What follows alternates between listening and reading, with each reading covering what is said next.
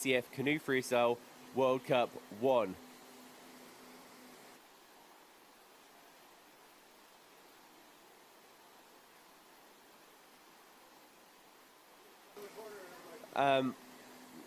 We'll be kicking off with the men's C1 semi-final.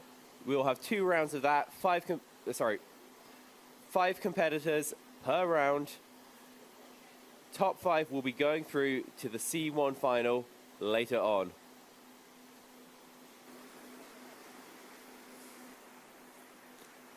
Will be super exciting to watch. We've already seen those guys throw down yesterday. So we'll see who's going to advance to finals later today. And followed by the men's C1 semifinals, we'll have the women's. And then later on in the day, we'll also have the men's junior semifinals, women's semifinals, and the men's and women's K1 categories as well.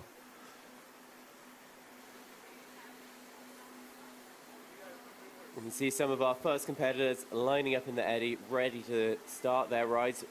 Once we start competition, each competitor will have 45 seconds on the water to make as many moves as possible. On the screen now, you can see definition of K1 versus C1 for those of you watching at home. In K1, you've seen that yesterday. That's the double-bladed paddle, seated position. Today, we are kicking off with C1. That's a single-bladed paddle. The boat's paddled in a kneeling position. Yesterday, we had the OC1 finals. Today is C1 finals. They'll be paddling closed cockpit boats. We'll be seeing paddlers going huge.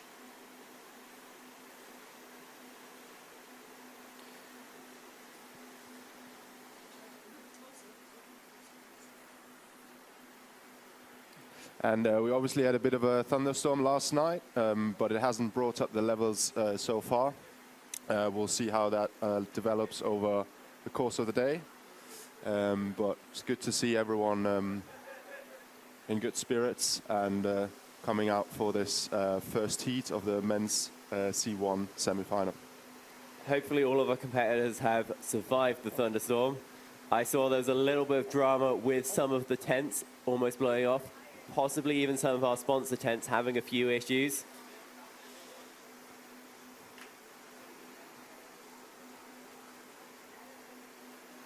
And in our first heat, we have, in our first heat of the men's C1 semi-final, we have Robert from Ireland, Jonas from Germany, Leon from Germany, Seppel from Germany, and Owen Kelly from Ireland. Please make your way to the putting and be ready to jump on the water.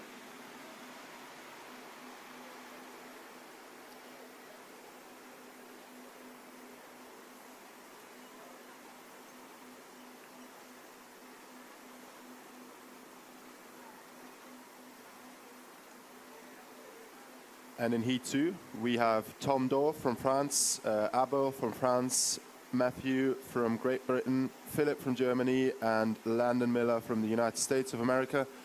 Please prepare yourself, get ready, and make your way to the boats check-in, just so we can ensure that the heats run on time.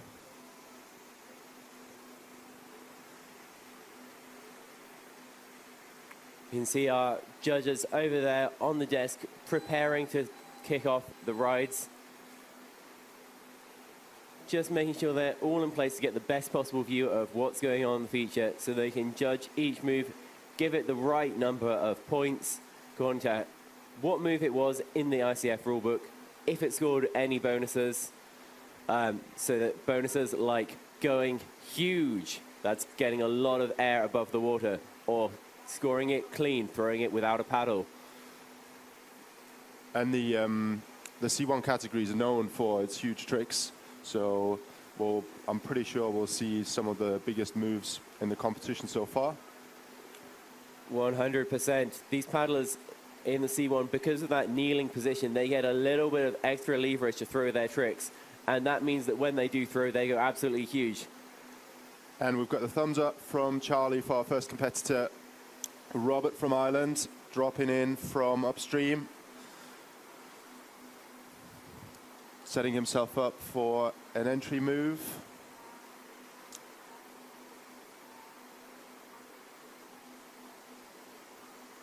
and dropping in with a nice wing over, surfing across, looking for the McNasty, unfortunately capsizing there a little bit, but retaining nice, and plugging for a nice air loop. Beautiful. Looked like he might have been trying to combo it into something there, but maybe not quite getting the rotation he wanted. Down into the eddy, 20 seconds to make it back up. Do we have any Irish in the stands to cheer him on? It should be, the Irish should be familiar with the weather, so where are they? 10 seconds left. You can hear that buzzer go. Bring it around for the McNasty. Beautiful technique, but just catching a bit of a capsize there. That will be it for first ride for Robbie of Ireland. Fantastic performance. Let's hope he can do more in his next rides. And next one up is Owen Kelly. Gee, I think it might be Jonas Unterberg. Yeah, sorry. It's Jonas from Germany.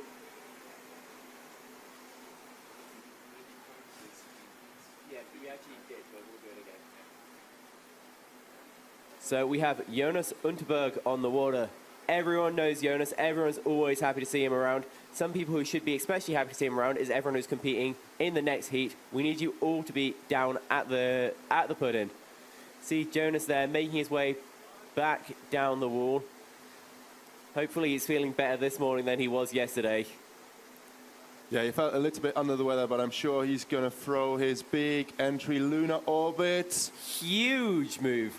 Getting nice air on it, massive back loop, followed by a super clean McNasty. Probably not super clean, but nicely executed.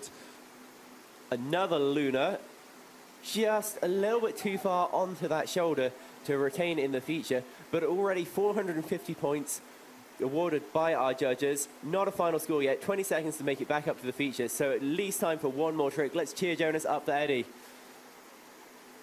And he is back on. What has he got for us? 10 seconds. Nice cartwheels. Up, up, up, Jonas. Hell yeah.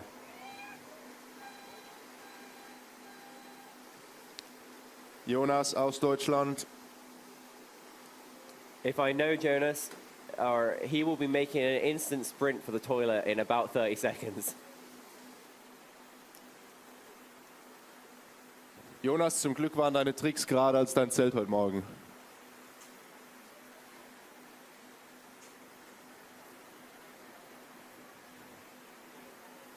He seems pretty pleased with his first run. That entry lunar was massive. Huge move, big score, 506 points for his first ride. Jonas is going to be so happy with that. It's always great to see people throwing like unconventional moves. And the entry lunar is definitely one of those. And we're ready for our next competitor, Leon from Germany. Knows the feature inside out and has shown us already some big rides yesterday. Flushing on that lunar attempt, unfortunately. Auf geht's, Leon. Lunar is Leon's favorite trick, so that's why he went for it right out of the gate, his signature move. Und zurück in der Walze mit noch 17 Sekunden. Leon setzt an zu einem dicken Airloop. Gefolgt von einem McNasty. Kann er ihn stehen, wird leider aus der Walze gewaschen. Hat leider nicht mehr genug Zeit, um zurück in die Walze zu kommen. Aber es gibt ja noch einen zweiten Lauf. Im Halbfinale zählt der beste Ride aus beiden. The best ride out of those two counts. So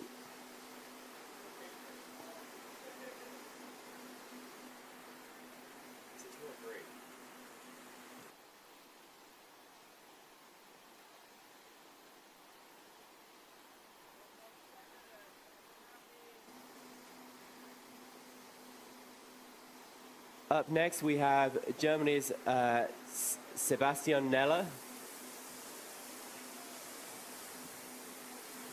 Seppe mit seinem Carbon-Schiff versucht einen dicken Entry-Move. Die kann er normalerweise und steht ihn auch sauber, schön viel Air. Followed by a back loop with an amazing McNasty and surfing across to set up for his third move. Already ramping up the points.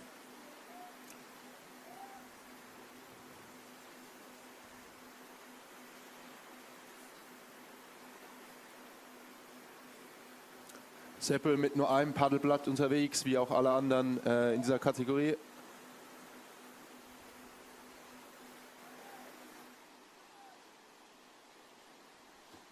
Und ein schöner Lunar Orbit, ein dicker Backloop in letzter Sekunde.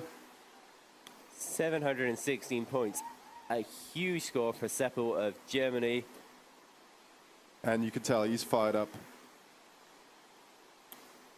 Good turnout from the Germans in the crowd here, even despite the rain. We heard a few cheers for our local boy, Sebastian.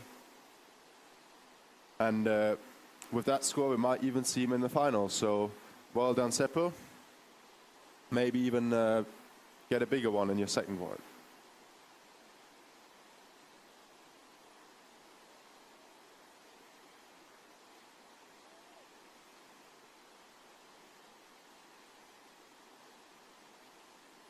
Following him on our start order, we have Owen Kelly of Ireland. Owen has already thrown some huge rides yesterday, beginning with his first medal of the competition in WC1.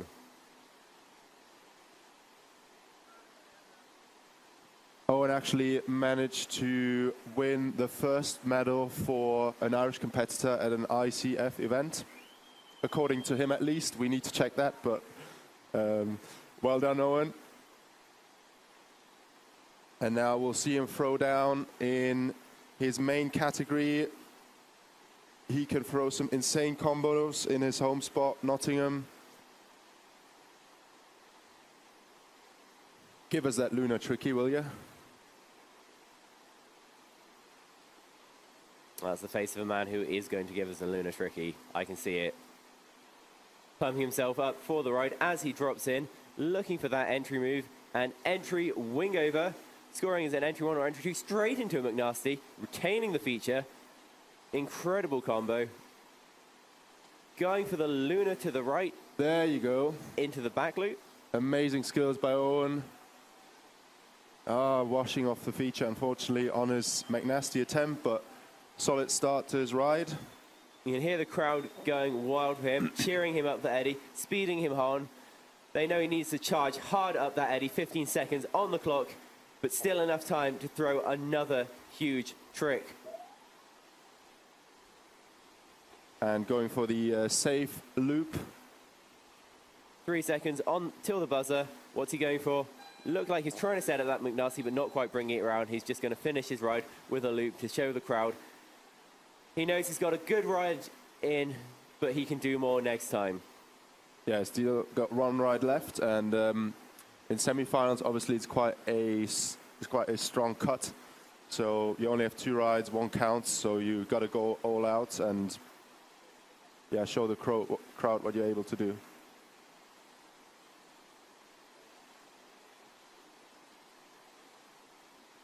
Owen's ambition is to one day become President of the United States of America. I'm voting for him. I think the Americans like the Irish, so he's in a good position. And now we are back to the top of the start order with Robbie Geary of Ireland. 140 points on his first ride. Fantastic first ride. Can he do better this time round? Let's see what he's got. Come on, Robbie. Taking aim at the feature. And a beautiful entry two, followed by a McNasty trying to get the edge just right. And then surfing across using that green shoulder, setting up for a nice big air loop. Using his hands there to help with the setup. Massive Massive McNasty. Huge, huge move. Looked like he was going for a cartwheel to the right there. Just losing it on one of the ends. That's very difficult to do in the C1. Very hard to keep those cartwheels going. Maybe going for trying a tricky route. Unfortunately, losing control on the last end a little bit. But that is the ride we were all hoping for from Robbie of Ireland. 370 points. Insane score. Such talent in this paddler. Massive improvement to Robbie's first ride. Let's see what the final score will be. It currently sits at 370 points. Judges still making their minds up on the final calls on some of those moves. That score could go up or down. Due to the complexity of those moves, you obviously have to discuss afterwards, make sure that everyone agrees on the moves given to ensure fair competition. Robbie is staying at his 370 points. And for Jonas Unterberg up next, 506 points for his first ride. What's he got for us this time? He's not trying his Luna entry this time. Going for a bit more of a safe ride, probably. You say that, he's starting right off with the Luna. Unfortunately, risk maybe not 100% paying off for him, but he has huge amount of time to make it up. 35 seconds. Cheers from the crowd as he charges back up the eddy. Stopping to wipe the sweat from his brow and give us all a look at that lovely face, that smiling face we all love to see around here in Plattling as he goes for the Luna again. Ja, Look. Hat leider nicht ganz geklappt für Jonas in seinem zweiten Lauf, aber solide erste Performance mit 506 Punkten.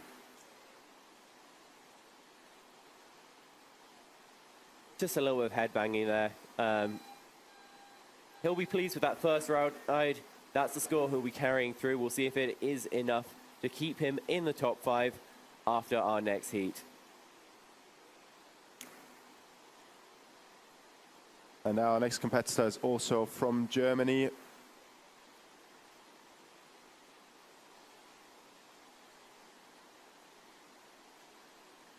Leon, a big fan of Käsespätzle und Maultasche.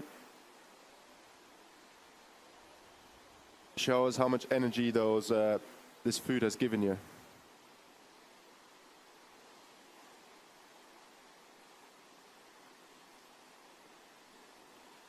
Trying a lunar orbit to the right, not quite getting the angle through the water. Ein schöner McNasty. Yeah, we're getting there, Max. Yep, I'm learning German this week. Let me know how I'm doing. Huge loop. Surfing about, looking to get up on that shoulder. Going for the Luna again with massive amplitude straight into a back loop. Sick ride so far. Can he retain the feature? Just getting caught up on that boil line. We'll see if the judges give it to him or not. Definitely an improvement on his first ride. Maybe didn't get all of the moves he wants to, but still strong performance by Leon.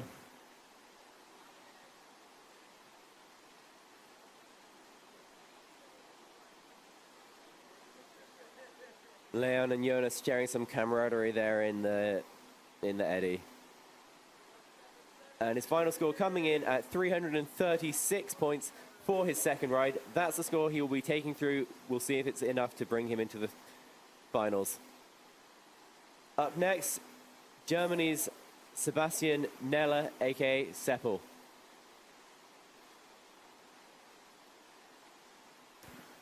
Aktueller Deutscher Meister im C1. German champion in C1. Your lessons are paying off. And going for a entry free, maybe not quite getting in the air, unfortunately catching that bubble on the right side, surface right. Hear the crowd chanting up, up, up, trying to get him up the eddy with the 30 seconds left to go.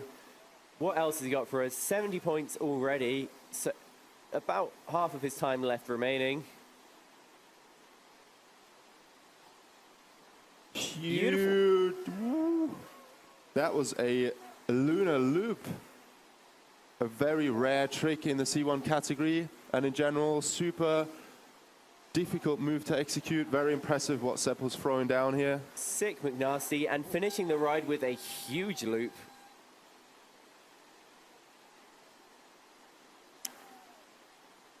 Can he improve on the score of his first ride?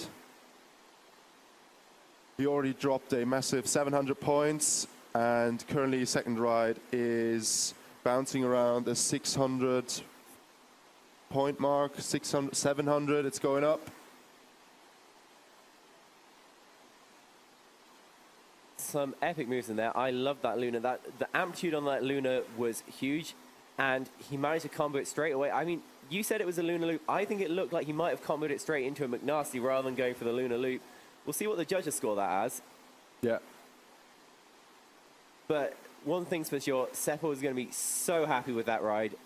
Fantastic performance from one of the local athletes. Cheers from the crowd. We love to see it. Well done, Seppo. All of his practice over the last few months is paying off.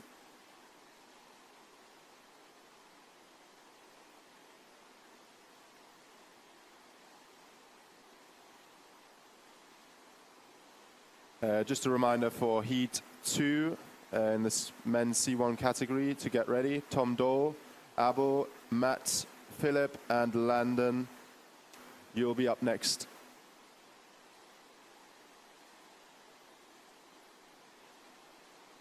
After our last competitor in this heat, which is Owen Kelly. Owen Kelly, famous Kenyan rap star. I still need to see that video. 100%. I got to find someone who has a link for us. Should share it on the live stream. Just smiles from Sebastian Nella in the eddy there. He's so happy with that score. Owen Kelly, 450 points on the board already, ready to drop in. Here's a thumbs up. He's returning the thumbs up. We love to see it. And he currently sits in third position with a solid first run. Can he up that score? Taking his time. I'm pretty sure we're going to see another wing over to McNasty. That is a ridiculous combo to execute, especially in these C1s. So hard to do. And he pulls it off once again. Just catching an edge, but retaining the feature anyway. Into a Luna. Surfing about back to that surfer's left shoulder to throw the Luna again. Unfortunately, not quite getting the edge there. About half the time left on the clock. Crowd cheering him up the eddy. He is charging hard, propelled by their enthusiasm, despite the rain. Up, up, up, Owen. And surfing across, trying to look for that Luna that you missed earlier. Can he retain it? He can. And that's the end of the ride for him. Just throwing a McNasty on the buzzer, maybe initiating that just a fraction of a second too late, but comboing it into a loop anyway. Just proving that he's one of the most skilled C1 boaters in the game. His second ride coming in at 410 points. Well done, Owen.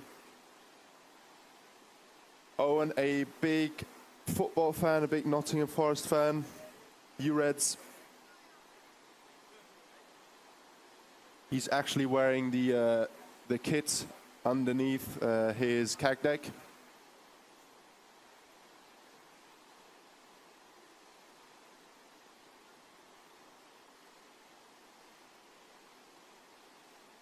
Our second heat competitors are all ready now, ready to go. We have up first Tom Dole of France, Abel Tevne of France, Great Britain's Matthew Stevenson, Germany's Philip Joseph, and Landon Miller from the United States of America. What a stacked heat. Let's see who's going to squeeze into that top 5, going to make it to the finals. You can see Tom there in the eddy, ready to go, just sorting out his outfitting. That's the last thing. Thumbs up from Charlie, smiles from Tom. We're going to see some big things in this ride.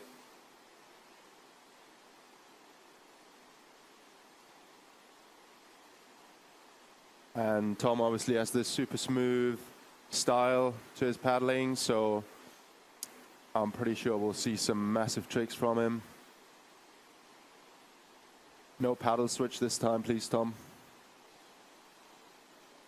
Beautiful entry wing over, plugging into a huge loop. What's he got for us now? Looking for the McNasty, bringing it around, landing perfectly straight. Just textbook form from the Frenchman. Sick lunar as well. Yeah, he's doing everything by the book pretty much. And that's what you have to do to get the big points as he goes for another amazing trick, a back loop. Again, keeping it perfectly straight. Looks like another loop there, trying to combo it into some split wheels. Just surfing around, looking for a McNasty the other way. Super hard to do McNasties both ways in a C1. You can tell this paddler is insanely skilled. Looking for that last lunar on the buzzer to finish the ride, even retaining it in the feature, but just losing his balance for a second. 853 points already from the judges. We'll see if that score remains. Insane first ride by Tom.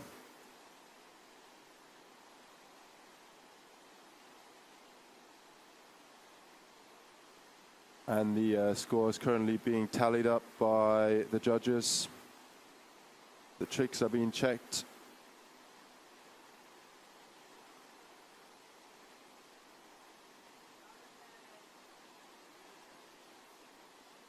And Tom, obviously no stranger to competition.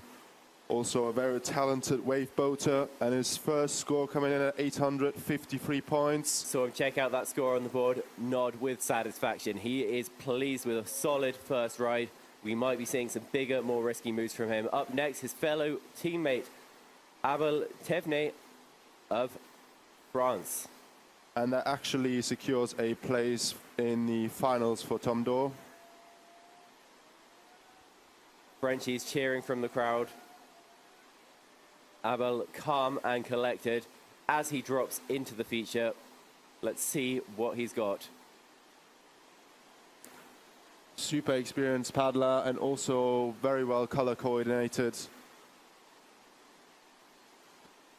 Another fantastic McNasty.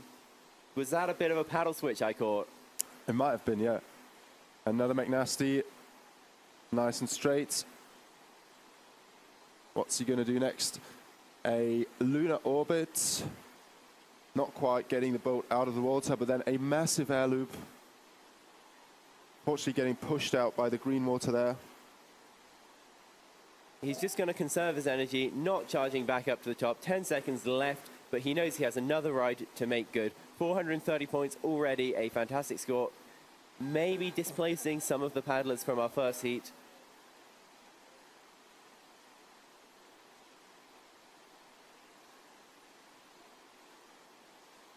Yeah, Abel's score coming in at 430 points, and that will also guarantee him a place in the C1 men's finals. High-fiving his teammate there. Good to see the companionship, the camaraderie between teammates, but also between competitors. Everyone here is mates with each other.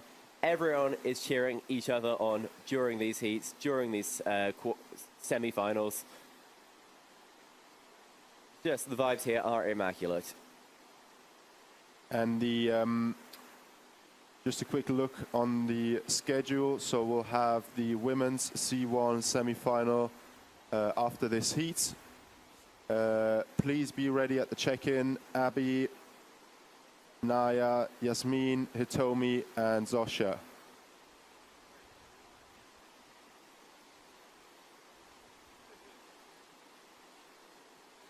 Judges deliberating over the score on that last ride.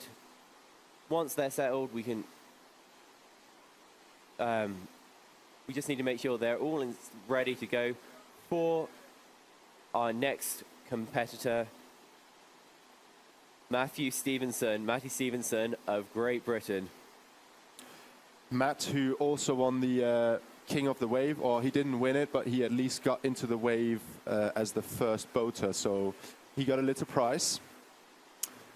Yeah, some refreshments, some Bavarian refreshments, which he appreciated. The only man I've seen so far to paddle with 3 blades. Putting that skill to use with an entry wing over. Wow. Huge loop, clean as well. Catching a bit of an edge while he's looking to set up for that McNasty, but it doesn't phase him at all. Super experienced competition paddler, bringing that McNasty round like it is nothing. Buttery smooth skills from the Brit. And then setting up for his next move, plugging for a Space Godzilla. You rarely see Space Godzillas in a C1. Nice cartwheels as well. Trying to tag on another Luna, yeah. Yep. Beautiful Luna, into cartwheels the other way. Maybe finishing the ride with a back loop. Just landing a little behind the Boyle line. Flushing off the wave, but 653 points. Already putting him up there, potentially into our final if the judges choose to settle with that score.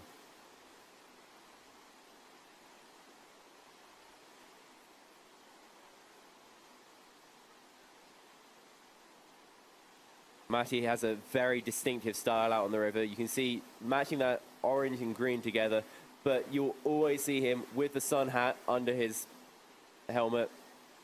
And it also gives you a little bit of rain protection, so no raindrops in your face during your ride. Staying completely dry during his ride. When you go loops that big, you barely touch the water.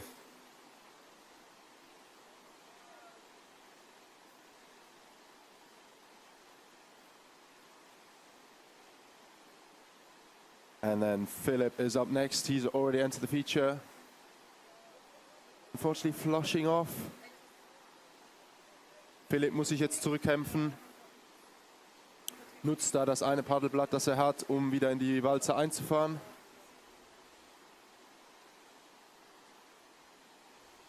Im Sidesurf dreht das Boot um, einen Backloop zu schmeißen.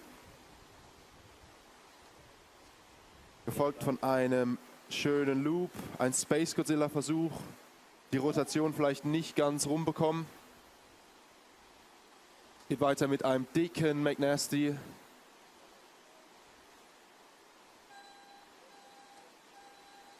Philips Homespot. Er zeigt uns, dass er die Walze wirklich in- und auswendig kennt. Such a huge first ride from the local boy. Before our last competitor goes on, just a quick call out to our first heat of the women's C1 starting at 9 a.m. We will be sticking to the schedule. Abby Holcomb, Naya Darawala, Yasmin Shangol-Bachnik, Hitomi Takaku, and Zofia Tula. You need to be ready to go at 9. Make your way to the put-in. 543 points as our first score for Philip Joseph, and we can see Landon Miller in the eddy up there. Landon and our previous competitor, Philip, already medaling. Landon blowing a kiss to the camera. We love you too, Landon. It was probably aimed at the judges. I can dream, okay? I can dream.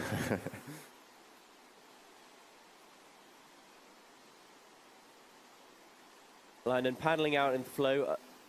Far across the feature, so probably lining up with some momentum to go for an entry wing over. Going big, trying to combo it into a McNasty and retaining the feature. 39 seconds on the clock as he goes for a lunar orbit into a back loop.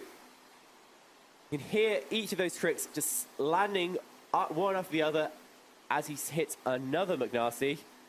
Plugging straight forwards for a loop, showing the judges that was clean, didn't use the paddle. Space Godzilla to the right. Landon's an incredible strong paddler, not losing much time in between his moves. The style on that Luna to the left is ridiculous. If you know C1 boating, you know that that is an absolutely insane move to pull off, and the grace with which he does it is amazing as he goes for another Phonics, plugging for the opposite Space Godzilla. Maybe just losing the landing a little bit, but you can see the grin on his face. 1,075 points from the judges so far. Landon just taking, maybe looking for like a Jedi flip or something to flush off the feature. Always trying to push the boundaries, Landon. Well done on your first ride. His goal for this week was to break the C1 scoring record. Can it be done? You see, he's waiting for his score to come up on the big screen.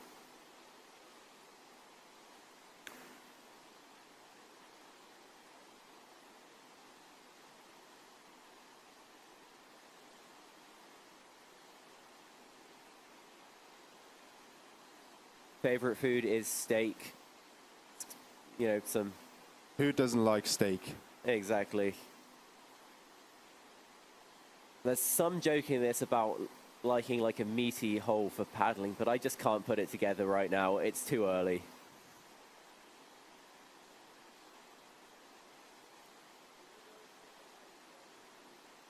Favorite music is rap.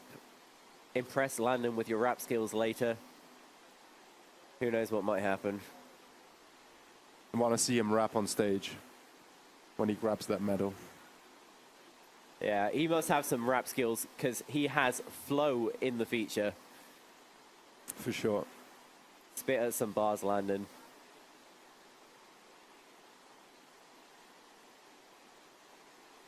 To come back to that offside Luna you mentioned, it's really impressive how he just like plugs it and like almost disappears and then pops back up again. Yeah, like the way he initiates it looks almost like a mystery move that we saw those squirt boats pulling off. But whereas those guys go underwater, Landon goes into the air, going absolutely huge. Yeah. We will be back up to the top of our start list in just a second. What a first ride. Kicking off with Tom Dollet of France, 853 points on that first ride. And Landon's first ride score is 1136.67. So huge points, huge score from Landon in his first ride. Dropping down on that right-hand side, going for the entry move, maybe scoring an entry 1 this time. Safe points on the board, nice and early. Back loop. Tom's already made the cut to the final, so he's just throwing down, going big, and maybe trying to go into that top spot. All of these C1 paddlers have the potential to go huge, to take that top spot from Landon. Tom throwing out move after move after move. 12 seconds on the clock, already very close to his original score.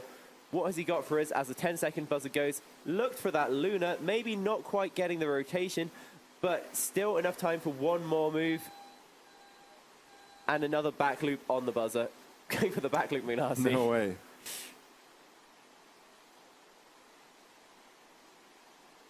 Pretty impressive stuff in this men's C1 semi-final.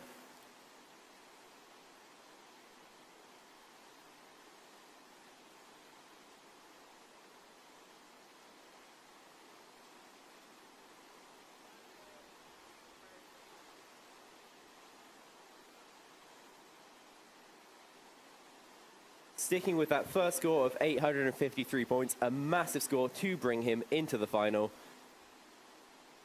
Notre prochain kayakiste, Abel Thévenet. Yeah, I don't just speak German when I'm drunk. I'll speak French when I've had enough beers too. And Abel's currently sitting in 8th place. He is looking to obviously jump into that top 5. And listen to that crowd as he's dropping down into the feature. Unbelievable when you consider what the weather's like. But that's the French. They're always supporting each other. And Abel's already dropped in, looking for a massive McNasty, nice and big. That entry McNasty was huge, and no change here in that loop as well. Again, huge. Just not quite hitting that setup the way he wanted, so he's going to drop down into the eddy, come on from the side, where he will already be in perfect position to throw something. What has he got for us? It's a Luna, maybe trying to combo it into a back loop. Back loop's one of his speciality. He's always going big on those. Unfortunately, washing on his back loop attempt there. But a big ride by Abel, and we'll see whether it will be enough to put him into that top 5.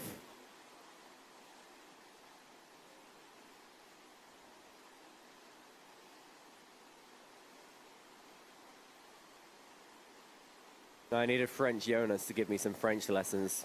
I learned some words from some of the Canadians the other day. Contre-courant is Eddie, apparently. Good to know. Oh, contre-courant. Yeah. Yeah. I remember reading some river guides in French, so some of the words I'm like, I recognize these. Yeah, I've been looking at a lot of the river guides on OVive, using Google Translate, put them into English, try and understand what's going on. Yeah. Matty Stevenson, Great Britain, dropping in. Beautiful entry move. Getting caught up on that stern of the boat, but going for the Space Godzilla to the right. As you said, a very rare trick. Backing up with another loop. Big amplitude on that loop. Matt also a passionate expedition paddler. So a multi-talent, freestyle, whitewater, stand-up paddleboarding. He can do it all. Yeah. Veteran of the British University Kayak Expedition, I believe, where they went to... Where did they go? We have to ask him. Yeah, somewhere in the jungles, paddling some insane big volume, hitting some waterfalls. Borneo, I think it was. Yeah, it might have been. Maybe that's why he's got the Jungle Explorer hat.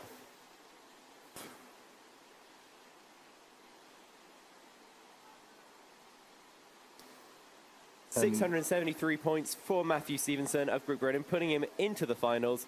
You can tell he's happy with that. Yeah, Philip is now in 6th position, so he really has to throw down and make his way into the top 5 if he wants to make that cut. And he is starting his ride with some big tricks, adding loads of points to his score. We'll see whether the judges will give them. Massive tricks. That was huge. Unreal air there from Philip Joseph. Most of us can only dream of moves like that, no matter whether we're in K1 or C1. And he even tried a back loop, front loop there, or back loop McNasty. 5 seconds left. He can bring some more big tricks out. We've seen huge tricks from this guy before. Oh, and the Luna into a back loop. Excellent performance by Philip in his second ride. Score currently standing at around 700 points, so we'll see what the final score will be. But currently the one to beat is 596. Abel's in 5th place with that score, so Philip needs to beat that. Can he do it?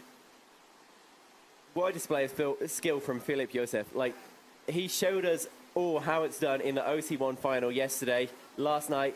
Gets up first thing in this morning to put down another fantastic ride in the C1 semi-final.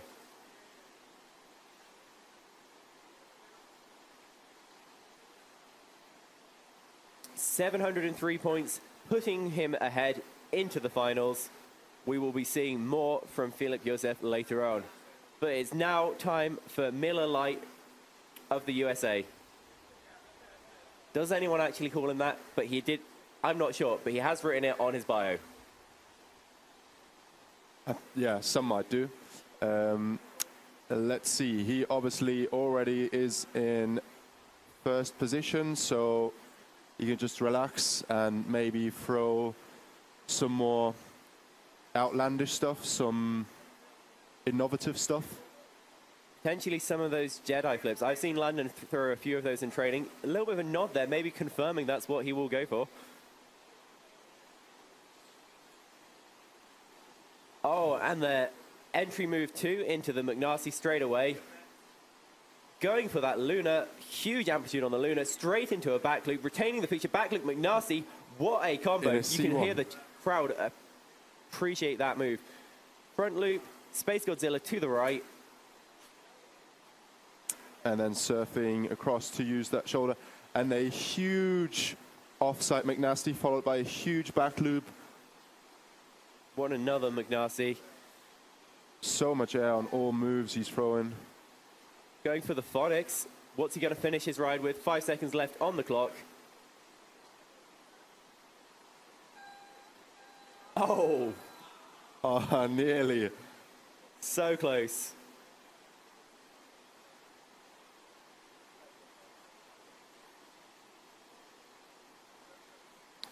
Another huge score from Landon Miller of the United States. Judges still finalizing what moves to give him. But the score is still climbing. 1,100 points, 1,146, 1,156. We saw what I believe is a Jedi flip at the end. What even would it score as? Maybe a trophy 3? For sure, it's definitely a trophy 3. Pretty much the highest scoring move. You can see Landon playing to the crowd. 1,200 points, 1,256. He is excited. 1,280. What's he looking for? What's he aiming for? Drumming on the boat to drum up that score. Cheer him on, crowd. Cheer him on. Can he do it? Can he get the score that he is looking for? I know he's looking to break the C1 scoring record. I do not know what that record is. He might be close to it. Don't know if he was trying to mouth something to us there. I can't lip read. 12 something. 1280 sitting at. What are the judges going to decide? It is tough to decide, to count all of these moves as they happen, work out what bonuses each of them have. You can see Landon pulling a pool noodle out of the boat. He has that just in case he swims.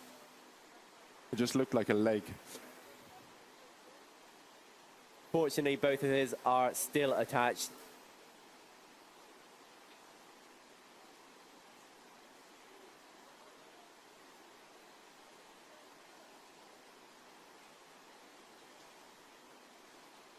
Yeah, so all the C1 finalists, can you please make your way to the judges' tent right after final heat? So we've just seen Landon's final ride, so if you could all make your way to the judges' tent. That is Matt, Philip, Seppo, Tom Dole, and Landon.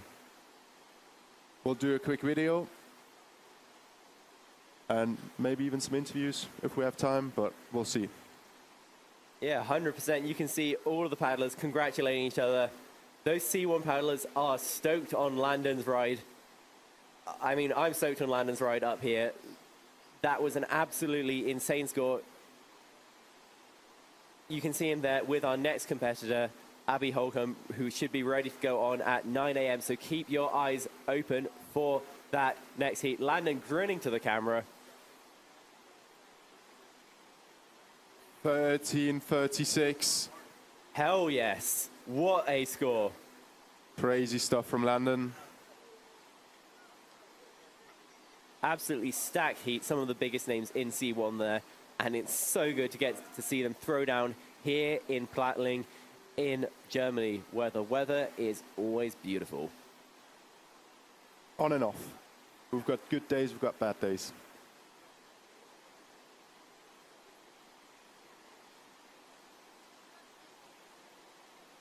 I can tell you I'm very glad I fixed the leak in my van last night. That would have been bad. Yes. Yeah, I got hit by some branches falling off the trees, so that was unpleasant. So you heard it here. Don't walk under the trees when it's super windy and stormy. Like, we had tents blowing away here last night. It was all drama. All drama, all action. I don't know if we can blame some of the Irish boys. There was some witchcraft going on, some potion brewing. Too much loud music in the evening.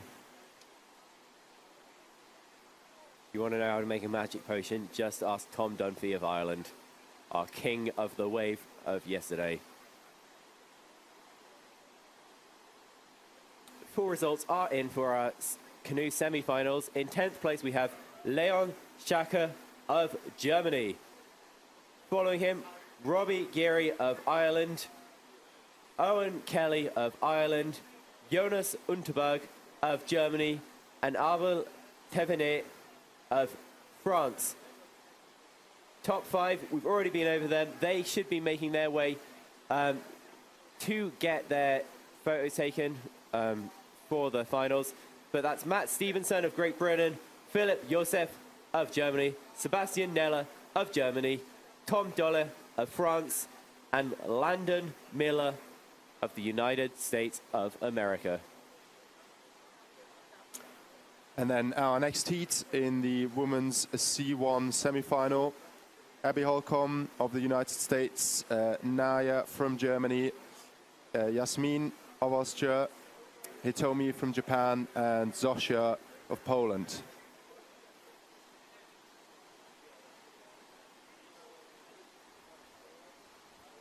So a few of our competitors hanging around on camera. We'll see some of them probably dropping in from upstream to get those huge entry moves, to get the points on the board early. Maybe some of them playing safe and coming into the wave from below.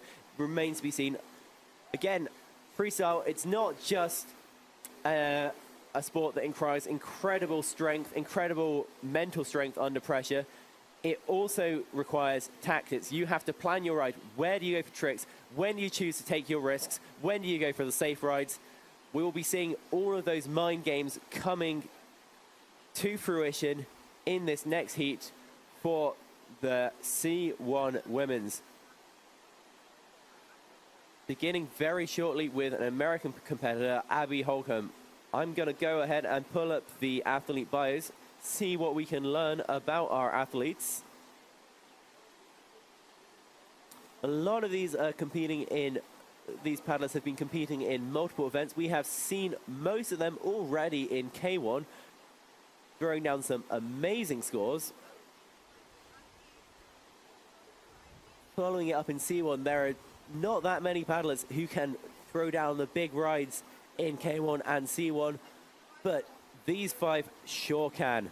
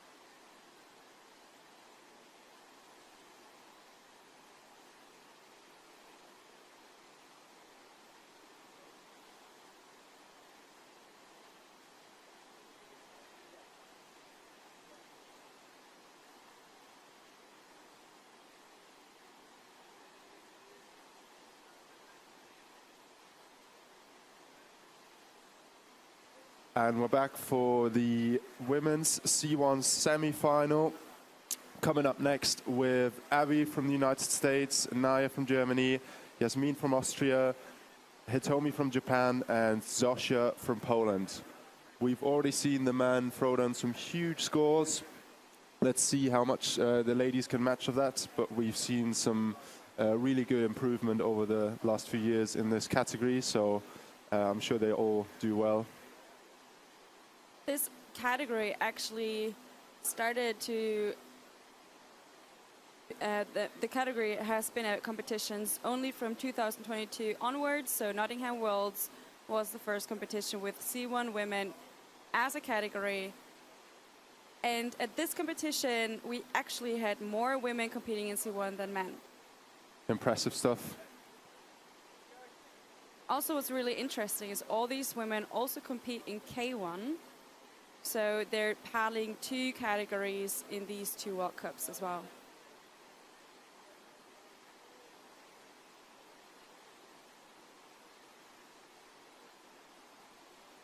The judges are getting ready still. Our first competitor in this heat will be Abby. I presume she's going to drop in from below.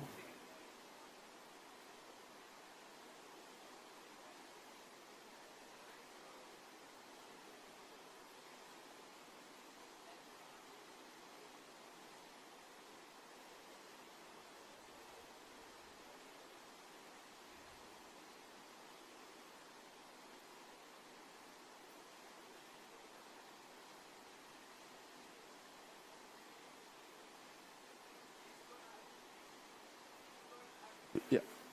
Abby, we're looking for you. It's time for your ride. I think she's sliding into the water. Entering the feature from the eddy. She's got the thumbs up. Abby Holcomb from the United States, also competing in K1 women, making it into the semi-final, which... And she's just checking up spray deck, prepping herself, and then using that green shoulder to jump on that foam pile. Sight surfing and looking for her first move, trying to find the right spot, the right setup. Logging for a air loop, unfortunately catching the green water there. Abby going for huge McNasty, beautiful and aerial. That's for sure going to bring some points. Going for a loop there. See, she still has time, 15 seconds left. Unfortunately, flush in. And now trying to, is she going to charge up the eddy? No, she's going to conserve energy for her second ride. But pretty impressive stuff from Abby. Big McNasty in her first ride. In the semi-final, the paddlers have 2 rides and the better one counts, so she has a new chance in the next round and she can change her points. Coming in with 160 points for Abby, solid first ride. She's happy, she's smiling and waving into the camera. Next, sorry. Next up, Naya from Germany. Starting from above, going for an entry move. And Naya looking for that entry 1, I believe. Surfing to the left of the wave, skillfully using her paddle to spin up onto the foam pile. No, she's actually trying to score those spins and shove it, getting those save points.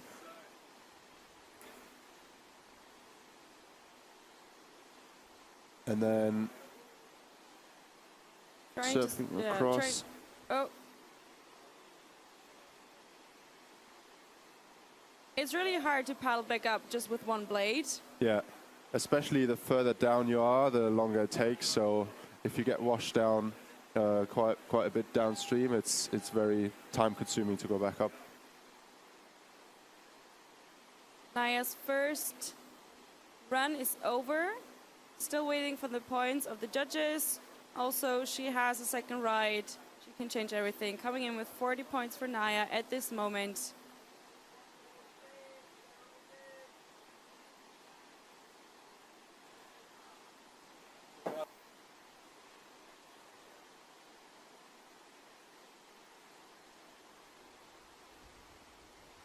On the top, we'll see Jasmin Stange-Brachnik from Austria. It's actually her first competition as a senior this year. She's also competing in K1 and starting with a beautiful entry roll. And she's sitting right on top of the feature, trying to plug for a loop. Just missing it slightly.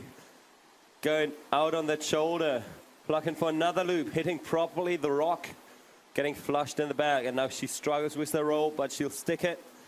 There she is, back up, getting into the eddy line. She still has 20 seconds to go, but the currents are catching her there. They are challenging. They are super challenging, especially with only one blade. It's so hard to make it through the eddy line, into the eddy, and back up. It's 7 seconds left for Yasmin. She tries to charge up the eddy, making it nearly into the wave, but she has a second run, 30 points on the leaders board. She knows she has another chance, but first we are moving on to Hitomi Takaku from Japan, waiting for the thumbs up from Charlie, and here it is. Hitomi, one of the most seasoned paddlers here in the starting field, actually competing for more than 20 years now.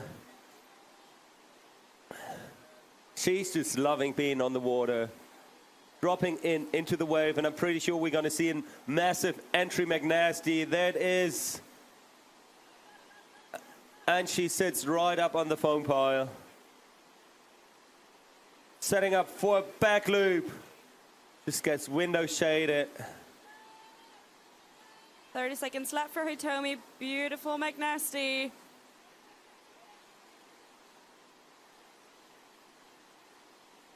She's setting up, doing it again just to be safe and to score those points. That was beautiful.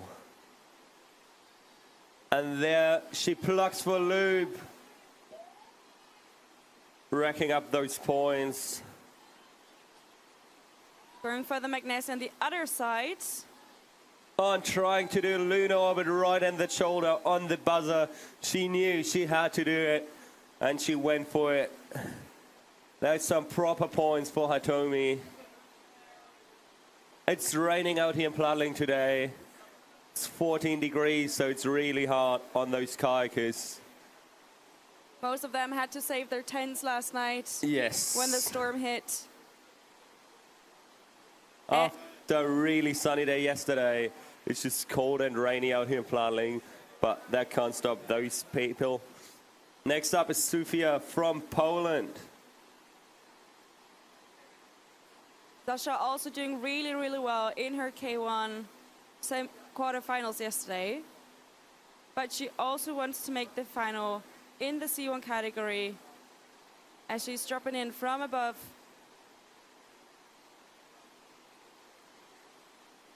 She's using her paddle and her hands to slow down on her way down.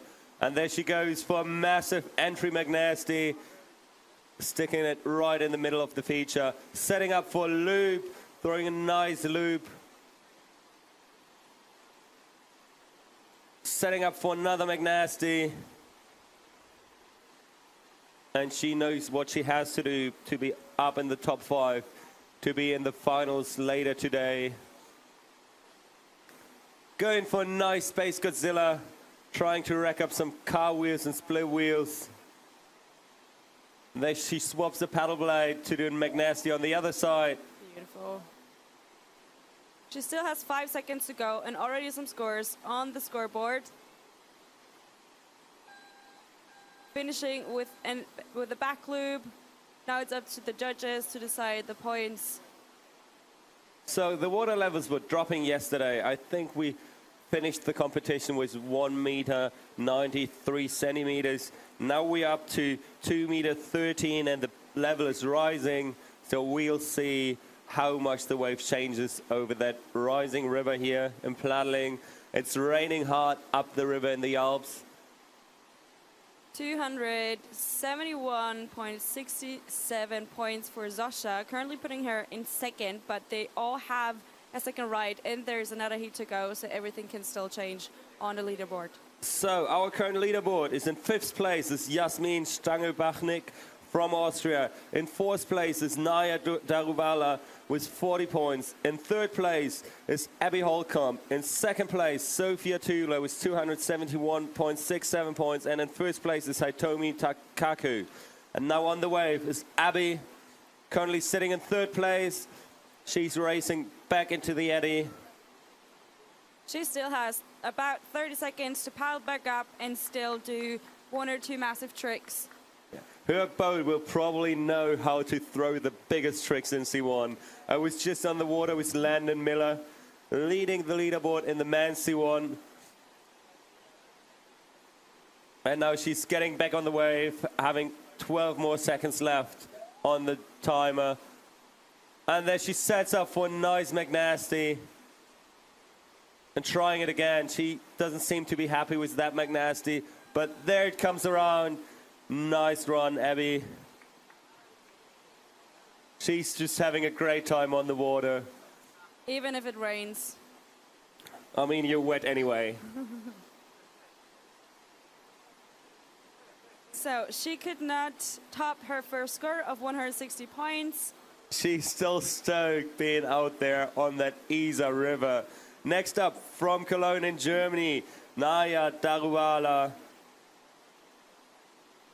Waiting for her thumbs up from Charlie.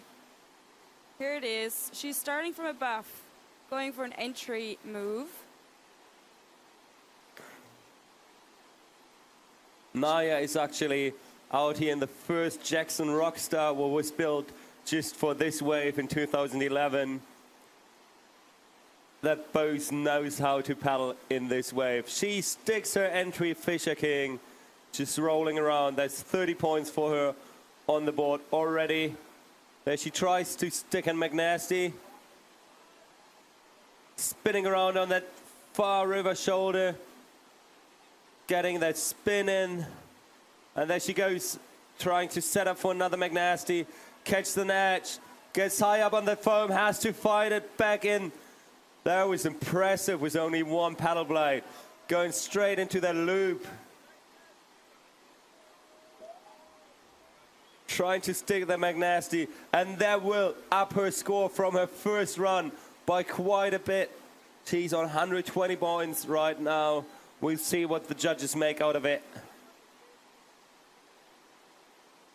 Well done, Naya. She definitely could top her first score. Beautiful aerial loop. Naya is actually coaching some juniors at home in Cologne. There's no wave around Cologne. I think the closest wave is around 2 hours drive away. You need 6.5 hours to be in Plattling. So good on her for being that good on holes. Next up is Jasmin Stangelbachnik. I've seen her study for her finals in between sessions and competing in 2 categories. Doing really, really well. First year as a senior, finishing school this year. And she just sticks her entry move and goes a bit too far on that green shoulder on the surface right. It's so tricky with the changing river levels. The shoulders change, get more flushy. The whole wave changes a bit. The green water comes in flatter. So you have to actually set up tricks differently depending on the water level. And there she's back in the wave, surfing over onto the other shoulder, trying to set up, I think, for a McNasty. There it is. She pulls it around and manages to stay on the wave. Straight for a loop. Goes straight for another loop. Gets flushed off the back of the feature.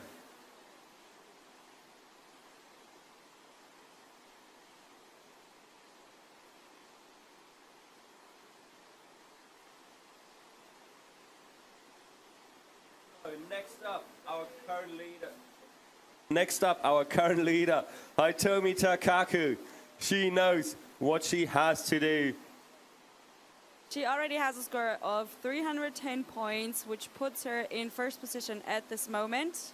So that is our first heat, meaning that there's like one more heat coming and the top 5 will advance to the finals later today. I'm sure she wants to do even better now. Starting with an entry move and going straight for a McNasty. Beautiful aerial. Just trying to find the right setup here. Surfing a bit and going for big loop. Still 22 seconds to go. Plenty of time. And there's a massive Space Godzilla.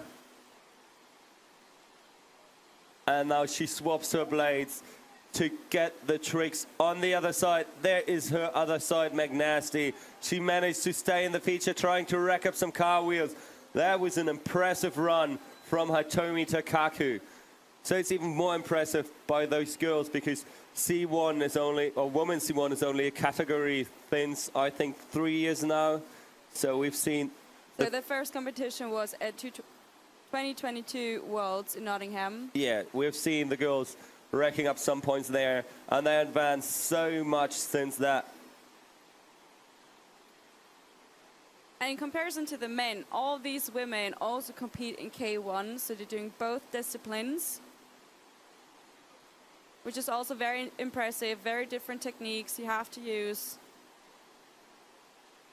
Because you're actually not sitting in a C1. No, you're kneeling in your boat, having only half a paddle, being strapped into the boat. That's really terrifying for a lot of people. 353.33 points, so she could top her first score. Have you seen the glitter in her beach ball? I've not. It's amazing. So next up is Sofia Tula from Poland. She's currently sitting in second at this first heat. Sofia is no stranger to the Plattling wave. She's living out here most of the weekends in summer with Thomas Chapelicki in their van. And now she drops in, going for that nice entry McNasty. Setting up for her next trick. There she goes for massive air loop. Big loop. Setting up for a McNasty. Kind of losing the edge, but going again.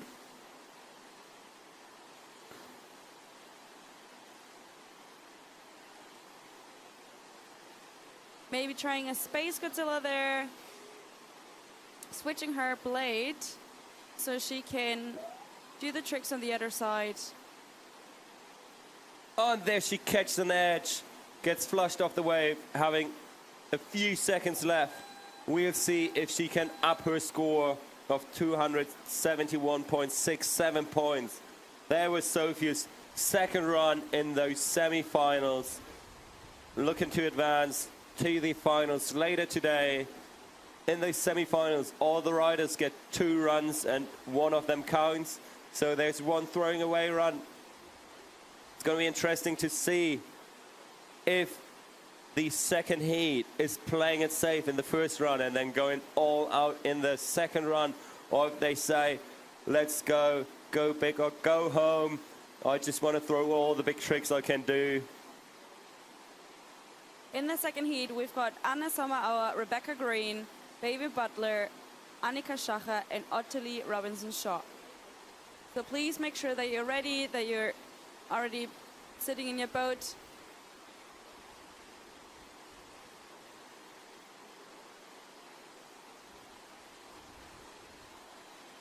Waiting for the scores on Sasha still.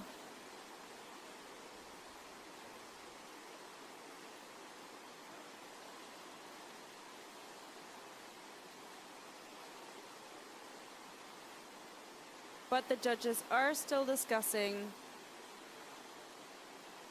So I just checked the weather forecast for later today. It's supposed to get sunnier later today. There'll be nice to have everything dry again, because at the moment it's just raining cats and dogs here in Plattling. And Socha is waiting for her score, coming in with 220 points, not bettering her first run, but still an impressive score. Next up, we have Anne Sommerauer from Germany. And there's our current leaderboard. 5th place, Austrian Jasmina Strange-Bachnik. 4th place, Naya Daruvala from Germany. 3rd place, Abby Holcomb from USA. 2nd place, Sofia Tula from Poland. And 1st place, Hatomi Takaku from Japan. There were some impressive runs in the first heat of the semi-finals in C1 Women. Still, a lot can change. There's still five paddlers to go. And I think they also want to go to the final. So they already proved that they want to go to finals. They are the top 5 from the prelims yesterday. So they have proven that they are final worthy. But it doesn't matter what they did yesterday. They have to show off now. the heat starts with Anne Sommerauer from Germany. She's actually one of the main organizers of this event. She's paddled for years. Yeah, she used to coach kayaking, living the winters in Chile, taking people out on the river. And now she's dropping in from above the feature.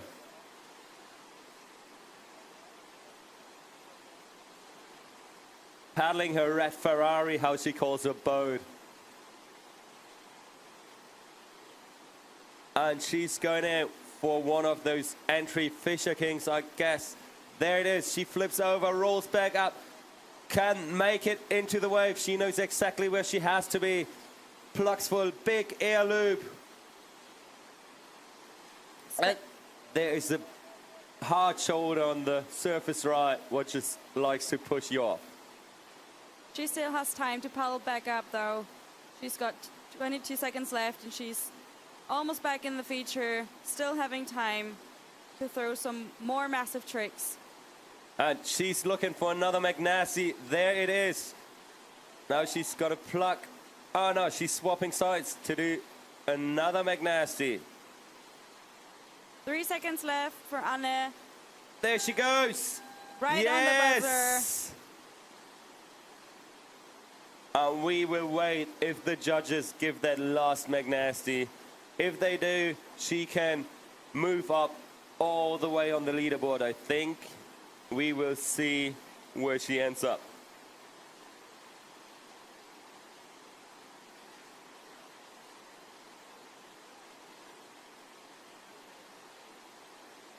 Waiting for her score.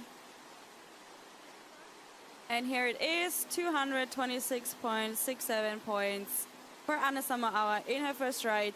That puts her into third place. That means she's not through yet. There's 4 more people to come. And the next paddler is Rebecca Green from Great Britain. She has a smile on her face. Popping in from above. I've just seen her dancing over the campsite earlier, getting ready for her run. So she's dropping in from above. It seems like she's going for one of those Fisher Kings as well. Oh no, she's doing an entry McNasty. That was impressive. And then she goes for Space Godzilla. Just collecting some points with loops in the Space Godzillas. Unfortunately, flushing on her McNasty attempt, but she still has time to paddle up. She's already back in the eddy. And she's high in the eddy. That saves her some time. 15 seconds left as she enters the feature. And there's the buzzer. A nice, clean air loop. I love when you can hear the boat banging onto the water. That's such a good sound. And that's her run from Rebecca Green from Great Britain.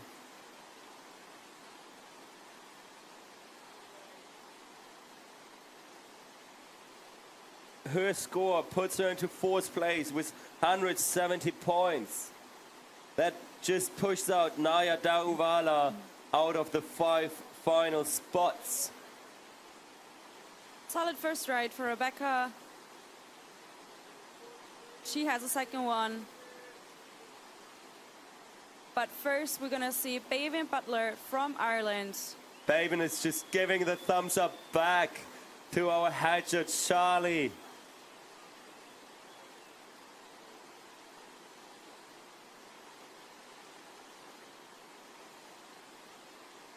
And she floats down the river. Going in, doing one of those Fisher Kings, sticks it. Already putting some scores onto her leaderboard, going for McNasty. Trying to set up for her next trick. Making her way up to the foam pile.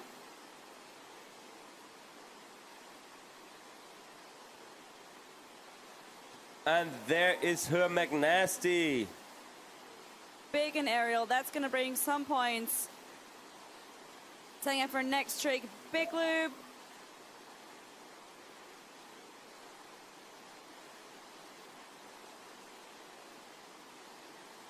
Trying for a Space Godzilla. Her time is up though.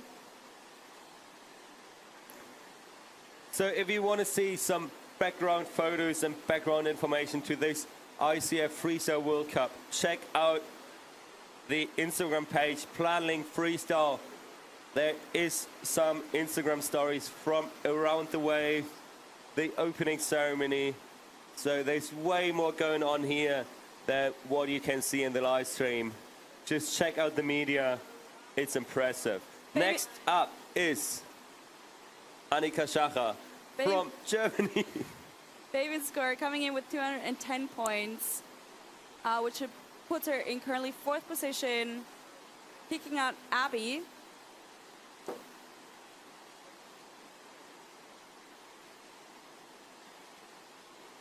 And Annika is entering the feature for her first ride, going for an entry McNasty. Unfortunately, blushing. She still has plenty of time. That's the risk with an entry move. Yeah, if you don't spin it around quick enough, throw it around, you just get pushed off the wave. And there she's back on the wave,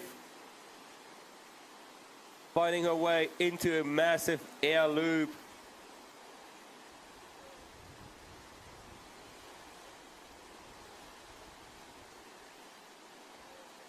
Setting up for another McNasty. Beautiful McNasty. Paddling backwards, going for a back loop. And sticks it.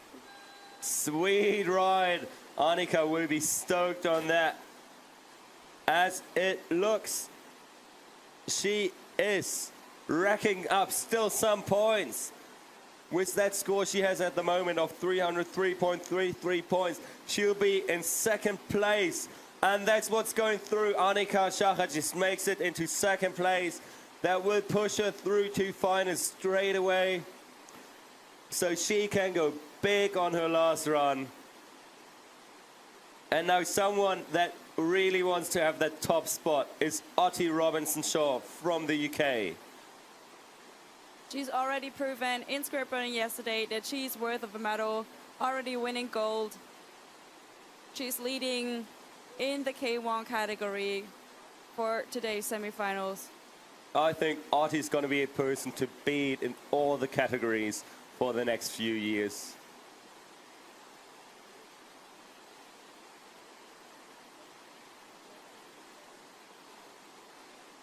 Coming on nice and slow, very focused. And going for that entry McNasty. And just right on another McNasty. Switching blades. And then she just flushed on switching the blades. So if you swap the blade, you have the chance of throwing the tricks on your other side with a paddle in your hands, but you also risk on not having the paddle in the water and flushing off the wave. Apparently it is possible to throw all those tricks without a paddle, like we've seen Landon and some of the other C1 men doing it, but it's just which magic to do that. And there's another good McNasty. Landing her last trick within time. And a Space Godzilla for the crowd. Not sure if it was in time or not, but I'm glad we don't have to decide that. That's up to the judges. Yeah. I think Artie just will get first place with that run. Her score comes through with 520 points. That puts her into first place.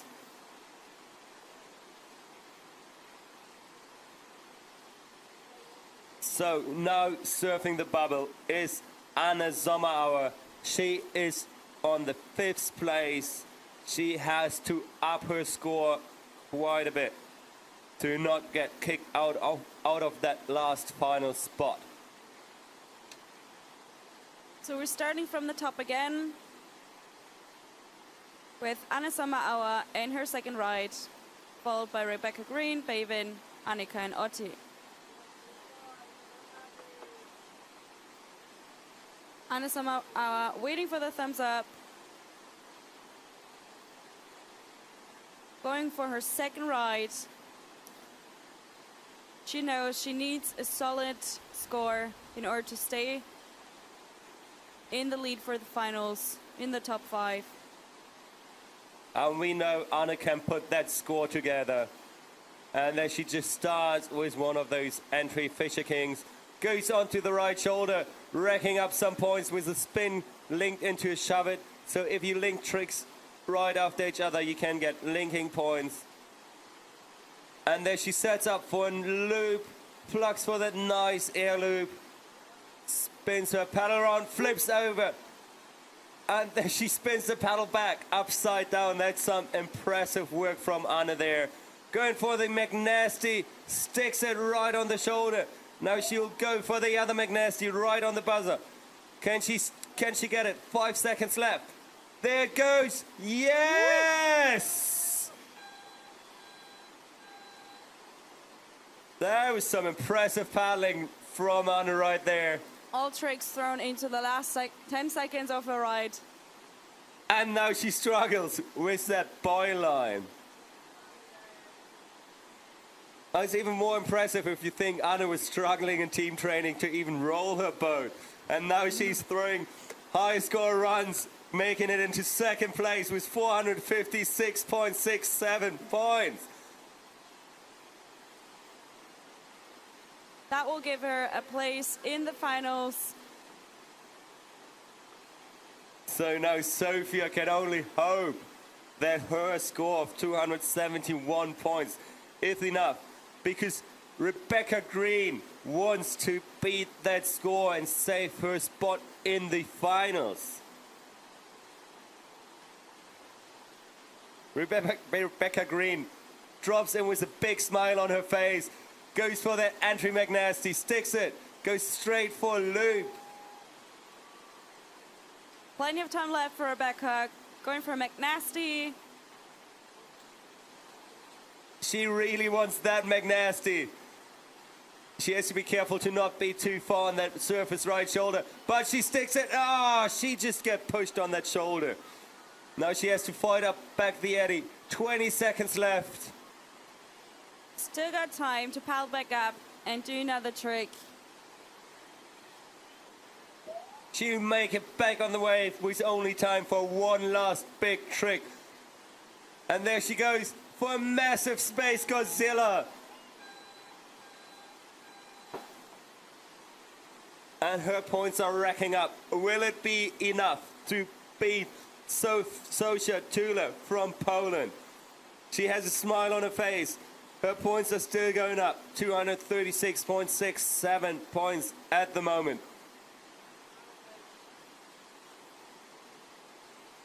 Waiting for her score, coming in with 236.67. That puts her into 6th place, just short of the final. And now one of the other competitors trying to save her spot in the finals, trying to beat Zosia's score, is Bevan Butler from Ireland. She's ready, giving Charlie her thumbs up. Just one more chance to secure that spot in the final. Sasha cannot relax just yet. No, Sasha will just stand there and watching the runs.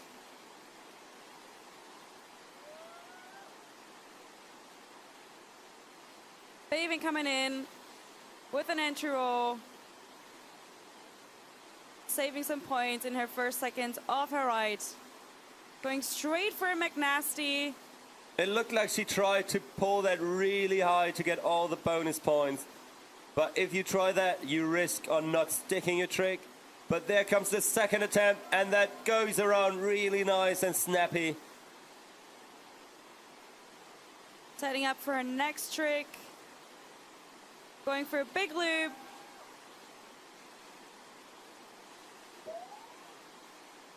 She still has 8 seconds left for a trick. What will she do? Was she going for that offside McNasty? That would have been so impressive. I think she didn't have time to switch a paddle, so... So, Bevan Butler is just hoping to keep her 303.33 points. If the judges keep up those points, she'll make it into finals later today. So all she can do now is wait and hope that she beats Sasha from Poland. And her score comes through, putting her into 4th place.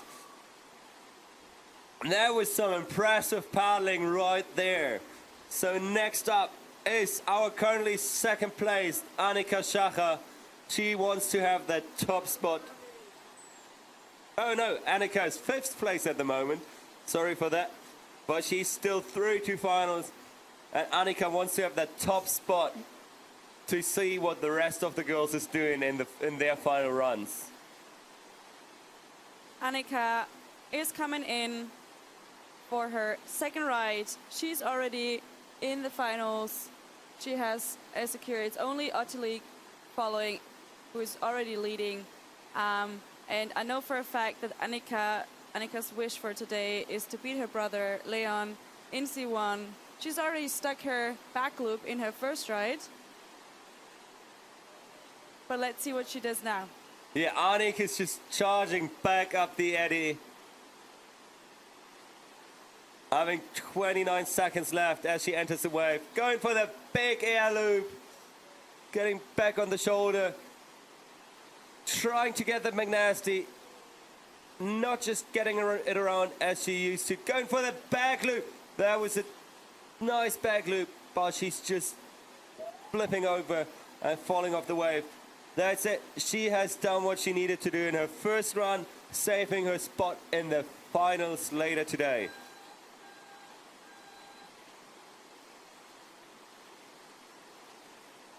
So there's only one person left. It's Ottie Robinson-Shaw from Great Britain. She's leading already, so we'll see some big runs from her probably. So Annika couldn't top her first score, so she will stay in the leaderboard with 303.33 points.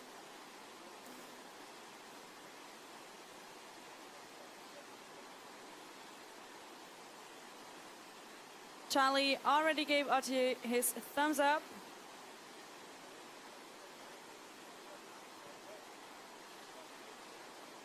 She's getting ready on the top.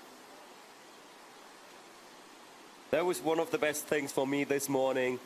Sitting in that eddy up there, watching into Charlie's face, getting a thumbs up for my run today. What a better way to wake up. I've never seen a day when Charlie didn't smile from ear to ear. And there was a massive entry McNasty from Ottie. Going for another McNasty. Swapping blades to go for the McNasty the other side.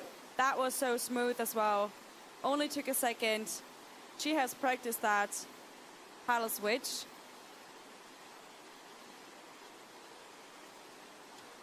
Going for Lunar. on the right, and a back loop. There are barely any tricks we haven't seen yet at this C1 women semifinal. That was an impressive ride from Otti here in Plattling.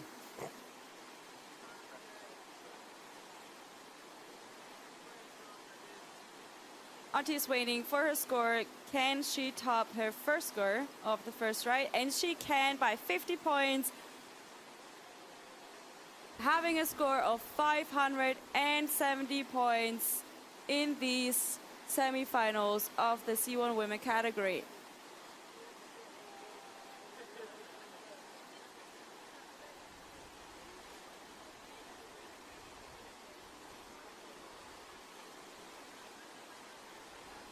And we've got a leaderboard. In 10th, Jasmin Stange-Brachnik.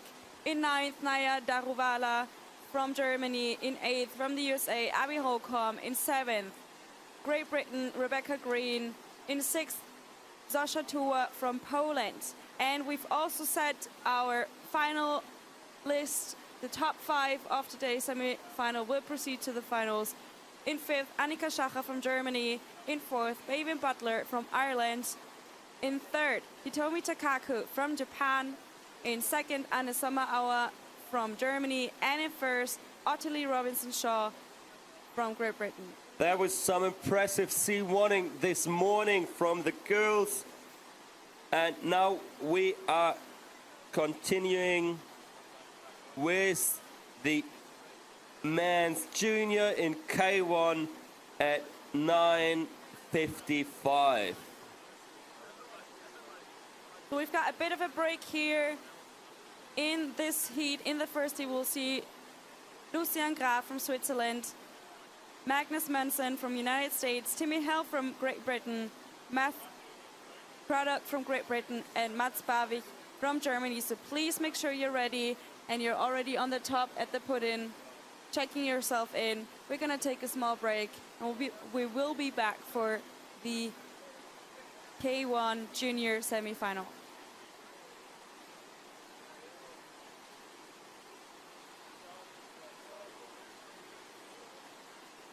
Can the top 5 senior C1 ladies please come over to the judges area for a photo? So we need Ottilie Robinson-Shaw, Anisama Awa, Baby Butler, Annika Schacher, and Rebecca Green. Please come up to the judges area for a photo for your finals.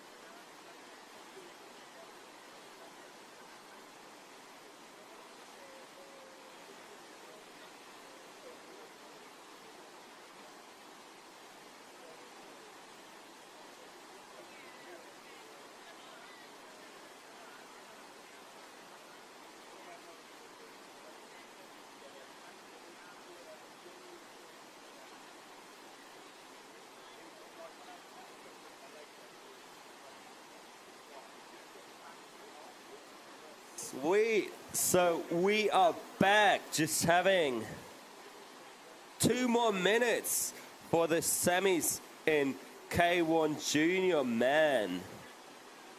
This is honestly going to be so sick. I've seen all of these paddlers absolutely throwing down in qualifiers, in training. I'm so excited to see what they can do. I know a lot of you are all pretty sick of hearing from me, but I know there is one paddler in this heat who will be very stoked to hear my voice. You know who you are. Who's that? I'm... No spoilers for what I'm going to say. But I feel like me and Timmy have had something going this week. Oh, sweet. For you Germans out there, Timmy hat viele interessant deutsche Worte gelernt von Jonas. Oh yeah, we had a German lesson while he was on the water at night the other night. So we'll see if he can use his German lessons on that wave. Up next is Lucien Graf from Switzerland. From the US of A, Magnus Monson. From Great Britain, Timmy Hill. From Great Britain again, Matt Craddock. And from Germany, Mats Babisch.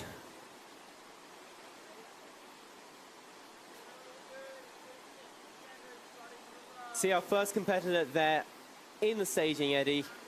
He is ready to go. Are our judges ready to see him?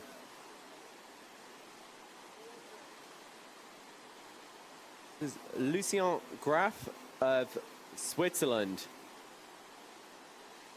So Lucien is just charging out into the current. His heart rate will be up by now. He's going into the wave, trying to do an entry Fisher King. Retaining it in the feature just on that boil line and going for a loop. Huge, lifting those paddles up to try and score that clean bonus. Just up to the judges whether he gets it or not. Spinning on that shoulder. Beautiful flat spin, actually. How nice was that spin into his setup? He's not wasting any time. Getting flushed on that green shoulder and just charge into the eddy, making the boil line with no problem. We've seen people getting eaten by it earlier today. This is Lucien's first World Cup, but he is showing us that he is no stranger to the feature, no stranger to throwing down big rides with another huge McNasty, Space Godzilla to the left. As the buzzer sounds, marking the end of his first ride at a staggering 336 points. That is the score to beat for the other junior man. So speaking about the boil line, if you ever happen to be in Plattling and there's no competition going on, one of the greatest things in the morning to do is take your PFD and just jump off that concrete edge above the wave, hitting the boil line and getting big downtime. That's definitely a way to wake you up. 100%. Lucien is putting my German skills to work, but he says a great day boating is Wildwasser paddeln bei Sonnenschein mit coolen Leuten. That was some impressive German there. Paddling whitewater in the sunshine with cool people. I'm not sure if that's German or Swiss. It could be Swiss German, different beast from German, but here we have Magnus Monson of the USA. Look at that color scheme, American flag colors, patriotic, representing the USA here at the World Cups in Plattling, dropping in, pointing right for a wing over, up onto that shoulder, setting up. What has he got for us? Loop with amplitude. You can hear that landing, showing that he went big. Nice McNasty there from Magnus. And then he sets up high on the foam part. That's a way where you want to be to throw big tricks. If you see paddlers getting high on the foam part, you know that they're going to throw down in a few seconds. And there he goes for a right McNasty, not right, getting the edge digged into the green water. And he has to fight his way back into the eddy now, having 5 seconds left. He's throwing that right away, saying, I can do better in my second run. Still an impressive score on the scoreboard there. Magnus is such a talented young paddler. He'd like us to know, not only can he throw down in the hole, he can in fact put on his spray skirt without help. Oh, I struggled for that for ages. I struggle with it sometimes. And now we have on Timmy Hill from the UK. The one, the only.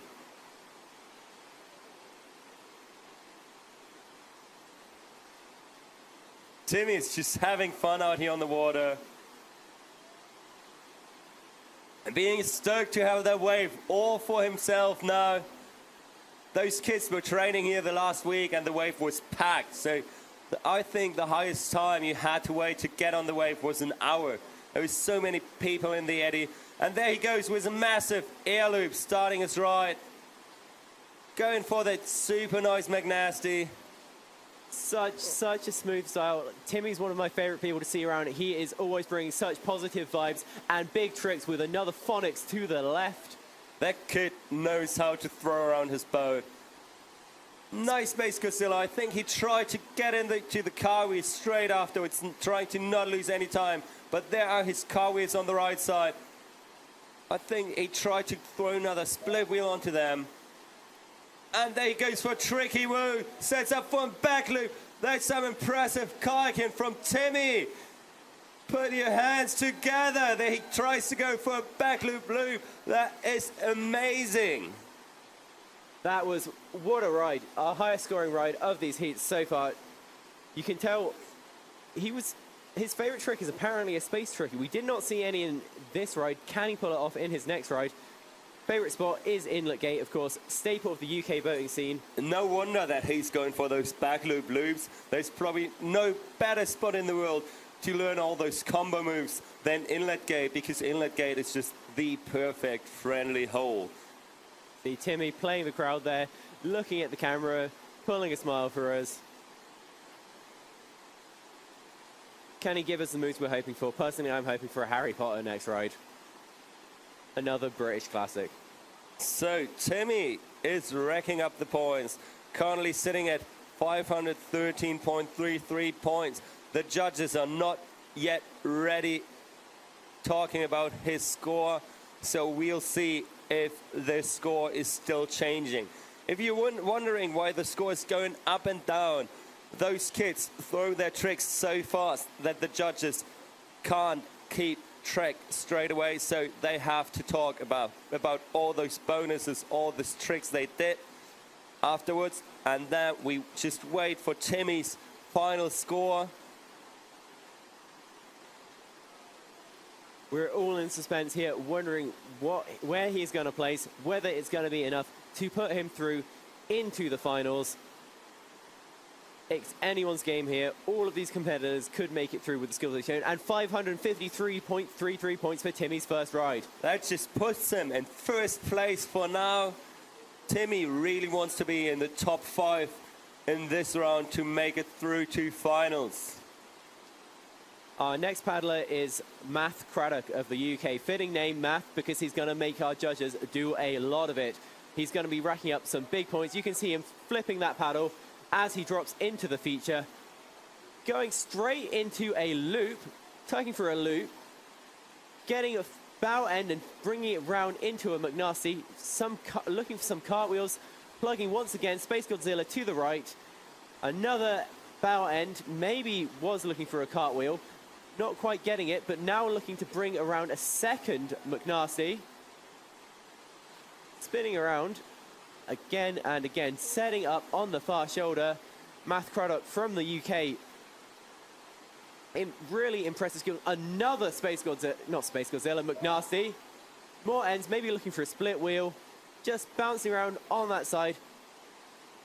Lots of points already up there. He's just trying to tick off a few more at the end of the ride with another huge Space Godzilla. Big shout out to Matt Craddock. I think Matt came over to me last night, wanted to make sure I gave a shout out to Wales. Wales, that's the little country to the left of England with the dragon on its flag. Cardiff boy, honed a lot of these skills probably at Cardiff International Whitewater Centre. What a place. Blue water. Kind of shallow features there, actually. He wants to be his score higher, so he tries to push the crowd to scream for him.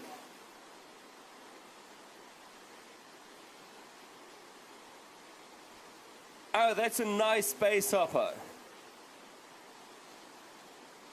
He's showing the space hopper for the camera. So Matt has that EVVS sticker on his boat from the European Whitewater School.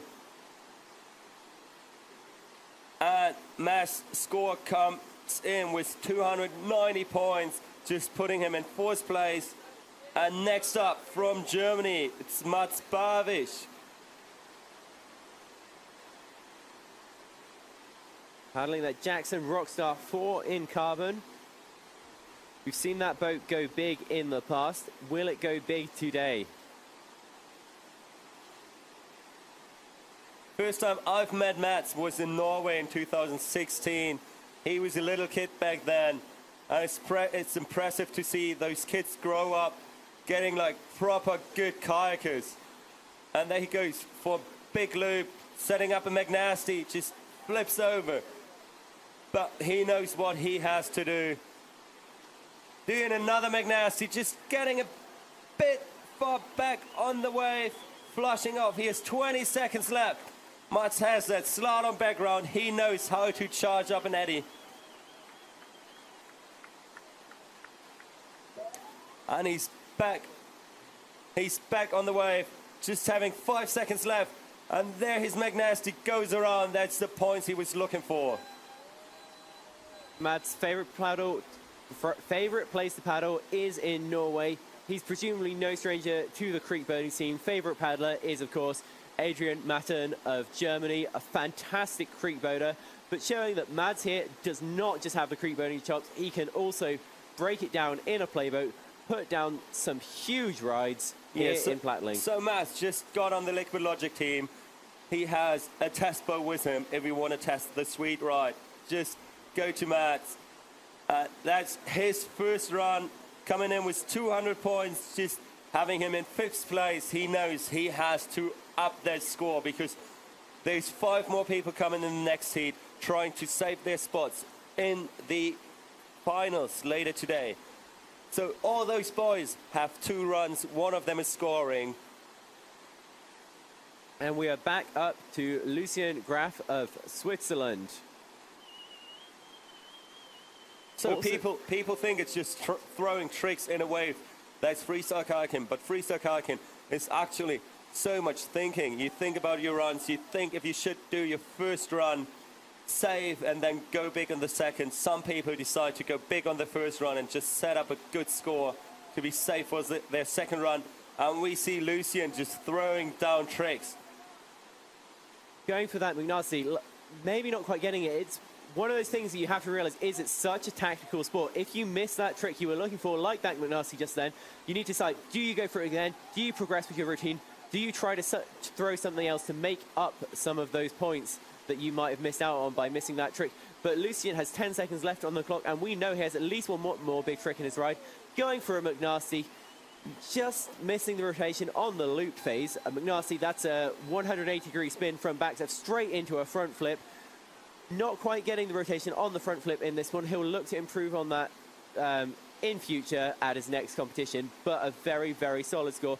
Taking his score from his first ride, 300 points, putting him currently in the number 2 spot. But there's still anything to play for with Magnus Monsen of the USA up yet.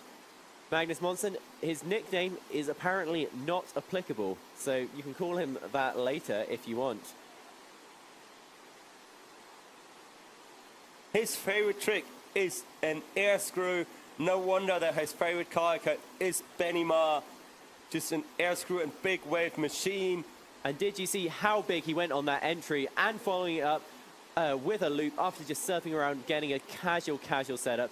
He's trying to bring that stern over the green water to set up that McNasty. We'll see if he makes it. Just struggling a little bit there. But he's coming up on the foam pile, deciding instead to go for a loop, keeping that paddle just about clear of the water. We'll see if the judges award the clean bonus for not using the paddle. Spinning around for that McNasty. If he continues that spin, he could actually rack up 10 points just for the spin on its own. Yeah, it's so impressive to see those boys realizing they don't really get the trick they're looking for, and then just keep spinning around to get at least a few points for the trick they set up already for, and adopting to the run. So if they realize they can't get the trick they're looking for, they just go for the next one. It's so impressive. And Magnus is just cheering on the crowd. He's having 460.67 points at the moment. Local boy out of North Carolina. Favorite spot is Eternity Hole. I have not paddled that spot myself, but some of these other paddlers have put it as well. We can tell it's clearly a good place to develop your skills because Magnus has those skills in bucket loads. So Magnus' score comes in with 430 points, just putting him into second place. And now the first place person of the heat, Timmy Hill, with 553.33 points, ready to drop into that feature. We've seen impressive stuff from Timmy in the UK this winter. Some epic rides at Bolters, for instance. One of my favorite places to paddle. Let's see what he's got for us today here in Plattling, dropping into a front surf, plugging immediately for a huge clean loop. That was super clean. He didn't have to use his paddle. Going for McNasty. He is in his flow, setting up for Phoenix Monkey. Not quite getting it around, but he is still in the feature. Enjoying every second of that. Throwing a big Space Godzilla. This time he gets it spun into his car wheels on the right side. There's some good linking points on both tricks. That kid is trying to rack up all the points. And there goes the tricky woo. He's getting pushed a bit far out on that shoulder, but he is happy. There's still some points coming in for him. Absolutely sick kayaker, Timmy. So positive. I'm pretty sure everyone here knows Timmy, has some fond memories with this kid already. Can't wait to see what he does in the future. He'll be competing in seniors next time. He has already told me he might be missing next year's World Champs due to having to sit A-level exams on the day of the competition. Yeah, it's the same with Mats. Mats actually sits for the whole week doing his A-levels. It'd be so tough on those boys sitting in school, writing their A-levels, and now all their friends, all their mates, been shredding out here in Plattling. I don't want to swap with them. Last Worlds I competed at, I was studying the whole time, coming off the water for my training rides. It is a very tough act to pull off. Yeah, apparently the last big international competition here in Plattling, I just had my oral English exam for my A-levels. And I left right for Plattling afterwards. No way, and a huge loop from Matt Craddock of the UK. What a paddler, setting up for a McNasty on the shoulder. Again, missing that sweet spot, but he has 30 seconds. We can hear some of the Brits in the crowd cheering him up, up, up. Getting him up that eddy. He's giving everything he has. You can see a lot of power behind that strokes. Maybe some downriver or slalom background to this kid as well. 15 seconds left, though. He has all the time he needs to rack up those points. What a McNasty as well. Plugging now the bout for a Space Godzilla to the right. Oh!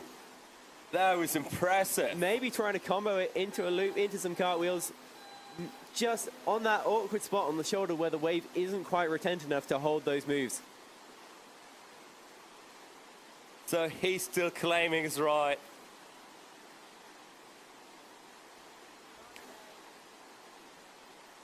And we're waiting for Matt's score. It's came in 133.33 points. That just not enough to upper his first run.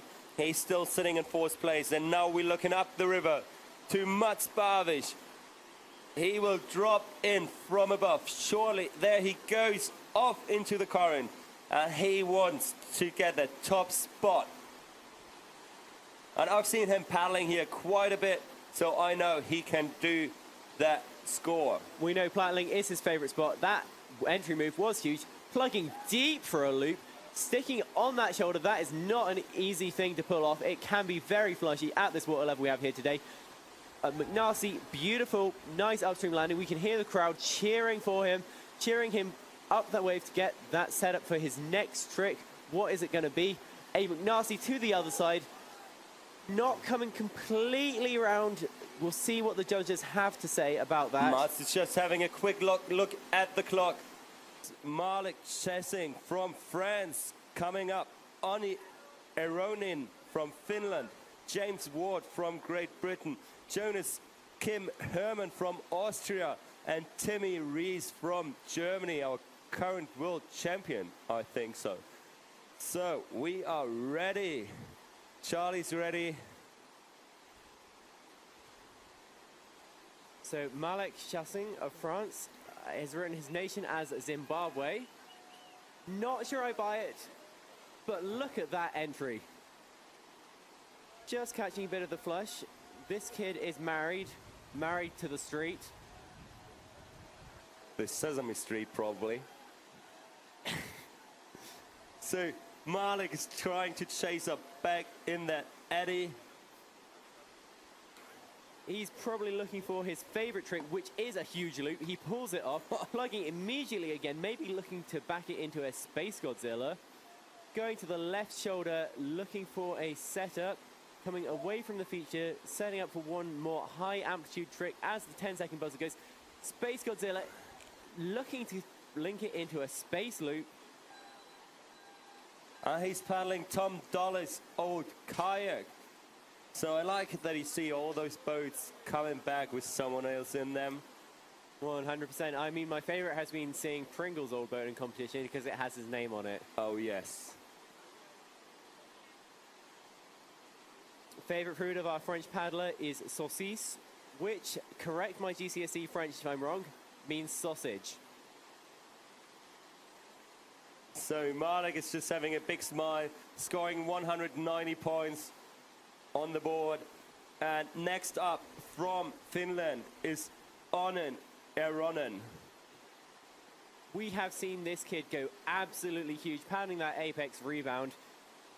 I dare say he has gotten some of the most air out of any of these paddlers here today. We could be seeing some big scores from him in this semi-final.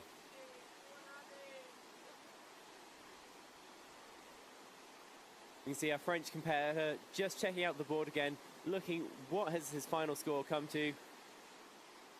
What did the judges think of his ride? Congratulating Mads Bervik there on an amazing performance. It's so impressive that the media team is keeping the live stream running in the rain. So next up in the wave is Onnen Eronen from Finland. He's just entered with a nice entry fisher king, going for McNasty.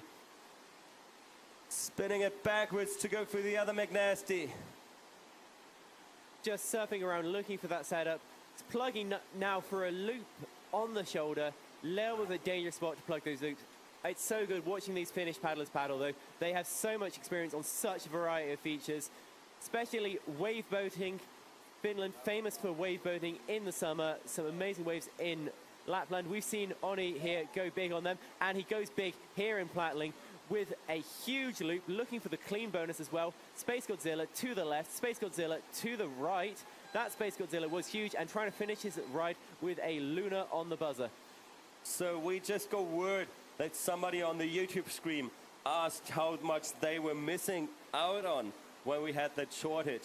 The competition was stopped during that time, so you only missed that one last run you have seen the start of. Anything else was stopped, and you should see the graphics back on in no time as well. So the Finnish kid smiling, beckoning his score up, throwing a heart to the crowd.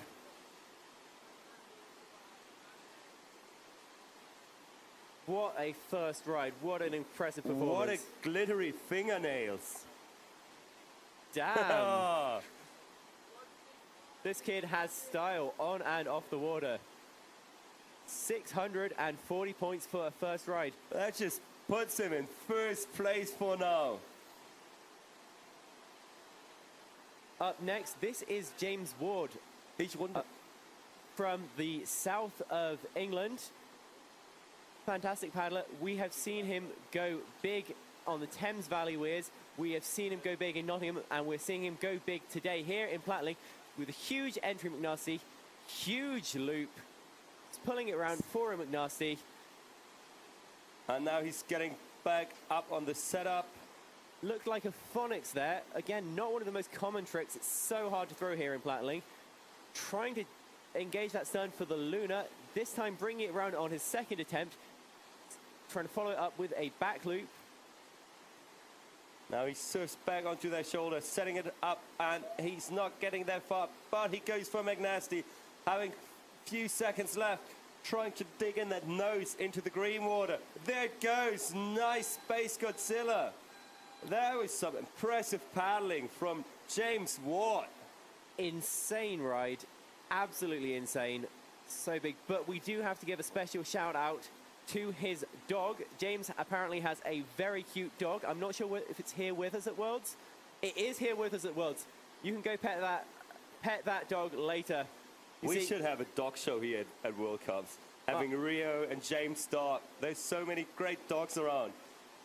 There's something with kayakers and dogs. Speaking of Rio, there was a €1 charge for petting Rio. I wonder if James is bringing the same for his next dog. These athletes, most of them have to fund themselves. Dog petting, great way to do it.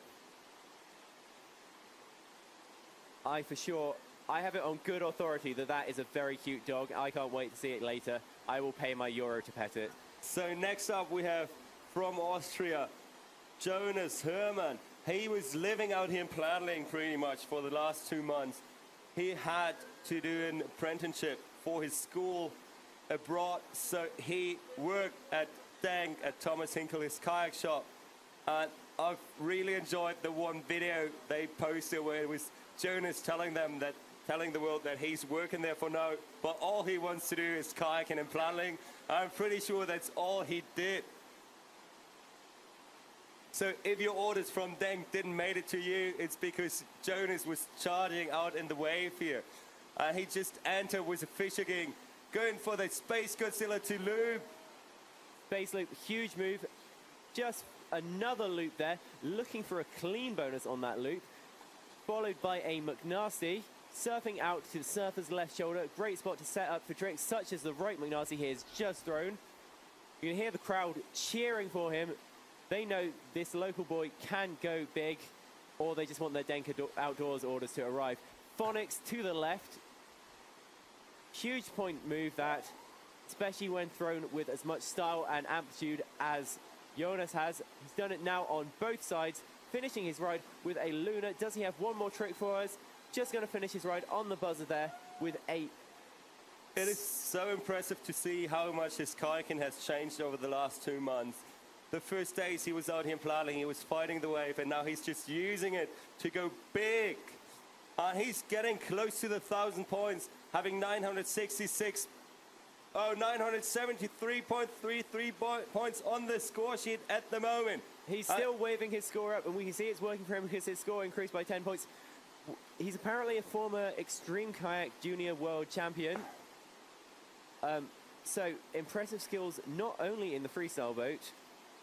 And the judges are still talking about Jonas, his run. I think the score still goes up because he's celebrating. Jonas is so excited to be here, but he's also so excited for Euros in his home spot of Graz, coming up in August. So one of the greatest things we talked about earlier, those kids are good mates together. So Mats, we've just seen in the first hit, he's probably going to live in Graz with Jonas for a few weeks before Euros. So they look after each other, they open their houses to each other, train with each other, and try to have the best time possible had. So there you see Jonas and Mats being stoked on each other's runs. He broke the 1,000 points, having 1,076.67 points on the score. And now up we have Tim Rees trying to beat that score. Tim Rees, still a junior paddler, already a little bit of a legend of the sport. He has put down some incredible rides in former world championships. Let's see what he has for us today. You can see the determination on his face. He's charging in hard, building up that speed to go for a big wing over. You can hear him slap that paddle down. He might have been looking to link it into the French entry from McNasty. But you see, he follows it up with a McNasty in the feature, going absolutely huge. More moves, moves after move, move after move. Now looking for a setup, setting up a Luna into a front loop. Luna loop, huge scoring move. Got its own definition in the scorebook now. Back loop there, go for the back loop. McNasty huge on the loop. And there he sits all the way back on the foam pole. Managed to get back in the wave, going for a clean loop. He just gets all the points. Getting a front end in there. He might be looking for split wheel, possibly a tricky. Now he's going for a Luna the other way, ticking off those points. Back loop on the buzzer. And I'm wondering if that back loop was in time, but that's on the judges to decide on that. But he is already over 1,000 points. Is he going to take the top spot from our previous 1,000-point ride? He looks happy with the run he just had. He knows he can do more, but that should be enough for now. And he still has a second run. He looks exhausted though. And there's his coach Bartosz. Bartosz is just having breakfast while he's coaching, drinking his coffee. Just another day in the life of Bartosz. Actually, while we have Bartosz on the screen, I had a fan of Bartosz write out to me last night, ask me to say the phrase reggae shark to him. I do not know what that means. Maybe it's like a sleeper agent trigger word or something. Don't know what that means, Bartosz. You'll have to explain it to us later. Yeah, So- someone messaged me on my Instagram to ask for that. So Timmy's score came in with 1,116.67 points. That puts him into the leading spot, just followed by Jonas Herman, James Ward on third place, Onan Aaron on fourth place, and fifth place at the moment is Timmy Hill. high fives between Tim Rees and his coach Bartosz there.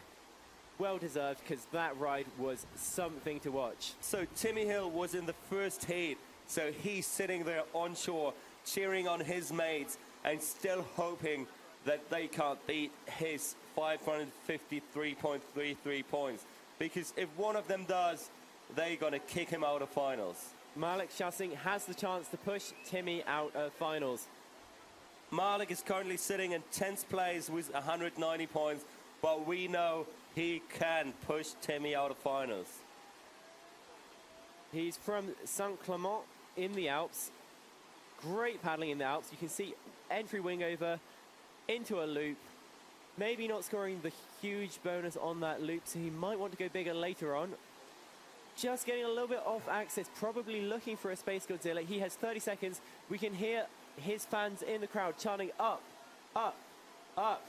He's just charging his carbon boat through the eddy, having 20 seconds left on the timer.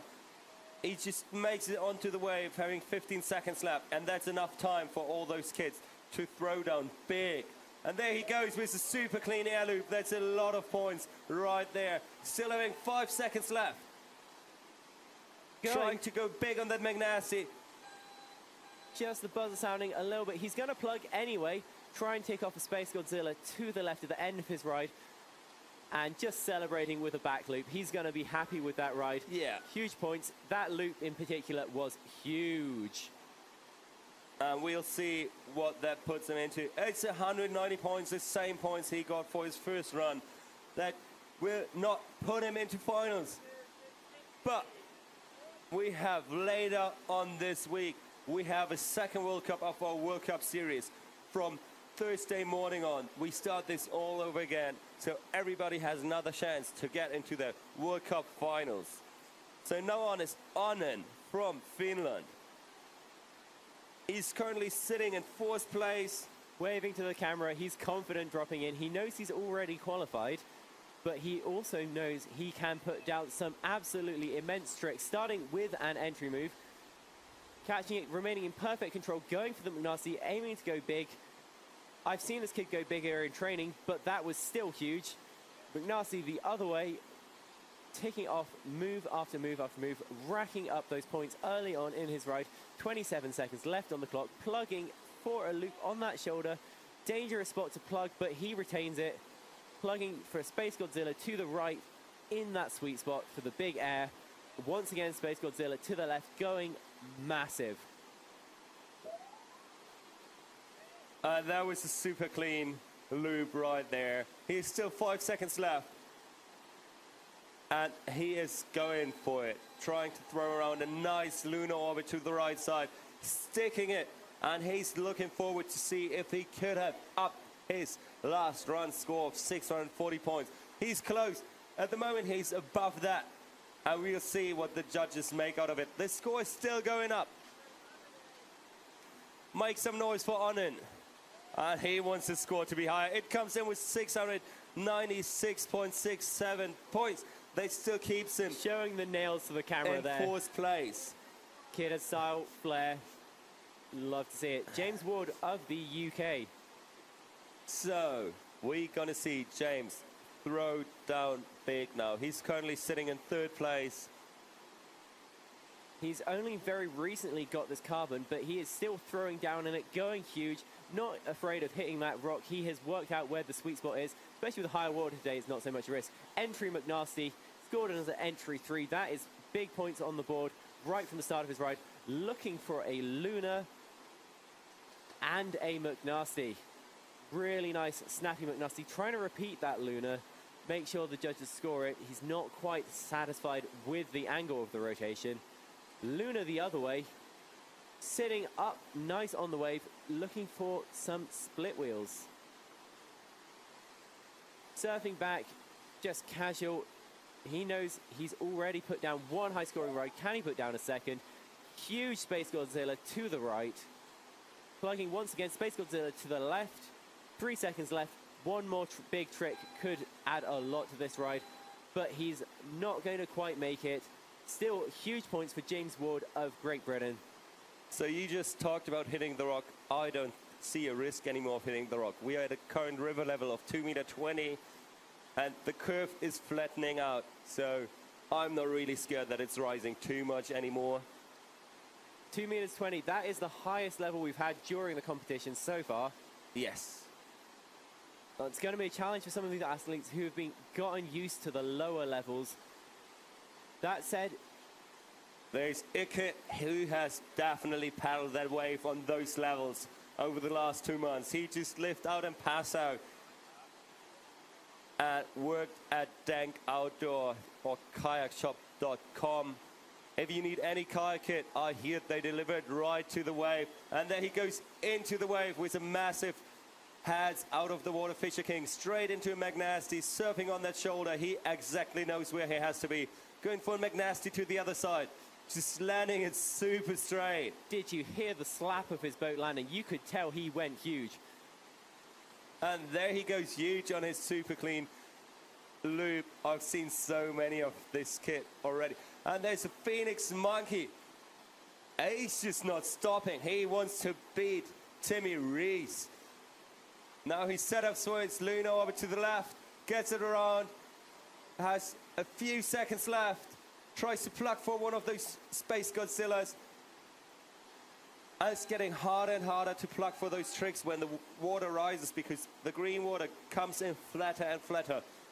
100%. And like I said, all these paddlers have been training at lower levels. They have adapted their plug style to work best at lower levels. And now they're going to need to readapt that. But Jonas is stoked on that ride. 963 points from the judges currently.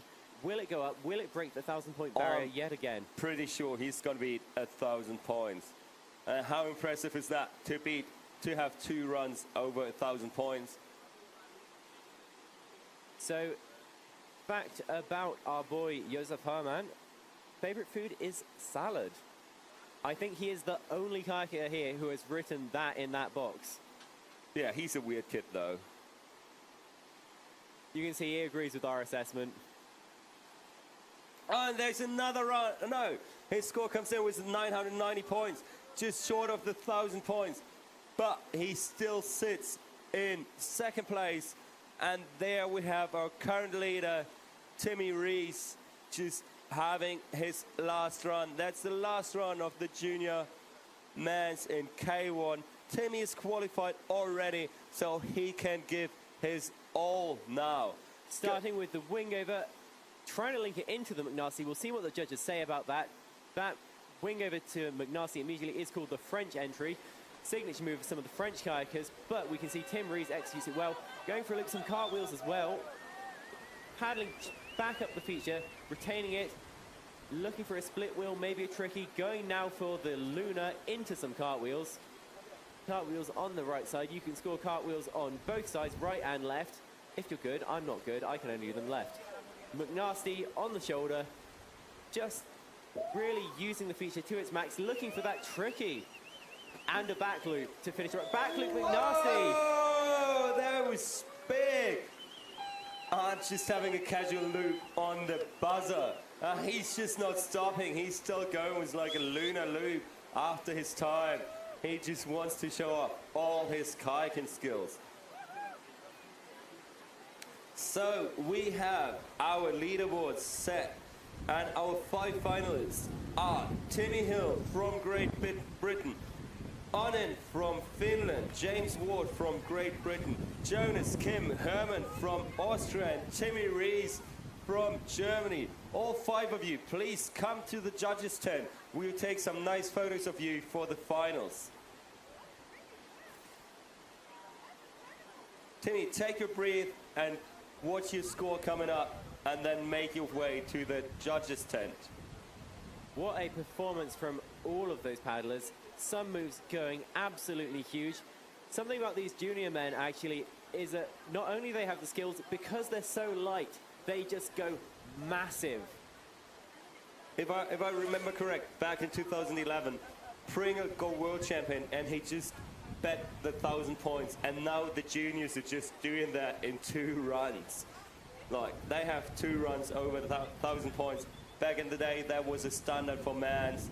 Not even the standard, it was like the high-scoring runs from men's. That is so impressive. Incredible stuff to see. We will be handing off very shortly to our commentators for the next round. The next round is the women's kayak junior semi-finals. A really, really stacked heat list with a lot of talented paddlers across many different nations.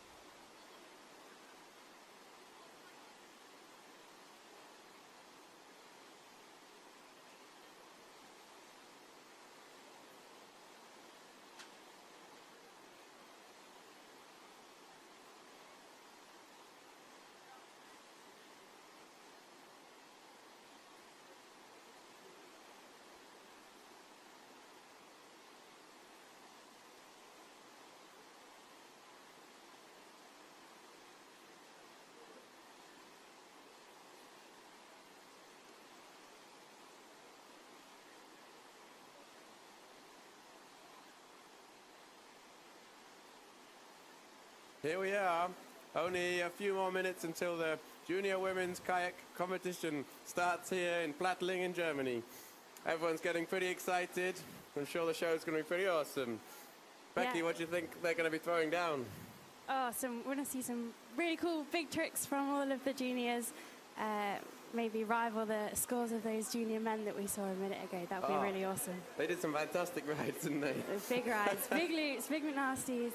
Be really cool to see. It's really impressive how much air everyone's been getting from the wave. I mean, we got good water levels for not being too scared about the rocks, at least. Oh, 100%, yeah. How they use the green to like push themselves up and really keep those loops nice and clean. Seen a lot of pinkies out, which is awesome to see as well. Pinkies out, showing that clean bonus off. Yeah. That's really cool. How did your rides go this morning, Becky? Yeah, they were good fun. Yeah, the atmosphere was pretty stoked as well, so that was really exciting. How were yours? Yeah, good. I think I probably should have turned up a little bit earlier because I was like, oh God, we're going. Oh, no. But it was good. The wave was really fun. And it was when I got in the groove, it all went really well. Yeah, it definitely took some getting used to how the wave has changed throughout the past few days. Where we throw tricks was a little bit different, trying to retain it, but it was definitely it's definitely been really exciting. And now that it's rising, as they said, the athletes may struggle, or they might get some bigger scores. So we'll see how that Indeed. goes. I wonder we might even see some wave tricks coming out. Yeah, definitely. I think I saw like a back blunt earlier, so we'll see if anyone pulls out really anything.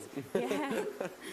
Yeah, I think as the wave gets higher, then it becomes a little bit more wavy, and we might see some of the blunt McNasties maybe. Yeah. It'd be interesting to see.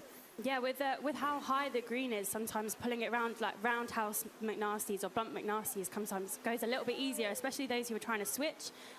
It doesn't flow so smoothly, does it? No, indeed. It's quite an awesome wave we got here. And everybody survived the storm last night, it appears. Just about. I've got no clothes left, but they're all wet, but that's okay. It was pretty funny watching everyone appear from their tents this morning, huddling in the rain. But it's worth it to come and watch everybody throw down their awesome tricks. There's still been a really awesome atmosphere here. Definitely. And despite a couple of little electrical issues we've had, it's been going fairly smoothly, I think. On the plus side, we've seen less ants in boats, so they've obviously been scared away from the rain. So that's super exciting. We have indeed had less ants in the boats. I'm never sure whether to keep my boat the right way up and get rain in it, or the wrong way up and get loads of ants in it. I've been going for the flooded option so far, I think. I discovered a slug in my kayak the other day, which wasn't so exciting. Oh, disaster. But there we go. Yeah, all taking shelter from the rain, so I don't really blame them. Indeed. We're very close to the wildlife here in Plattling. So, up ahead of us, we have 5 paddlers in our first heat of the semi-final of the Junior Women's Kayak Freestyle. So we have Paula from Germany, Sophie from Great Britain, Sora from Switzerland, Maya from Ireland, and Pia from Germany. So, as we get ready for the competition to start, German paddlers, those who are supporting Germany, can we hear a big cheer from you all? Woo-woo!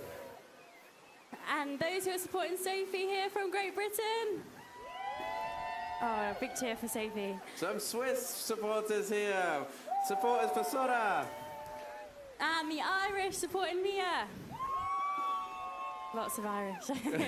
It's great to hear everybody out. I'm sure everybody on the water will appreciate the cheers of support. And looks like we have our first paddler, Paula, waiting in the eddy above. I'm sure she's going to do awesome. We're very excited to see what she's going to be up to. And we all look forward to it.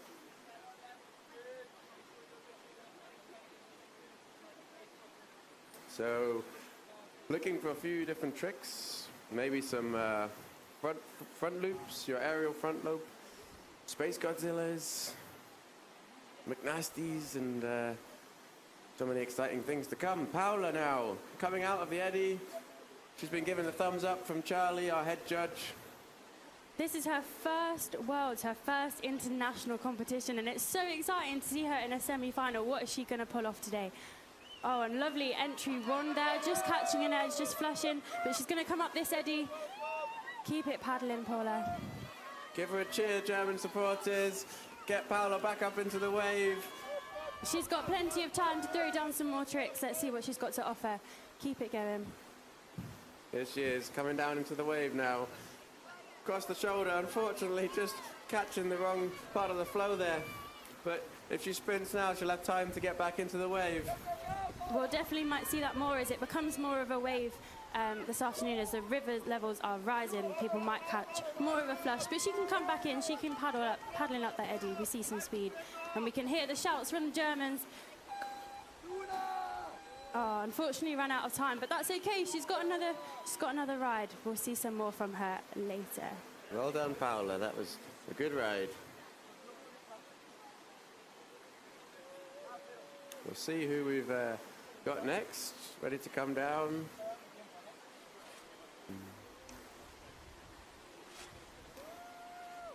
Exciting times here in Plattling. Singing in the rain as we cheer on our wonderful paddlers. Charlie, the head judge, giving the thumbs up to Sophie from the UK. Sophie coming onto the wave there. On that right-hand shoulder, just getting out a lovely spin there. Spin to the right, spin to the left. Bashing out those tricks nice and efficiently. Good pulling out the shove it there. Love to see the little moves. We shove it, the half a spin and turning it back again. 280-degree rotations. Going for that loop. Lovely attempt there. Just paddling back into the wave. Just misses off the back of that foam pole. Go for it, Sophie. Paddle hard. Cheer her back up the eddy, everybody. We know that she's got her sister Neve and her mum Amanda at home cheering on for her.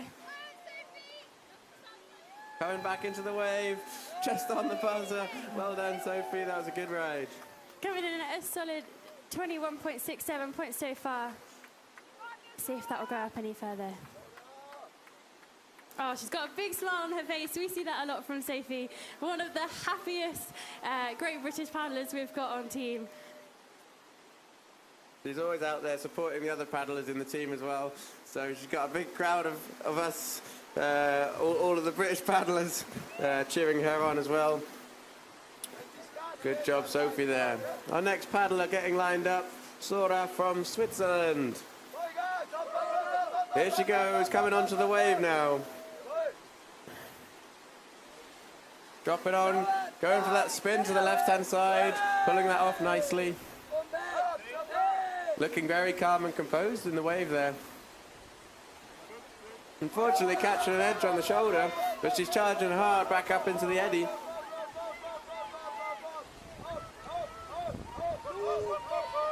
There we go. Keep cheering her up this eddy. She's got time on the clock. Keep going.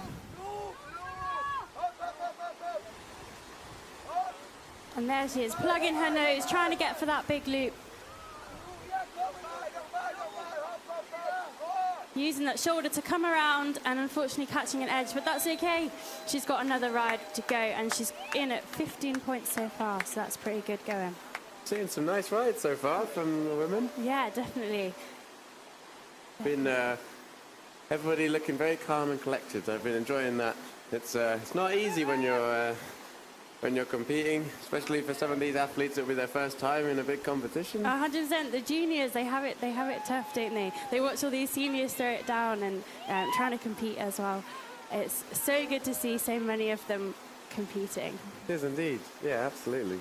Sora's first ride coming in at 28.33 points. I'm sure she'll be happy with that. Our next paddler, Maya from Ireland, on the wave. A nice little spin to the left. And a spin the other way. There she goes. Looking really nice and colour coordinated on the wave today. And unfortunately catching an edge, but she's paddling back up that eddy. Give her a cheer, Ireland. Get her back on that wave.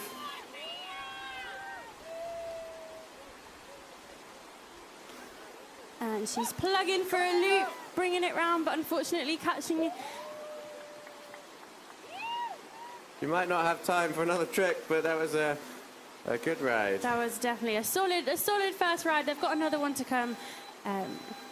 It's very impressive how quickly she got back in the wave, I thought. Oh, definitely. That power at the eddy. You know that Team Ireland were cheering her on, and she felt that power, and that brought her through. So we'll definitely hear more of that. And there's another Irish paddler to come as well, isn't there, in the next heat? So. Indeed. Well, big smiles from Maya. She's obviously happy with that. And our next paddler, Pia from Germany. Coming out of the eddy, she's been giving that thumbs up from Charlie, our head judge. Splashing herself in the face. It's a good way to get yourself psyched up, ready for the cold white water.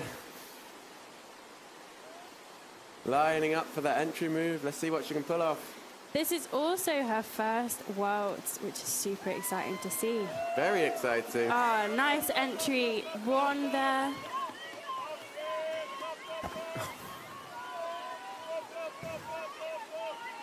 We've just been corrected here, guys. Her name is Mia. Keep cheering her on, and she's coming up this eddy back into the feature. What is she going to throw down?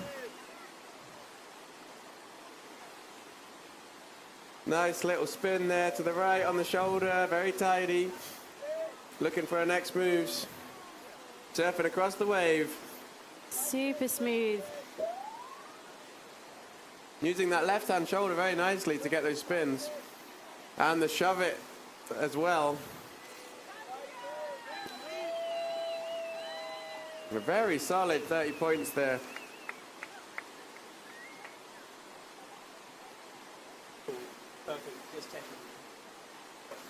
She'll be happy with that ride. Very solid. Getting all the spins and the shove-its in. Big smiles.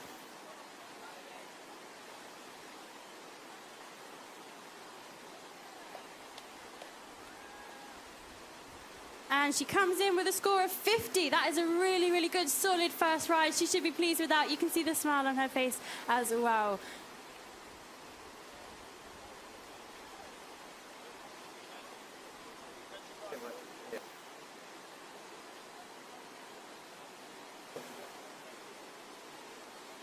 That's why I was asking that.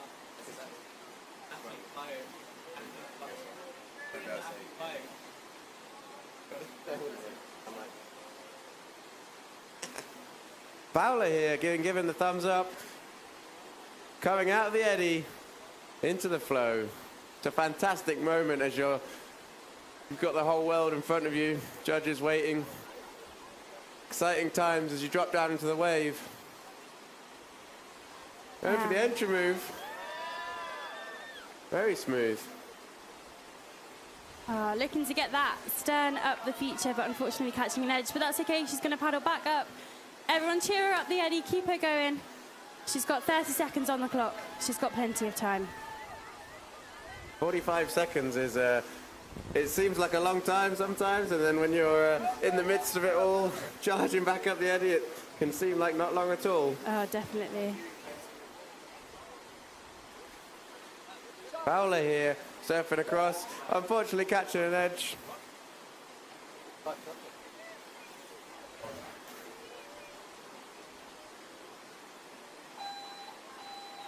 Paula unfortunately coming out of her boat, Fabian straight on to help her.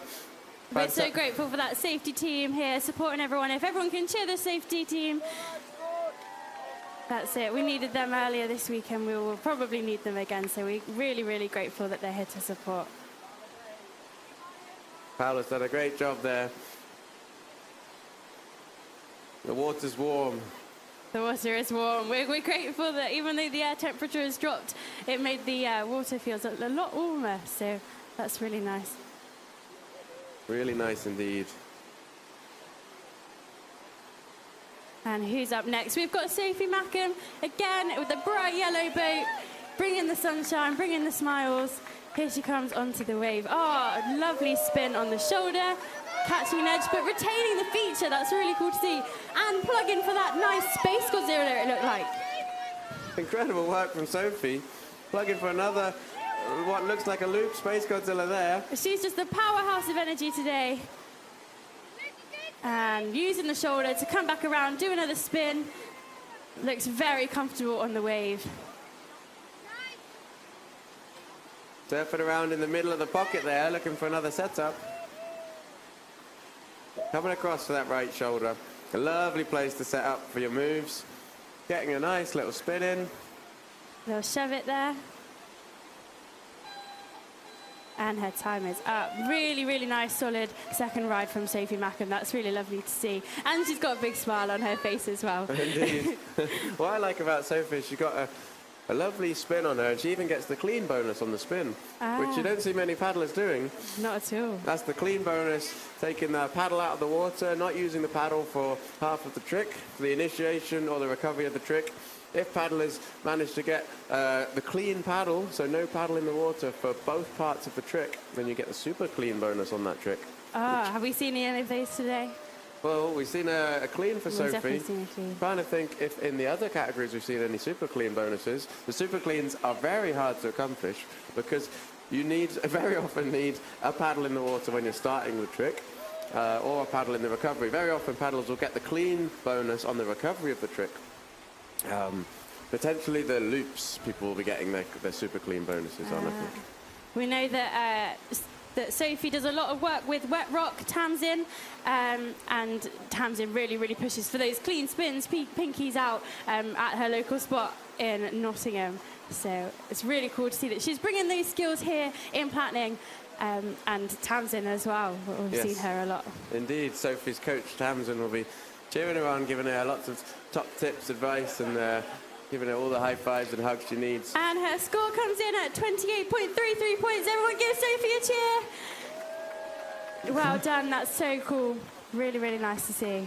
Our next paddler, Sora from Switzerland, giving a thumbs up, coming onto the wave now. She's chosen to drop in from the side, which is probably less risky move, which is less likely to flush on an entry. And, oh, look at that. Pull around a really nice solid loop. She'll be happy with that. Definitely. Nice little spin on the right-hand shoulder there.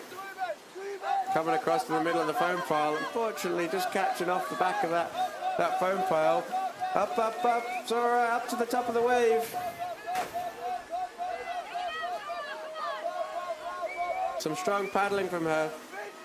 Managing to get back in the wave with 10 seconds to spare. One last trick at least. Here we go.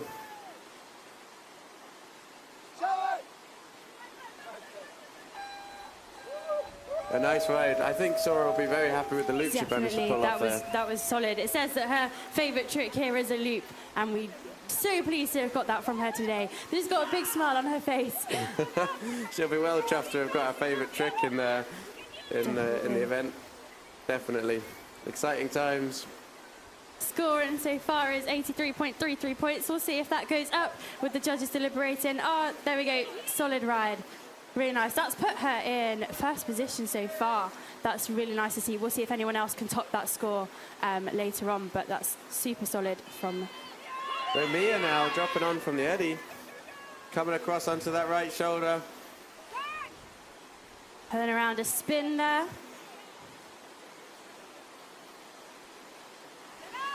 Surfing across on that right-hand shoulder, looking for the loop setup. Oh, big beautiful. loop. Amazing stuff from Mia. Managing to stick it in the wave. Going for the huge face cutter. Oh. Unfortunately catching the edge and flushing, but that's okay because she's got time on the clock, so she'll paddle back up the eddy.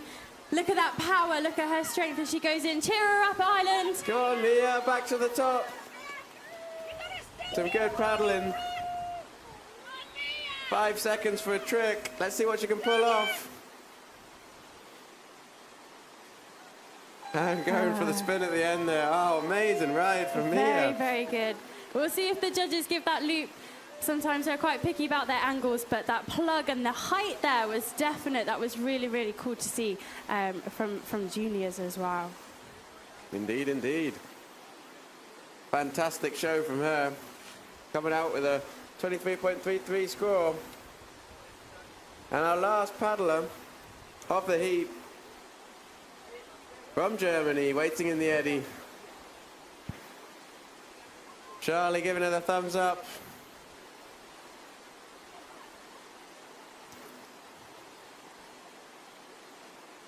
Here she comes. Coming out of the eddy here, eyeing up the wave. She's putting some backstrokes in to slow herself down, ready for her entry so she doesn't flush through. Opting for that entry move, extra points as she hits the wave. And an entry one, unfortunately catching an edge, paddle up, cheer up the eddy. Sprinting back into the eddy, she flies up the eddy. She's got plenty of time on the clock, plenty of time to throw down some more moves. She's made that back to the wave incredibly fast. It's very impressive. Setting up on that shoulder, she's looking for her first trick. You can see the determination in her face, definitely.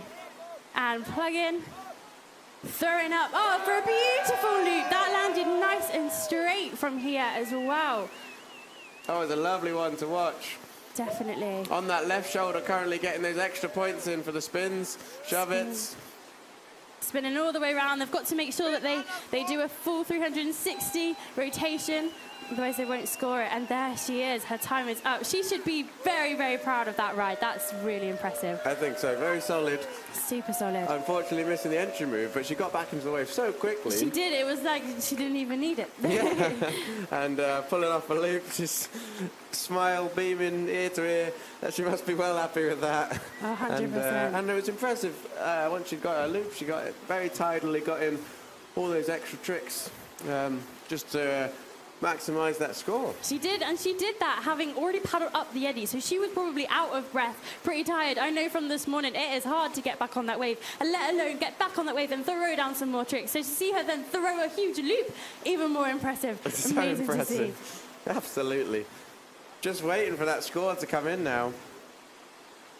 The tension is unrivaled in the town of Plattling.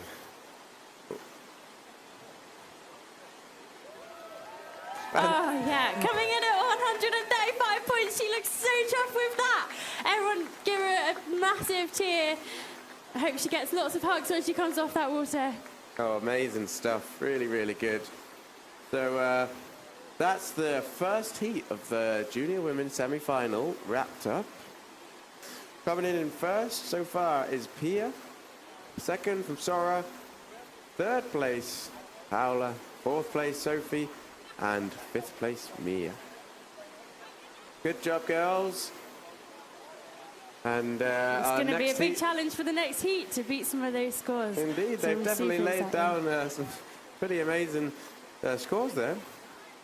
Our next heat, a fantastic multinational heats. We have Jewel from Germany, Maya from Poland, Siren from Norway, Leah from Ireland, and Izzy from Great Britain. Real mix of countries in that heat, isn't there?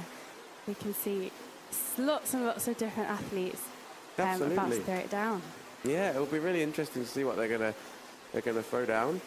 These are the paddlers who qualified in the top 5 from the prelims that we had yesterday.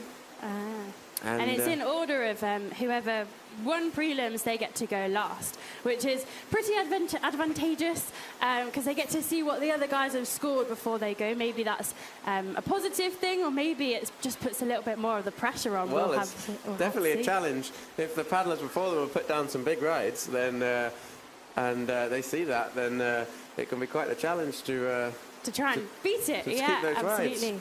Rides. Some paddlers like to go first and get it over and done with, but as you say, it can be nice to see what the others have been up to before they get dropped down to the wave.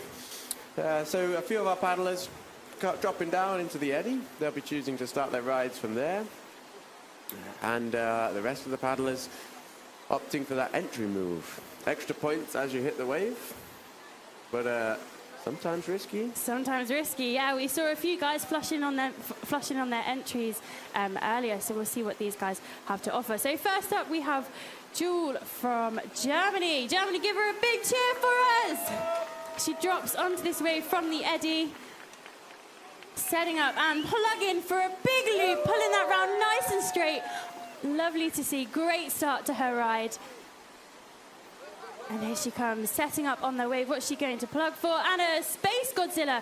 Really nice, a really difficult trick to score, having to get nice height before the rotation.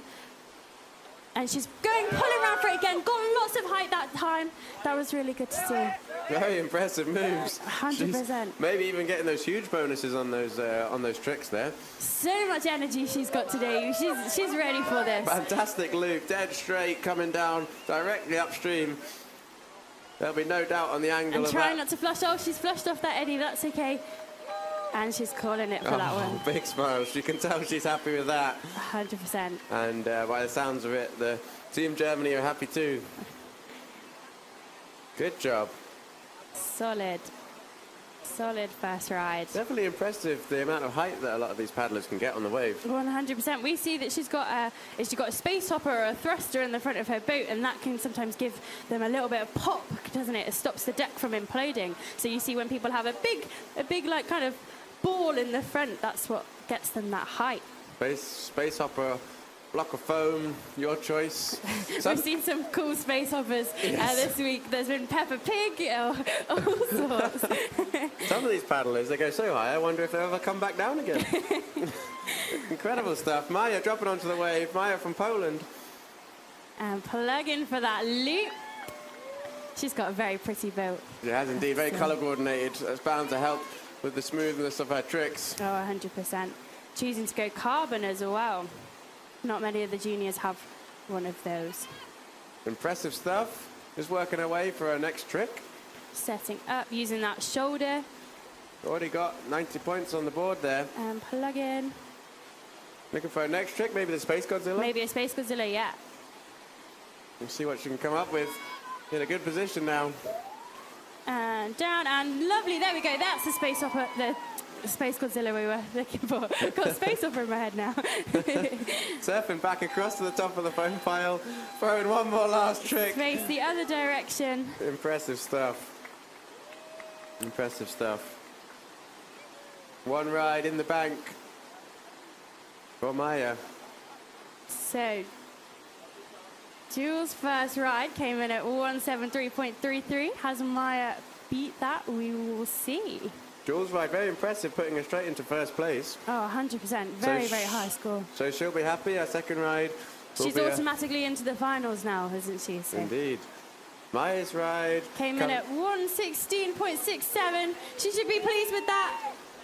She's got another one to see if she can improve. Next up, coming onto the wave, Siren from Norway.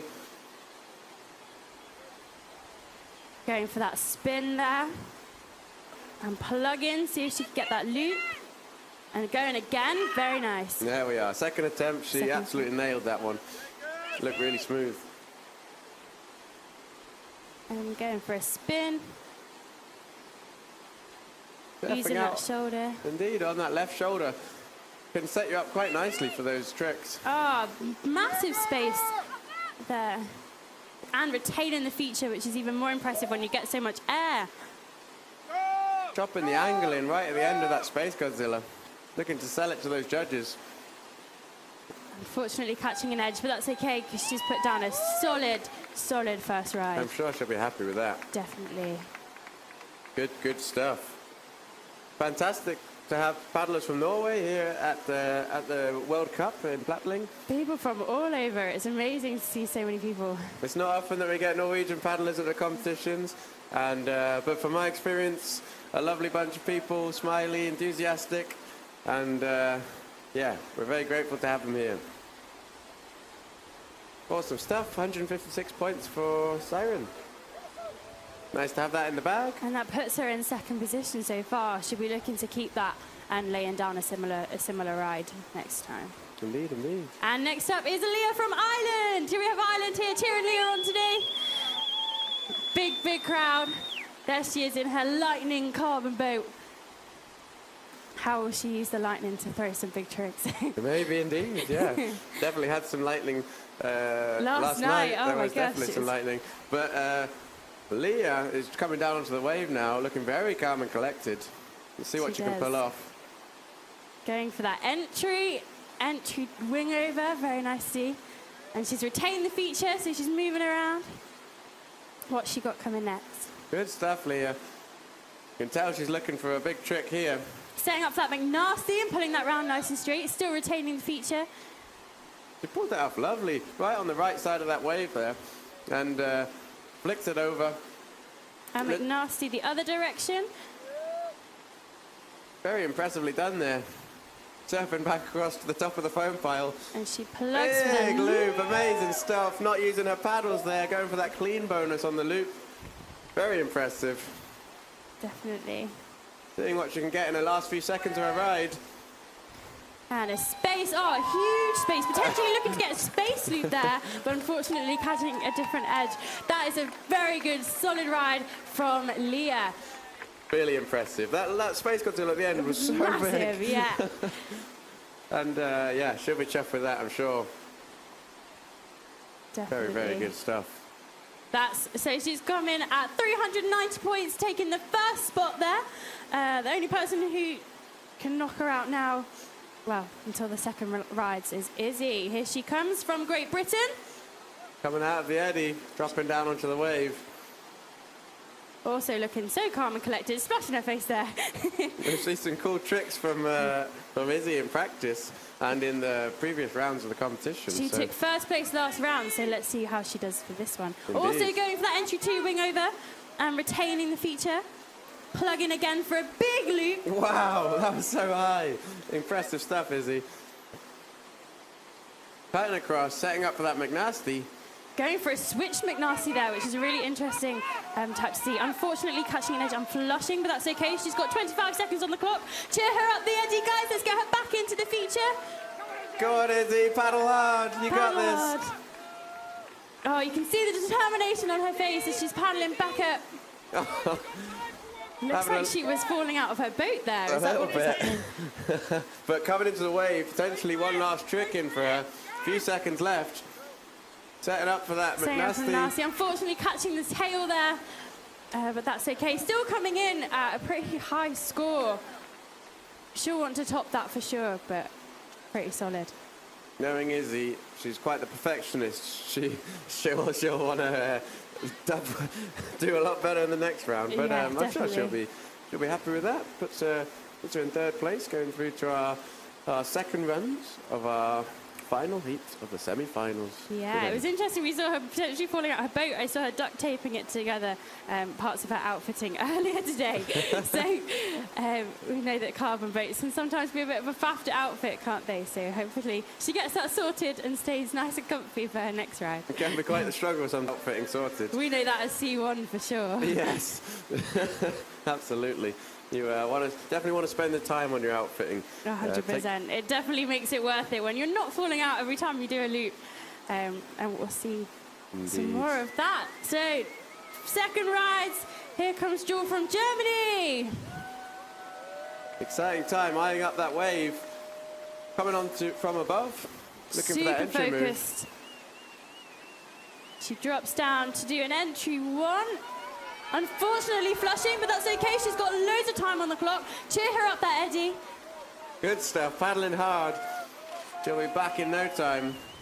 Here she comes. Amazing stuff back from onto Jewel. the wave. 30 seconds still to go. That's loads of time. Plug in for that loop, big loop. Oh. Potentially clean. Unfortunately catching a flush, but she might have retained it in time. That was amazing. She held her paddles right up in the air looking for that clean bonus. She did. Maybe that's what made her flush off. Maybe. So big. But you've got to take these risks if you want the big points. You do. And plug in again for a Space Godzilla. Incredible stuff. Also getting Absolutely so incredible. much air. And again, Space Godzilla the other way.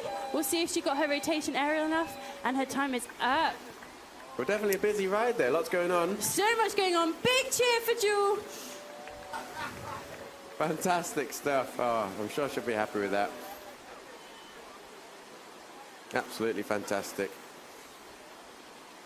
We'll have to see if it beats her first score, which was pretty solid too.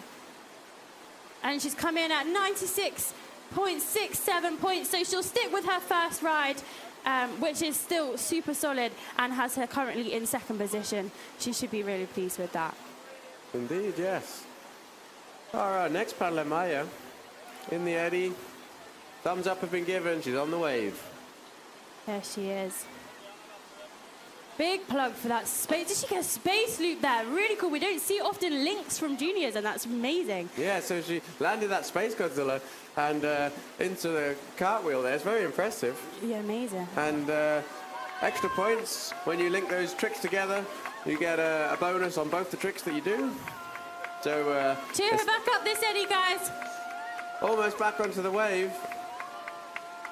Here she goes. There's the 10-second buzzer. Time for a few more tricks, definitely. So she's gone for that spin and plugging again into a loop. Nice clean loop, pulling it round. Very solid. And her time is up. Good stuff. Really good nice stuff. ride. Yeah. A nice ride indeed.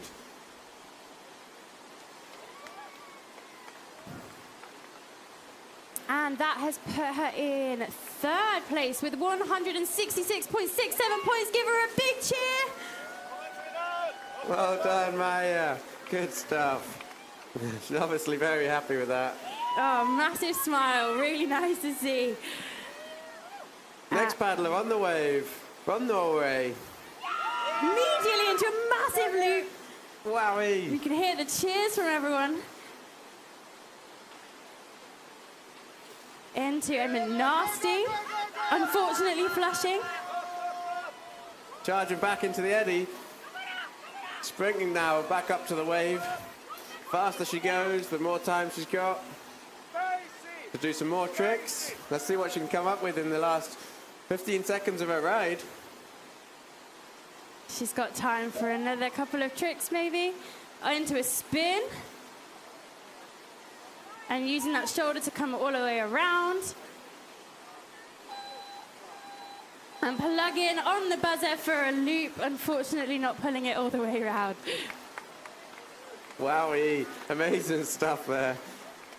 She should definitely be pleased. I believe she has already qualified for the finals, so we will see her again later. Impressive as she comes stuff. back Big to smile. potentially top that score. Indeed. Oh, she looks pleased. Good stuff there. Happy face. Thumbs up from Charlie, our head judge, to Leah. Leah from Ireland coming out of the eddy now. Now, Leah's one of our paddlers who's been able to put in some of the biggest air, and it's fantastic to see her when she's paddling. She has. She's relatively new to the competition scene. I believe she was competing in the States last year as well, and she came pretty good with that as well. Can't remember if we saw her in Nottingham Worlds, but she's definitely improved massively. We've seen some huge things from her in training and at Home Pierpont in Nottingham, but obviously she's from Ireland. Impressive stuff, looking very calm and collected in the wave there. Looking to get that McNasty. And there it goes, there it comes, big McNasty, and retaining the feature, plugging again for a loop, huge loop. Amazing. So high on those tricks. Definitely worth taking the time for those to get those tricks in. She looks so elegant as well, the way she throws. And a phonics monkey! Oh my gosh! We do not see that much at all. That was awesome, retaining it as well. So impressive from Leah. We don't often see the phonics monkeys. We do not. Sketchy move, especially in such a flushy feature. Trying to get that loop and retain it afterwards is really, really dangerous, really risky. But she pulled that round Very really impressive, nicely. yes. We'll see if it was in enough time. Leah's definitely got the skill to get a whole bunch of tricks in the wave there. A lovely ride there. She looks pleased. You can see that she gave a little punch in the air after that ride. But it's always nice when you're competing in the wave and you manage to pull off some of your favorite tricks. That's true. And, that is true. Push the boundaries. Each trick that you add in each year, the next year often becomes part of your solid ride. So exciting stuff. And her second ride came in at 313.33 points, not quite topping her first one, so she'll stick with that and stay at the top of the leaderboard. Very well done, Leah. And our last paddler, Izzy, coming out of the eddy. Izzy from Great Britain, here she comes. She'll want to top her score and get to the top of that leaderboard, won't she? She will indeed. currently sitting in Determination. 4th place. We'll see if she can improve on her last score and In for running that into the wing over. finals. Retaining the feature. Nice solid entry. And going for a McNasty. Big McNasty. Pulling it round nice and straight. There we go. Setting up nice and quick at the top of the foam pile for her next move.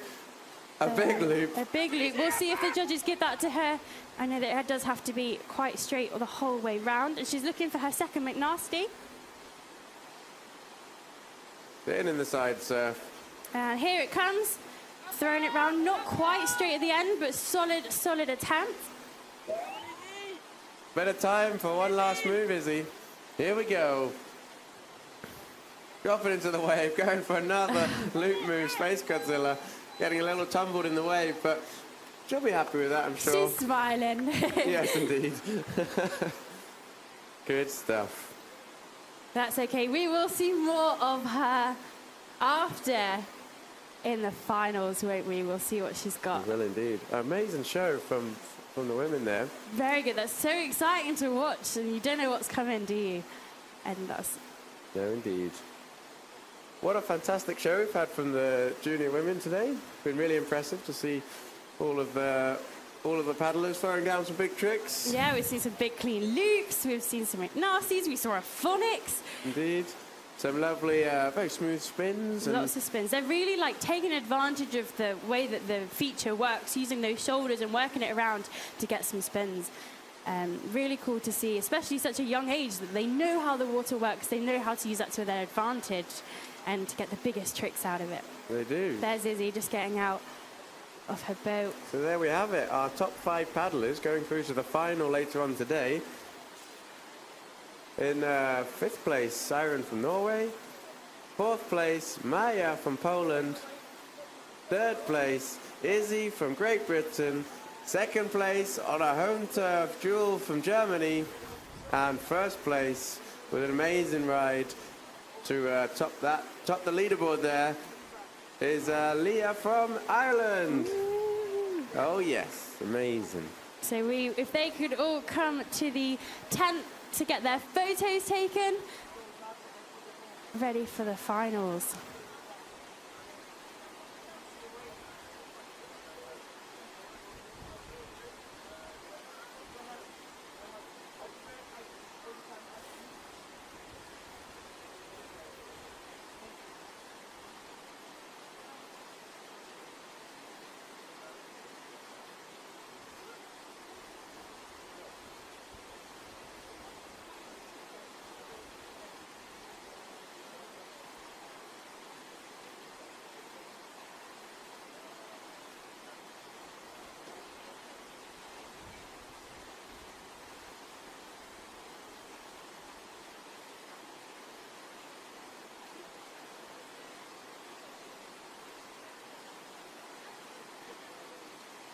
A little break now before our next competition. That is the semi-finals of the men's kayak freestyle. So we'll have 10 paddlers in 2 heats looking to make their way into the finals of our freestyle competition, which will be held later today. A stacked heat, exciting stuff. We're all looking forward to it.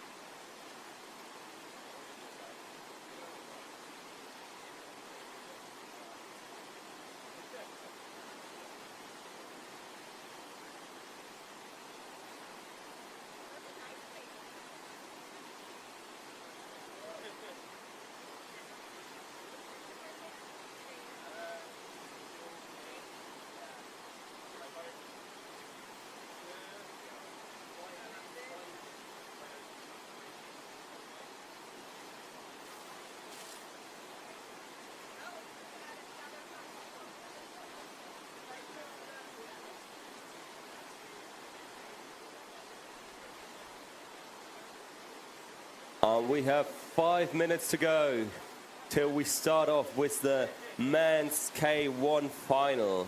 So all of those people made it through 2 rounds already. And now we have the 10 best 2 heats are left. And we're going to cut them down to 5 people who are going to compete in the final later today. The river level is still rising. We are currently at a level of 2 meter 22. It just went up for 2 more centimeters. So the hole is getting wavier and wavier. It's going to be tough for those men to get on a hole they haven't trained on the last few weeks. 100%. We've already seen some impressive moves. I'm wondering if with the new levels we will start to see some wave moves coming to play. Maybe in this round, maybe later on in the finals. Maybe we'll have to save those for World Cup 2 if the river keeps on rising. I've just talked to Charlie after the junior men's, and he was so impressed of all the juniors. Dropping into a wave they haven't really paddled before and still pulling off all those big tricks.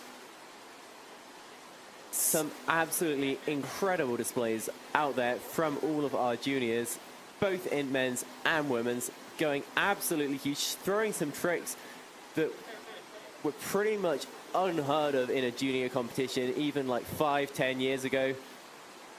Such talent on display here in Plattling.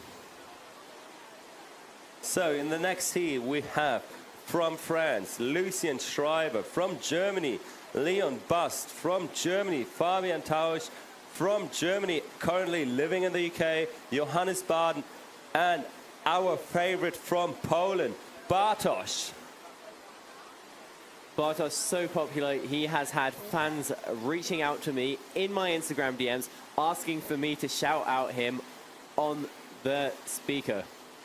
So, all the Germans have been training here for the last few weeks, and they've been shredding and living next to the wave and just enjoying the good weather and Plattling we had over the last few weeks.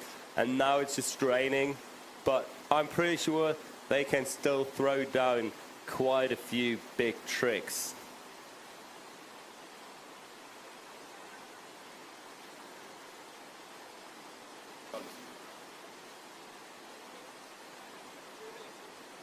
Up first, we will have Luc Schreiber of France.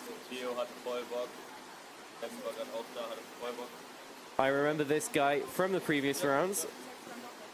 He has filled out almost all of his athlete bio, and in pretty much every single one of the boxes, he has written cheese. Favorite food? Cheese.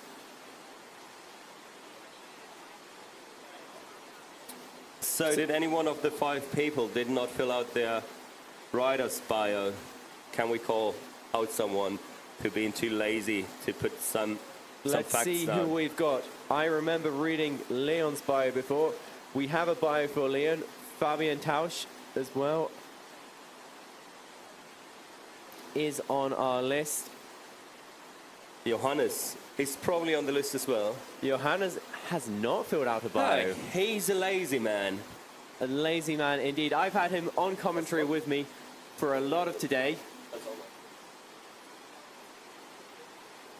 reading out some of these bios, and he hasn't even filled one in himself.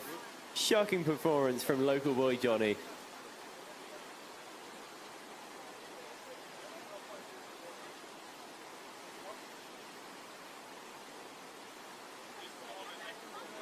Bartosz has also not filled out his bio. I do know some facts about Bartosz. The only mention of him here on our athlete bio sheet is in Nanasay's bio. He is Nanasay's favorite kayaker, and we will hopefully see why later on. Lucien Schreiber of France getting ready. Lucien is apparently a previous member of the Irish freestyle team, but has jumped ship to the Frenchies.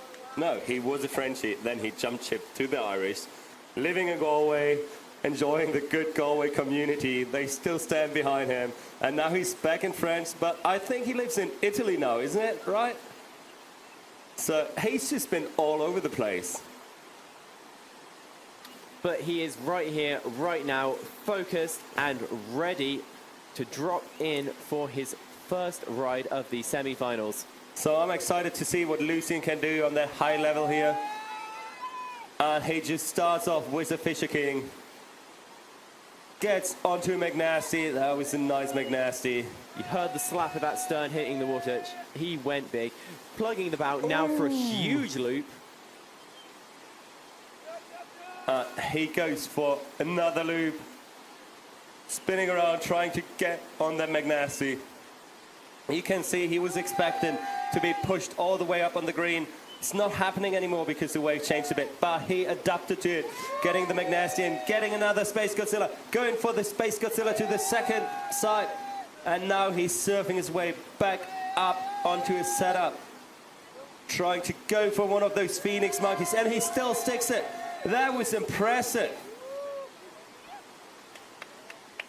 He had a good run. He is exhausted. He's currently having 756.67 points on the scoreboard. And we'll see if it still goes up. Frenchie and his diet of cheese clearly paying off. His hobbies other than kayaking include eating cheese. The reason for taking up the sport? Apparently he was getting fat. I'm wondering that he's not having a piece of cheese as an overthruster where he can snack on between his rides. Oh, maybe it is a piece of cheese. You can see the grin on his face there. He's happy with that ride. Cheesy grin from the cheesy man. How great would be a cheese boat? You just melt it back in shape after you hit the rock. 100%. But Lucian would probably just have snacked it away, waiting for his run. So next up, after Lucian, is... We lost the order. So let's see. Are we One of the German boys, I think. So there we are. It will be Leon Bast. Leon Bast of Germany. Oh, there we are. It will be Leon Bast. So Lucian's score came in with 770 points. That is quite an impressive score. We'll see if that is enough to save his spot in the finals. Leon Bast does not have to be scared to hit his boat on the rock on those levels. Let's see if he maybe puts out some wave moves. Look at that entry move. Huge entry tubes into the McNasty. That is what we call the French entry. Going straight for some cartwheels. It looked like he might not have been planning that for his ride, but he pulled them off anyway. Split wheels into a lunar orbit. Lunar orbit the other way. Spinning. It's cartwheeling, cartwheeling. More cartwheels on the left-hand side. Now a front loop. That was an impressive cartwheel into a loop. He's just chaining these moves together. Lunar loop on the shoulder. He's just getting pushed out. So as we said, the river level is rising quickly. That makes it so much harder to dig your nose into the green water in front of you. So Leon used the cartwheel where the nose is in the water already to jump out of it into a loop. And now he's stuck a McNasty just on the buzzer. He wants to beat that score of Lucian with 770 points. Currently sitting at 780 points. Just went up. Let's see if the judges have some more points in there. Now it's on 793.33 points. It is still going up. So while we wait for Leon's points, let's have a look at the wave. The wave is getting flatter with the rising level, but the green tongue in the middle is just closing. So you don't have that much of a great spot to set up for your tricks in the middle anymore, but that surface right shoulder is just flattens out and it can bring you all the way up on the foam pile. It's going to be a challenge. See if our athletes can figure that out on the flight. None of them will have paddled it at this level for at least a few weeks when it was last this high. So we are still waiting for Leon's score, and it should come in any second. Let's hear it for Leon. Some cheers from the crowd to bring the score up. How impressive is that crowd staying in the rain? I see a lot of umbrellas. people not sitting on the grandstand anymore. They just stand right next to the river. It is just awesome to see those people cheering for their favorite kayakers. Absolutely. Leon must have some hardcore fans out here in Germany. There's someone else out there sitting above the wave waiting for his run with some hardcore fans. It's Fabian Tausch. And Leon Bast's score just came in, putting him in first place for now. It's 803.33 points. Up there is Fabian Tausch, just waiting to get the thumbs up. There it is. He'll just drop into the feature. Fabian Tausch, favorite spot, roof hole in Augsburg. It's such a nice spot. It's just that it's a bit like Inlet Gate, but if you flush out of it, you still have the washing machine to get washed around in, and you can play it really well. So, let's see Fabian dropping in. He's gonna do a nice entry McNasty. He sticks it. He's not playing it safe. He's going for it. Another McNasty. And now he surfs over where there has been that shoulder. But now he sets up it for another McNasty. Has to fight it back into the wave.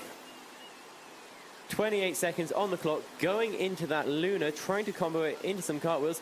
Now for the Phonics. Phonics to the right. Seeing a few more of those in these competitions. There we go, Luke looking for a clean bonus to show the judges he does not need the paddle to throw this move. Space Godzilla to the right. Just surfing around, trying to set up a few more tricks, such as a Phonics, which he lands just a little bit behind the Boyle line, flushing off at the end of his ride, but so far sitting at 713 points.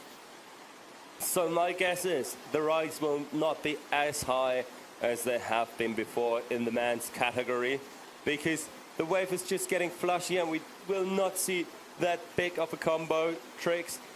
But the boys still want to score around 1,000 points probably to go through to finals. 100%. However, with the feature getting a little bit more wavier, we might see Fabian busting out his signature trick. That is the Wave Monkey.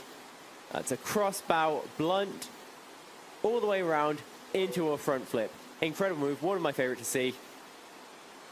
And next on, one of the best Germans who's living in the UK, Johnny Barden. Oh, Johnny, show us what you got. Show us some big tricks. He's just charging into the wave. He's not slowing down. So you see most paddlers slow down to have less momentum, but Johnny is just saying, oh no, I want to be in the wave. And now he sets up for McNasty. 30 seconds on the clock, going for a lunar orbit. Oh, he sticks it. Setting up for the back loop, pulls it around. Perfect setup. And now he's just staying chilled. Going for the lunar with the other direction. Not, oh, he get it. That was impressive. I thought he flushed, but now he's just going for another loop.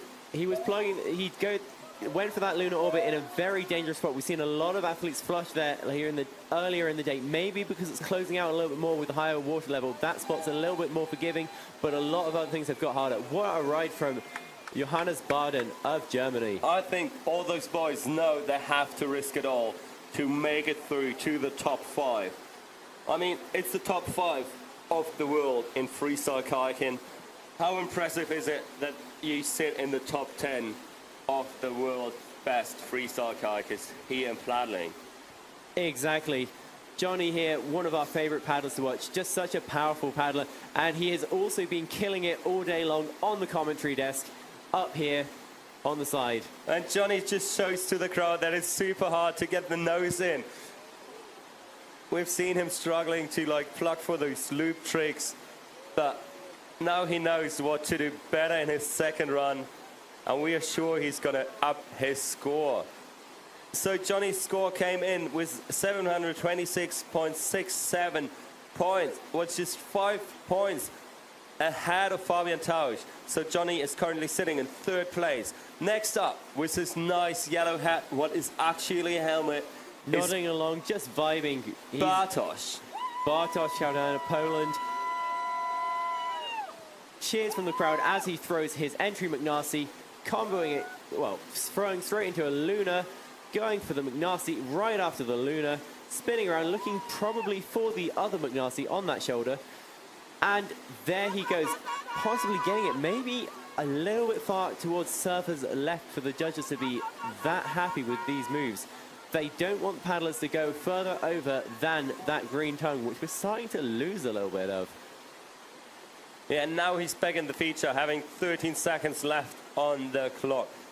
Going for it, right lunar orbit, just getting it a bit far on that shoulder. And he knows he's not sticking that, but he'll be happy with that run. Because I know Bartosz is generally happy for life, happy for his new helmet. Just always smiling, always out there on the river, encouraging other paddlers. He's been coaching a lot of the athletes we see today, a lot of the high-scoring athletes especially. Yeah, so Bartosz actually started to build boats in Poland, so if you need a new boat, just chat to him. We have seen some very, very exciting sneak previews of what he has in store for us. I can't wait to see those boats out on the water. So that was the end of the order for the first heat. So now we go back to the top with Lucien from France, currently sitting in second place. Bartosz's score came in with 453.33 points, putting him in fifth place. Bartosz knows that he has to put some more points on the scoreboard to be up in the top 5. I've just seen Charlie putting his thumb out in the rain, giving Lucien the go. Apparently, I think it just stopped raining, so maybe we have the sun out in a few minutes. Lucien's specialty trick is the entry move. Let's see what he has for us today. It's his favorite move, and he nails it this time. Coming immediately out onto the surfer's right shoulder, setting up for his next trick, which is a huge loop, keeping the paddle in order, keeping it controlled, following it up with an immaculate McNasty. Awesome stuff. Struggling with that plug there, but bringing it in for a huge Space Godzilla. Plugging once again for the Space Godzilla, the other side on that shoulder, paddling up, up, up, retaining the feature. Spinning around looking for a McNasty. 10 seconds left. He's got a few more big tricks in the bag. I know this guy specializes in lunar orbits, but he brings us out a phonics. What's he going to throw on the buzzer? It is his signature Luna. Now he's just getting pushed all the way onto that shoulder we've talked about so much today. But let's see what score Lucien gets. Will it beat his 770 points or even beat Leon Buss 803 points? My wild guess is you have to beat around 1,000 points to make it through to finals. But we'll see if I'm totally wrong with that. Lucien, ambitious paddler. His ambition for this week is to beat Tom Dolly. Tom Dolly in the next heat. Will this ride be enough to contend with the other flying Frenchie? I wonder if the Frenchies have a bet going on there that Lucien says he wants to beat Tom. Lucien, what are you going to win if you beat Tom? So, maybe some cheese. So next up, while we're waiting for Lucien's score, is Leon Buss. Lucien's score came in with 646.67 points. We'll see if you get cheese or if Tom gets cheese. Leon Buss just currently sitting in first place with 803.33 points, paddling out onto the wave in his new carbon Rockstar. This guy's done a lot of training in Uganda, a real freestyle kayaker's paradise, and he's putting it to good use, immediately going in for that French entry. Back-to-back entry move to McNasty, going for another McNasty. Some ends there, looking for some cartwheel points. Just a good way to link tricks into the tricky. On that shoulder, retaining it, immediately going for the back loop. And here he goes for a Luna to the right. Spinning round on the bow end, that is a phonics monkey, initiated with a crossbow stroke, spinning, pirouetting 360 degrees. Oh, that was a massive, Into a front super loop. clean air loop. That was impressive.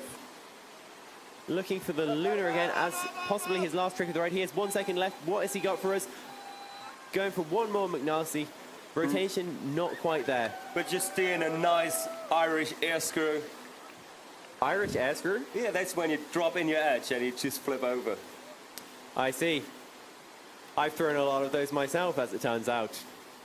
So Leon just hit above 1,000 points. The points still go up. Leon is smiling in the eddy. It's impressive considering he felt sick the last week because he had just 3 liters of river water. Leon's score is about to come in. He is happy with that ride. He knows it might be what he needed to bring him into the finals. So Leon is just throwing his socks in the crowd. A real crowd pleaser, the boy is. Getting the dogs out. And Charlie is just checking the scores if he is happy with what he sees. And there's Leon's wife. She's happy with that ride. All smiles here in Oh, we're Plattling. still waiting for Leon's score to come in. That's going to be an impressive score and maybe enough to save his spot in the finals later today. We still have 3 more paddlers to go in this heat for their second rides. Can any of them take the top spot from Leon Bast of Germany? There's going to be 5 more paddlers as well in a second heat, also competing for the top spots in the final. Leon's score just came in with 1,080 points. That is impressive. It's an epic score. It's going to be up there. Up next, we have Fabian Tausch von Deutschland.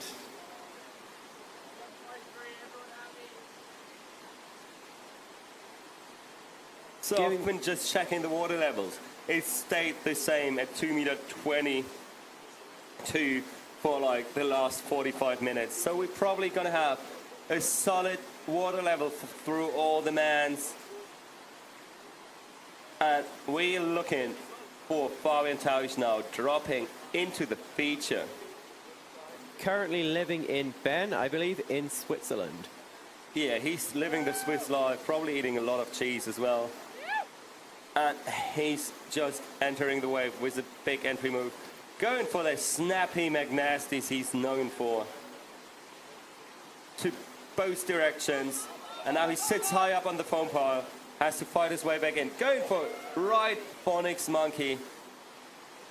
This is the ride he will have been looking for. Every single trick he is ticking off them with style. He hits that Luna, perfectly executing the move. Plugging once again for a loop, trying to show the judges that it was clean. It is just going all good for Fabian here. He just went for Space Godzilla. Going for the Phoenix the other direction. He knew he was not having it safe, so he played it at the end of his run. That was a smart move right there from Fabian. He's currently sitting with 960.67 points. That could be enough to make it through to finals. Just if that is his final score, he's just sitting on second place, shortly behind Leon, both from Germany. But there's a few more people to try to have a saying in who's moving into finals. With that being Johannes Baden from Germany next. And Fabian Tausch's score came in with 916.67 points. He can be happy with that score. Johannes Baden setting off there from the eddy. He's been training hard for this. He turned down the magic potion from the Irish last night. Oh, it's hard to turn down, but Johnny knows why he did it. He wants to charge into the wave, and he goes for Fisher King straight away, setting up for his next trip. What's going to be a McNasty. Just snappy style on that McNasty, bringing it around now into a Luna. Looking for some cartwheels, maybe split wheel, maybe even going to give us that tricky woo. There we go, another Luna, unfortunately not hitting the sweet spot of the wave. Flushing off, it looked like that trick would have gone big if it landed. It's 15 seconds, we can hear the crowd chanting up, up, up, up, up. They're going to cheer him back onto the wave. He's going to throw another big trick. And it's a Luna.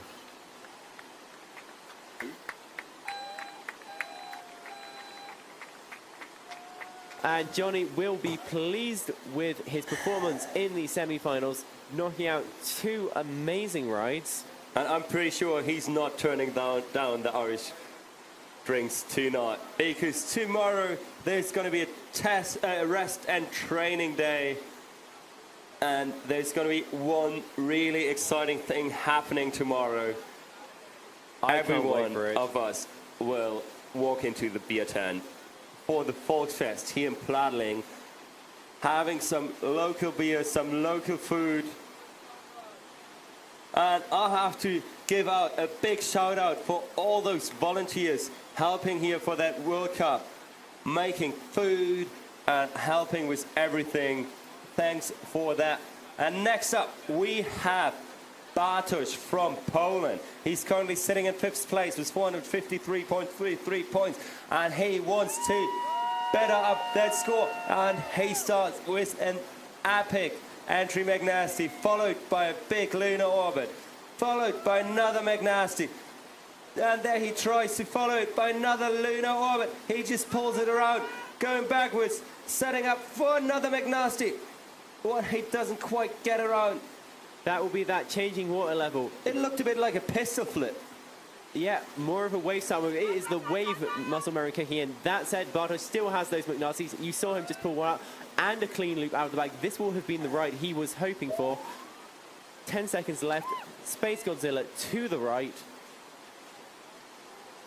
Plugging once again, Space Godzilla to the left. Huge on that Space Godzilla. That was epic. And the big tricky woo at the end, and he's stoked on it. There was some good kayaking from Bartosz. He's going to be happy. Bartosz's fans in the crowd and at home, they're going to be out of their seats cheering for the Polish guy. There is one happy cow sitting in the eddy. Yes! I haven't seen that horns for ages. So we are waiting for Bartosz, his score. Will it be enough to push down Leon Bust from the first spot? I've been watching Bartosz throwing those Lunas in training all week. Almost nothing but Lunas some days. They're such a tricky trick to pull off. So risky, lots of paddlers have flushed on them, and Bartosz pulled it all out of the bag for this ride, nailing every single one. So while we wait for Bartosz's score, let's just put out that there is 5 more men coming to try to save their spot for the finals today. And Bartosz is looking at the score. He seems happy. We can't see the score yet. He has a view on the scoreboard. Is it still going up, Bartosz? Oh yeah, it does go up. Make some noise for Bartosz. Let's see where he ends up. Is it still? Oh, it just came in with 1,320 points. He is happy. It has put him right to the top spot of our leaderboard. It's our #1 contestant right now in the best position to qualify for the finals, but we have 5 athletes still to go, and any one of them could push him out of that top spot. That being said, the next 5 competitors are Ben Hickson from Great Britain, Tom Dolle from France, Thomas Czablitsky from Poland, Harry Price from Great Britain, and David McClure from Ireland. All those 5 competitors will be able to beat the 1,000 points, and that might kick some of the boys from the first heat out of the finals. Ben Hickson, another Welsh paddler, proud of his Welsh nationality. Wants to make sure we're aware of that in his athlete bio. Is he Welsh? Sorry? Where is he from? You haven't said it yet. Wales. Oh, Wales. He's a Wales paddler. Yeah. Do we say that enough now? I think we've said that Okay. enough. Maybe he'll be happy with it. Flying high like that Welsh dragon. So Ben is stoked. He's jumping around in his kayak. He's going to make the kayak jump around in this wave in a few seconds. As he drops in with a big head drive Fisher King linked to McNasty. Going for that right lunar orbit. Setting it up backwards. Surfing around in the feature, trying to find the best spot to set up for that other lunar orbit, linking it into a tricky move. That is impressive. Going for the back loop.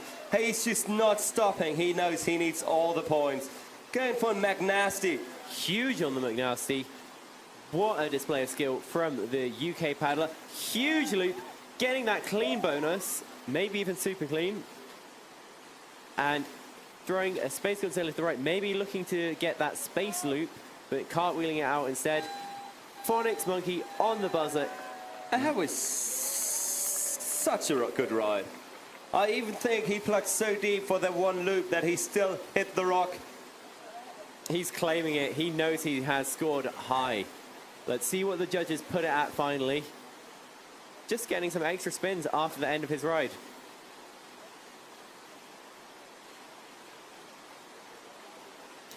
Yeah. Maybe looking for a little bit of a back blunt there. So while we wait for Ben's score,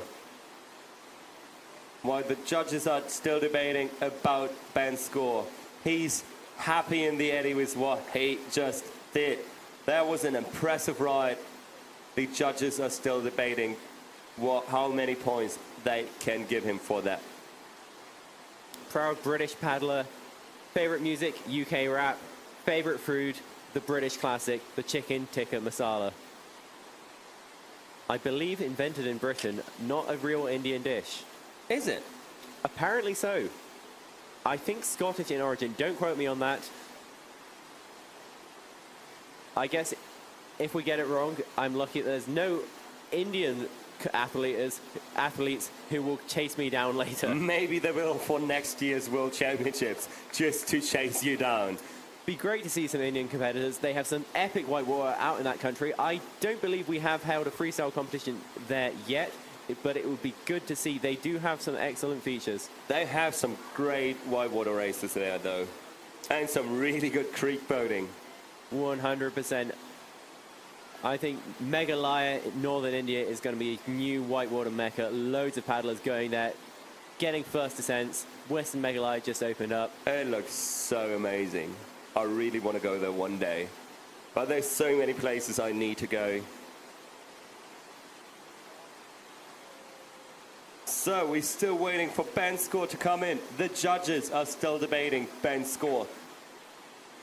That run was just too big. And we can't see the score on the big screen. The crowd is able to see the score and sees. I think the score just went up because I heard the crowd scream. You say that you hear the crowd scream, but they may have just seen Bartosz undressing. Maybe. Or Ramadan walked past in his Speedos.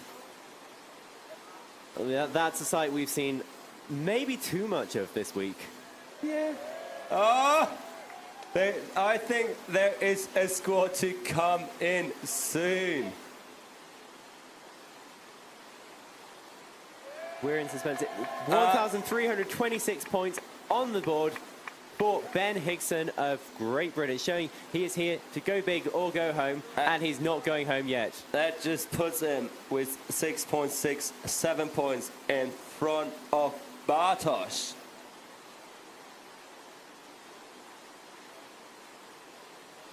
Tom Dolly now warming up for his ride. Am I right that Ben is actually safe through to finals with that run? I think so. So next up is Tom. He wants to save his spot in finals and beat Lucien for a piece of cheese.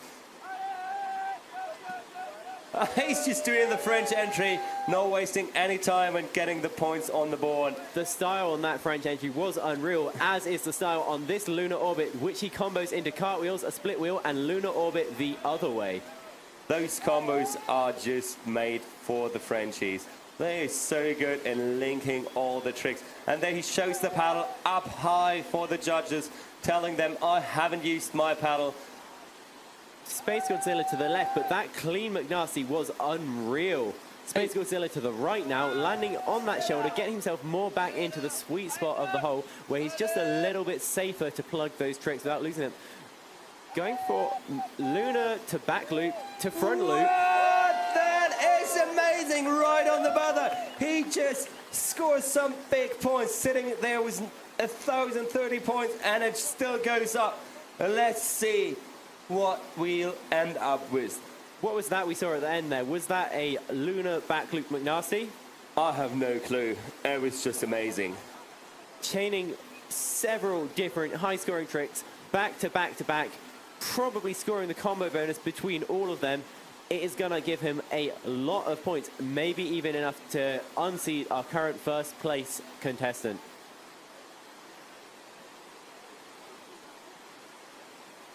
And we are still waiting for Tom's score, currently having 1,176.6. No, it just went up. 1,100 something points sitting on the board for Tom at the moment. He can see the score go up. What will it end up with?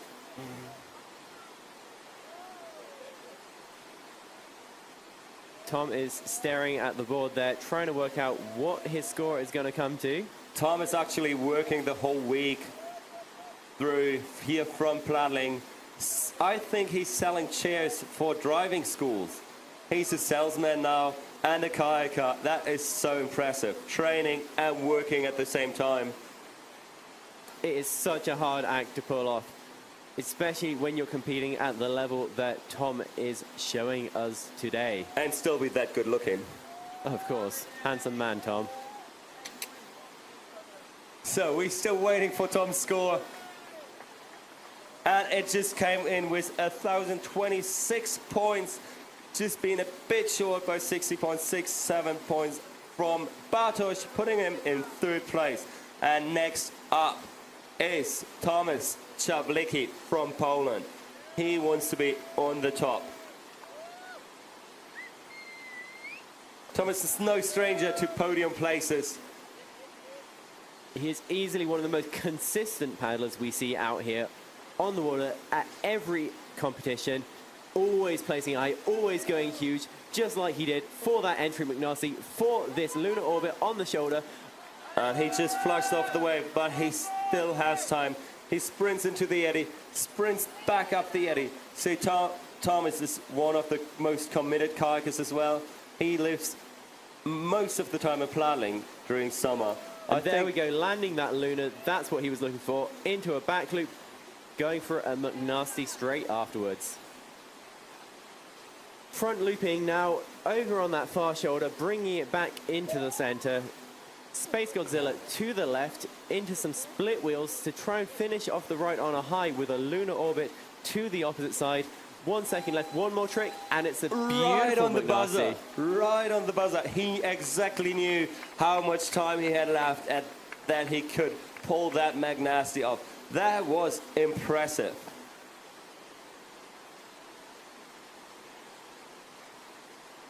Those boys know exactly where they are on the wave and where they are in time of their run. They've planned it all. They have probably a plan A, B, C, D, and E for if a trick goes wrong. Rash, just such a kind of effortless style on the wave. You can tell he is so cool under pressure. When he drops back on, he's just like thinking, what's my next trick? How do I get these big points? How can I bring myself up the leaderboard?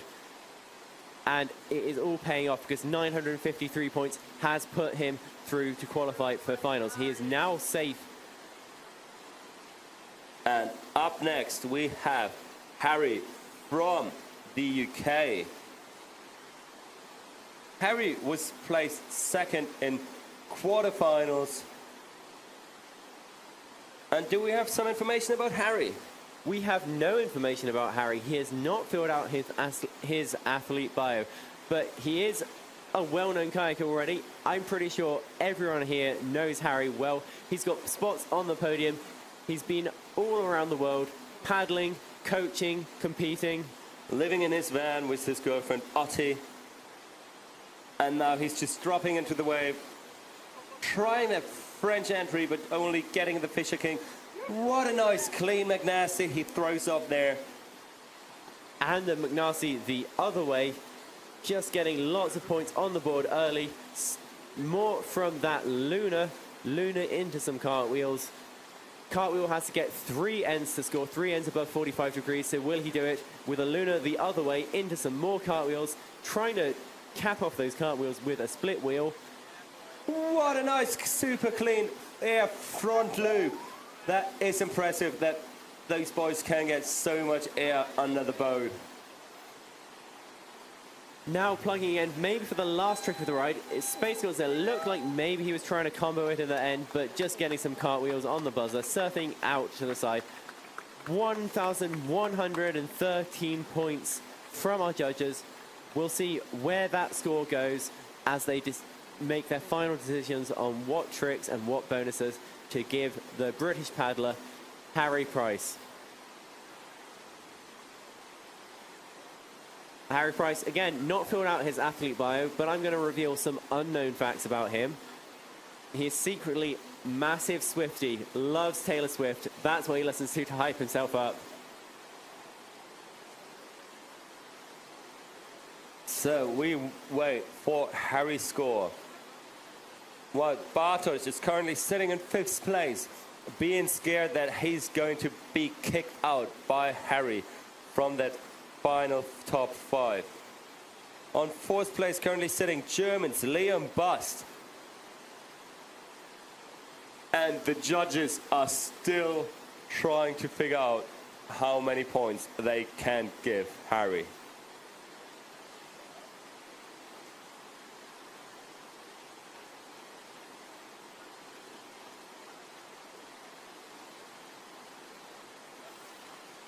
Harry's style reminded me a bit of Pringle back in the day. 100%. You can see there's that UK freestyle DNA running in their veins. It's so impressive to see how like the different groups of people develop different styles in kayaking. The Frenchies, the British, and the Americans and the Finnish guys with waveboarding. Yeah, there's each a unique style. Every single paddler throws these moves slightly differently, depending on who they used to paddle with, who they watched. Honestly, in my case, a lot of the YouTube videos I watch have definitely influenced my style. Harry Price there, coming in with 1,193 points, putting him up the leaderboard, just knocking Tomasz off the 5th place spot. We'll see if Tomasz can make it up in his next ride. But now we have David McClure of Ireland. Thumbs up to the judge. So, Liam Bust is sitting in that 5th bubble spot. Will he be kicked out of the finals? We'll just find out as David McClure drops into the wave. Huge entry, McNasty, but unfortunately just wobbling a little bit on the stern and not getting the rotation, and that is going to cause him to flush early on in this ride. But if there is anyone who can score 1,000 points in 30 seconds, it's David McClure, highest scoring ride in prelims. Luna loop, beautiful, into Luna loop the other way, already pulling it off. Like, this is going to be a high scoring ride. McNasty, he just did more points than most people in the world can do, and only 2 tricks. This is going to be a big scoring ride, and let's see what he got. More Lunas. So Lunas are now scored separately from Luna Loops. Luna Loop has its own definition in the rulebook. Lunar Orbit is a unique move, so you can score Lunar Loops both ways and Lunar Orbits both ways, and David can certainly do that for those big points. Looking at like he's at 1,000 points on the dot. If that goes up a little bit, he may be able to take the 5th place spot from Leon Bass, maybe even higher, depending on what the judges decide.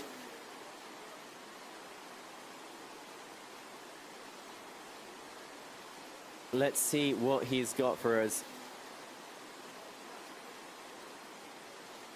David from Ireland repping his sponsors there. You can see that palm sticker on his boat.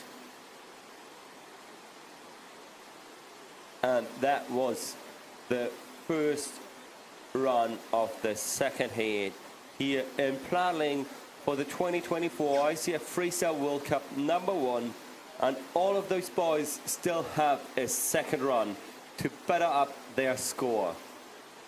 And David knows he can do more than 1,080 points. What's currently putting him in 6th place, just short of the finals.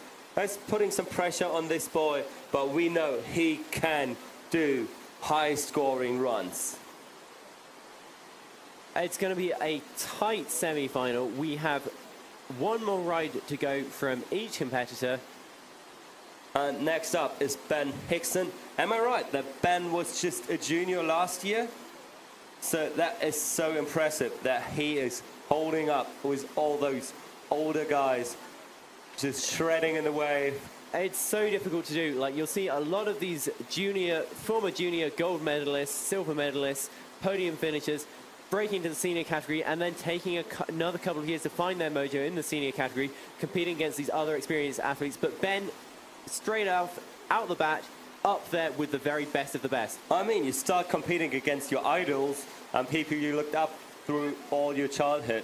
And now Ben is showing those boys what he can do. He wants to up his score. He's just going trick after trick, cartwheel combinations into McNasty, just surfing around. This is so good to watch. Going for a super clean loop. Damn, that loop was incredible. Just such style from this kid on that lunar orbit. Oh, and there he just missed the point where he had to plug for the back loop. I think he thought he's a bit deeper in the wave because he leaned back to dig in the tail of his boat to get all the air on the back loop. But he calls it. It's He's so conserving his exhausting. energy now. He's already our 1st place contestant. He knows he doesn't need any more, but he's going to go on the wave anyway. And remember, all those boys have to get back into their kayak later today for the big final. So Ben is currently sitting in 1st place with his first run. That means he's safe through 2 finals. I have seen Ben a couple of times in training or after his official competition rides trying to get air screws. There he goes with a flat water Party trick. Party trick, indeed. But yeah, trying to get air screws on the shoulder. I hope to see some double Felixes, triple Felixes. God, sweet. That level of Felix is unheard of. I want to see that in finals today. Come on, Ben. A You can quad do it Felix. for us. Just Felix for 45 seconds.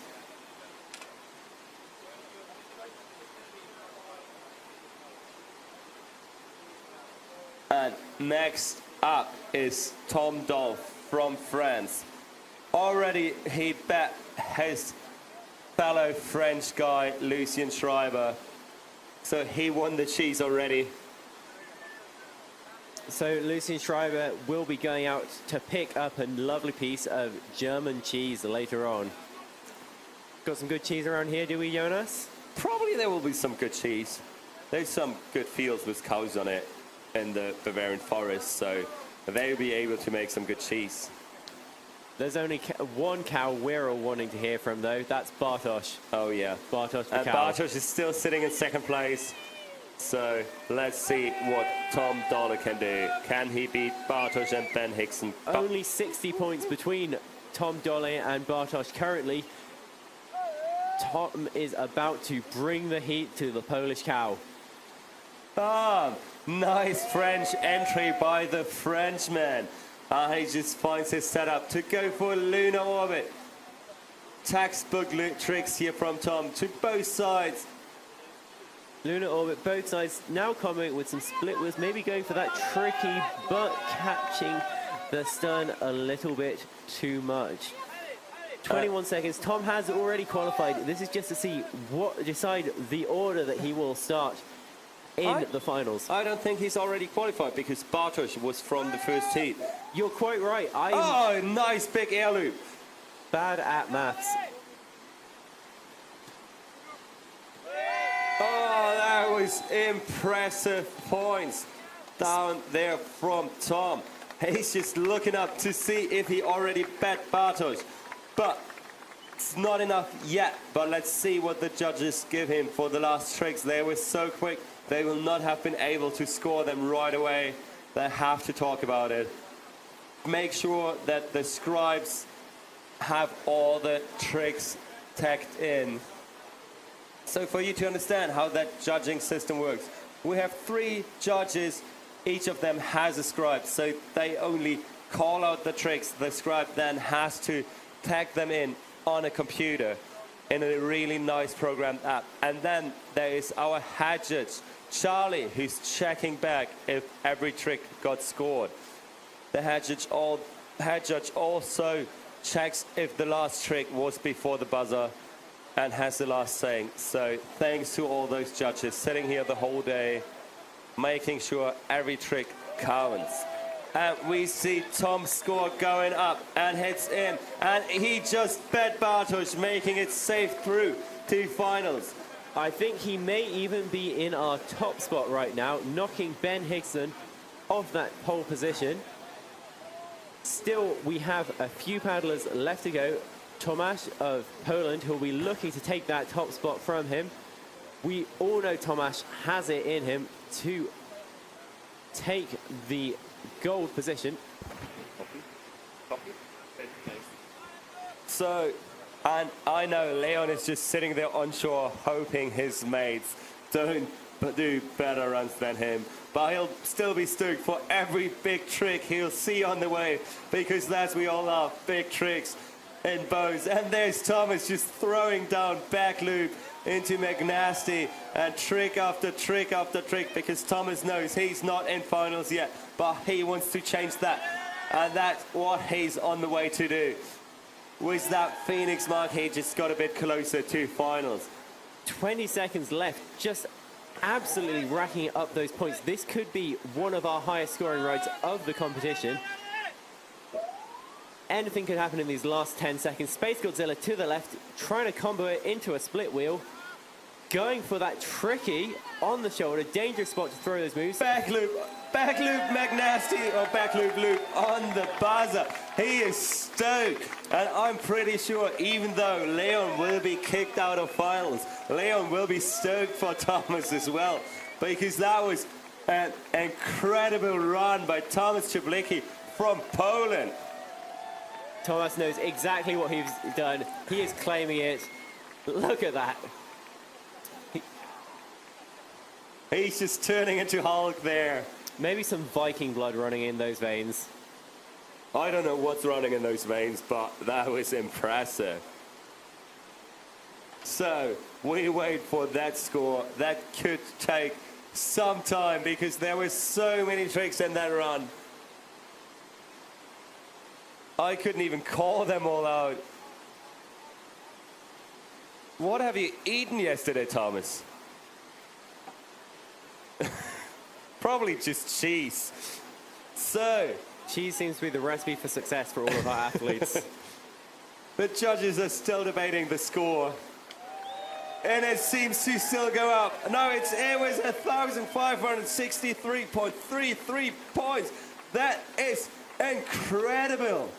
Highest scoring move of the semifinals so far. Highest scoring ride.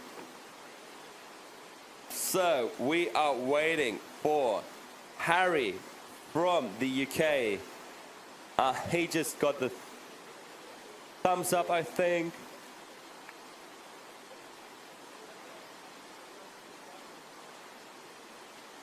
He's just having a good paddle through that bush above the wave. And now he drops in.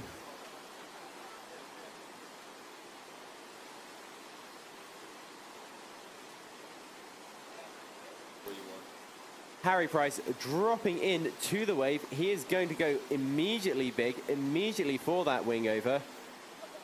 Now setting up for the McNasty, throwing it perfectly. What style from this British paddler. He's just going into that lunar orbit, trying to lunar loop, but he's struggling to stay on the wave. Harry currently sitting in 5th place. That he knows he has to go back into the wave and throw some more tricks. And that's what he's going to do. He's going for that lunar cartwheel combo, spinning it out in more cartwheels, going for a Space Godzilla as he catches the front, and then going for a big Magnassi on the buzzer. That was impressive. That last move was huge. Some of the biggest air I have seen all competition. I don't know if it was in time, though. That is a thing to be decided by Charlie, our lovely head judge. You can see he's discussing with the other judges now, trying to figure out if it scored or not.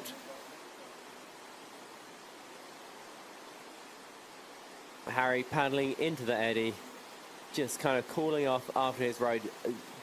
Putting a ride like that in competition, it's such an intense experience, physically demanding, mentally demanding. All of our athletes have what it takes, of course, to do it ride after ride, day after day, in quarterfinals, in qualifiers, in semifinals, and in the finals. And Harry's nearly able to paddle back all the way to his van back there. You can see the big campsite lined out in the back of the picture right there. It is just so incredible that we can camp right at this wave here in Plattling, having a great time on and off the water. Apparently there's a volleyball field right in the middle of the campsite at the moment. So there's been some sports around kayaking going on over the last few days.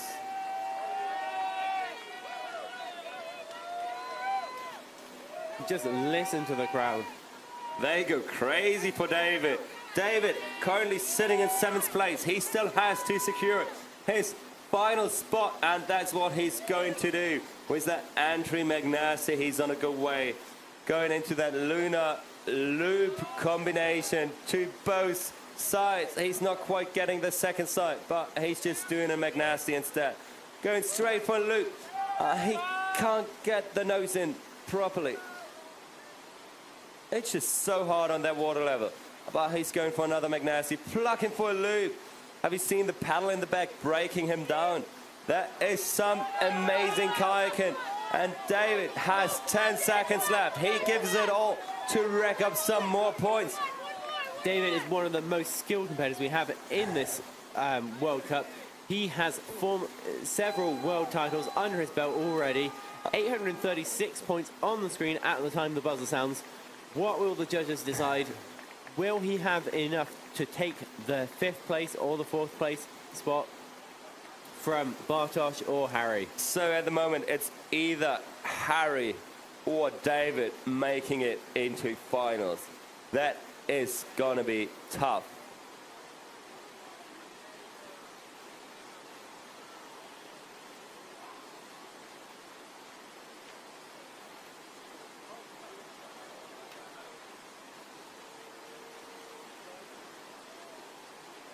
$1,080 points is David's top score, staying with his first ride. That's putting just outside of the finals position. So that was it for the men's semi-finals. The judges having a break, and we will be back at 12:50 in just 6 minutes right here for the women's semi-finals with Poland's Agata, Ireland's Bevan Butler, Annika Schacher from Germany, Abby Holcomb from the United States, Hitomi Takaku from Japan, and in second heat it's Anna Sommerauer from Germany, Merle Hauser from Germany, Aoife from Ireland, Sophia from Poland, and Otti Robinson-Shaw from Great Britain. Exciting kayaking will be held down here in the Isar Wave and Plattling, Bavaria in Germany. I cannot wait for this next competition, but we are going to take a short break, catch our breath, and we will back at you with more kayaking action very shortly.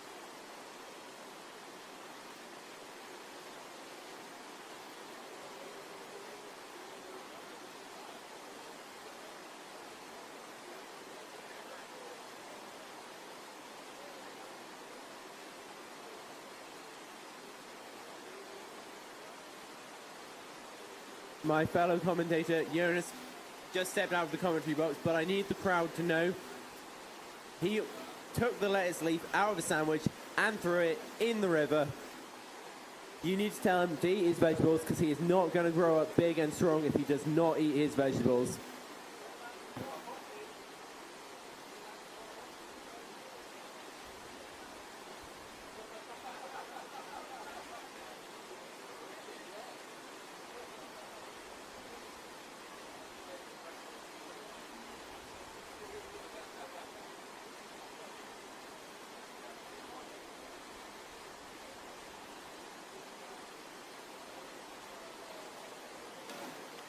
Tomasz Czaplicki and Ben Hickson. Tomasz Czaplicki and Ben Hickson, please come to the judging tent for photos before the finals. Please come to the tent. Tomasz and Ben, whoever sees them, please drag them in.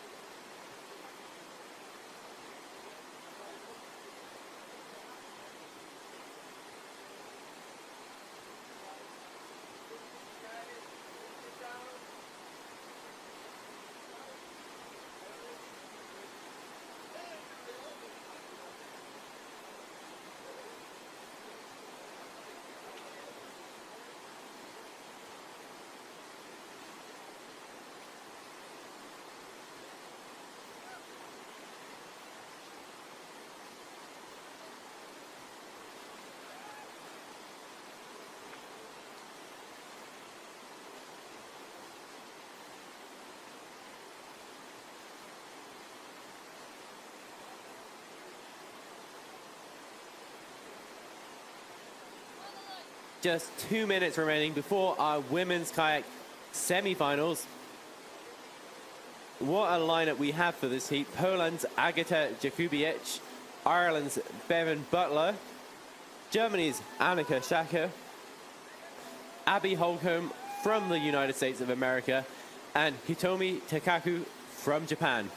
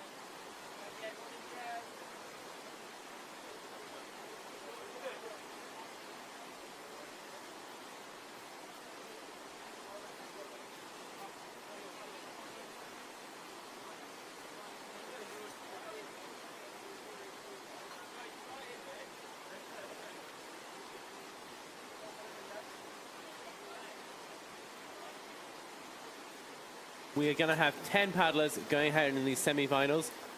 10 paddlers, each get 2 45-second rides to tick off as many tricks as possible. For each of these paddlers, their best ride will be counted, and their ride with the #1 score will determine whether or not they make it into the top 5 who go ahead into the finals. We see Agata from Poland warming up on the flat water, getting a roll and making sure she's acclimatized, making sure she is solidly in that boat and ready to go.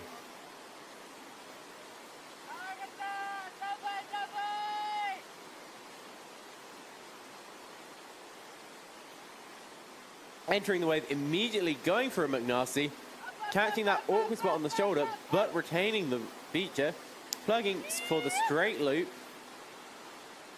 surfing over to the shoulder, looking to set up, dropping back down onto the wave, and tucking for another loop.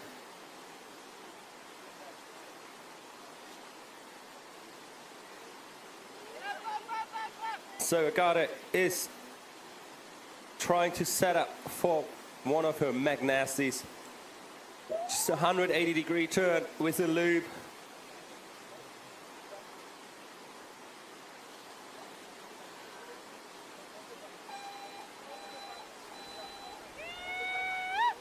Such a solid first ride for Agata.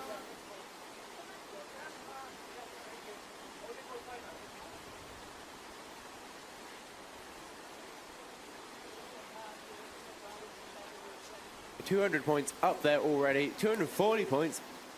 Score still increasing, judges still giving her points. Tracking each of those moves she showed, making sure it meets the definitions in the ICF rulebook. Agata is waiting for a score. And now we might have Agata's score in yet. No, we're still waiting. The judges are still talking about her score.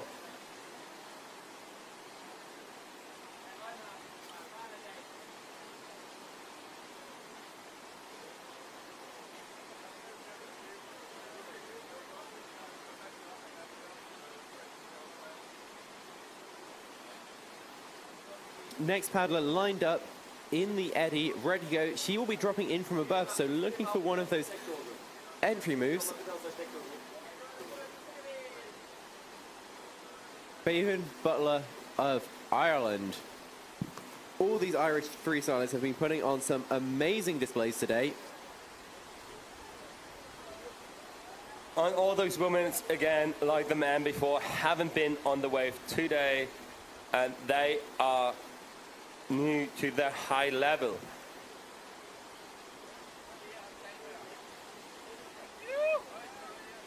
And Bevan just drops in with a Fisher King, feels out the wave, and now she goes for a McNasty, throws it around really snappy, and managed to stay on the top of the foam park, catch the edge there, gets flushed away.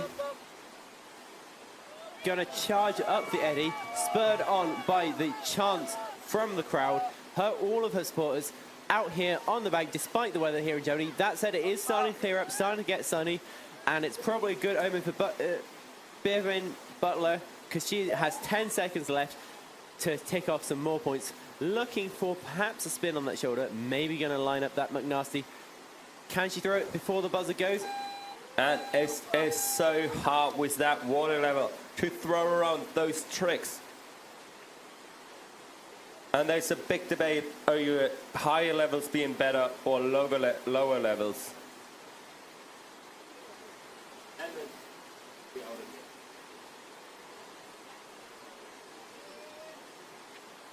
So we are going to see Annika Schacher dropping in from below the feature, just surfing on it from the side, going for her McNasty. McNasty straight away is first trick in the ride. Good points on the board already. Adding to them with a fantastic front loop, probably scoring an air bonus, maybe even a huge bonus. Space Godzilla to the right, surfing around, calm, collected. She's just ticking off move after move, making sure each move meets the definitions. Going for the McNasty on the other side. Little bit wonky. We'll see what the judges say about that. But she's going to plug one more time, looking for the Space Godzilla to the left. 4, 3, 2, 1. One more trick on the buzzer. Let's give it for Annika Schacher of Germany. And you can see Annika has spent some good amount of time on this wave over the last few months. She's just scored around 373 points. The judges are still debating how much more they can give her. If all the scores on the score sheet actually took place, we'll see what she actually ends up with. And it's 373 points. Big score, big moves in that ride. our next contestant, all the way from the United States of America, Abby Holcomb. And that color coordination with a boat, paddle, and helmet and jacket is just amazing. I was going to say, one of the most stylish paddlers, not only in her equipment, but also in her moves, such as this huge entry McNasty. It's quite impressive that even the duct tape she put on the front and the back of her boat is fitting the colors she's wearing. So now she flew out of the wave on that big air loop, and she has 110 points on the board already, but has to charge up the eddy to get some more points, trying to beat Annika Schacher's 373.33 points.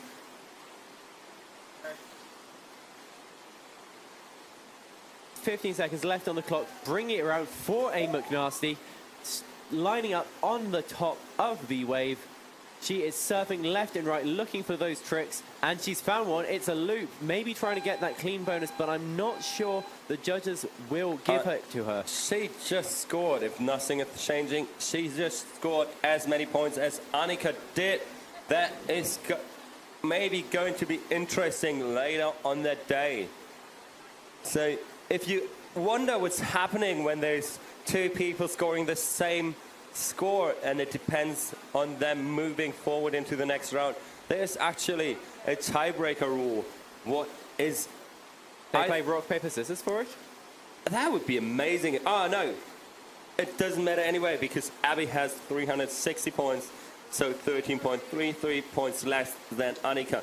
But I think there's a few steps through the tiebreaker rule. The first one is the second highest scoring run is counted, and then I think it is the highest scored trick in the run. Hitomi Takaku of Japan dropping in. She is going to give us an entry McNasty, and it is going to be huge. She's lining up in back surf, obviously looking for that McNasty. She has it. Just perfect technique from Hitomi Takaku, aka Robot Girl of Japan. McNasty the other way. She's paddling like a robot, just taking off all those tricks, going huge on that loop, not wasting any time.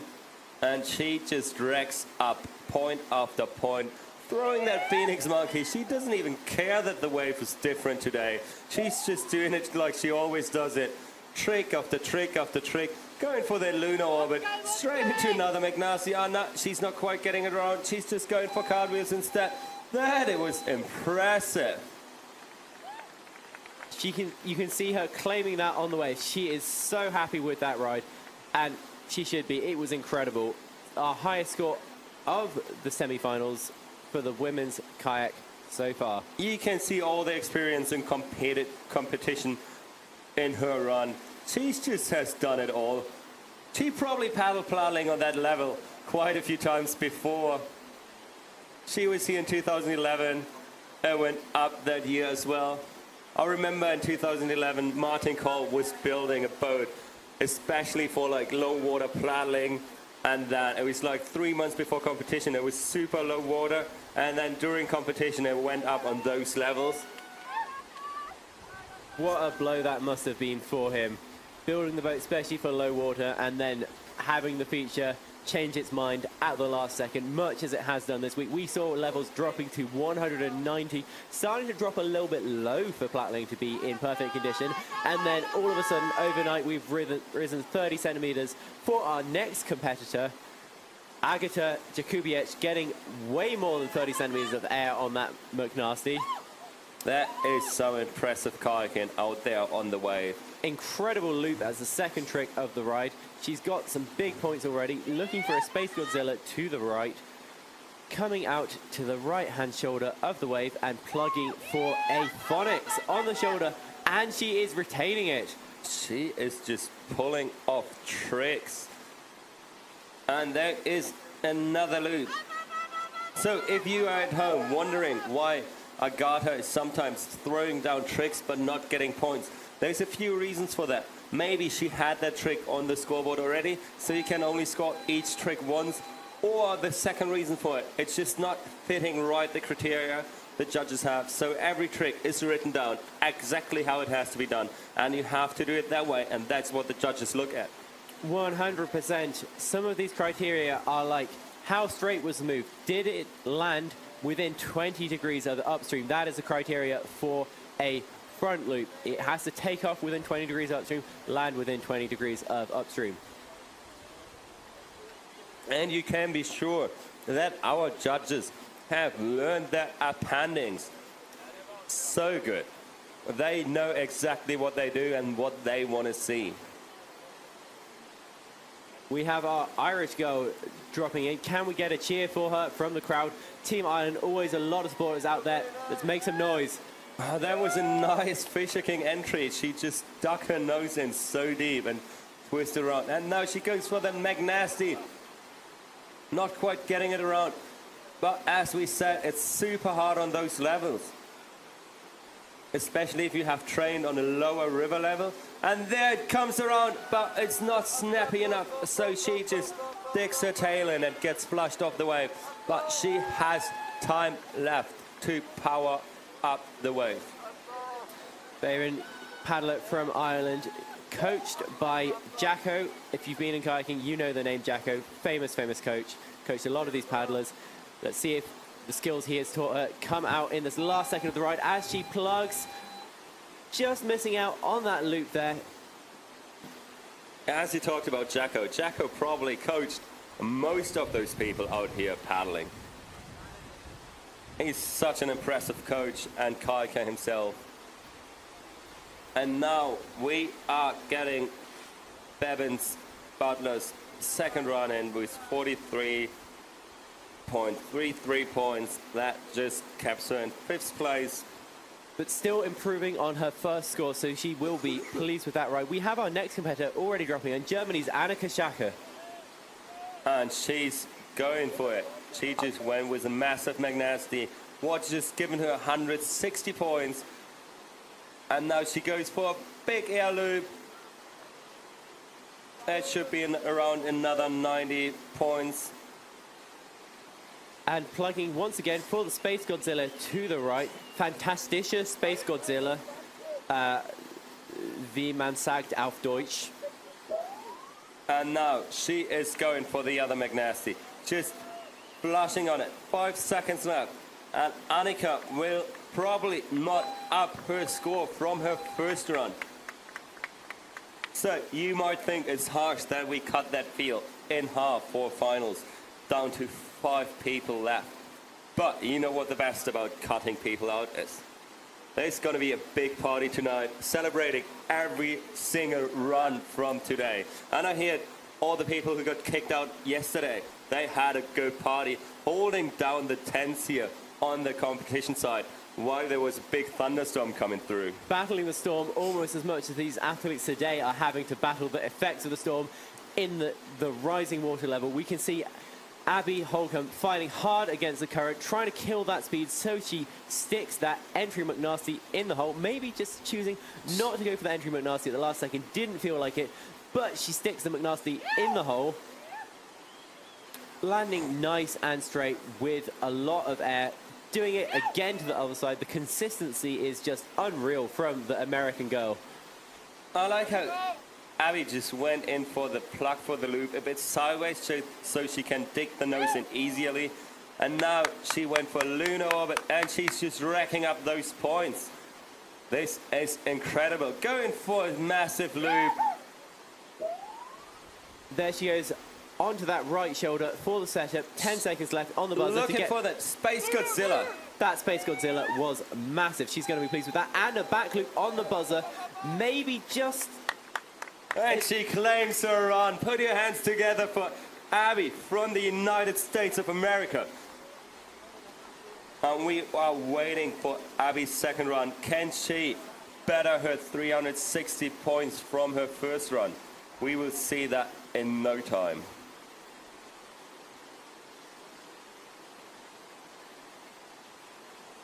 Abby also loves a good curry. Has she had a currywurst yet? I don't know if she had a currywurst yet. But if you talk about currywurst, if you are hungry, check out that food stand on the side of the wave. And there's a really good coffee place right on side here. They make really good coffee and hot chocolate. We have Japan's ice cream powered robot girl dropping into the wave. Cheers from the crowd. She has been in the game for more than 20 years. Every time throwing down huge rides every single year without fail. And she's got another one for us today. Beautiful entry McNasty straight into another McNasty. Surfing around on the setup, 32 seconds on the clock. Going for the second McNasty. She's just not giving up. She wants that trick in the wave. And she has 20 seconds left. Just managing her way through those whirlpools on the side of the river. They can eat you up. And now she has 12 seconds left. There's What's she going for? And she flushed again. Amazing phonics monkey. It's such a brave trick to attempt to try because it is so hard to score on this level. But so many points for that. So she knew she had only a few seconds left. So she gave it all, pulling off the high score trick. That's exactly the tactical mind that these experienced paddlers have, and that's what sets them up for success in this stack field. Unfortunately, she's going to stick with her score of 760 points from her first round, but she is retaining the top spot as we move ahead towards the second round of the women's semi-finals in K1. So those 5 who are coming next were the top 5 from our quarterfinals. And up next is Anna Sommerauer from Germany, Merle Hauser from Germany, Aoife from Ireland, Sophia from Poland, and Otti Robinson-Shaw from Great Britain.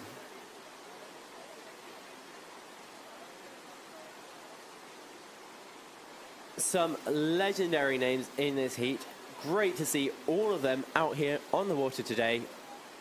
You know what else is great to see? The sun is about to come out, hopefully. I see no rain anymore. And our headshot, Charlie, has the sunglasses on already. I think that is a must-have for judges, having his sunglasses or a big beard. You know what? Charlie's smile is all the sunshine I need. Up next, entering the wave, is Anne Hübner from Germany.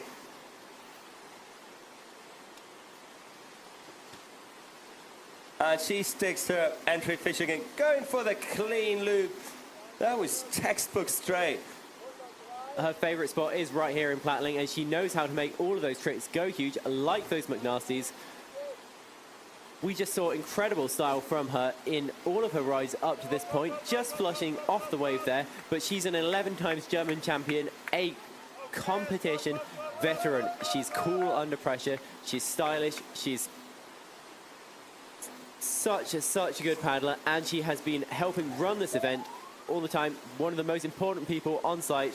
And there she is, lining up that McNasty again, trying to make sure she scored it despite the flush. She's not only one of the most important people on site, she's actually one of the most important people for freestyle kayaking in Germany.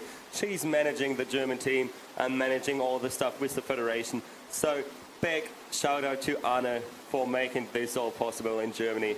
And did you see that phonics monkey to the right, just at the end of that ride? It's just amazing what those girls pull off. So Anna's score might come in soon. She's looking to beat the 43.33 points from Bevan Butler to move into the final.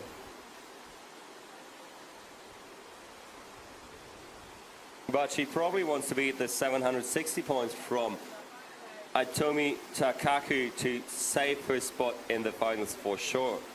And the points come in with 393 points. That puts her just into third place, just behind Abby Holcomb and just in front of Annika Schacher. Next up, we have Merle Hauser, former junior European champion, I believe. Dropping onto the wave from below, choosing not to go for the entry move because she has this McNasty in the bag. We've seen her pull it out every single ride so far, and this ride is no different, plugging now for a huge loop, using the paddle to steady herself as she sets up for another trick. What's it going to be? Looking for a McNasty, maybe not getting the rotation the judges will be looking for. I imagine she's about to repeat it with a McNasty the other way. Huge move. She's just struggling a bit to get that air under the boat, but now she goes for another McNasty. And sadly, she flushed off the back of the wave. She has another ride to try and bring that score up, though. So we will see more big things from Merle Hauser of Germany very shortly. That is the good thing to make it through those rounds. You start to have more and more throwaway runs. They started off in prelims with 2 rides, 2 counts, so you had to be spot on in every ride. The second round was the quarterfinals, where it was 2 rides out of 3 that count, so you had 1 ride to throw away, still had to stick 2 rounds. And now we are in the semifinals. There's only 1 ride out of 2 counting. That makes it that you go bigger each round. Next round will be finals. There's going to be 3 rides and only 1 count. So we will see all those people who just made it through to finals today go absolutely big later today. We'll be seeing the biggest, highest scoring tricks in the ICF rulebook, maybe even some tricks that aren't in the ICF rulebook. Tricks that are not yet in the rulebook are called trophy moves, and they can score huge points. So up next from Ireland, Aoife just giving Charlie a big smile as she leaves the eddy to go into the wave. Paddling out there, strong paddler. She's been doing a lot of paddling recently.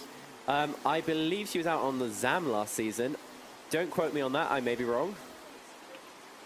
Throwing the hands up, pumping herself up for the ride.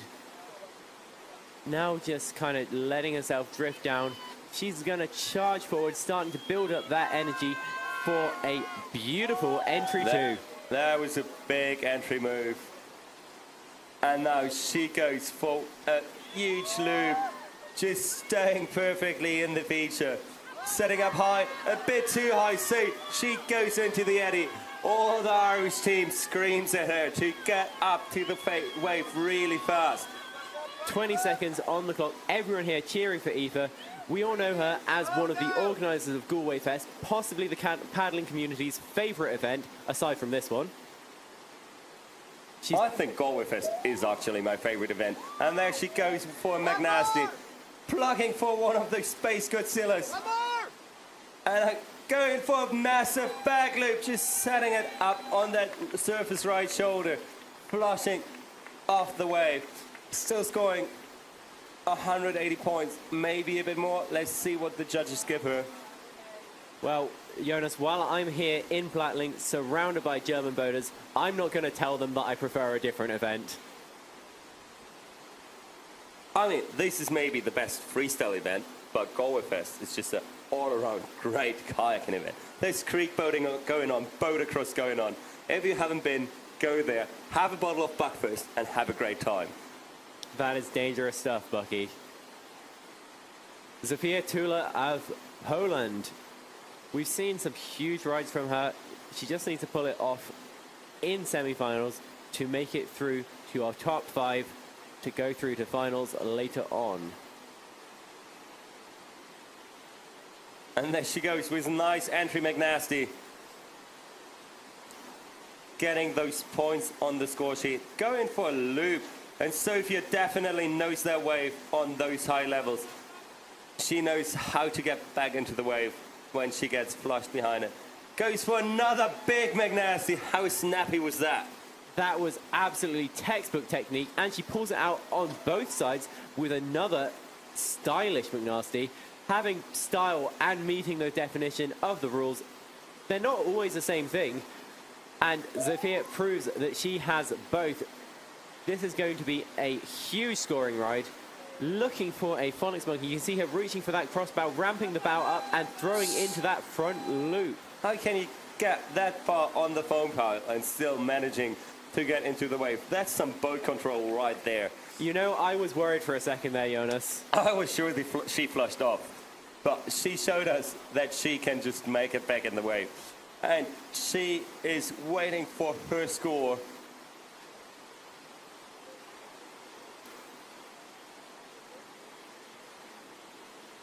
Can't find an athlete bio for Zofia, but I can find her on the athlete bios list because she has been an inspiration to so many of our other paddlers here. So, how great is it that all those people here paddle with their idols, and that you're actually able to hang around with people we as juniors looked up to for so long? 100%. I know that was the case for me. Coming to my first big international events, my first competitions, seeing all of these names that I recognize from the podiums at ICF events, and then getting to meet them in person, realizing they're just chill people out here to have a good time, support every single paddler in this event, no matter who they are, no matter whether it's their first competition or their 21st. You know, the best thing is we all just kayakers and loving kayaking. So let's give it up for Otti from the UK. She won her first gold medal in this competition yesterday already. She's in finals in C1, and now she wants to be in finals in K1 as well. She's just going for massive McNasty, setting it up backwards, going for the McNasty the other direction. I think I've seen that run a few times already, but it's always brilliant. Going for another big, clean loop. She's just pulling it off. If there's one thing Otti has, it is consistency as she drops in for another lunar orbit. Such a hard trick to throw and retain the feature, but she manages it not once, but twice. She's trying to get backwards back in. Not quite managing it, but that was impressive. How hard she paddled backwards. And that is her first run. That is the first round of the second heat in those semi-finals in K1 Junior Women. Here Plattling at the 2024 ICF Freestyle World Cup #1.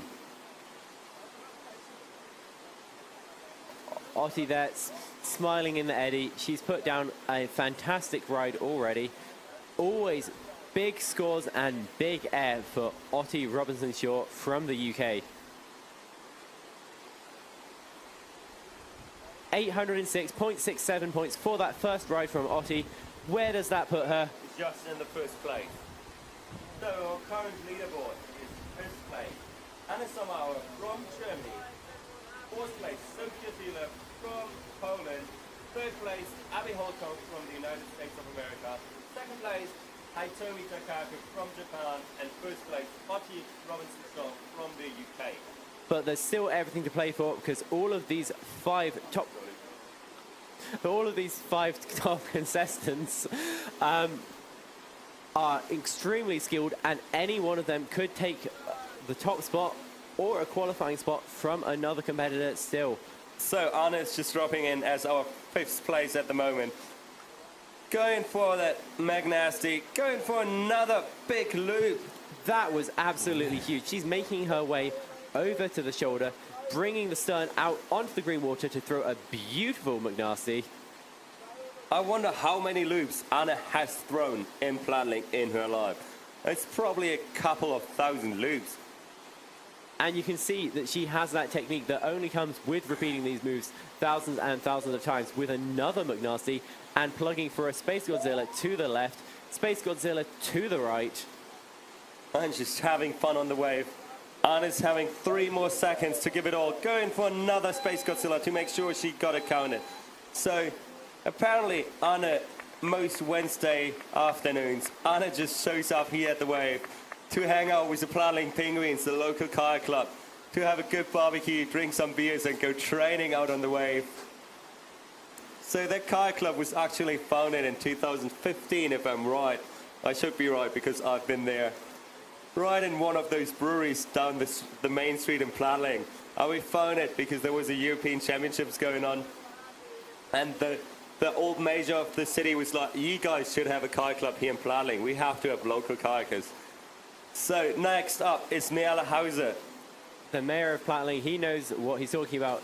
McNasty here for Merle Hauser of Germany in that Carbon Rockstar 5, surfing about, just casual, looking for a setup for a loop.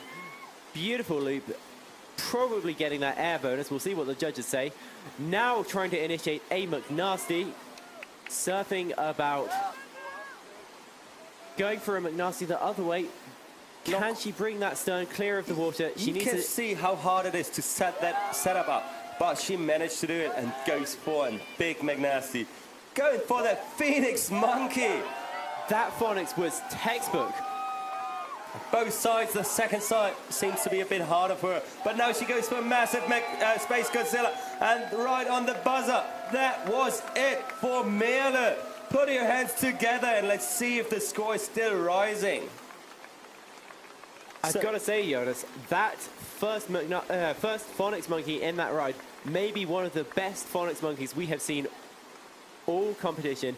It fulfilled the requirements for a 360-degree rotation, ramping up the angle the whole time until you finish the move with that front flip, scoring it with air. So if Mealik's score comes in, it is on 758.33 points. That just pushed her into third spot, making her spot safe for finals.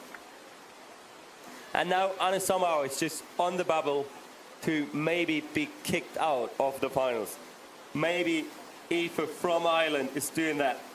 And I know that there's some good friends from here watching in the live stream.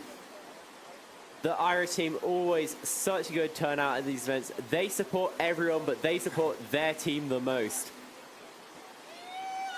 We can see her lining up that entry with precision. She knows exactly the spot on the wave she's aiming for, and she hits it, hitting that wing over. On point. And now she sets up for her next big tricks. It is probably a big air loop. Yes, indeed it is. And she will just go trick after trick after trick. Going for one of those Space Godzillas to the right side. Setting up backwards for McNasty. Just not right getting the edge in, but she stays in the feature. Going for the Space Godzilla, the other side, getting a bit washed up there. Managed to stay in the feature. How impressive is that? Going for the back loop. The back loop, that's a full backflip in a kayak. One of the hardest, well, not maybe the hardest tricks to pull off, but certainly one of the harder ones. And there she goes for the McNasty on the buzzer. Beautiful boat there from That Aoife, was actually. a hard ride for her. Will it be enough to put her into the finals? So the cut at the moment is 513.33 points by Anna Hübner. Will that be enough by that Irish girl to beat the German? We will see.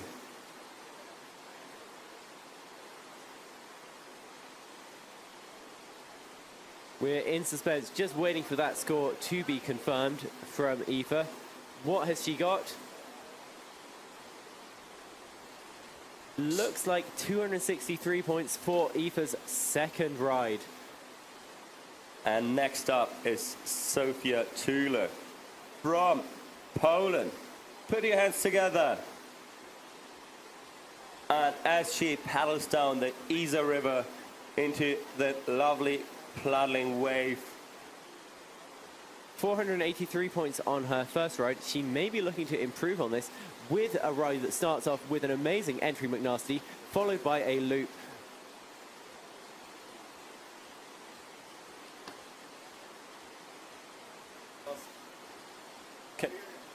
All right. So Sofia Tula searching for her next move. Beautiful, snappy rotation there. Space Godzilla to the right, throwing another front loop all over on that far shoulder. Really good place to set up your tricks. And a phonics monkey to the right, phonics monkey to the left.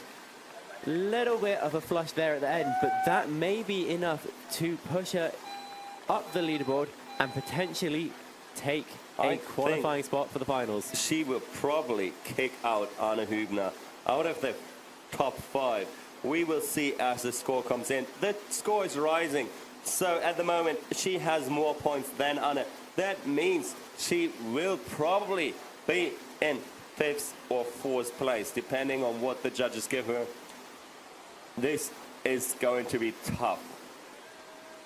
It's so tough being one of the judges. You have to decide whether a move scores or not. You have to put all your biases aside and just look at the textbook definition of the move. You know, the craziest part in judging is you sit there, watch all those runs all day long, give points on all those runs, and in the end, you'll not know who won because you're just giving points. It's ridiculous how much you can just focus on saying tricks. Like, whenever I watched German championships, I had no clue who was leading. It's crazy. Yeah, for sure. Even up here in the commentary booth, it's sometimes hard to keep track of what's going on because you are just having to name trick after trick after trick. I don't claim that I'm gonna working hard on these athletes, but some of them have put me out of breath with their rides because I have run out of steam to keep naming all of their tricks. And if you see all those tricks all day long, it's just amazing. So let's see where Sophia is gonna end up. She's sitting in the eddy hoping that she makes top 5.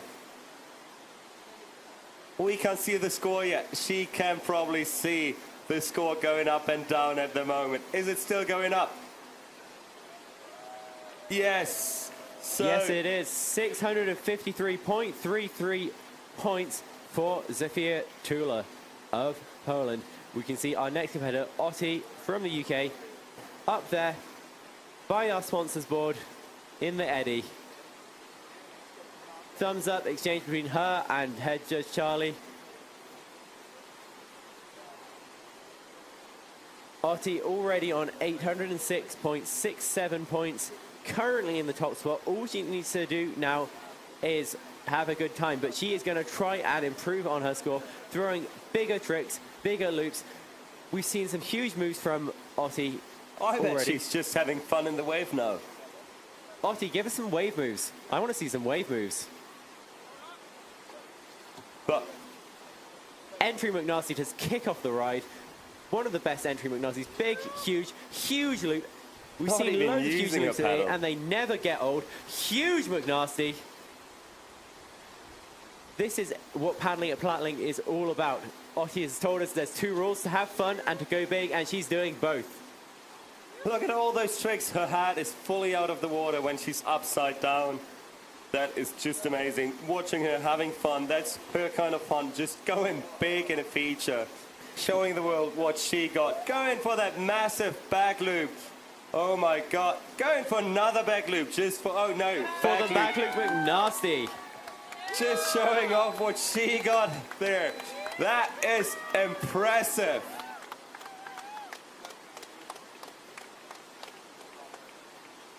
End of Otti's ride there. She's surfing around, just kind of chilling out, cooling down after the intensity which was that ride, because it looks like that ride may be over 1,000 points, breaking the 1,000 point barrier. That is extraordinarily difficult to do. You only have 45 seconds to throw all of your tricks and score all of those points, but she has done it. Otti just once again showed that whoever wants to win that World Cup has to have a better score than she will have.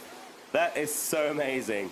She just scored over 1,000 points. We're still waiting for the official score, but it will only go up if you ask me. 100%. How much will it go up, though? That's the question. Will we be breaking any scoring records this week? There's fully a possibility. Otti has so much talent.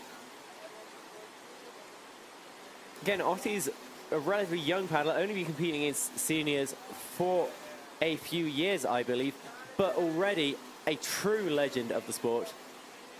It is amazing. Otti's score comes in with 1,206.67 points, just putting her into first place. That was impressive. So, next up we have final.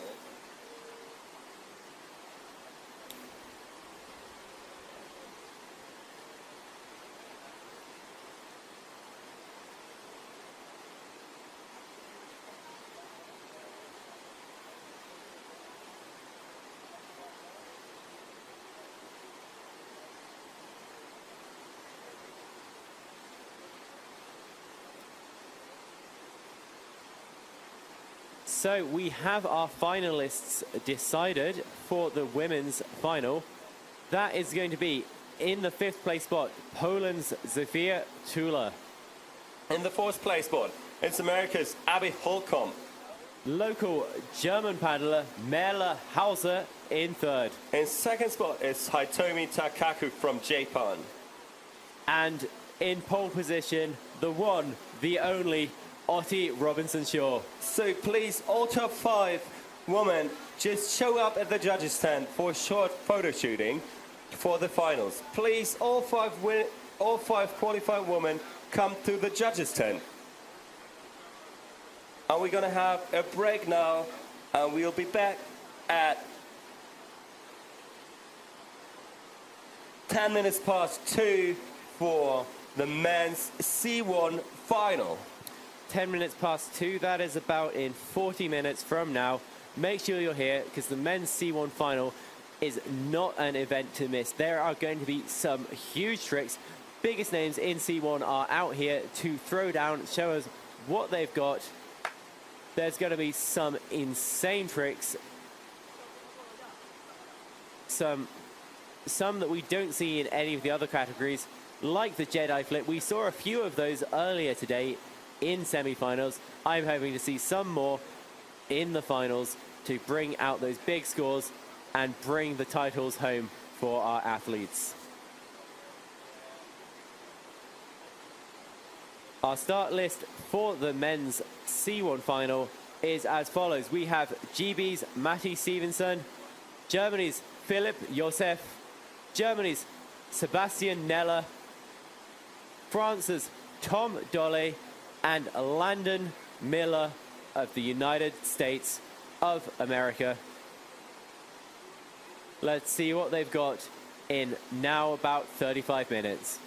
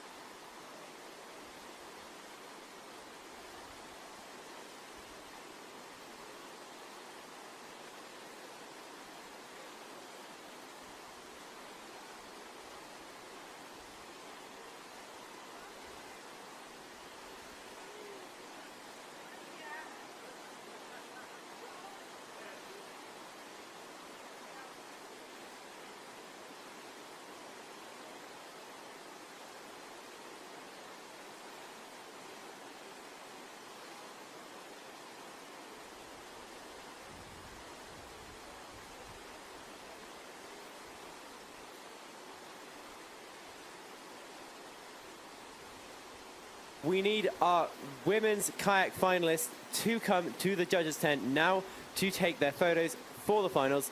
That is Otti Robinson-Shaw, Hitomi Takaku, Merla Hauser, Abby Holcomb, and Zofia Tula. Come to the judges' tent to take your photos, so we're ready to set off with the finals as soon as possible.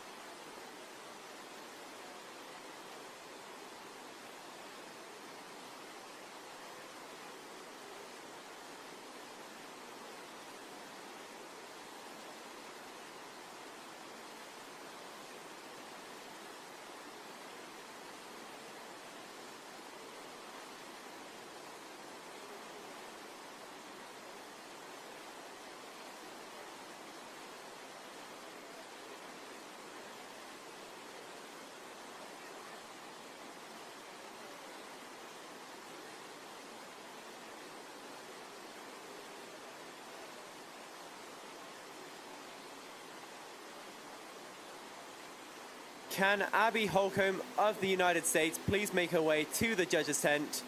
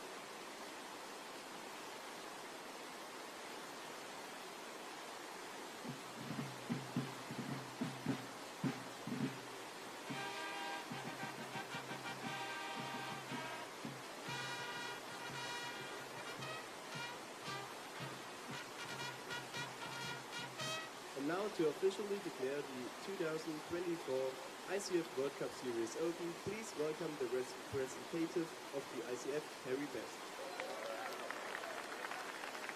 19 nations, 190 entries and 5 continents. That makes this one of the biggest World Cups ever. Thanks, of course, goes to the judges who this year, because of the long days, will have to work harder than ever. Charlie, take it away. Hi, so I'm Charlie. I'm the chief judge for this year's World Cup.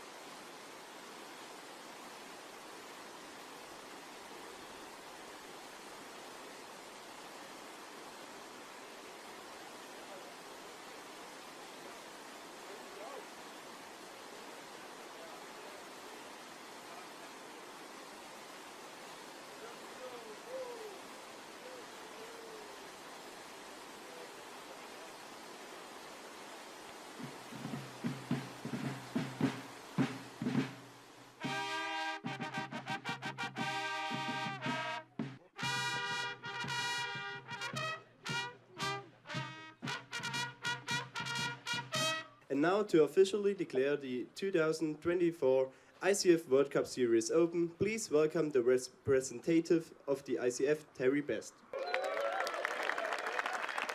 19 nations, 190 entries and 5 continents. That makes this one of the biggest World Cups ever. Thanks, of course, goes to the judges who this year, because of the long days, will have to work harder than ever. Charlie, take a bow. Hi, so I'm Charlie. I'm the chief judge for this year's World Cups. I'm here to make sure that all the athletes are judged fairly, make sure all the judges are here and happy.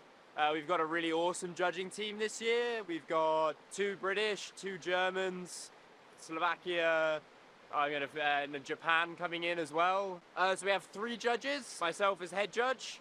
The 3 judges judge independently, and then the average across them, and then I'm there to make sure that everything stays consistent across every single paddler. To judge the rides, the athletes go in, they get 45 seconds. We score for every single trick has a score, and then the bonus on top, so they can score extra for having air, for not using their paddles. The harder the trick, the bigger the points. I'm Alex, I come from France. I'm in the ICF committee. My role in the committee is to handle the judgment. It means training the judges, the former judges, the actual judges and the new judges, and selecting them for the World Championships, World Cups that we manage. Hi, I'm Felix from Niederbayern TV, and we are producing here the video and audio signals for YouTube for the live stream. We have 3 cameras actually here on the system. There are PTZ cameras, so it's a robotic camera. For the day, so we are actually 4 people to produce the streaming signal. One part of our job is also to producing the commentator audio, and for that, on our neighbor container, we have audio equipment, headsets, and of course the intercom system that the commentators can speaking to us and can speaking to the program audio, and all that we put together with the video signals and put it on live on YouTube.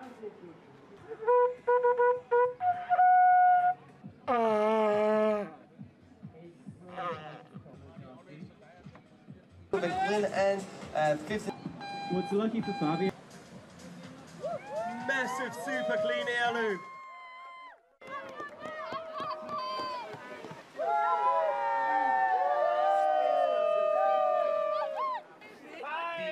The king or queen of the wave, sponsored by Pundigan.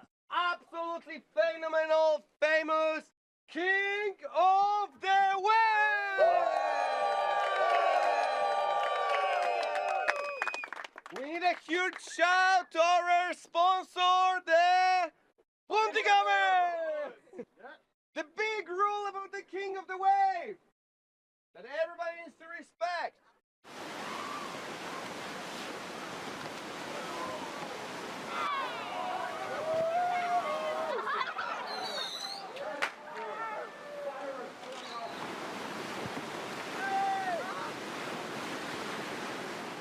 My technique was to make a lot of friends at the start, fool them into thinking I was helping them, and then sacrificing my body for the glory and the free beer. And it was worth it. Thank you.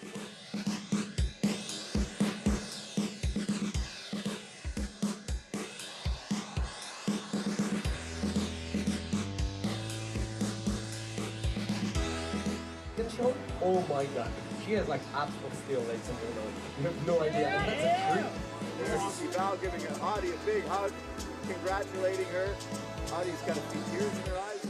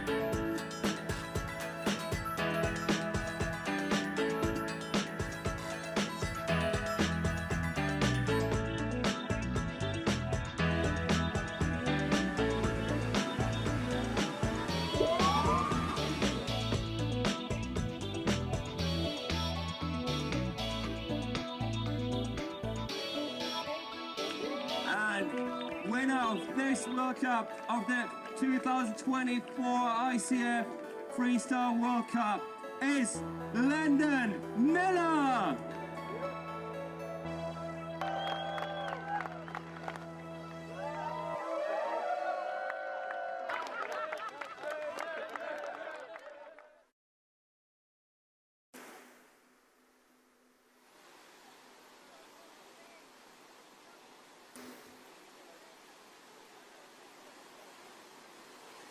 And as these men are getting ready to get on the water, we're looking forward to having all of the fans back in the stand to cheer on your athletes from your country, to cheer on your friends as they go for the biggest rides that they need. They want to impress you. They want to show off how good they are on this tricky, tricky feature today. And since our first competitor, Matt, is from Great Britain, do we have any British fans in the stands? Can you make some noise for Matt?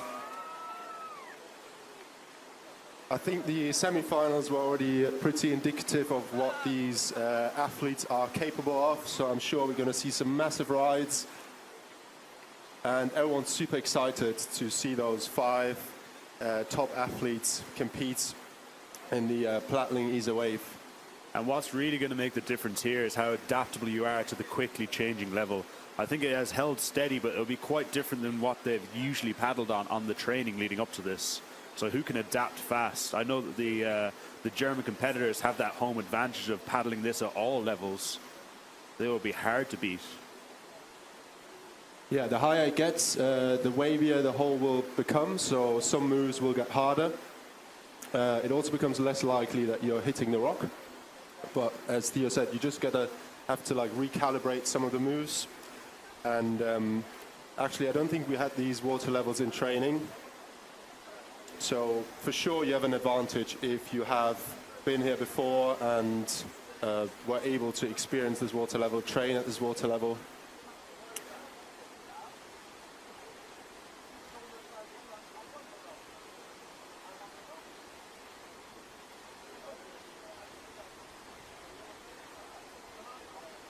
And we can see some real Plattling lifestyle over on the other side of the river there.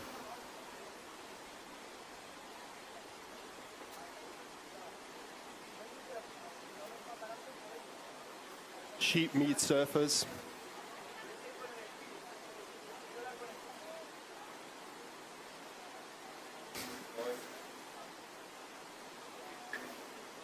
That's the good thing about the Ease Wave. It's such a wide feature that even when you have one side being used for the competition, you can still use the middle section or the other side and go for a bit of a surf with your friends. Maybe even break out the surfboard. It's just a great place to be with plenty of things to do.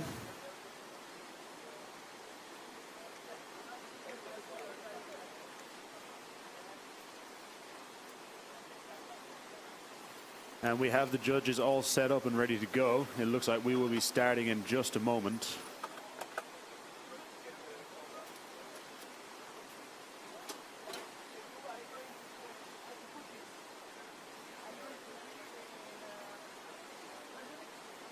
And maybe we can use the time to quickly thank our sponsors again. Without you, this event couldn't be organized, couldn't be held. Also ein Dank geht raus an die Stadtwerke Plattling, Kajakshop.com, Pintagus, Canoe-Kayak, Sparkasse Deggendorf und Lindner. Vielen Dank für die Unterstützung. And we'll obviously keep an eye on the water level for the second World Cup, but we are super fired up that we can hold our finals at this prime level of this first World Cup.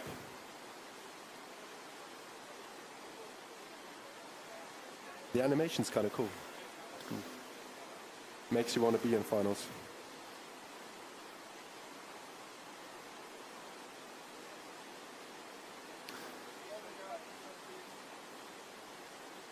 And with that athlete introduction, we can see that Matt Stevenson, smiley, happy Matt, is sitting in the eddy, waiting for the thumbs up from head judge Charlie, because he is ready to go on this wave. He is ready to throw down. Yeah, Matt looking super composed, super focused, and he's taken a few strokes to enter the main current and float down into the feature. And not only is Matt a C1 master, he is also K1 master, competing earlier in K1, and he is dropping onto the feature, looking for an entry move to start things off. Lovely wing over by Matt, nicely retaining it, plugging for a huge loop, and going straight into a Space Godzilla, adapting well to the higher water levels. Snappy McNasty. Getting so much air on that, leaving no doubt in the judge's mind that he is getting that trick along with the air and throwing a huge Space Godzilla after that. Setting up in the wave now. Matt has put some good tricks down and goes for a beautiful lunar orbit to the right. Just trying to use his hand to stay on the feature, but washes off the back. And now he's got 12 seconds to get back into the feature. Might not be enough as he capsizes with the challenging whirlpools. Now, unfortunately, I don't think that air school counts, as it was a little bit behind the wave. But Matt is smiling and Matt is happy from his first ride. He will go up and he will run it back for his next one. But we can see that he has 560 points from that ride. And he showed us how you should start off your ride in finals, going big, going quick. You got to score a lot of points if you want to make it on the podium. And in these finals, these men have 3 rides, and it is up to them to get the best one, because only one counts. It is typically the finals where we see the biggest rides, because you obviously have, as Theo mentioned, 3 rides, which allows you to introduce more risk and go bigger, score more points. And it can become quite a tactical battle, because you saw Matt there. He pulled off the back of the wave and just paddled downstream. He knows that he needs to reserve his energy for the other 2 rides that he has. And you'll see some tactical decisions going on with these athletes of if they come off the back of the wave, are they going to continue trying to get in or wait for their next ride? And jumping in for his first ride here is Philip, starting off with a beautiful lunar orbit to the right, into the back loop with air. Philip, the local, throwing down a nice McNasty. He's just getting set up on the wave now, getting ready for his next trick, going for that offside McNasty, almost cleaning that initiation as well. That would be a tricky one for the judges to decide on, but it was a beautiful trick to watch from here. Philipp weiß genau, wo die Tricks ansetzen muss. Hat viele Monate hier trainiert, kennt die Walze in- und auswendig und schmeißt einen dicken Offside-Lunar. 5 Sekunden noch, Philipp. Hopp, hopp, hopp. Oh, trying his hardest there for the lunar loop and almost getting it around. I can hear Team Germany making some noise for their paddler, who has currently 643 points. We'll see if that goes up as the head judge discusses those tricks with the team of judges. In the meantime, Team Germany, can you make some noise for Philipp? Well done on your first ride, Philipp. Obviously, you can do even better. Everyone knows that, but solid first run to put some points on the board. And that ride number 1 is coming in at 643.33 points. And above the feature, we have our next paddler getting ready to drop in. He has the thumbs up from Charlie. He is pulling out into the water. Seppel zeigt immer wieder, was kann. Drücken wir ihm die Daumen auch für seine Finalläufe. Setzt an zu einem sehr wahrscheinlich dicken Entry 3. Going for an absolutely Massive. huge entry 3, and I can hear the German supporters love that move. They love that amount of air. Und setzt an zu einem Lunar nach rechts, direkt gefolgt von einem Backloop.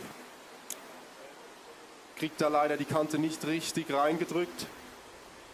Getting set up for that back loop again. You know he didn't get it the first time. Trying it again, going straight into the McNasty afterwards as well. Super powerful paddling. Really controlled, really strong. Surfing onto that surfer's left side to come back around for the other McNasty. Hopp, hopp, hopp, Seppel.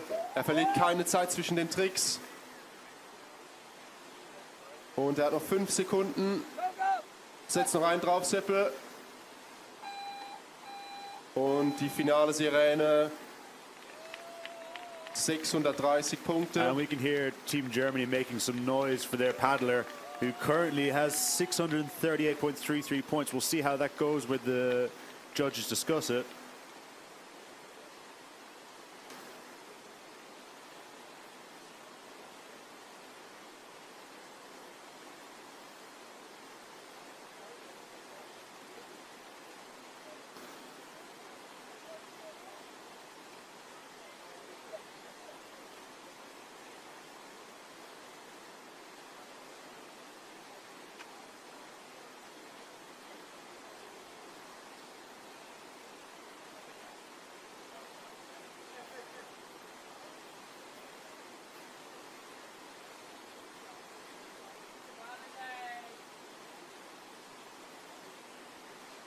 And the judges are having a good discussion about Seppel's score, and it comes in at 655 points. And I think that puts him in the top spot so far, only about 10 points ahead of his countryman Philip.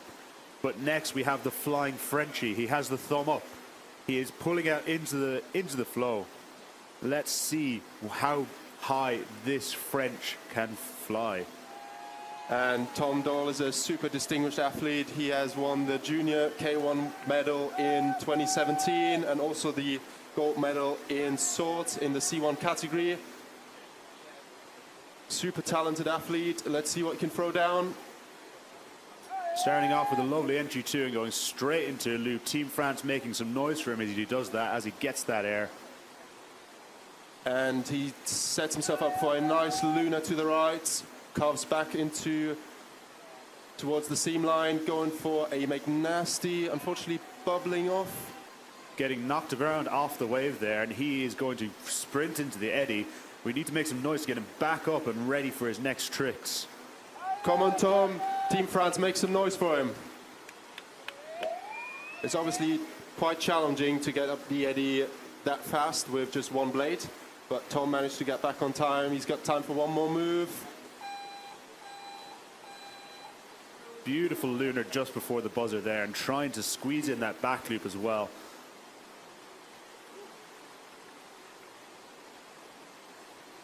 And can we just remind all women C1 finalists to be ready to go? That's Annika, Babin, Hitomi, Anna and Otti. You're up next after the men's. So please be at the put-in.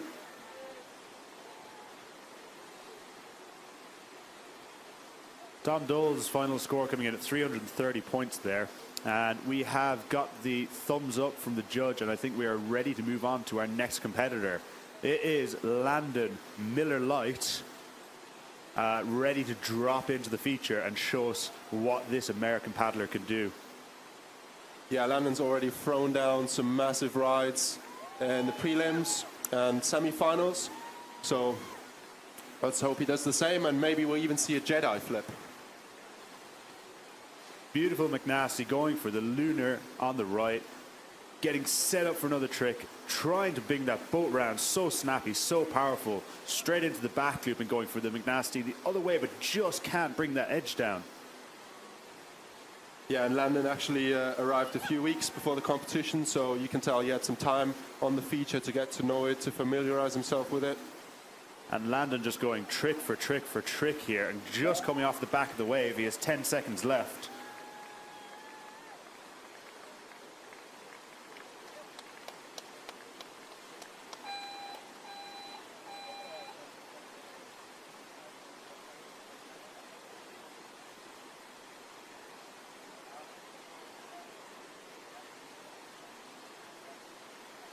And Landon's also, if he's not in his kayak, or not competing, he's actually pursuing a career as a kayak instructor, so he's passing on all of his knowledge and advice to younger generations and beginners. So he really wants to make sure that other people can go as big as him in the future.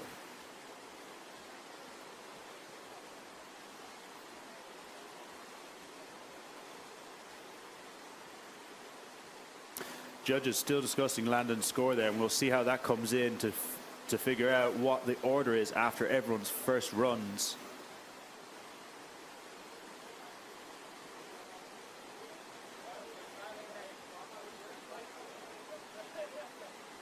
And after Landon's first run, we'll go back to the top of the order with Matt Stevenson from the UK. And the current order that we have at the moment, as you can see on the screen, is Landon Miller in that #1 position with 800 points. With a comfortable gap to Seppel in second position. Around 150 points separates the two. Philip currently in third, followed by Matt and Tom. But that was just the first run. We'll have 2 more to go. And I'm pretty sure we see bigger scores. We maybe even reach the four-digit points. I think Landon was one of the first people to ever break 1,000 points in C1, and he did that in his prelim rides. Super impressive. And if there is somebody that can put that kind of score up there, if there's somebody that can get all the way up onto the top of that leaderboard, it is Matt Stevenson from Team GB, who is pulling out into the flow now. He's got the thumbs up from the judge, and he is ready to go.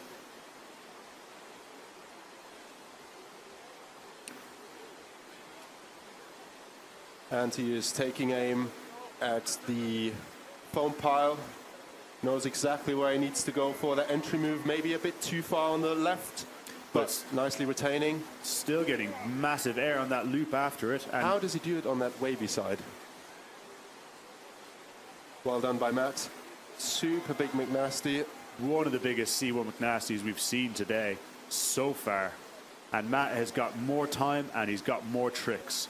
Just coming in a bit sideways on that and trying to use his hand paddling to get back in, but he will not manage it, so he's going to have to sprint up the eddy.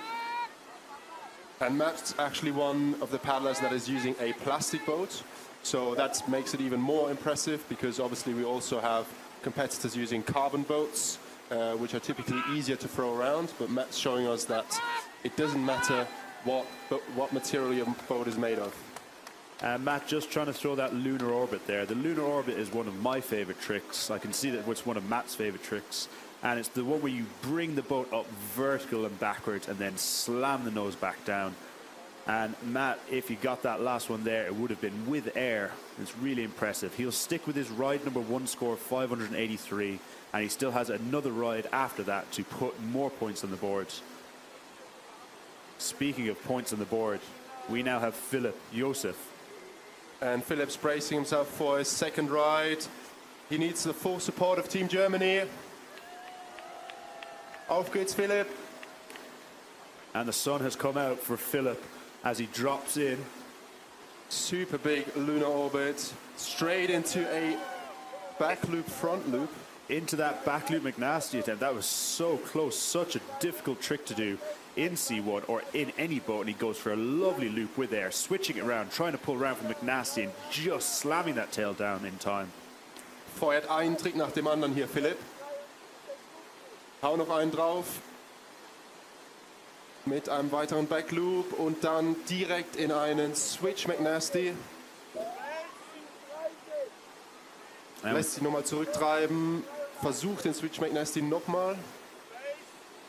And with 10 seconds left, can he do one more trick to get more score on the board? Now, with the current score at 783, that is so close to Landon's current score. We'll see what the judges are going to say about each of those individual tricks. But Team Germany, make some noise for your paddler as their score goes up and down with the judges' discussion. Yeah, epic performance by Philip. And he can look to up that score in his third and final ride. But in the meantime, we will move on to our next athlete.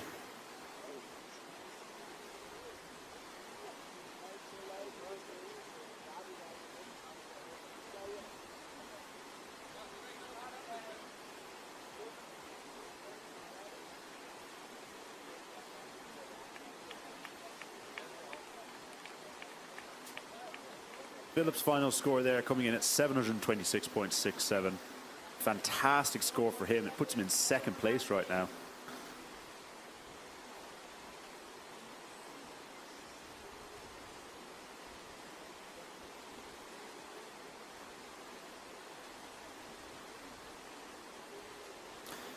Splashing some water in his face so that he is ready for the feature.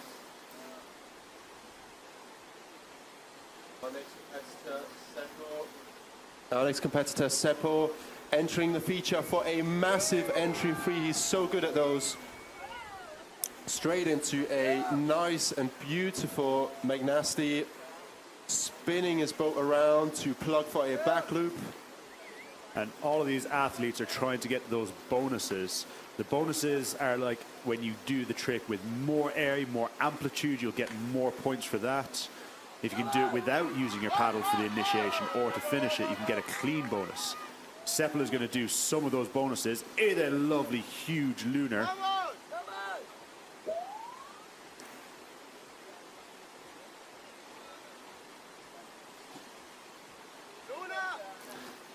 And Seppel just pulling off the wave there. He had some time left in the clock, but he just knows that his first ride was good. He knows that he can rest and he can actually come back for his third ride. And Seppel actually isn't just good with paddles, but he's also a car mechanic. So if anyone struggles to start their engine, Seppel's the one to talk to.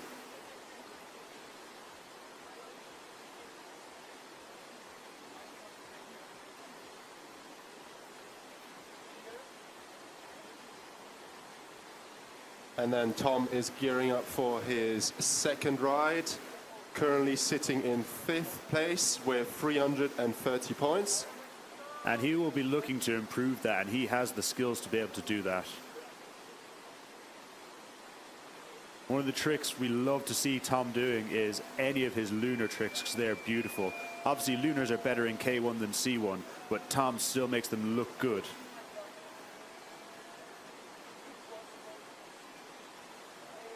Just having a quick sip of the very clean river water here before he drops in. And a nice, beautiful wing over. We didn't see the typical French entry, but he's going for a big loop right after that.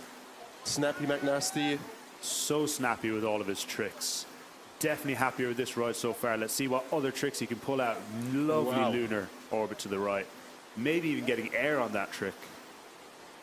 And then plugging for a back loop. He's such a consistent paddler, Tom. And just missing that offside McNasty. Going for it again, whipping it round. Straight up on the wave, ready for a Space Godzilla. Going into a split wheel. And another split wheel. Staying in the feature despite being far back. And trying to get that left lunar just on the buzzer. And Tom gives a little shout there to show how happy he was with most of that ride. Sitting at 801.67 points, 1.67 points ahead of Landon. This is incredibly close for who is going to be the top of the table. So yeah, if this score stands, he's actually going to outstrip Landon's scores, which will put him into top position. So I'm sure we'll see a fight in the last few runs for those top 3. And Tom's super stoked after his second ride. 821 points for you, Tom. And this is where the competition comes alive. Landon has just seen Tom outscore him, and he knows that he has the tricks to take it back. He knows that he has the skills. He needs some support from the crowd, and he is going to drop in and throw down his biggest ride that he can. I'm pretty sure there'll be people watching the live stream from the US tuning in for Landon's second ride, sorry. Lovely going for the Frenchy entry there, telling the French paddler what he thinks, and going huge on the back loop, getting ready for a McNasty, just can't bring the edge down, but going again and slamming it around, super snappy, straight into another trick, trying to get that clean bonus. He gets so much pop on his tricks. And Landon just going trick after trick after trick, going for an absolutely enormous lunar to the left, getting air underneath his boat and body. That offside lunar is phenomenal. And how he almost disappears in the green. And going for a phonics monkey there, that is a rare trick to see in C1, but he absolutely crushed it. And looking for that back loop McNasty on the buzzer, not quite getting, but that's still a fantastic run for Landon. And that is well over the 1,000 point barrier we were talking about earlier. He is going to be stoked with that. And also just catching a bit of greenery that came down during his ride, but that didn't distract him.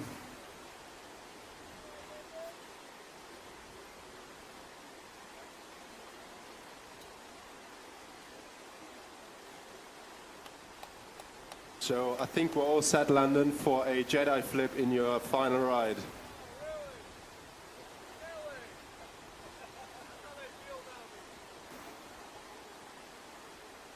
And Landon's still waiting for that score. It must be a tough one for the judges to decide on. There's so many tricks there, back to back to back.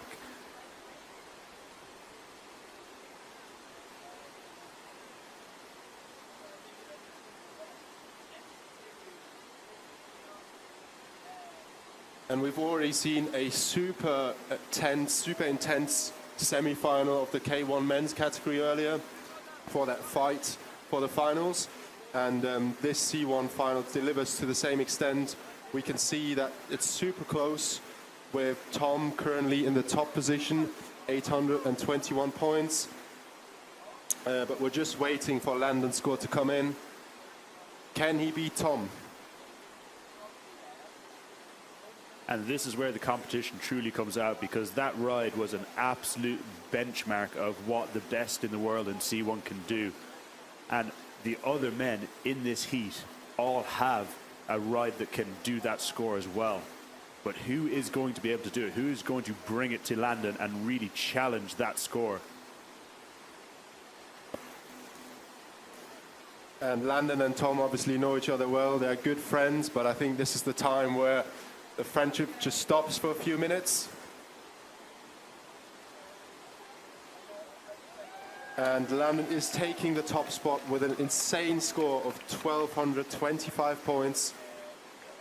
And that has to be one of the highest scoring C1 rides ever. I think for an ICF final, that is one of the highest scoring C1 rides.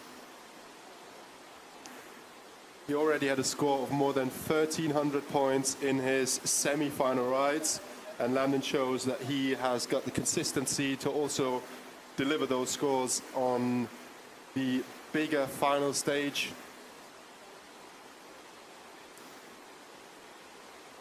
Now, this is our final run for Matt Stevenson.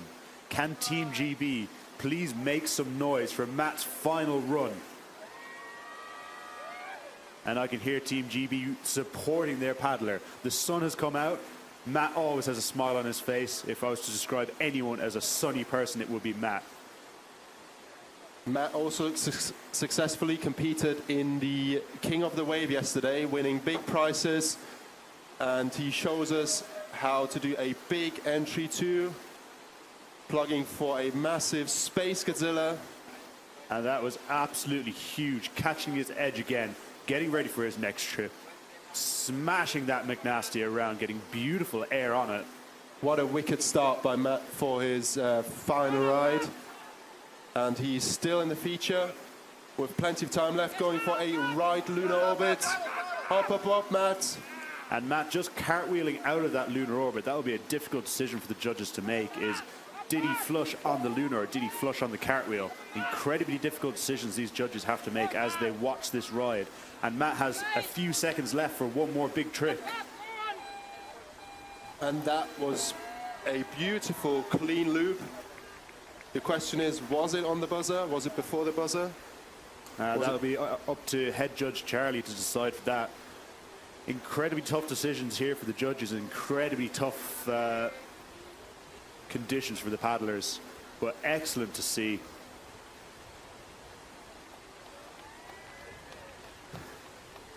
Matt Stevenson putting his hands up in the air, breaking his ride number 1 score and getting a score of 653.33 points.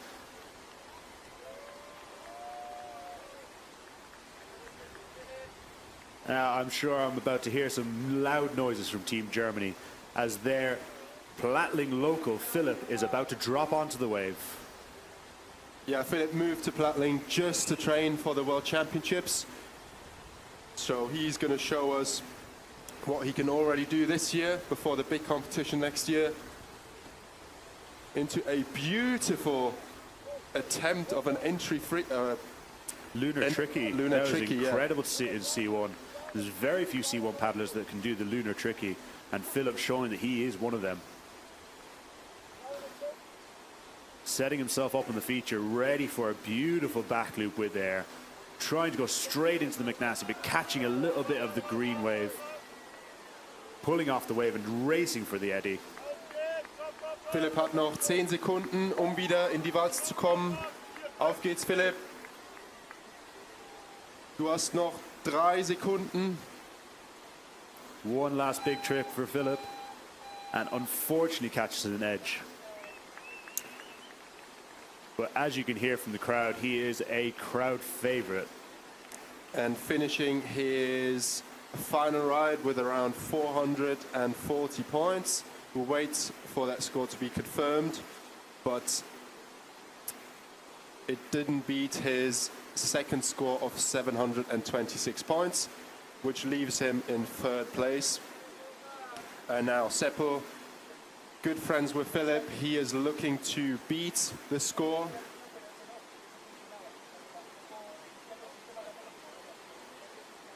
That means he needs to maybe add one more big trick to his first run to beat Philip and take that 3rd position. Maybe even trying to look to jump into that 2nd spot. And this is real competition now. This is where we're really seeing what Seppel is made of. Coming in with another huge entry 3, staying in the feature, so powerful. He does these so well. And again, we can see the sun coming out for Seppel's ride. Beautiful back loop followed by a air McNasty, surfing to the left. And a massive lunar orbit with big air.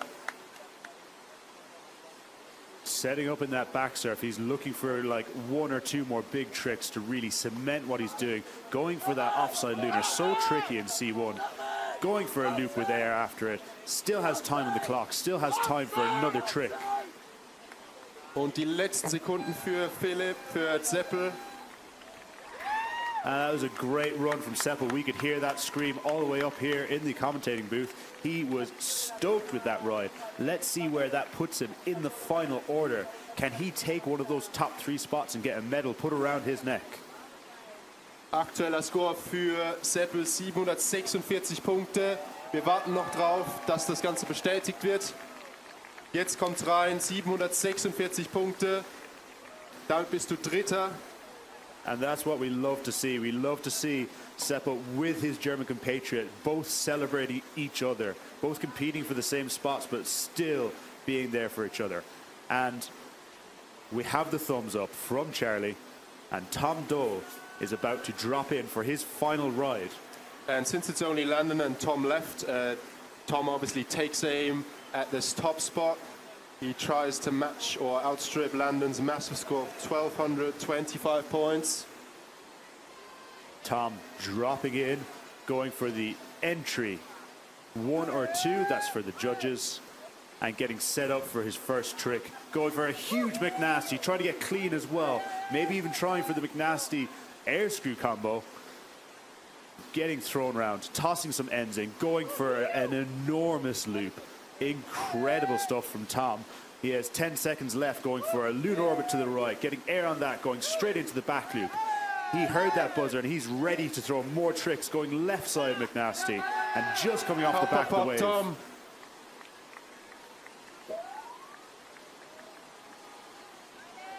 He's got 5 seconds left. Can he enter the feature and throw maybe one last big trick? And we can see Tom pulling onto the wave and just going for a bit of a soul surf. Tom must be happy though, because regardless of that, he has his silver medal. What an amazing performance, but from all of the finalists in this men's C1 finals. Now, we do have a situation that Landon Miller has one ride left, and there is nobody to beat the score. This is a victory lap for him. I've seen Landon doing quite a bit of no paddling over the course of the training sessions. I wonder for this victory lap, are we going to see Landon ditch the paddle? And the spray deck. Or maybe start with a Jedi flip, Landon, and then you can get rid of the blade and the spray deck. The real question is, could Landon just do the Jedi flip without the paddle in the anyway? That's a good suggestion. Let's see what he is going to do.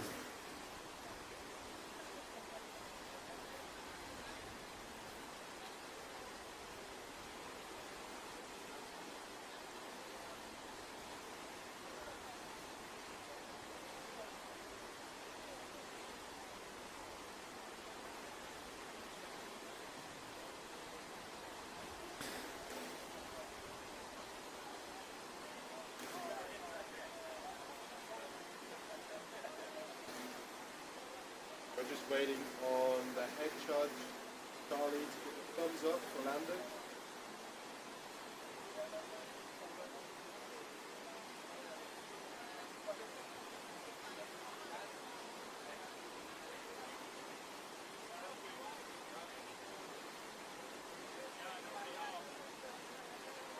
And we can see Landon Miller getting ready to pull out of the eddy for his final ride, and he's already in first place. He already has that goal. This is a victory lap for him. This must feel absolutely fantastic.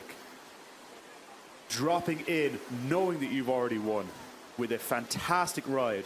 Let's see if he's going to try and top his high score with a beautiful entry three, slamming that boat round and going straight into McNasty. Landon is just going for a trick here. He is here to break records.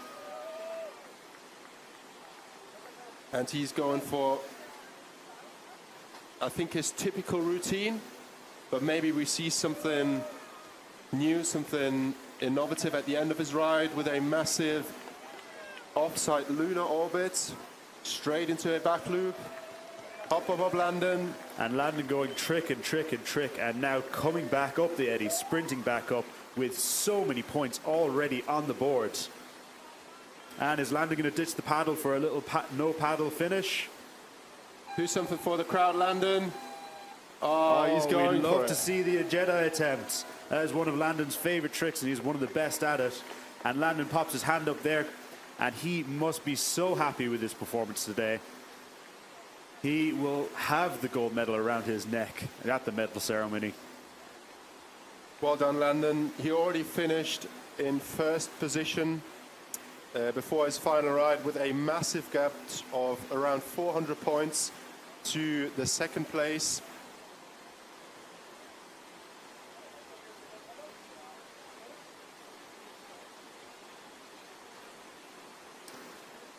And that's a goal for Landon, and he's just saying hi to all the other competitors, and everyone is hugging, everyone is super stoked with each other, and love to see the sport.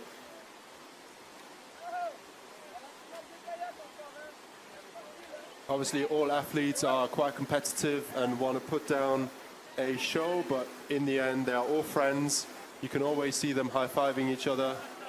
And they're going for a party surf now, and that is exactly what I want to see. They are going to recreate the King of the Wave, but a C1 version. Who out of these competitors is going to win this King of the Wave? We want to see the old spray deck pull for sure.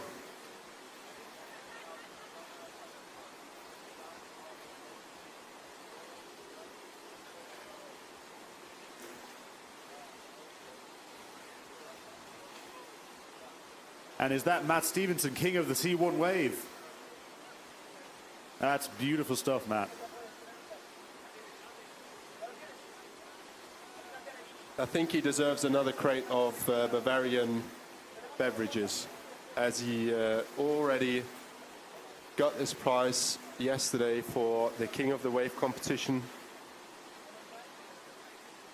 And since we're wrapping up the men's C1 final, we can take a quick look at the start list of the women's C1 finals. And we have Annika from Germany, Babin from Ireland, Hitomi from Japan, Anna from Germany, and Otti from Great Britain.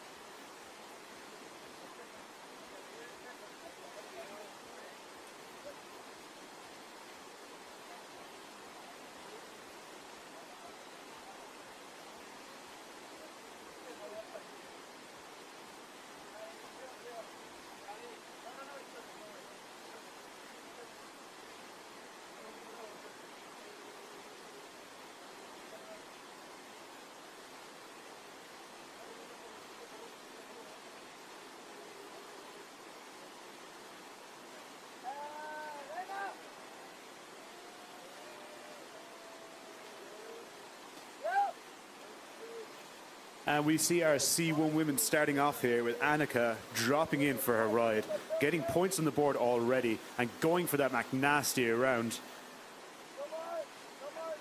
Annika knows the feature very well. She's been training a lot, also paddles the K1 category. And going for a big air loop, not quite getting the air she wants, but already racking up 300 points in those 30 seconds. What else can she add to her score? Going for a lovely Space Godzilla, a really difficult trick in C1. Really difficult trick overall, and she has swapped the paddle round, going for the McNasty the other side, pulling it round, staying on the wave. And that is time for Annika. It looks like her score is going to be in and around 300 points. Wow, what an amazing first ride by Annika. Annika, super Leistung. Guter Start ins Finale mit 316 Punkten. And that is our first ride from the women's C1 finals. Next up, I know I'm about to hear quite a lot of noise from Team Ireland because Bevan Butler is getting ready to drop in. It's great to see so many women participating in the C1 category. This is a relatively new category that has been added in the 2022 World Championships, and it's good to see such a high turnout.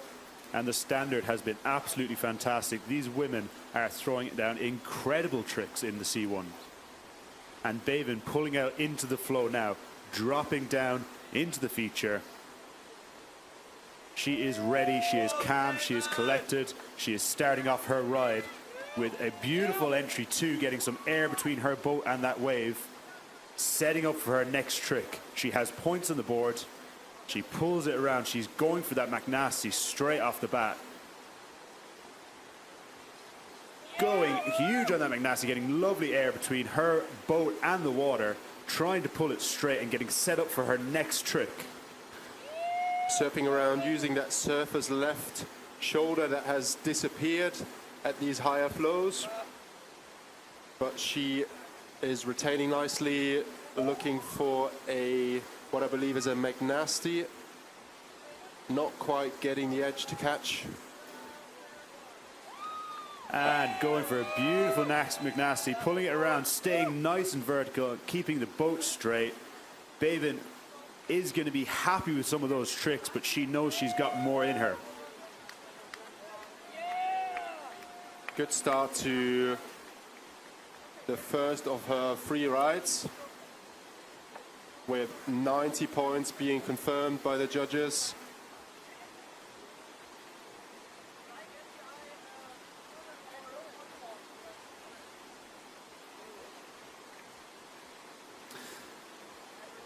Next up, we have Hitomi from Japan. She is sitting in the eddy and has the thumbs up from Charlie with a big smile on his face. The judges are looking forward to this ride. The spectators are looking forward to this ride. Let's see how this is going to go for Hitomi. Such a strong competitor. She has been on the international scene for many years. She is dropping in, going straight in for a big entry McNasty, landing that in the wave and retaining in the wave, pulling her boat around, moving around the feature. She's in so much control, getting ready for a McNasty, pulling around but not quite getting the edge down. She knows what she's got to do. She's going for it again. She pulls it down and this time whips it round, coming back up onto the top of the wave, ready for her next trick. Going for a loop and just catching the edge, unfortunately, coming off the back of the wave. Can we make some noise for your Japanese paddler as she makes her way back up the eddy, trying to avoid the whirlpools?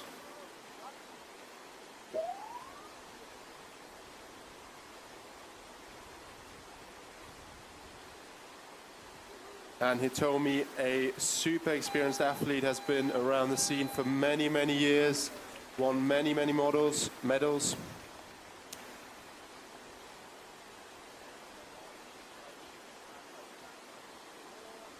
And she is looking to probably improve on her score on her first ride, 80 points.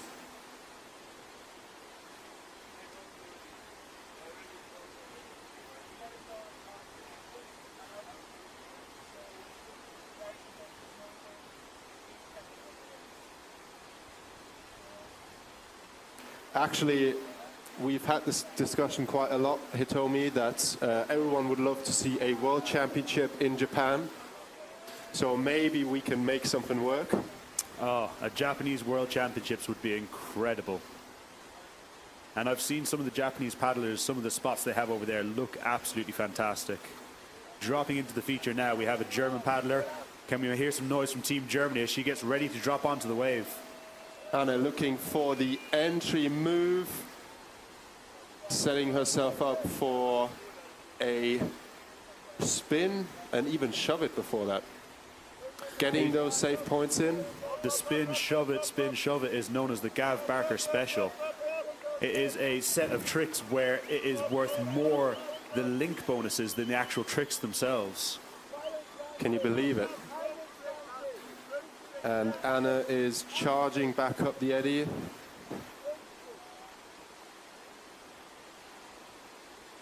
Can she make it back on time?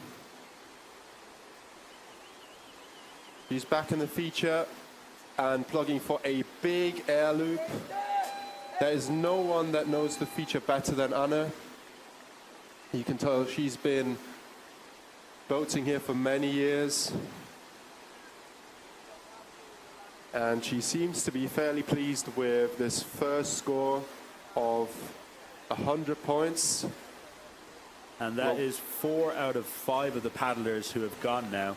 And we are going to be waiting for our last paddler in this heat. Our last paddler in this heat, the reason she is the last paddler is because during the semifinals, she had the highest scoring ride of any of these women. And that person is Audley Robinson Shaw, who is sitting in the eddy, waiting for the thumbs up from head judge Charlie, in her Union Jack boat, getting ready to go. Charlie gave her the thumbs up. She gave the thumbs up right back, and she is ready to go. And Otti pretty much dominates every event she enters. A super skilled paddler, and just recovered from a serious injury, and Otti is super happy to be back on the water. You can tell by the smile on her face. And some of Otti's favorite tricks are lunar loops, air screws, and big McNasties. I think we can definitely see some of those tricks in this ride, because she's going to start off with a huge entry 3, getting so much air between herself and the water. Going for a McNasty, not stopping, trick after trick, and she is ready for her next one. She's going to be a huge loop, trying to get that clean as well, but just a little dab in there. Switching the paddle around for the other McNasty the other way. And she's surfing across to the surfer's left shoulder, setting herself up for another big aerial move, which is the Space Godzilla, currently at around 550 points. And Otti is just having fun now, going for that lunar orbit, getting air in that as well, and straight into the back loop, getting air again, and maybe trying for something a little bit different, going for maybe a back loop McNasty if she can set up for it. Plugs the stern in and tries to turn it around. But either way, Otti must be happy with that. I can hear Team GB cheering for her. Otti getting a score of 806 points, which is on par with some of the men. She would have done really well, even in the men's category. Otti is one of the best competitors out here today, and she smashed that ride. That is an incredible performance, Otti.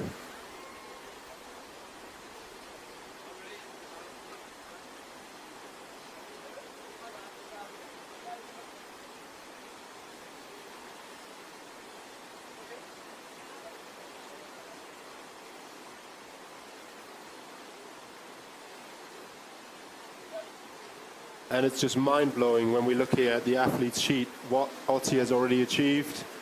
And she still has many, many years of competing ahead of her. So I'm pretty sure that Otti will crack a few records, and win some more medals. And that final score of 806.67 points is absolutely fantastic. It's rocketed her right up into the #1 spot, a spot she is very used to being in, as yesterday at the squirt final she took the gold medal there.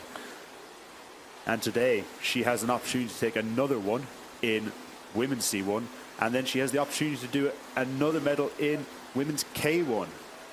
And now we're ready for our next competitor, Annika from Germany. 360 points in her first ride. She's definitely looking to bump up that score. She's got 2 more rides to go. What can you show us, Annika? Dropping in for a big entry move, dicker entry move from Annika.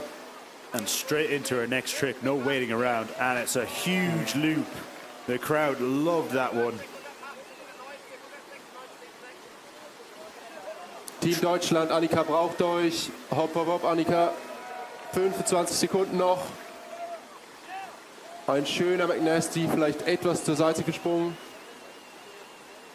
Probiert er nochmal einen Space Godzilla, wird dann leider aus der Walze gewaschen. And I can hear Team Germany trying to get their paddler back up the feature. She might have time to get all the way back up and throw one more huge trick.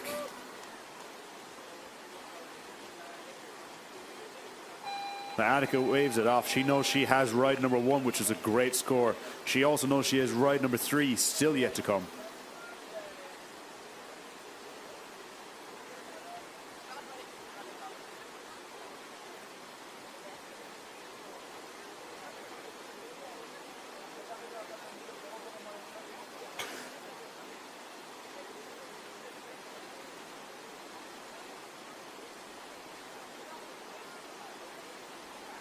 And Annika's score will be our first ride, which is 316 points. Dropping in next, we have Baven Butler, all the way from Ireland. She is in her C1 boat right now, and she is getting ready to drop onto the wave. She's had the thumb up from the head judge, and she is ready to go. Now I can hear Team Ireland making some noise as their paddler drops down.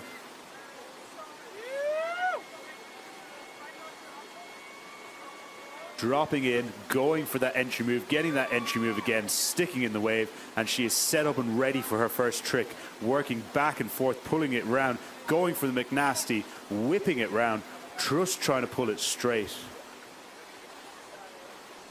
And Babin's already been a finalist in the Nottingham Worlds C1 final. So she has been in the category since the invention. And Babin looking at the clock and thinking, I'm just going to wave that off. I've still got ride number 3. I'm going to save all my big tricks for then.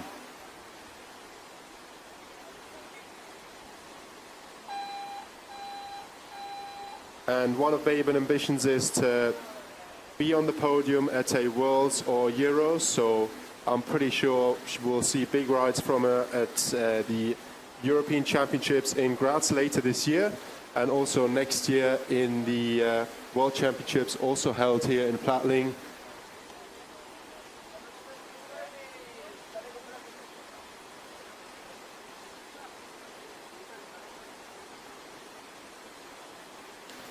And we have Hitomi dropping in, getting ready to drop into the feature for her second ride.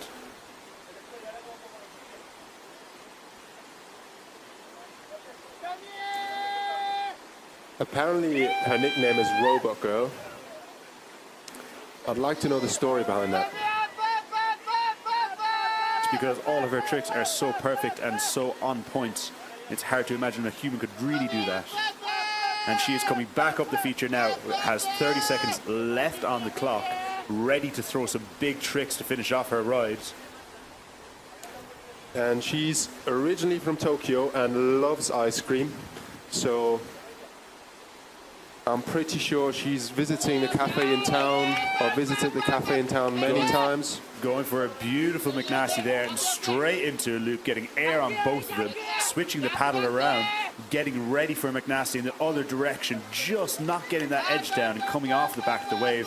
That surfer's left side is so tricky to deal with. It can hand some huge air to you, but it can also make you flush. It is that balancing act that makes freestyle kayaking so interesting, of that risk versus reward. Absolutely, and what often happens is that you put a ride together, but then you also have to adapt for things that just unexpectedly happen. It is why freestyle kayaking is one of the best sports in the world, because it is so down to the water, and the water is absolutely chaotic. And we have our next paddler getting ready to drop in. They have had the thumb up from Charlie, and she is dropping into the feature now. And Anna, one of the organizers of this event, starting off with a lovely entry move, setting herself up, trying to go from the McNasty, and just coming off the back of the wave there. And Team Germany is going to make some noise to get her back up into the feature, because she has 30 seconds to do so.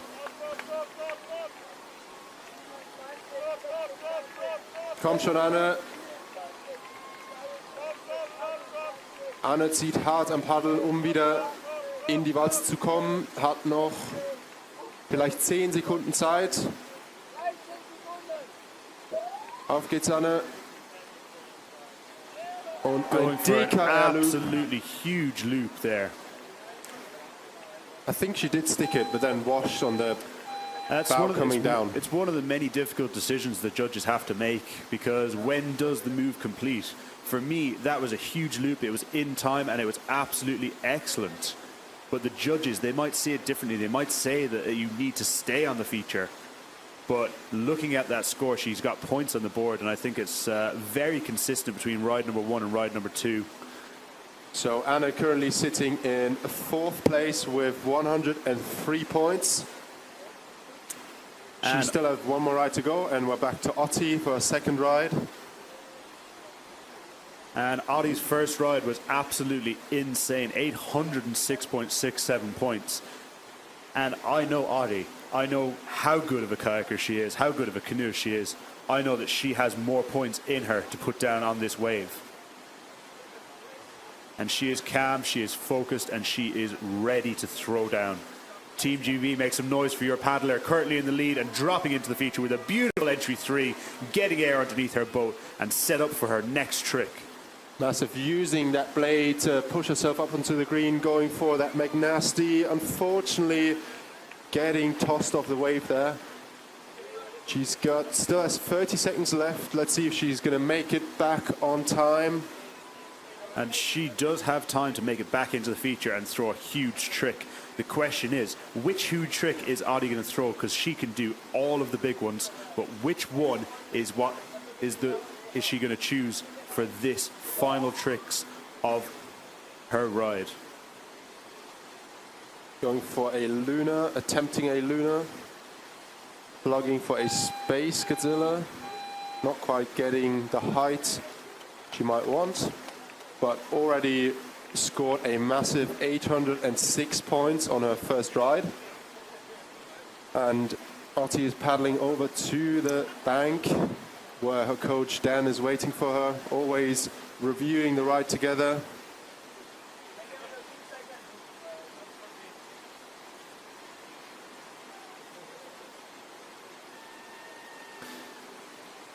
And after our second runs, our order is Baven Butler in 5th place, Anna from Germany in 4th place, Hitomi from Japan in 2nd, and Audi in 1st. And going back to Annika, this is her final ride. Can Team Germany make some noise for your paddler on their final ride of this women's C1 final? Currently sitting in 2nd place. Can she improve her score and take that top spot from Audi? Annika really dedicated to the C1 paddling. She always, whenever she goes kayaking, she doesn't just bring a K1, she also brings her C1. Dropping in.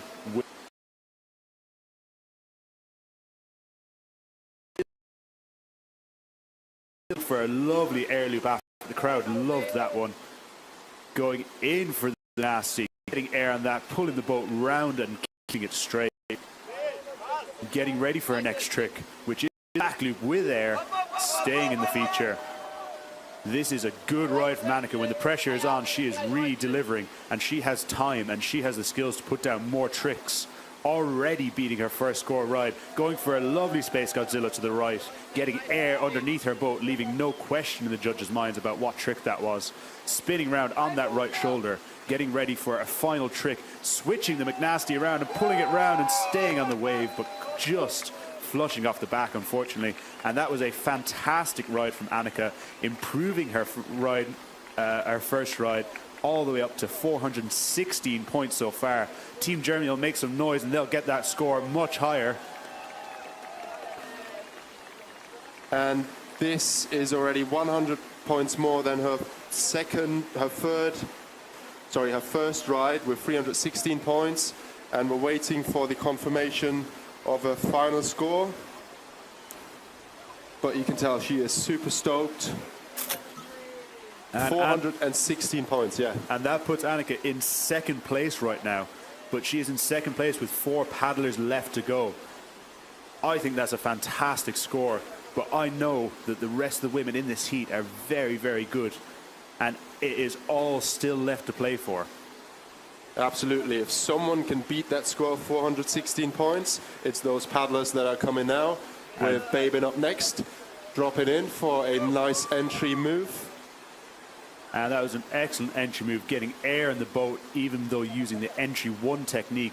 Beautiful work. And she is setting up for a trick, sitting in the wave and pulling that boat round, trying to dig it in for the McNasty, going for the loop instead, but just getting caught by the wave and rejected. And she is going to set up for her trick and pulling it round, going for the McNasty, whipping it round, pulling it straight, but just coming off the back of the wave, unfortunately. Team Ireland, can you make some noise for your paddler, please?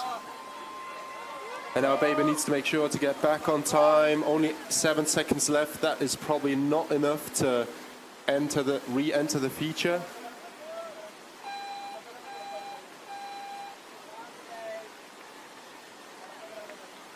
Babin from Ireland has already done has already shown us an incredible performance by making it to the finals.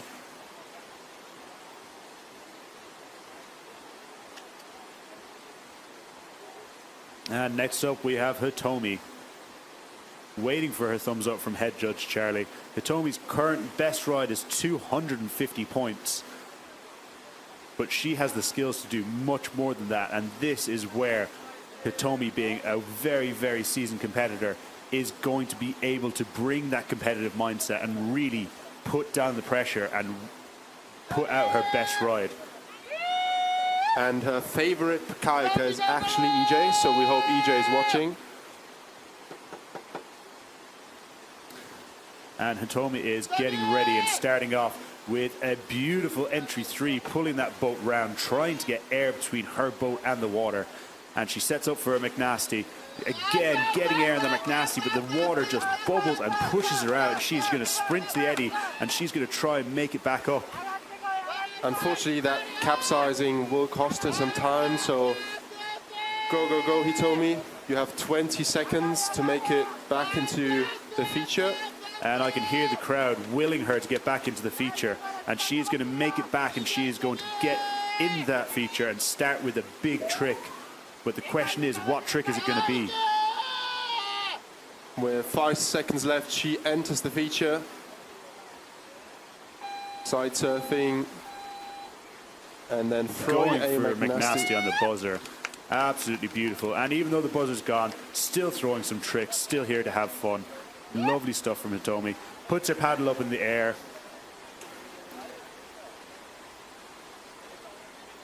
And her main ambition in the sport is actually to get married to kayak freestyle, if I understand this correctly.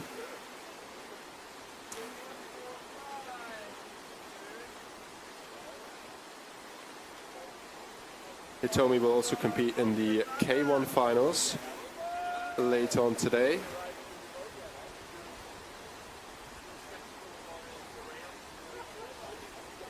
Next one up we have Anna for her third and final ride.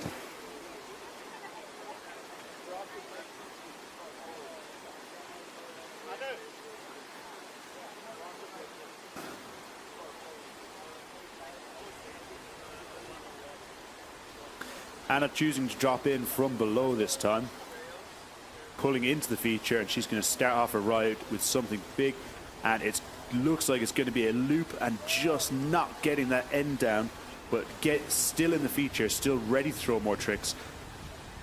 And Anna already had 2 consistent rides of around 100 points, but she knows that she needs to get a higher score in order to make it on that podium.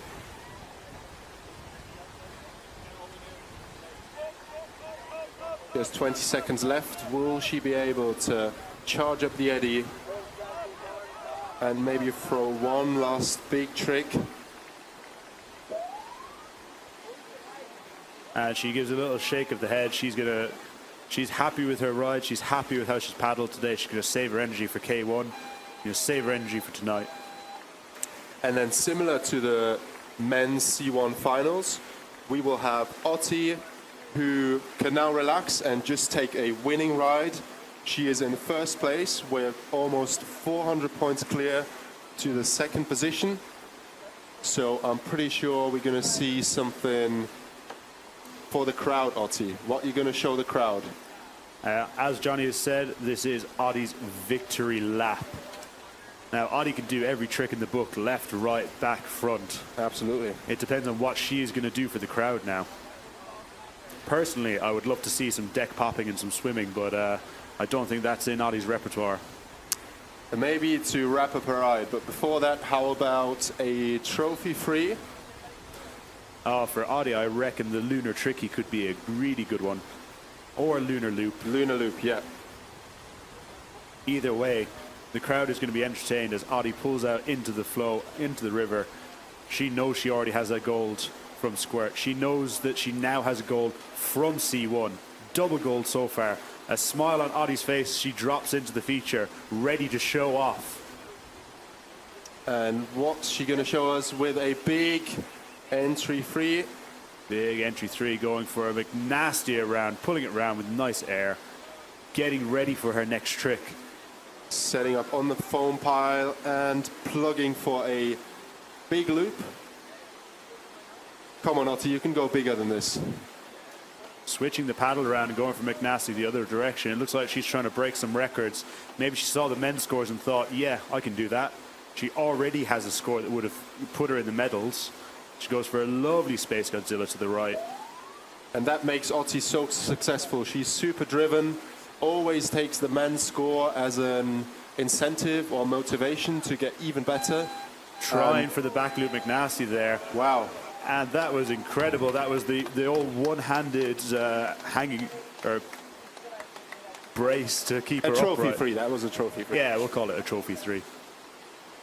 And Otti must be absolutely delighted. This is her second gold of the event in her second final. And that was our final ride.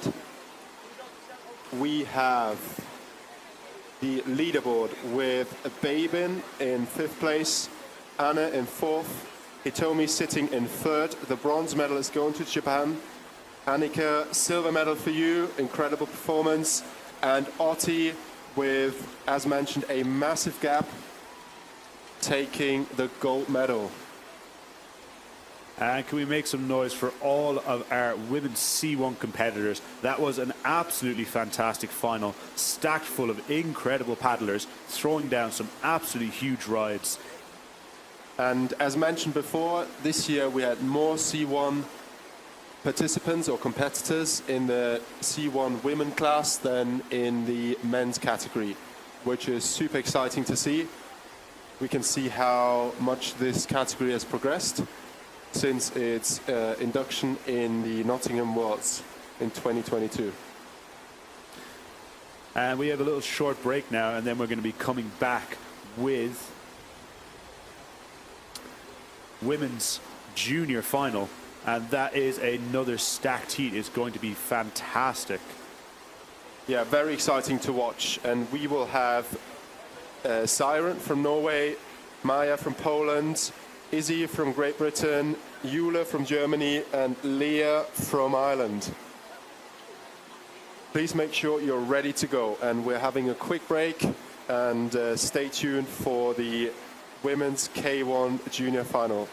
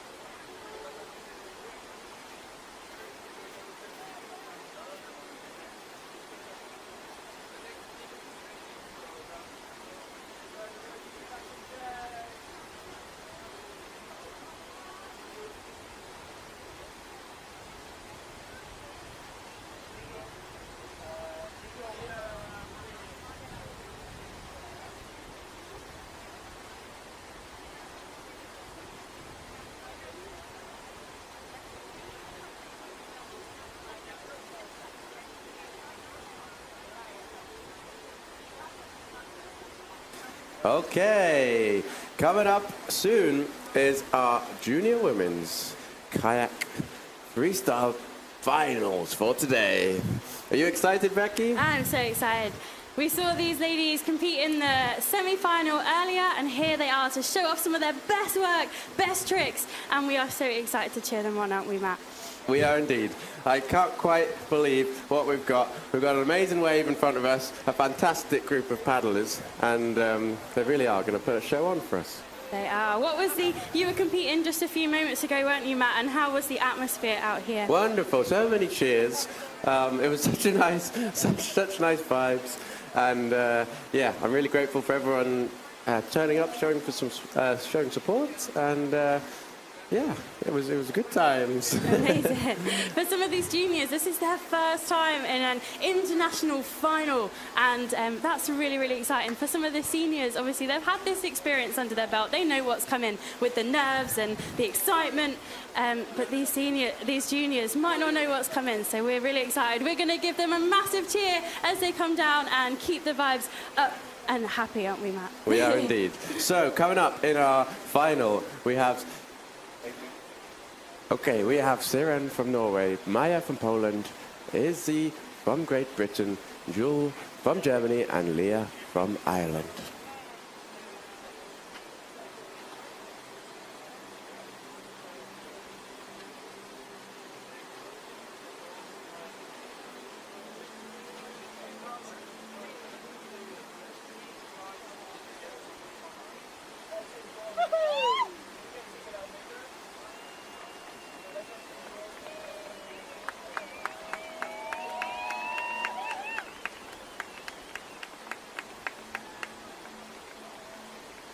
Wonderful. First paddlers dropping down into the eddy. They are ready to go. Exciting times. What moves are you excited to see? Some big loops, some big Space Godzillas, some big McNasties. We just want to see them work in that wave, using the high levels to complement how big they're going to go. Yes, indeed. So exciting. So first up, we've got Siren from Norway. Can we have a cheer for all the Norwegians out there? Give her a big cheer. Let's raise the roof for our first paddler. That roof you've got over the marquee. Exciting times.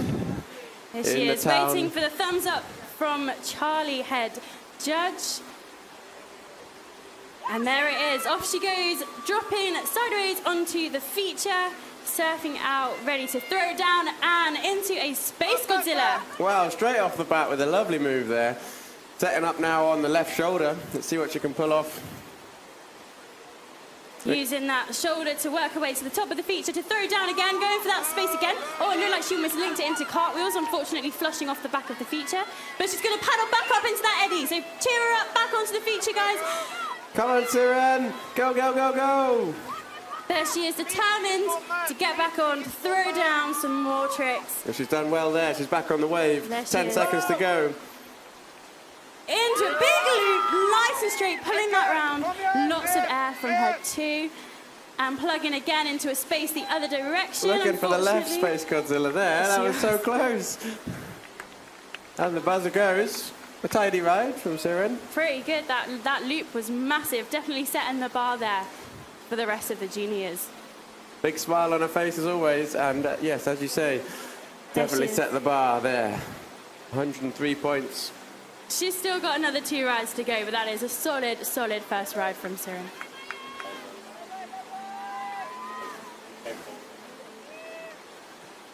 Maya on the wave, going for a lovely front loop there. Setting up on that right shoulder to the top of the pile. Plugging for a loop, unfortunately having a little bit of an angle. We'll see if the judges give that to her. Using that shoulder, working her way up, up, up, up. Unfortunately catching a flush. Let's get her back into the eddy, back up to the top of the eddy and back onto the wave. Go, go, go, Maya! Give her a cheer, everybody. Let's get her back onto the wave. Quick, quick, quick. There goes the 10-second buzzer. Let's see if she can get one last move in. All the way up, almost there. And she's calling it. That's okay. She's still got 2 more rides to throw down to get those points on the board. The advantage of the competition we have here in our finals, each paddler gets 3 rides, 3 opportunities to throw down the biggest ride they possibly can. So it's all good for Maya. She'll get off the water, jump back, get herself ready, and plenty of time for another good ride there. And sometimes having a little bit of a rough first ride brings that determination, brings that motivation to come back and throw harder. And we've seen that before in this competition, haven't we? So we're super excited.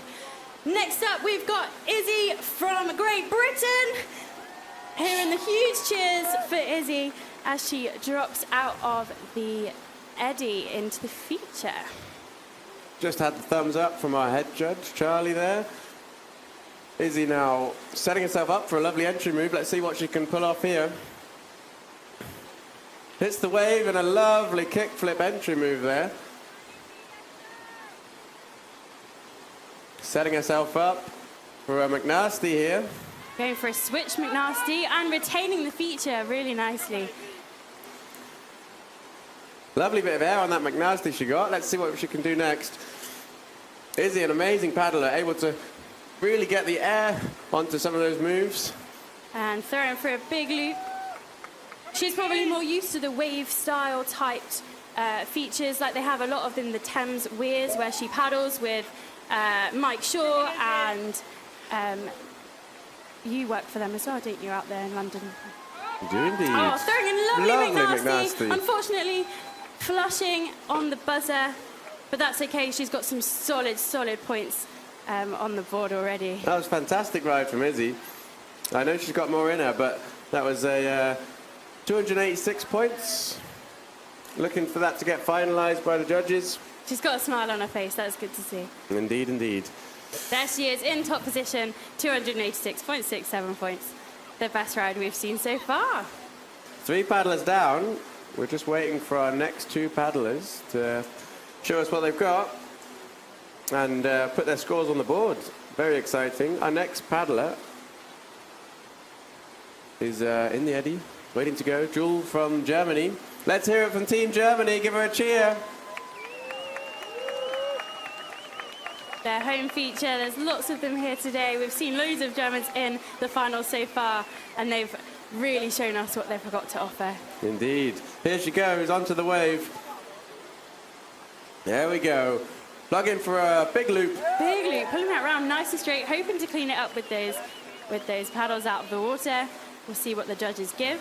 Yeah, she did a great job there, holding her paddles out of the water, looking for those extra points. Plug in for a loop again. Unfortunately, you can only score a trick once in this competition, but that's okay. She's just showing off. Definitely selling it to the judges. And for a Space Godzilla. Going for the Space Godzilla. Maybe that was what she was looking for on that second loop. Yeah. Very tidy from her. Space Godzilla again. Lovely stuff. Really getting the angle in the middle of that rotation. Really selling that to the judges. And looking for another loopy move at the end there. The Space Godzilla is a really difficult one to score, isn't it, sometimes? You've got to really make sure that you're aerial when you throw that full rotation, which is why she might do it multiple times just to convince them that she's definitely done it. There she is. Absolutely. Happy with her ride, I'm sure. We'll wait to see what the judges give her for that. But very neat, tidy paddling. From the lovely country of Germany, the Germans have been incredibly hospitable for everybody at this competition. We're very grateful for that.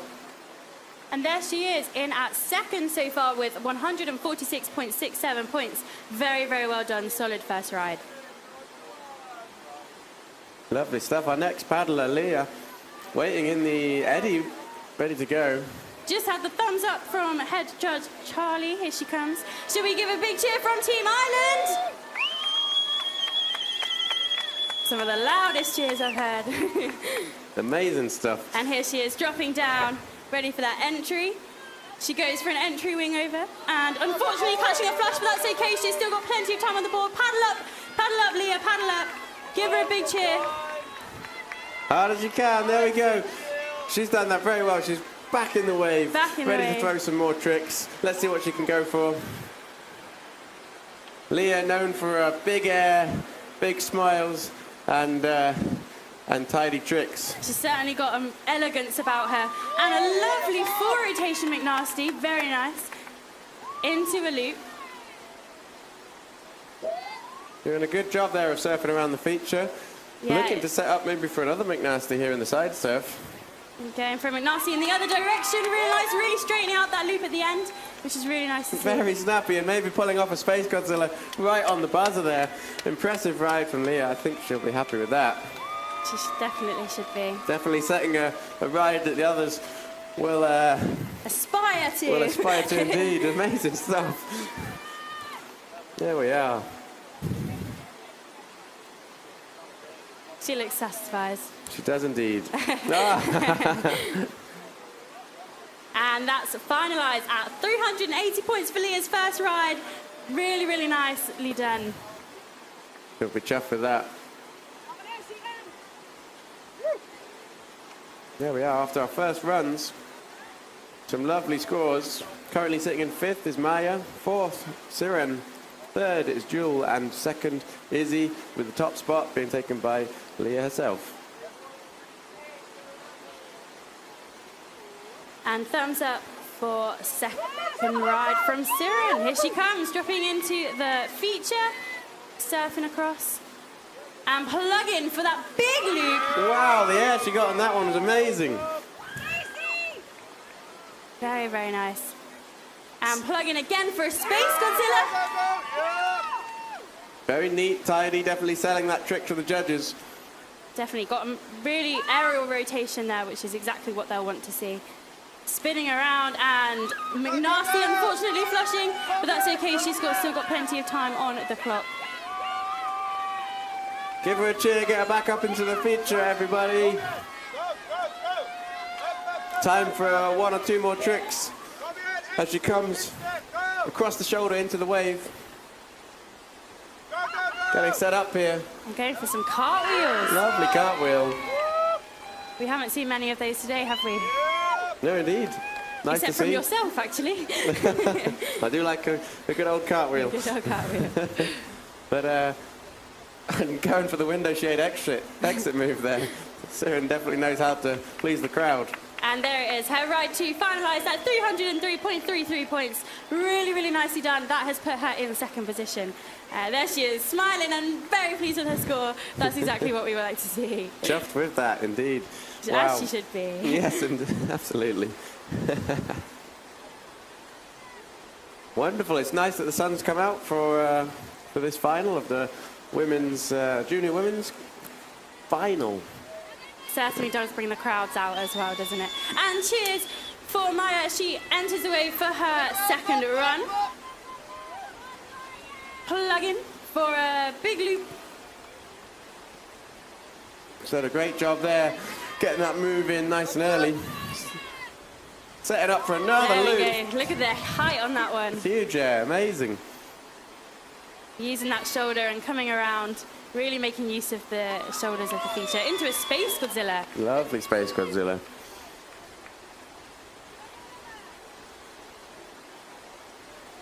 Plug in, looking for the next loopy move. Plenty of tricks there to get sold from that front surf. We've got the loop, Space Godzillas to both sides. Space Godzilla the other direction. And her time is up. That was really, really nice to see those aerial tricks from her. Doing a space in both directions as well. Some athletes favour one side, but it looked like both her spaces were just as solid as each other. And that's really cool to see, especially in a junior. They are indeed, yes. Now, it's a challenge for the paddlers to sell these tricks to the judges. There's angles they have to make to make the tricks look super stylish. And the judges will be looking for them to hit those angles to give them those points. Yeah. Just waiting for her score to be finalised. Maya and Siren done a really good job there on their second rides for today. And there we go, 193.33 points. She's got a smile on her face. She looks pretty tough with that one. And that looked really, really good from her. Our next paddler, Izzy from Great Britain, been given a thumbs up.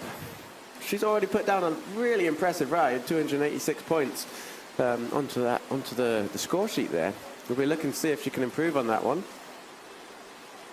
Looking focused as she drops down into the wave. Here she goes for an entry 2. There was nice solid air on that wing over as well. Looks like she wants to go for a McNasty. There it is, pulls it all the way around and retains the feature. Setting up on that left-hand shoulder. Looking for the next trick. Here she goes. In for a big loop. Really lovely loop there, aiming for that clean bonus. We're not using the paddle in the trick, getting those extra points. And McNasty on the other, but unfortunately falling off the shoulder. That's okay, she's still got her 10 seconds left. Is she going to paddle up the eddy for another ride? I don't think she's got time for any more tricks there, but she's done a good job. That's okay, save her energy for ride 3. The nice thing about finals, I think, is you get 3 opportunities to really show off what you can do. You do. And these girls are certainly doing that. And her second ride came in at 170, so she'll stick with her first ride score, which still has her in 3rd position, which is pretty good. And she'll be looking to beat that in ride 3. Our next paddler, Jewel from Germany. Give her a big cheer, Team Germany. Let's get her going. Dropping onto the wave now. And plug in. Big loop there. Looking to present those paddles up to the judges, show that she's not used them all the way around. Really impressive extra points there. Following it up with a lovely Space Godzilla. Very nice Space Godzilla there. Again for a space in the other direction. Surfing over to that left shoulder. Let's see what she goes for now. Maybe looking to tidy up that left Space Godzilla. Oh, unfortunately catching a flush. Cheer her up the eddy, guys. Cheer her on. Get her back into that feature. Some tidy tricks from her there. And she's calling it too. It does sure look tiring once you flush trying to get back into that feature, doesn't it, Matt? It does indeed. It's a long old paddle back up if you flush off the wave. But Jewel, improving on her last ride. Yeah, So really she'll be happy with that. And getting some more scores on the board. And there it is, finalised in at 233.33 points. Planting her solidly in 4th place for the moment. She should be chuffed with that one. Indeed. Our last paddler to come for her second ride is Leah from Ireland. Team Ireland, give her a cheer. Let's hear it from Team Ireland as she drops out of the eddy. She's already in 1st position, but she'll be looking to improve her score so that anyone else can't catch up with her. Here she goes, dropping down into the entry wing over. Really nice, clean, like, aerial trick there. Ninja-like, we might say. Ninja-like. Into a McNasty. Oh, unfortunately catching her flush. Let's cheer her back up the eddy. Come on, Leah. Fantastic job there. Paddling back up into the eddy. She'll be looking to consolidate on her last 20 seconds of her ride. Getting a few more tricks on the board there. Plug in for that front loop. Looking good. 10 seconds left. Let's see what she can come up with in the last moments of her ride. McNasty in the other direction. Just about pulling it off, and with a good bit of air, I'm sure she'll be happy with that.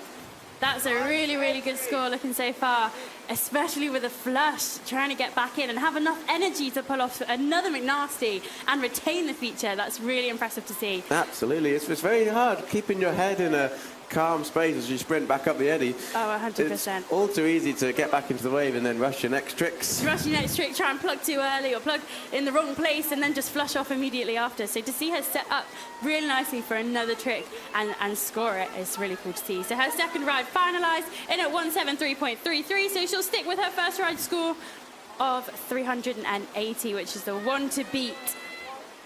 So, into our last rides of the competition. We really need to hear the cheers from the crowd now. Those paddlers will be looking to top their first and second round scores. And they will indeed. Probably getting really tired too, so keep them hyped, keep the cheers loud. Siren on the wave, plug in for that front loop. Snappy, really snapping that round. Turning on the shoulder, coming back over to plug again for a Space Godzilla. Up. Very nicely executed, but unfortunately just catching the flushy wave on the left-hand side there. As she comes into the eddy, charging back up. Give her a cheer, everybody. Let's get her back to the wave. Coming onto the wave now. Let's see what she can pull off in the last 15 seconds of her ride. Into McNasty. Oh, almost retained it. Oh, you can see that on her face. she was gutted. She really wanted the McNasty. She looks pleased. Look at that smile. Indeed, she looks absolutely chuffed with that. There we are. So, Siren there, putting in a nice last ride. There we go. It's coming at 96.67 points, so she'll stick with her ride 2 at 303.33 points, which has currently got her in second position. Siren's there, sitting happy at the moment in second. And it's up to the other paddlers This to try is the worst moment where she's got to wait to see if anyone else is going to beat her score, and she can't do anything about it. Tensions rising in the grandstands. But that's just super Our exciting. next paddler, Maya, coming onto the wave. Let's give her a big cheer. And she's plugging. A lovely loop there. Very impressive. I said it before and I'll say it again. She's got a lovely boat. She does have a lovely nice boat. loop there. Had a lovely style too. Yeah. Really pulling that loop through in a nice squared off manner. Definitely selling it to the judges. Into McNasty, unfortunately. Oh, she's retained the feature. That's amazing. She's done an amazing really job good to there. See. And a Space Godzilla. Cork at the angle in midway through. Amazing to see. Unfortunately flashing, but she's still got 10 seconds. Let's cheer her back up this eddy. Into the feature. For her last ride. Come on, throw it down, Maya. And there we have it. There it Good is. job. Good job, Maya. Fantastic show for us in the final of our Junior Women's 100%. Freestyle Kayak World Cup here in the town of Plattling in Germany. Really impressive ride so far. That's Maya's third ride ticked off. And our next paddler, the crowds will be waiting to see what they can come up with. Really amazing what they've been able to come up with so far. 100%. Especially with the changing levels. It's such a completely different feature to what they've paddled for the rest of the week. And to see them still throw down cool, amazing tricks, get some air on them as well. It can be a challenge for the paddlers to adapt to these new conditions, and I think that's just the nature of the sport. Freestyle is always going to be really challenging. As Charlie gives Izzy the thumbs up to the come down into the wave, it can be really challenging for paddlers to adapt to these changing conditions, and with so many tricks to try and accomplish. It's very impressive. Here Izzy goes. She'll want to top her score. Already in third position, but probably looking for first. How is she going to do? Into a wing over. Entry 2, unfortunately flushing. Let's cheer her, Great Britain. Come on, let's get her back up into the feature. Izzy charging really hard. You can say that she really wants that. Definitely back into the feature in no time. She's done an amazing job there. Still got 26 seconds on the clock. Into a loop. Pulling off a lovely loop there. Putting around a McNasty. Looking to finish off a ride here with a lovely big trick. She's got 10 seconds left, Izzy. What's she going to throw down? Carving out onto that left-hand shoulder, setting up for the McNasty. And into McNasty. We'll see if the judges give that one to her. Just about flushing But off. give Izzy a big cheer. That's it. She's in third. You're sitting happy in third place, Izzy, having laid down her last ride. Be up to the last two paddlers to try and knock her off her pedal stool.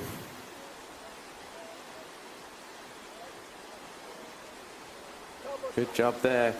Yeah. Sun is coming out a little bit. Our next paddler, Jewel, currently sitting in 4th place. This final ride will determine whether she can hit that podium and grant herself a medal. Team Germany, let's give her a big cheer. Here we go. Here she comes, dropping onto the feature, plug in for a loop. Tidy ride so far. Surfing over to that left shoulder, setting up for her next trick. There she goes, plug in again for a Space Godzilla. Unfortunately, flushing. But here she comes, let's cheer her back up the eddy, back into the feature. Plenty of time still. You can see it on her face as she flushed off the wave. She really wanted that Space Godzilla. Oh yeah, look at them working hard, getting back into the feature. She's still got 13 seconds to throw down. And plug in again, get that Space Godzilla. 5 seconds left, see what she can get in those last few seconds. On the buzzer, going for another Space Godzilla. Amazing stuff. Oh, they must be so tired. Watching them come back up into that feature makes it look so difficult. It looks like it takes so much energy. Well, you wouldn't think that 2 minutes on the wave combined is that tiring, but when you're on there, 45 seconds, you come off the wave and you are puffed. You want to give it your all because, you know, this is the final. This is the chance to do it. And she will stick with her 233.33 points, which means that Leah dropping down is in first position. And this is a victory lap. A victory lap for Leah from Ireland. So exciting. What a nice opportunity to show us her flair, show us her style. Big cheers coming from Team Ireland right now.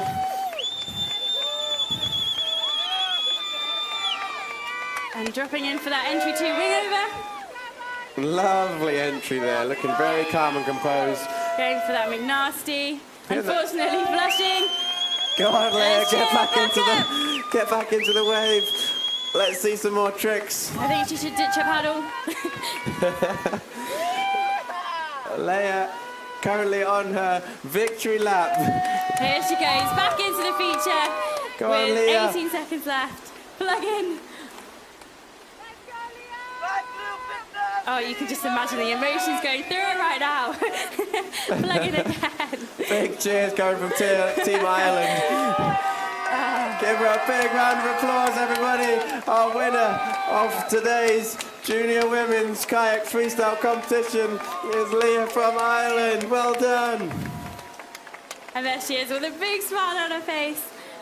I hope she's really chuffed with that one. I'm sure she will be. She's done a really good job. Oh, she certainly has. And that is it, our Junior Women's Kayak final. In 5th position, we have Maya with 193.33 points.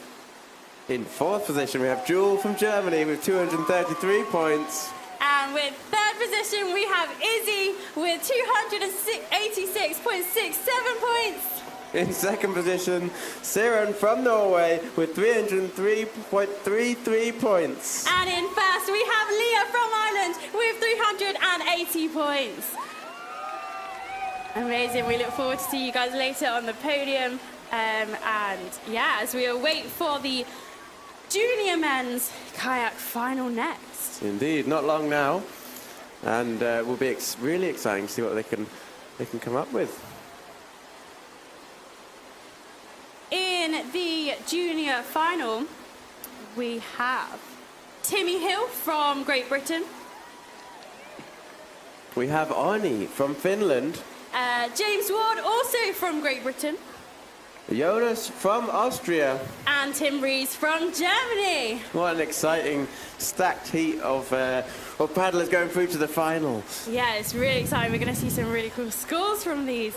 They really, really threw down in the semis. And this competition is going to be intense. It will indeed.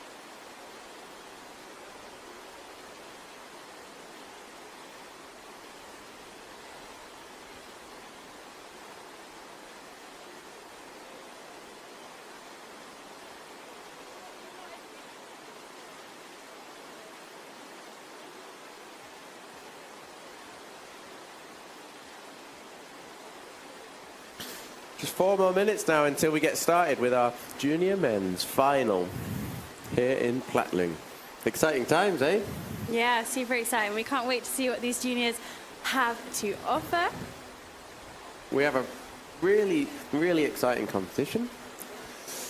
A really amazing group of paddlers who I know have a lot to show us today. It's going to be really exciting. We've already seen some pretty high scores, pretty technical tricks from these individuals, and putting that together into a ride, especially a finals ride. What risks are they going to take? How are they going to use the features to their advantage? It's really exciting to see. Paddlers will have changed their rides maybe a little bit to really show off in their final of the competition. They know that their normal ride might not be enough to secure the place they want. So it will be really exciting to see the extra moves they're going to be adding in, how hard they're going to be pushing it. And we're in for a treat, that's for sure. 100%. Also, this is a final, and those of you who've watched the rest of the finals, you'll know they each get 3 rides, and it's their best ride that counts. So yeah, absolutely. How are they going to switch those rides up, put some more risks in others, just to get those top scoring tricks and rides to place them, hopefully, in the podium positions. Absolutely. So we'll run through now who we've got coming up. We've got Timmy Hill from the Great Britain.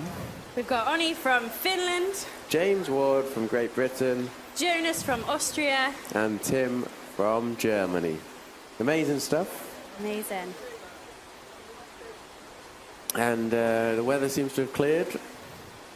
A good sign. You can see lots of the surfers on the other side of the wave having a play. Maybe they're inspired by the freestyle.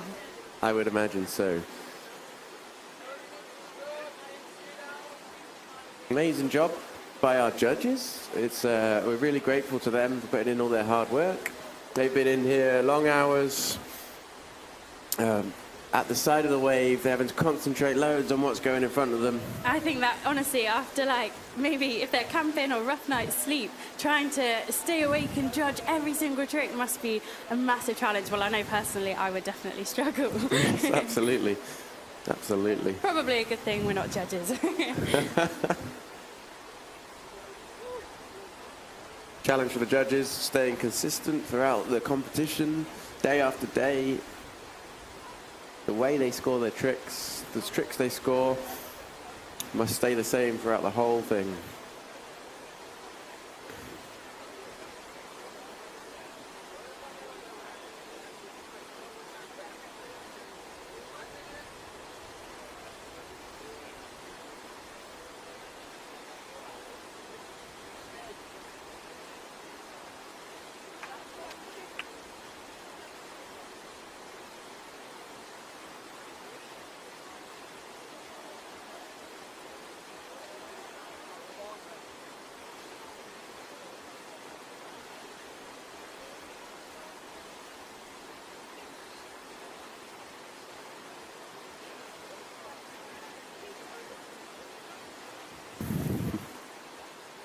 Here we go, our first paddler, Timmy Hill, sitting Just up there. awaiting the thumbs up from head judge Charlie.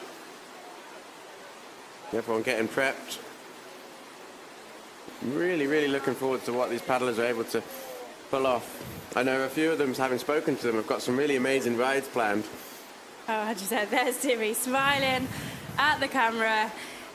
He's not afraid of the crowds. Should we give him a cheer from Great Britain? Here he goes, Timmy dropping down into the wave.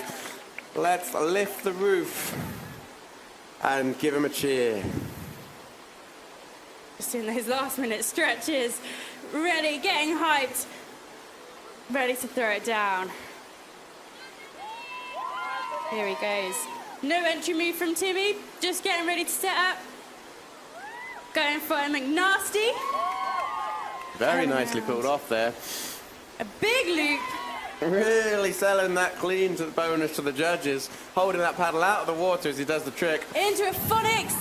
Unfortunately flushing, but that's okay. He's got plenty of time on the clock. Let's cheer him up the eddy, back into the feature. We haven't seen that move a lot, and that is because it's such a risky move. It's definitely a really hard moves to accomplish in this feature, the phonics monkey.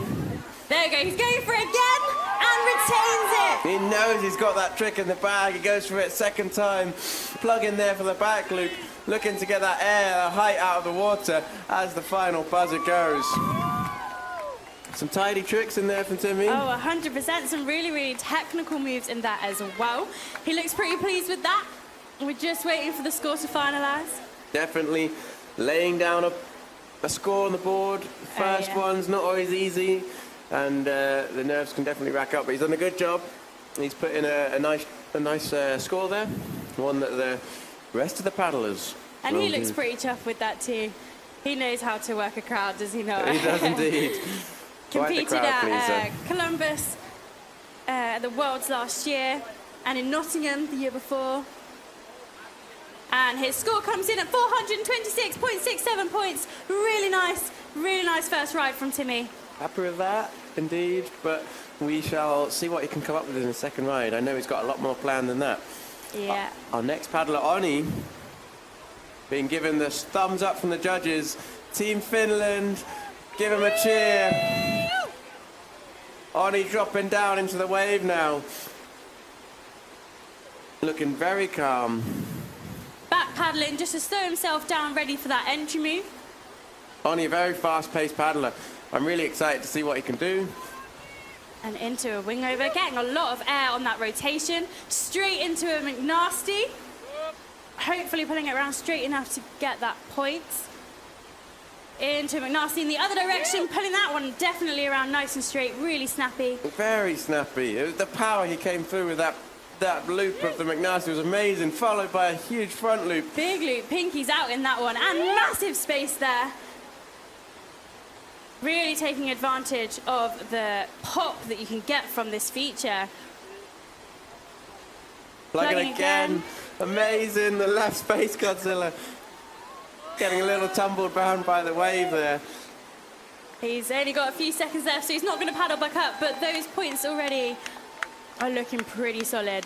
Big smiles from him. He's played down a good ride there. I'm sure he'll be happy with that. Getting those air bonuses, that clean bonus on the loops as well. Really looking to rack those points up. Oh, and he's shutting those nails. There it is at 590 points. Big cheers from Team Finland. Definitely doing Finland proud there. Our next paddler, James Ward from Great Britain, having shown us some amazing rides in our previous rounds of the competition.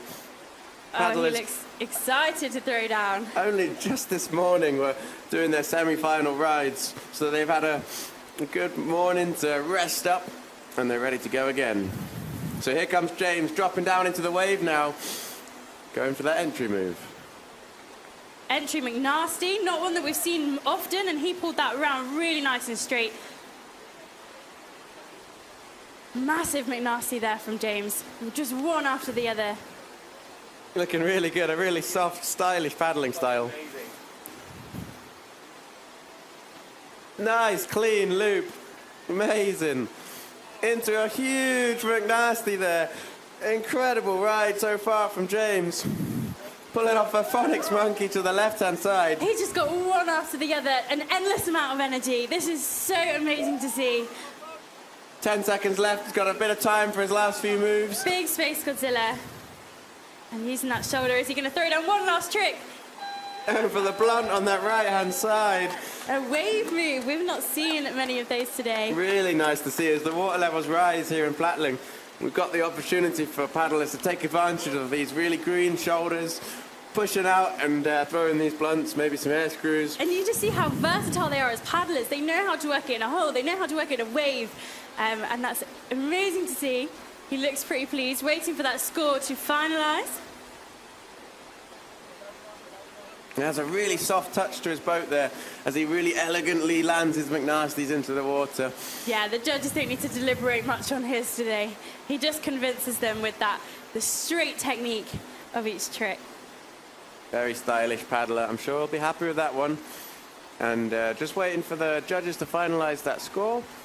And then our next paddler will be coming down onto the wave. You could see him trying to convince the judges to raise that score a little bit. There he is with his dad. Rumour has it James has got one of the cutest dogs here. Maybe competing with Rio a little bit there. Definitely has an amazing dog. Has many of our paddlers transfixed. Maybe it's his distraction technique for the other paddlers. Have a really cute dog. and then win. And then they'll be like, there oh. it is, his scores finalised at 836.67 points, putting him in first position. Let's see what Jonas and Tim have to say about that. Incredible job. Really, really well done. Jonas from Austria, our next paddler, coming out of the eddy now. Team Austria, give him a big cheer as he comes down onto the wave.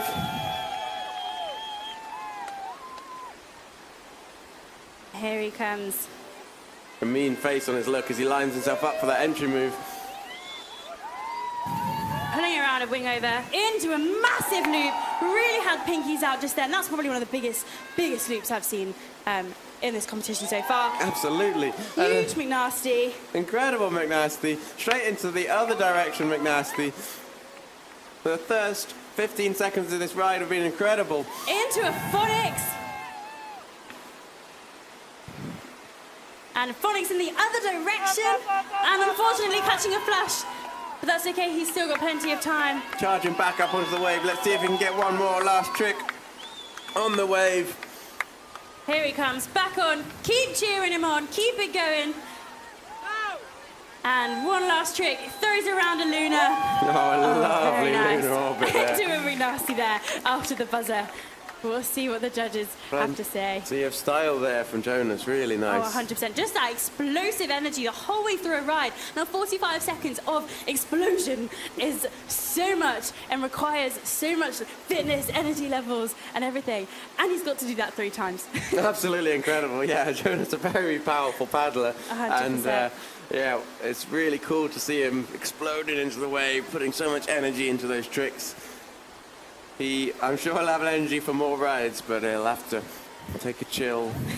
Yeah, I think it's really key that he's thrown all of that down, but he's still got more to go, and it's, not getting overhyped, not losing your head a little bit, retaining the calm collectedness that he needs. And just waiting for the score to be finalised. He looks pretty chuffed with that. There's Tomas. He does indeed. His coach, Philip, helping him out there. Cheering him on. I'm sure he'll be really happy with what Jonas has been able to accomplish there. And there it is, finalised at 786.67 points. Really solid, really nice ride. Our last paddler now in today's final is Tim Rees from Germany. Let's hear it from Team Germany. Always a real spectacle when watching Tim Rees paddle in a wave. Oh, 100%. He's no stranger to competition, is he? No, he really isn't. He's a seasoned freestyle paddler with an amazing repertoire of tricks.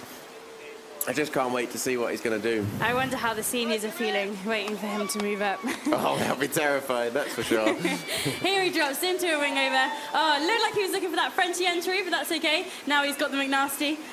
Tidy McNasty, really nice. Getting that right in after the entry move there. And going for a Luna here.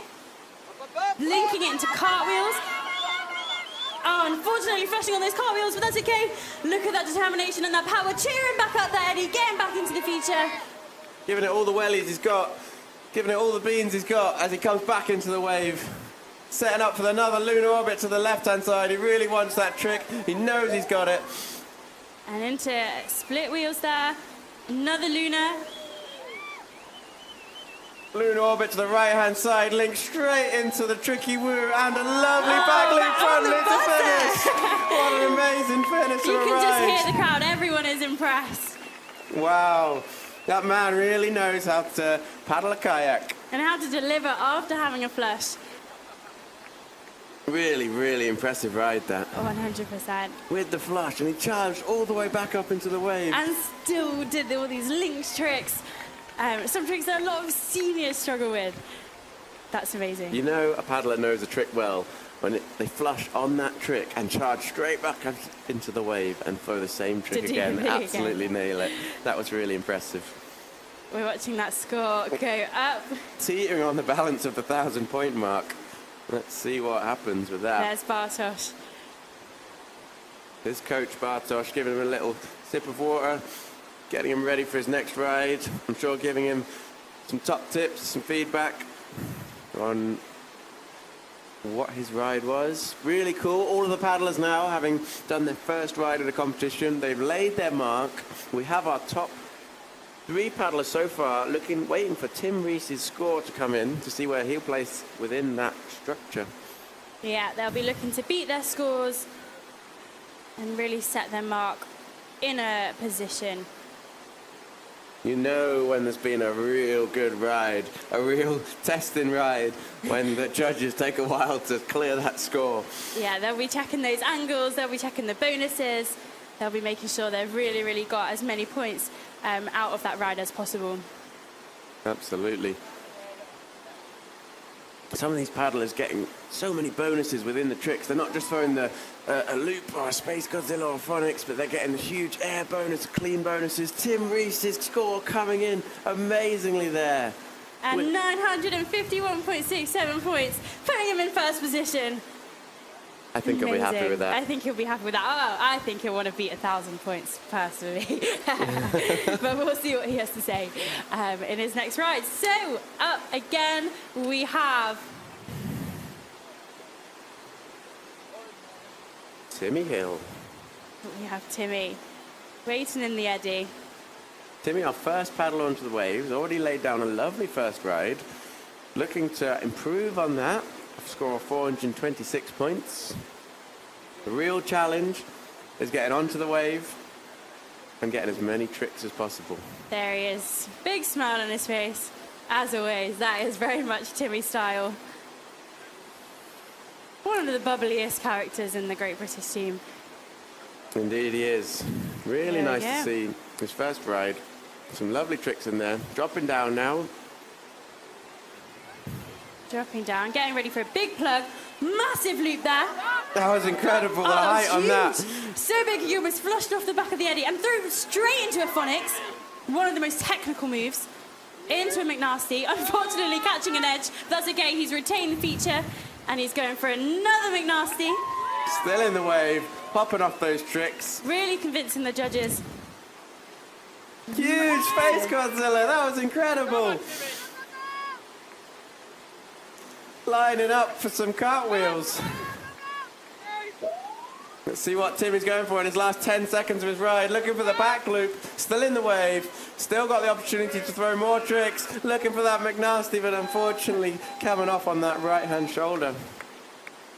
The energy from Timmy in that ride was so cool to see. It was just trick after trick after trick, and he knew what to do. You could see him really putting the beans into that ride. It was really impressive, and definitely had a real nice complexity of the tricks within there. Yeah, definitely. Doing that phonics just like off the bat, you know, did his first loop and then he'd straight into a phonics. He knew that he needed the energy, where to put it. Absolutely happy with that ride. I'm sure he is. Smiles from Timmy, as always. Very impressive ride.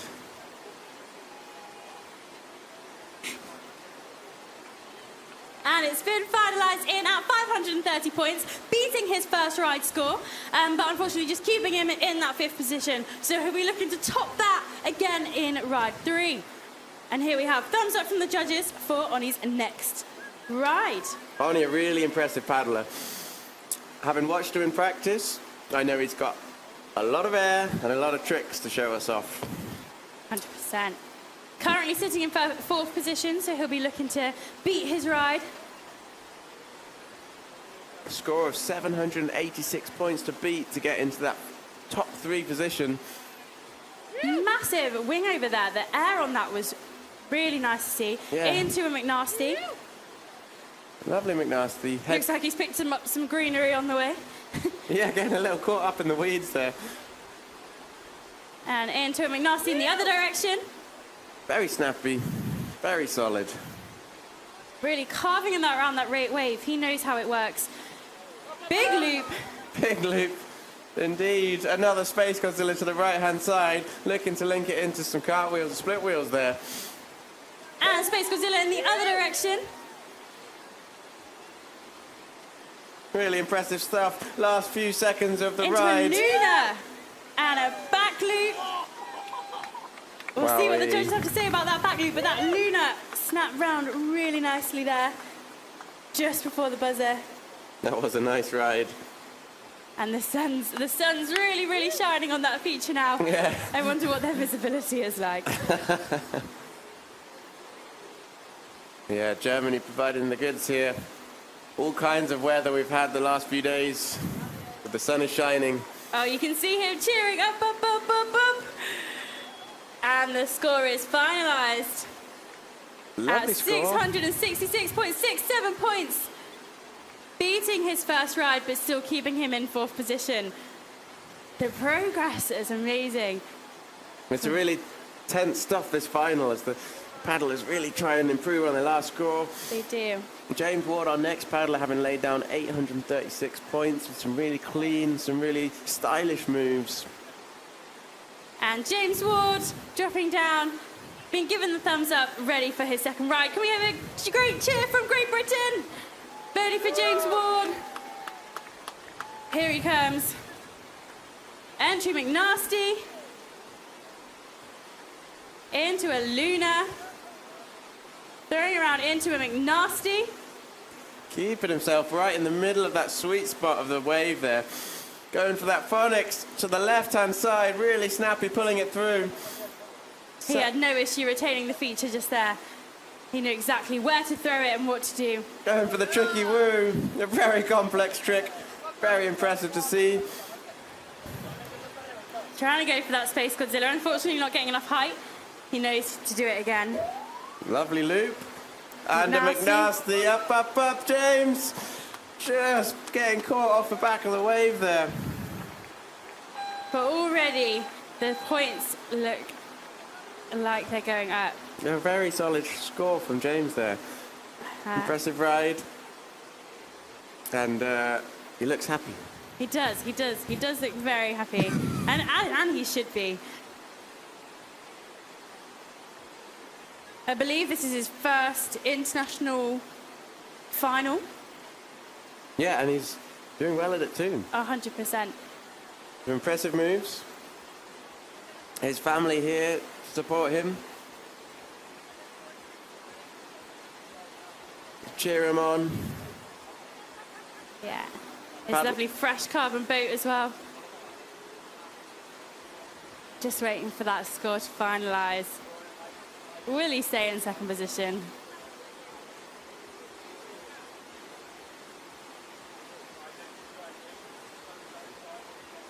Really nice rides from the paddlers so far. Yeah. You can see those judges working hard with all the tricks, trying to get those extra bonuses too. It's not easy. There we go. His score's finalised at 680, so he'll keep his first ride score and he will remain in 2nd position. Very fast-paced ride. Lots of tricks. Lots of tricks. And really showing some potential there for a high-scoring ride. Yeah. Jonas from Austria now, being given the thumbs up from our head judge. Getting himself hyped up and coming out into the flow. Last ride, he pulled off some big air moves, some loop, Space Godzillas and McNasties, and a couple of getting phonics. that speed, ready to throw in an entry. Wing over. And retaining the feature, really nice and strong from him. He was determined, into a Space Godzilla. Into a big loop. Oh, so big that he flushed off the back of the feature. Let's get cheering. Let's get him back up the steady, back onto the feature. Putting so much power into those paddles. He is streaming back into the wave. Coming back in with 20 seconds still to spare. And into a McNasty. Picking those tricks off. 10 seconds left. Into a Luna. Hoping to link it round into cartwheels, unfortunately flushing. A really beautiful lunar orbit there. Textbook angle on those cartwheels coming out of it. I think he will not be happy with that ride. He'll be a little bit gutted that he flushed on it. But perhaps that'll be determination Ready for his final one. Having already put down a very solid ride. 100%. I'm sure he'll be happy. We know that he's got lots of potential in him, as we saw from his first ride. And his second came in at 200 points, so he'll remain with 786.67 points. Next up, we've got Tim Rees, our current first place paddler. Here he is, getting ready, stretching, ready for his second ride. He'll be looking to top that score to make sure that no one else can get close to him and he can remain champion. Already laid down a lovely ride Look on at the that wave. poise. Poised and ready to go. Dropping in with a wing over and Frenchy entry. That's what we've all been waiting for. Indeed, that was incredible. Straight into the McNasty from the entry move there, getting the link bonus on both tricks. Into a Luna, in cartwheels, split wheel, into a Luna in the other direction. Very stylish paddler, and all his tricks being linked together. The tricky woo there linked into the split wheels beforehand, straight into a back loop. Definitely looking for that back loop, front loop here. Let's see if we can get There it. we go. Big cheers for Tim Rees. Incredible air on that. You don't see many paddlers getting so much air on the back loop, front loop. Into McNasty. He just keeps it coming. He's not stopped. Time for one more trick as he comes into the top of the foam pile, throwing that lunar orbit straight into the straight loop. to a Luna loop. And catching a flush. Wowee, what an amazing ride. What an intense ride. We see that the judges are still deliberating, but it looks like it's over 1,000 points. He should be so pleased with that. I think so. Giving the crowd a salute as he comes off the wave. Oh Tim yeah, will be- he knows he's done it. Yeah, he knows indeed. A ride full of amazing tricks. Oh, 100%. And lots and lots of bonuses. As we see, like the whole ride was just links and links and links, keeping things clean, keeping things huge. He had a really impressive combination of linked moves and huge moves. Not many paddlers can get the air on the moves with them being linked together. Yeah, there's Bartosz in the eddy. We can imagine that he's quite proud of him right now. I would think so. Lovely ride from Tim there. Really nice. Being our last paddler up for today. One more ride for all the paddlers. The tension's really there now as they shuffle, try and lay down a ride, getting ready for some fantastic tricks as we see them try and get on those podium positions. They will. They'll be looking to beat their scores that they've placed out already, and they'll be looking to get a podium position. Currently our standings: in 5th place, Timmy Hill. In 4th place, Arnie from Finland. In 3rd place, Jonas from Austria. In 2nd place, James Ward from Great Britain. And in 1st place, still waiting on his score from his last ride there, is Tim Rees from Germany.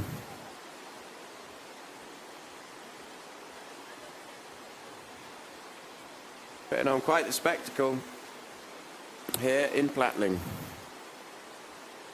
I just wonder what's going through their heads right now. Are they excited? Are they nervous? Are they hyped? So hard to know. We're certainly hyped for them. We are indeed. And by the sounds of it, the crowd are too. Yeah. Such a technical ride from Tim. The judges are still deliberating, still trying to see what tricks they can give him, what bonuses they can give him. Yeah, really impressive ride there. 100%. Some combos that you don't see from too many paddlers. A back loop, front loop. So the back loop links straight into the front loop, scoring a trophy move there. We've definitely not seen much of that today at all, especially with the rising levels. Oh, his score's going up. Trophy moves And there it is, finalised at 125 to 1,253.33 points for Tim Rees. Give him a cheer, Germany. Very impressive ride, topping the 1,000-point mark at the same time. What I'm sure a he'll be score to happy with that. They have one final run. Now, I know each one of these paddlers is capable of topping that ride. So it's all in the balance as we come into our last rides here today. Everything could change, and that's what makes finals so exciting and intense. There's Timmy waiting in the eddy, for his last ride. Big smile on his face. Let's hear it from Great Britain as Timmy Hill drops into the wave for his final ride of the competition. Coming out into the flow. There he goes. Dropping down. And plugging for a Space Godzilla. Unfortunately flushing, but that's okay. He's got plenty of time. Let's cheer him back up the eddy. Come on, Timmy, back into the wave. There he goes, motoring up the eddy. Get him straight back in, ready to throw some more tricks. He's still got plenty of time. Big loop. Big and nasty. We know that Timmy is just coming back from an injury, and throwing down like this is amazing. Massive phonics there. Really good to see. 3 moves right off the back, really impressive. Going for the Space Godzilla link to the tricky woo. Oh, he's done. Peace out, he says. Big cheer for Timmy Hill. An all or nothing ride, that one. He was really looking for those long combos, big air. Unfortunately, not quite pulling it off. That's okay. I'm sure we'll see plenty more of him in the next World Cup in a couple of days. Indeed, a very happy man there as he paddles back into the eddy. He'll stick with his second ride score of 530 points. Well done, Timmy. He's Very still cool. smiling. Quite the feat even to be in the finals here today, so each paddler should be incredibly happy that they're here, able to throw down some moves. Oni, our last paddler here to go, our second paddler here from Finland, coming out of the eddy into the flow. Let's see what he can come up with. We can hear the cheers already. Keep cheering for Oni from Finland. He's like, louder, louder. And here he is, dropping down. Wing over. Into a McNasty. And up, up, up, up, up. Unfortunately catching a flush, but that's okay. He's still got loads of time. Cheering back up the eddy. Keep it going, keep it going. Very close with that move there. Unfortunately, just catching the back of the foam pile. Into a McNasty. Oh no, flushing again. Oh, it looks like he's calling it. Big kisses. Out. Big kisses. Big cheers for Oni from Finland. Really, really amazing. He's done a really good job. Give it a good crowd pleasing cheer there from him there. Showing the love. You can tell that he enjoys kayaking, can't you? Yeah. In it for the love, indeed. In it for the love, and that is exactly what we want to see from such a young age, because that is really going to feed into him as he goes into the seniors and throughout further competition. So he's going to stick with his second ride score of 666.67 points. Really nice to see, and stay in 4 positions, which means our top 3 athletes are in a podium position. Let's see how this changes up. Indeed. As James gets ready for his final ride. Currently sitting in second place. He's been looking to top Tim Rees's score of 1,200 points. Coming out into the flow here. Let's see what he can come up with. Let's hear it. Big cheers for James Ward from Great Britain. And Andrew McNasty really pulls that round. Very nice to see. Into a Luna. McNasty. Another lovely McNasty there, definitely. Setting up for his next trick. Plugging for a huge front loop, not using his paddles, gaining that clean bonus. Another McNasty, up, up, up. And retain the feature. Really nice ride so far. Really nice, just trick after trick. He's got the energy. Another McNasty. Very snappy, throwing through that McNasty straight into the phonics monkey. Really impressive. Beautiful phonics there from James. Last few tricks coming up here. Space. Amazing Space Godzilla to the right-hand side. A space again. Oh, into a loop. Space loop. Oh, nice link there from James. Really cool to see. That was an awesome ride. That was so exciting. And the score is still going up. Look at those paddle spins. James will definitely be happy with that one. Oh, 100%. Paddle spin exit move. Yeah, good ride from him. Big smile on his face. You're watching that scoreboard as he waits for the score to be finalised. Shout out to Essex Freestyle community. That's where James comes from. Yeah. I was cheering to get the score to go up. Represent. A real heart and soul of the paddling community down there in Essex. Oh yeah, and thriving 100%. We know that they're at home cheering him on, waiting for that score to go up. Done a good ride there. Really cool. Lots of moves. Yeah, 100%. See that space loop at the end as well. I know, you really wanted just to when sell you're running that. out of energy, to be able to do a link is pretty awesome. Get that renewed energy in those last few seconds Oh, to throw there's that mad. Timmy giving James a big hug. Nice to see the teamwork here from Great Britain. And his score comes in at 876.67 points, which is his highest scoring ride, but keeps him in second position. A good score, and all hanging in the balance for Jonas. Currently sitting in third place. So the only one left to upset this podium position so far. Let's see what he's about to throw down. Really exciting. This man has a lot of power, a lot of energy. Big cheers for Jonas from Austria. Look at the speed getting that wing over. Really big kickflip entry move there. Into a McNasty. Getting a little caught up in the weeds there. Let's hope that doesn't slow him down. Into a big McNasty. Look at the huge on that loop. Not letting it phase him as he throws a McNasty straight into a loop with big air. A phonics. Insane amount of energy from Jonas. Time for a few more tricks here. He throws the left lunar orbit, lovely, right into that pocket in the middle of the wave. Into McNasty. Impressive stuff. One last move, going for that tricky woo.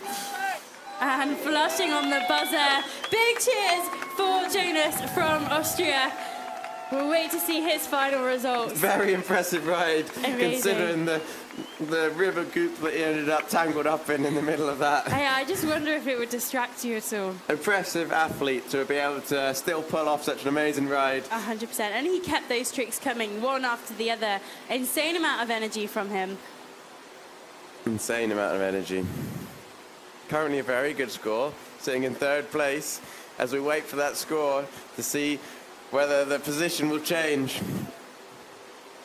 His coach Philip giving him a good handshake, sternly waiting for that result to come through from the Either way, judges. he should be so chuffed with that ride. I know, an incredible ride, really, really impressive, and really showing his style off to the crowd here and to the other paddlers.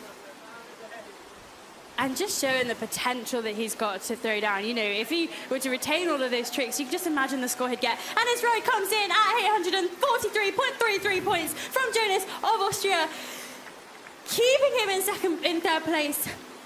But a really, really good, amazing competition between these three. Now this means that Tim Rees is about to drop in for his victory lap in first place. Oh my God, what an amazing thing to be able to do.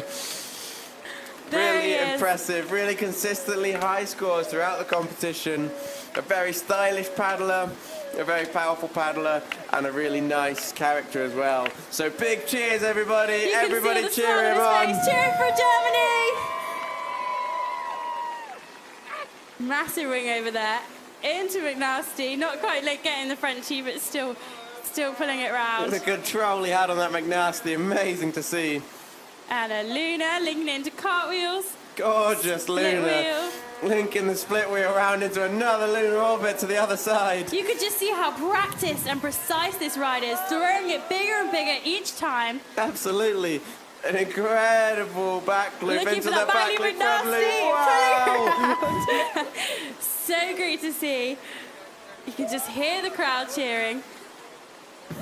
Looking for the lunar loop there. He is looking for the lunar loop. You can see it. We know he wants it. Big McNasty. And on the buzzer, huge big loop to finish. Wow. That was an incredible ride. Amazing. We'll just wait to see if that tops his score.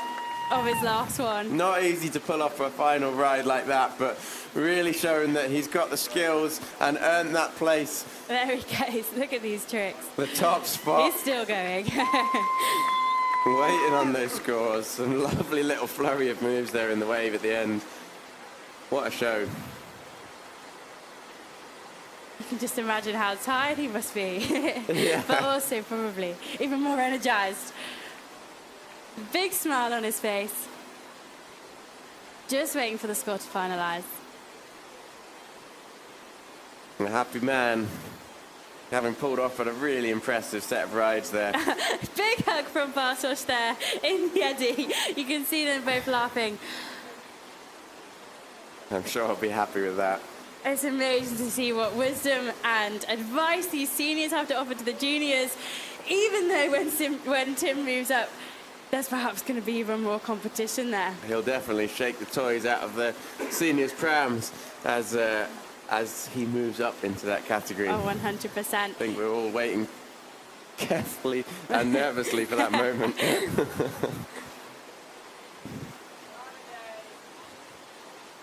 He looks so chuffed with that, as he should be.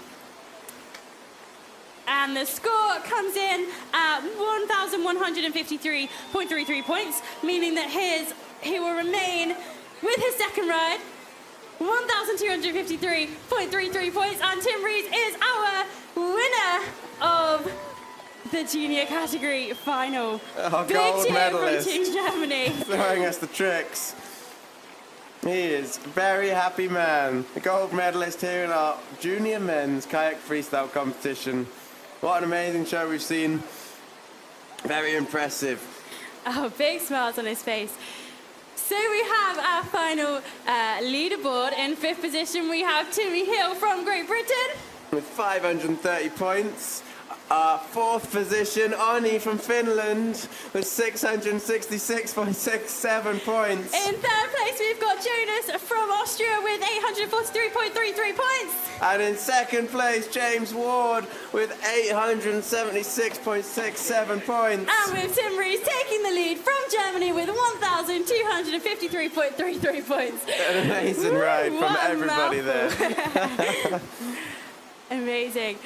That's so exciting to see, and these guys we'll see again on the podium in just this evening. So next up we have the senior men's final, and we will be back with you. Oh, we've got the women's first. The senior women. The senior women's final first. Coming in at 10 to 5. Not long now, only 5 or 10 minutes. Until we see these amazing paddlers coming onto the wave. Yeah, and we will see you then.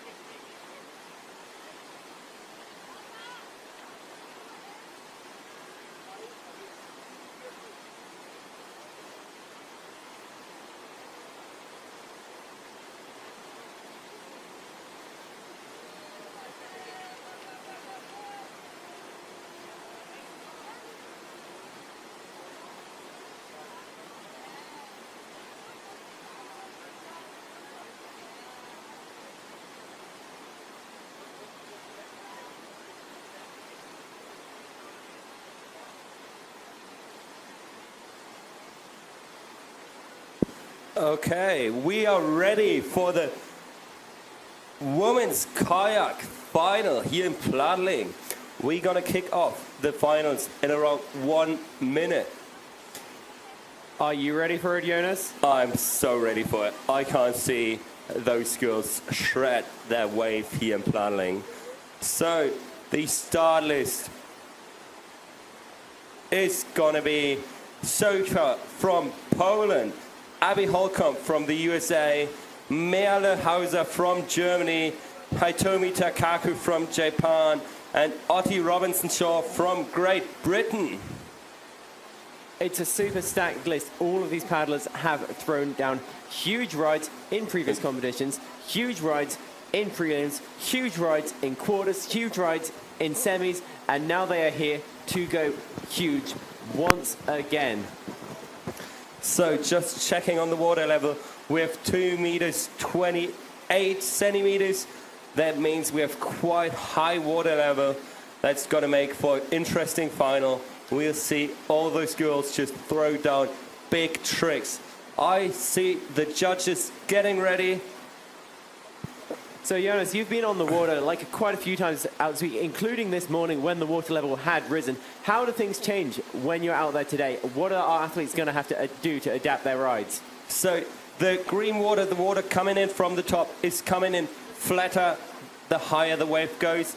The foam, the white water, what forms the wave, is not standing up as tall with a higher level, but it's so much easier to spin around, but it's so much harder to dig your nose into the green water to throw big loops and Space Godzillas. 100%, and it's also going to be much less risk of hitting that rock on the bottom for athletes. So for talented athletes like these, they may be getting those plugs pretty damn consistent. They may be getting huge moves without worrying about hitting the rock, all going huge in their freestyle boats.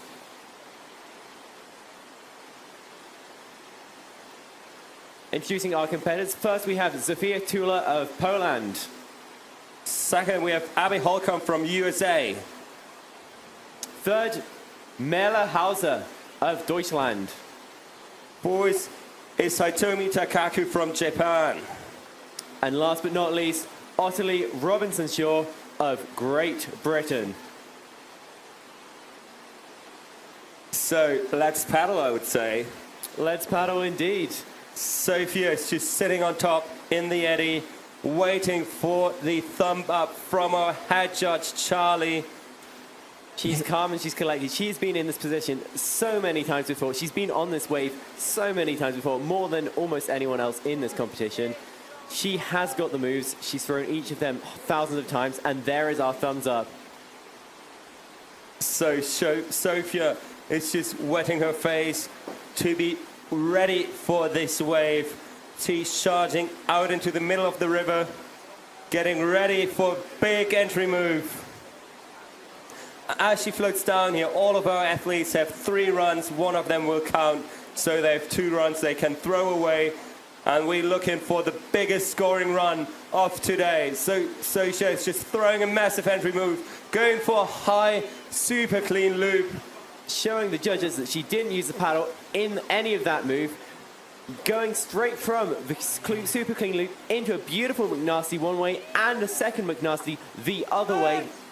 And then she's trying to find a setup, going for massive Space Godzilla there. And for another Space Godzilla the other side. That's a few points on the board already. And now she tries to get in the setup, gets flushed on the back of the wave. That's a tricky part, because now that the river is so high, the foam pile is not that sticky anymore. But she has still some seconds left to make it up back onto the wave. 2 seconds left. She just makes it in and sets up for a massive Phonics Monkey. Not quite getting it.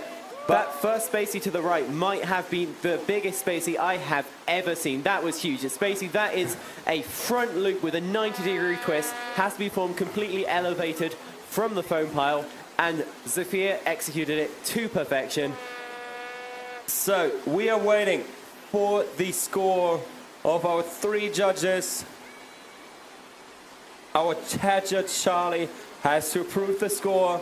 We are just waiting for it. And Sophia, at the moment, has 810 points. We'll see if there's still a few more points coming for linking or air bonuses. And she will set up the bar to beat for the other competitors quite high. And that is a high bar to meet. So it seems like the score is coming through with 810 points. That is a bar to meet for the rest of the competitors. Next up, trying to beat Sophia's score is Abby from the USA. Abby's sitting there smiling. Listen to the crowd cheering for Abby. She must be able to hear that from down there in the staging eddy as she sees the thumbs up from our head judge paddling out into the flow. We've seen her line up a beautiful entry move on pretty much every ride so far in the semi-finals, just scrubbing off some of that speed to make sure she retains the feature with this incredible entry McNasty. So snappy. You could see air between her and the boat, so she may be scoring the air bonus for that. Going for a McNasty in the feature. Lining up for another plug, not getting it. She's going to go for the McNasty on the other side, scoring McNasties both ways early in the ride, except catching that flush. And she's charging back into the eddy, having 22 seconds on the time left while she goes up the eddy, trying to have as much time left as she enters the wave. And there's around 10 seconds left when she gets back in the wave. That's enough time for her to throw some big tricks. We know she has the potential to go huge. One trick could put a few hundred points on the board. Looking for that Luna, such a difficult trick to pull off. Not quite getting it this time round, but we know she can do it in her next ride. She knew she had to go big, and she went for that high-scoring move, risking it all. But she still has 2 more rides. Luna is easily one of the biggest tricks you can do, but the risks with it are huge. We've seen so many paddlers go for the Lunas, flush them on that shoulder, but when you have technique like Abby's, you know you can pull it off. It's just a matter of getting another stab at it. So Abby's score comes in with 250 points. And we are waiting for our next competitor. It's Merle Hauser. Merle is not taking the risk to drop in from above the wave. She's surfing onto it from the side, not risking to get flushed through. Maybe that's a smart move to play for the first run, getting some points on the scoreboard, and then go big in the second or third run. She's trying to hit some loops here, not quite getting them, but she's setting up for McNasty, hits it around, comes around, plugs for a loop. Listen to those Germans in the crowd. They're whistling, they're cheering. I'm pretty sure I heard a Vuvuzela. And there she goes for the other McNasty. Goes for the Phonics Monkey. Gets it around. Trying to stick some car wheels on the right side. Surfing about, looking for a setup for another trick. Trying to get maybe the back clear of the water for McNasty, but unfortunately catching it. There she goes, getting that McNasty, making sure she's got it. On that flushy part of the wave, on the shoulder, that's difficult to do. The crowd went absolutely wild for that Phonics Monkey, though. That trick is such a crowd pleaser. It is so amazing. Turning about around 360 degrees. That's a full circle, Jonas. Yes. I know maths is not your strong suit. Too many numbers today. 360 degrees on your nose and then throw it around into a front loop. It's just amazing to think about it, that people can do it in the kayaks. And especially here on Plattling on a flushy level. Speaking of lots of numbers, Merle Hauser there with a big number on the screen, 226.67 points. That is higher than Jonas can count. It indeed is.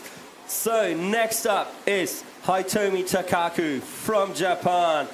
She has more than 20 years of competing under her belt. Quite a few World Championships titles, if I'm not wrong.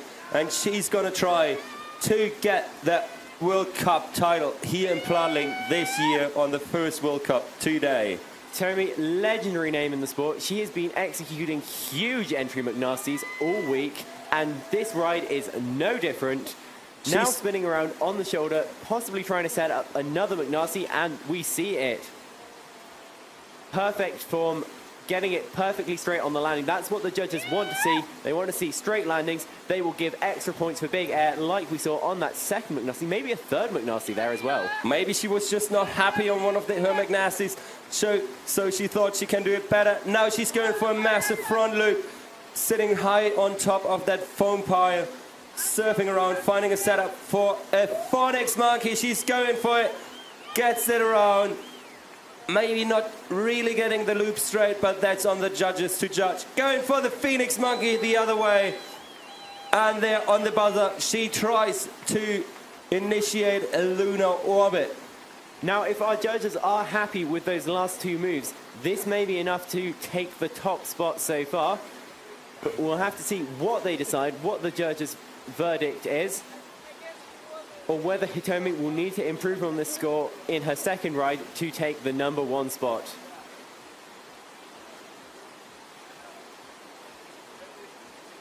We are waiting on Hitomi Takaku's score. At the moment, the judges are talking. You can see her grinning, being helped out by her teammates there. So much support, so much camaraderie from all of our paddlers here. Their teammates, their friends. Freestyle community is just the most wonderful, welcoming place to be. Staying at 596.67 points, Hitomi Takaku's first ride, putting her on the leaderboard, not right at the top this time round, just in the second place. Zofia Tula is still in the top spot. Can Otti take it from her? Otti will try to get high up on that leaderboard. She has been there before and she wants to be back there. She just won a gold medal in squirt boating yesterday. And I think she won a gold medal in C1 as well today. She just wants to have all those gold medals. You can see her paddling forward, ramping up into that huge entry three. Now going for a McNasty. Once again, such a snappy style with these large amplitude on the air moves. Bringing it around for a McNasty the other way. Big air loop right there. Not really using her paddle, so there might be some bonus points on their clean moves. Now she's going for a massive right way lunar orbit, setting it up for a massive back loop. Now in back surf, just kind of struggling a little bit, disengaging from the wave and going for another loop, trying to score possibly that huge bonus. They're trying to get the back to engage for a lunar orbit, lunar loop. And she managed to stick it just on the buzzer. Lunar loop, absolutely huge scoring move, only recently been added to the rulebook. It was originally scored either as a trophy 3 or a lunar orbit linked to a loop. Now a lunar loop is its own move and it scores high. And that was definitely a run what could set her up for the first place in this final. So Otti was our last starter of 5 in this final. There's 2 more runs for each competitor to come. So all of them have more tries to, I think, now beat Otti's new high score. We'll see where she comes out with her score. It's so good to be here in Plattling, though. This feature is incredible. You can see the potential, and these athletes are drawing that potential out to its maximum, throwing these huge moves. As Otti herself said, there are 2 rules in Plattling. Go big and have fun. So Otti definitely went big. And she's going to go back up to the top of the feature, scoring 883.33 points. That will put her up on top of this leaderboard. Next up, our second place at the moment, Zofia Tula, currently having 810 points, just being 73.33 points short of Otti Robinson-Shaw, and she will try to better her first run. You see Zofia Tula there from Poland. She has taken more than her fair share of podium finishes in the past. And there's the thumb up from our head judge, Charlie. We love giving shout-outs to Charlie. We just want him to know. He's just giving everyone a big smile when he sends our competitors down into the feature. What a better way to start your run than smiling. Looks like Zofia may be looking for that entry McNasty once again. She is, and she gets it, possibly even nicer than the first time round. Plugging straight for that loop. You can see her keeping it controlled, paddle going back behind her head. Nice initiation for the McNasty. Unfortunately, it's not bringing around, but there it is. Now she probably tries to set up the other McNasty, and she does. She pulls it around, lands it super straight. That second McNasty was beautiful. And now she tries to set up for a loop. Oh no, Space Godzilla to the right side. Now to the Space Godzilla to the other side. And she's just racking up the points, doing trick after trick after trick, coming for a Phoenix Monkey, and she just gets it around. Phoenix Monkey to the other side. And retaining both of them. Doing a tricky move. Oh my God. That may be our highest scoring ride of the final so far. Looks like she may even have broken the 1,000-point barrier. There were so many points in the last seconds. That was impressive. Sosha will be so happy with that last run. She just pulled off 2 Phoenix Monkeys and a Trickaboo in like 5 seconds. That was absolutely insane. We saw both Space Godzillas as well, both going huge. Both McNasties being textbook. So she'll be ending up somewhere around the 1,000 points, sitting at 993.33 points at the moment. Let's give some noise for Sosha to get the score higher. Can the crowd make enough noise to push her over the 1,000 points? It looks like they may. There it is, 1,000 points on point, and it's even going up. What a performance. You can see she's barely even breaking a sweat. What a ride, though. It's almost like she read the scorebook, she sorted it by high scoring moves, and then worked her way down top to bottom, ticking each of them off on both sides. And we don't have the final score yet.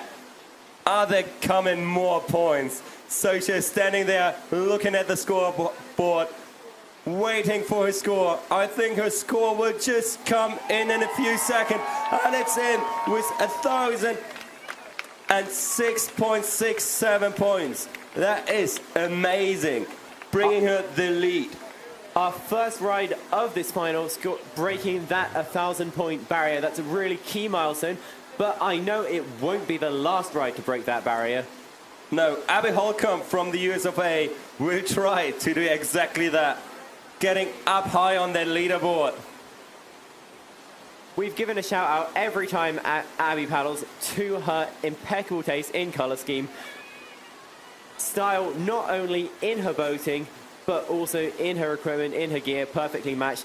Going again for that entry McNasty. You can tell she really wants to retain this feature. It's so flushy. She's using that power to back up the river. And there we go, entry McNasty, beautiful. Possibly scoring some air bonuses on that. We will see what the judges say. Into the back surf for the McNasty, bringing it around. You can see incredible core strength. What a paddler. McNasty the other way. Abby has competed in so many other competitions, taken many titles before. Will she take it this year? Trying to plug for that loop, just in that awkward spot on the shoulder where it likes reject paddles, but we can hear the crowd are cheering up, up, up, getting her up the eddy. And she's in the eddy, having a few seconds left. Will she go for that Phoenix Monkey again? No, she's plucking for a massive loop just on the buzzer, going for the Space Godzilla. Not quite getting it, but that was amazing. That is already, from what we can see, beating her first ride. The judges may still award points to it. They'll still be deciding on the last few things, maybe some extra bonuses, maybe some links. We will see. But Abby will be happy with that because she has improved on her score from the first ride. And we're all in suspense here, waiting to see what the final score is. We are waiting for Abby's final score.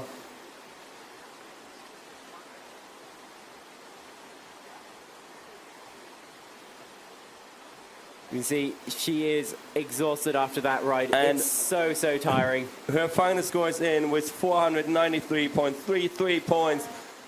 That keeps her in 4th place for the moment, but she still has one final run to go. Next up, I think she's starting from the bottom again. Yes, it's Meala Hauser coming from the bottom in the wave. She's going straight for McNasty, surfing on that shoulder. Meala has surfed in that feature for quite a few hours in her life. Going for the other McNasty, trying to sell it to the judges. And now she sets up high on the foam pile, and she will try to go big on that loop, and yes, she does. That loop was absolutely textbook. Entering straight, leaving straight, looking like she was going for the spin there. Spins add to your points. They are 10 points each, and every point counts in a stacked heat like this. Maybe going for a phonics at the end there. What do you think? She was, but she catched the edge and fell over, knowing that there's no time left to go back up. Meala has one thing to do in her last run, going big as she can. So we will see if she starts from the bottom eddy again, or if she says, I want to have all the points. I get out of my boat, carry my boat up, and start from the top to get that few extra points for the entry move. 100%. There is so much to play for here. We've seen just a couple of moves from some of these athletes is enough to bring them right the way up to the top of the leaderboard. When you add together bonuses, huge air bonuses, link bonuses, there's so many points to get. So Meala's score comes in with 353.33 points. That is better than her first run, but still keeping her in 5th place. And now with her second run, Hitomi Takaku, currently 3rd place, trying to get on top of that leaderboard. Crowd absolutely loves Hitomi. They've seen her paddling at pretty much every single World Championships, taking names, taking titles, with moves like that entry McNasty. That is the signature of her ride. I've never seen her miss it. Yeah, she just stuck her entry move, getting another McNasty, and now she will go backwards for that second McNasty. Can't quite get the edge in, trying to do it again, setting up backwards, pulling on her paddle, throwing it around. Now surfing over to that right shoulder. Doesn't seem to be happy with it, doing it again. And now she sits high top.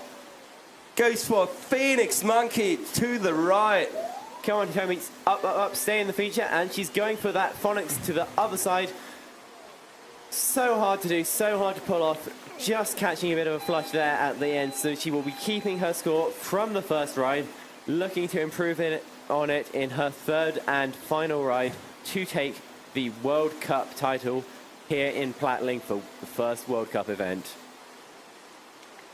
So Hitomi's score came in with 156.67 points. That is not moving anything on the leaderboard. And now our last rider in the second run is Otti Robinson-Shaw from Great Britain. She just had the thumb up from Charlie, charging out into the current, coming down to the feature, and we will see a massive entry move from her. I'm pretty sure about that. Absolutely no doubt about it. Otti, fantastic paddler, so many World Championship titles under her belt already. The skill she has is insane, and that entry McNasty was huge. Maybe the biggest one we have seen all day. Going now around for another McNasty, keeping it big. And now she goes for the McNasty the other way around. She's just taking off her tricks. What are we going to see now? Probably a massive Space Godzilla loop. There is the loop. And now she tries to set up again for another big trick. There she goes for the lunar orbit. Probably looking for that lunar loop attempt. Just surfing about on that surfer's left shoulder, now setting up for that lunar again. Lunar loop. There she goes. That's what she was looking for. And the crowd knows it as well. And there she goes for the back loop. And she wants to have the back loop as well, as you can see right there. And that is an amazing run from Otti Robinson-Shaw, trying to beat that 1,006.67 points from Sosha from Poland. And we will see if Otti's run was good enough. With such an international final here, Each competitor has a different nationality. No teammates competing against each other in this final. Well, I say that, we're all teammates in spirit. So Audie's score comes in with 856.67. That keeps her in second place. We are back on top of the list. 130-ish points between first and second place. It is exactly 123.34 because I'm good in math. All right, Jonas, all right. You don't have to rub it in my face. So it's Sosha from Poland again, up above the feature. And she is currently leading. She really wants to higher her score, make it harder for the other girls to beat her. And here she goes with that backwards paddling. Almost all of the girls here throwing amazing entry McNasties. That's so hard to do. Look at that loop technique. Absolutely textbook once again. Plugging for the Space Godzilla to the right, trying to combo it into some cartwheels, maybe looking for a clean bonus on those cartwheels. Space Godzilla to the left. I'm getting out of breath just commentating this. There's so many moves, one after the other. Another McNasty, huge. And now she serves up that shoulder, trying to get that second McNasty in. And she really, really wants it. There it goes! Sweet air McNasty. Catching it front of the boat, going around in cartwheels, just adapting to what the water does with her. Going for the Phoenix Monkey to the right, Phoenix Monkey to the left on the buzzer. Once again, a massive ride from Zofia Tula of Poland. Almost certainly an equally massive score. Will it be her second ride? Currently the highest scoring ride of this final so far. It is going to be scary, sitting in the eddy, not being able to do anything, but knowing that she has a really good second run already under her belt, and the other girls have to beat her for that. Zofia is in first place right now. She could take the gold, but any of the other girls in this final has a chance to knock her off that top spot, and she's going to keep her score from ride number 2. That's 1,006.67 points. And that run was just fantastic. She will be happy with that. So next up we have Abby Holcomb from the US of A. We see Zofia and her teammates there. Abby Holcomb now peeling out of the eddy. 493 points on the board. That is already an impressive score. But she knows she can go bigger. And she probably will. And there she breaks down to get that perfect entry McNasty, and she gets it. Abby has thrown some of the best entry McNasties we've seen for every ride. Looking now for the McNasty in the hole, just spinning around rather than getting the edge bite, but she has it on her second attempt. Unfortunately, in that awkward spot on the shoulder where it likes to flush you off down the eddy. We can hear the crowd chanting. They are bringing her up that eddy. Crowd absolutely loves Abby Holcomb, the girl from America. She's come all the way across the Atlantic to be here to lay down some huge rides. Going for the massive loop. Having still time left to do some more tricks. Setting up for the lunar orbit. Sitting backwards, going for the McNasty. Not quite getting it around. We'll see what the judges say to that move. And she claims her right. We love people claiming their right. That lunar orbit was so impressive. It's always such a spectacular move to witness. Abby's last ride comes in with 326.67 points. That keeps her in fourth place with her second run being the high-scoring run. Next up, we have, starting from beneath the feature, Merle Hauser from Germany. And the crowd is going crazy. Do we have any Germans in the crowd? I think so, yes. And she starts with a big loop, getting the points on the board, having 90 points already, having a spin there, and now she goes for that Phoenix Monkey to the left, sticks it around, Surfs onto the shoulder, goes back up high on the field, goes for the second Phoenix Monkey. And now she tries to find the setup for her McNasties. Pulls it around. That is an incredible run from Merle right there. She's going to improve on her first ride already. Going Looks like for another the McNasty. second McNasty. Look for at a big space Godzilla. And a Phonics Monkey. Yes! That is an incredible run with a second space Godzilla. That might push her really far up on the leaderboard. She just did it all in her last run. She will be so stoked on that run. That second Phonics Monkey was one of the most beautiful moves we have seen today. The execution of the 360 bow pirouette continuously ramping up the whole time until throwing over the top into a huge loop, perfectly straight upstream. Look at that smile. She knows she just did it. And we will see if that is enough to bring her in the medal, into reach of the medals. If she gets a higher score than Hitomi Takaku, she will be having a shot on that bronze medal. You see Charlie there heading his hands for it a little bit. He's as bad with big numbers as I am, it looks like. And these are some really big numbers.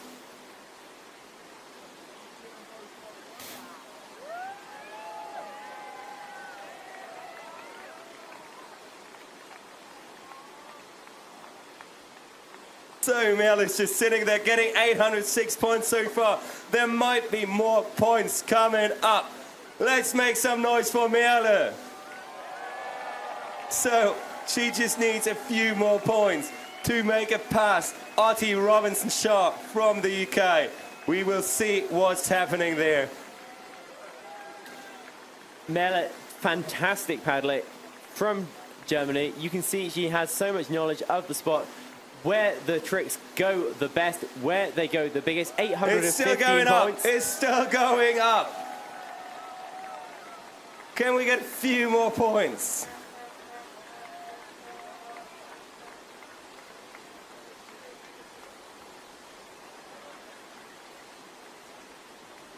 $850 points. We'll see if that is her final score. Just resting there in that eddy. This is... And it comes in with 815 points, putting her in third place in front of Hitomi Takaku. But Hitomi still has a third run and will have a saying if she gives away that medal.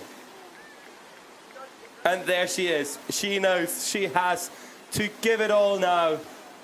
Hitomi really wants one of those 3 medals, and we know she can get it. Go on, Hitomi, you can do it. Do we have any of the Japanese team to cheer her on? Oh yes, you can hear them in the crowd. Let's see what Hitomi brings into the wave. I'm pretty sure she's starting off with one of those entry McNasties she's known for. And there she goes, massive entry McNasty. Surfing about, looking at that setup, and a McNasty in the feature, surfing around, probably going to set up that McNasty on the other side, brings it round, huge McNasty. And Hitomi has been on enough competitions to know what she has to do, staying composed and rack up those points. Throwing a massive loop right there. Surfing up on the shoulder, getting high on the foam pit. Not quite liking the setup. Now she goes for that lunar orbit to the right, sitting backwards, going for the back loop. Not quite getting it straight, but she still has seconds left. Going for the left Phoenix Monkey, not quite getting it, maybe getting a spin for it. So we will see if that is enough to get back into the top 3. What an intense ride from Hitomi Takaku of Japan. So many moves, just one after the other. We'll see what the judges have to say about all of them, whether they liked all of them, whether they think they were straight enough, big enough to score those huge points. Congratulating her fellow paddler, Merle Hauser. So Hitomi's score comes in with 426.67 points. That means Merle has the 3rd place, the bronze medalist, Merle Hauser. Now, our final starter in that final from the kayak woman is Ottilie Robinson-Shaw. And she wants to have a hit on that gold medal. She's the only one who can shake up the order now, but we know she can do it. She has won so many gold medals before. I am sure she has a closet full of them at home. For sure she has. She's sitting in second place currently, trying to beat that score Socha has set up earlier at 1,006.67 points. And there she goes with a massive McNasty. Flush off the way. Ottie. But Ottie still has time, and we have seen her throw down tricks in seconds before. So there's nothing lost yet. She's back on the wave, going for the McNasty. Not quite getting it. Going for the McNasty the other way around, sticking it straight. Going straight to the second McNasty, getting it with air on it. And now she has to find the setup, going for that big air loop. She has 10 seconds left, loads of points to get, but loads of points left for her to get because she has going all for the moves Luna in the rulebook. loop. Luna loop, my favorite move and to see. on the buzzer, trying to go for that other Luna loop. That will be hard. So, we'll see what the judges say. Ottie, an absolutely incredible paddler, already attained legendary status in the sport. Last year in Columbus, having a little bit of an injury just before the finals. Now coming back from this, showing that it's made no difference to her skill because she has a huge score of 606.67 points for her third run. That keeps her with her first run. So we have our finals standing. It's fifth place is Abby Holcomb of the United States of America. Fourth place, Hitomi Takaku from Japan. Third place, Mela Hauser of Germany. And second place, Ottie Robinson-Shaw from Great Britain. And in the top spot, Poland's Zofia Tula. What a final we just have seen. This is so amazing. Honestly, that was so intense. I didn't know which way it was going to go at any point. All of these incredible rides, just throwing rapid fire tricks again and again. Hard work for our judges to keep track of everything that they scored, total them all up, while those moves are just coming in, keeping the points rolling in for each of these athletes. But we have settled on the rankings. We have a top three, bronze medal, Mela Hauser, silver medal, Ottilie Robinson-Shaw, and the gold going to Zofia Tula.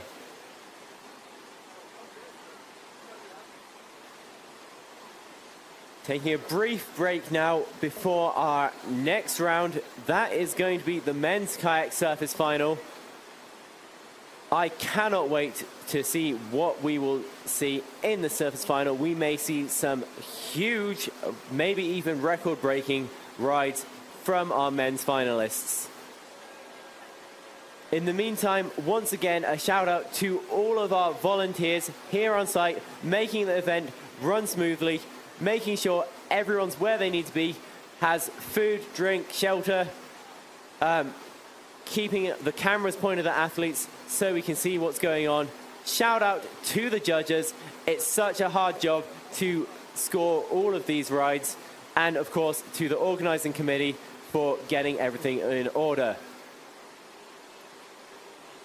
Special shout out also to our resident DJ, famous DJ from Canada, DJ I Have No DJ Name. Keep bringing the tunes this whole time, all day, every day.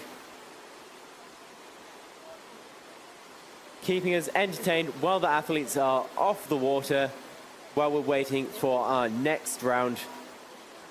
And we will be starting that very shortly.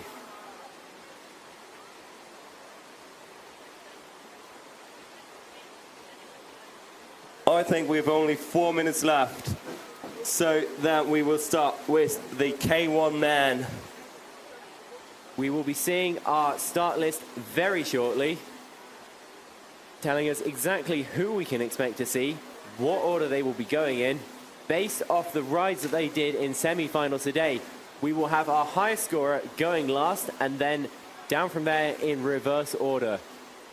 So in the final, it will be Harry Price from Great Britain, Bartosz from Poland, Ben Hickson from Great Britain, Tom Dole from France, and Tomasz Ceblicki from Poland. And just listen to the crowd go wild for each of those names. They are all veterans of the sport. They've all put down some incredible rides in competition this week already. I am so excited to see what we get in these finals. Finals days are always so exciting, it's ridiculous. So I see Tom Dollett dancing there to the music in his ears, getting ready for his run. You can tell Tom Dollett is a serious athlete. I noticed he turned up riding an electric kind of one-wheel thing. That's to save his energy in his legs. He needs all that power in his legs to throw those loops, to go big.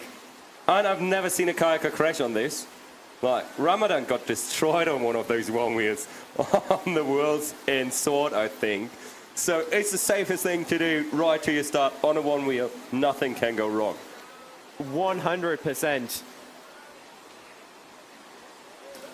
We don't have a one-wheel sponsorship, but we absolutely encourage that because we want to see more of it. It's great fun watching somebody rock up on one of those, boat on the shoulder, paddle in one arm. Apparently it's not legal to ride them on the streets in Germany, so be careful to not ride your one wheels on the streets in Germany. Police will not like it. And I am sure Tom Dolley has never done that in his life.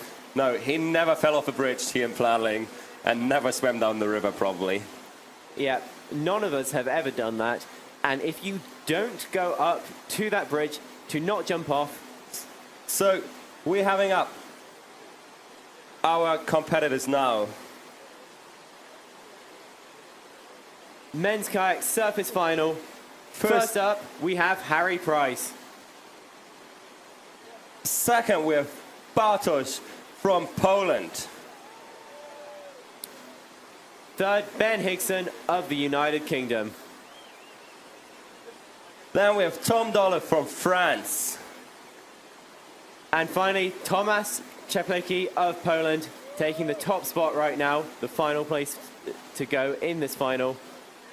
We are ready to go with Harry Price from Great Britain. We can hear the crowd go crazy for Harry. He's just waiting for the thumbs up of Charlie.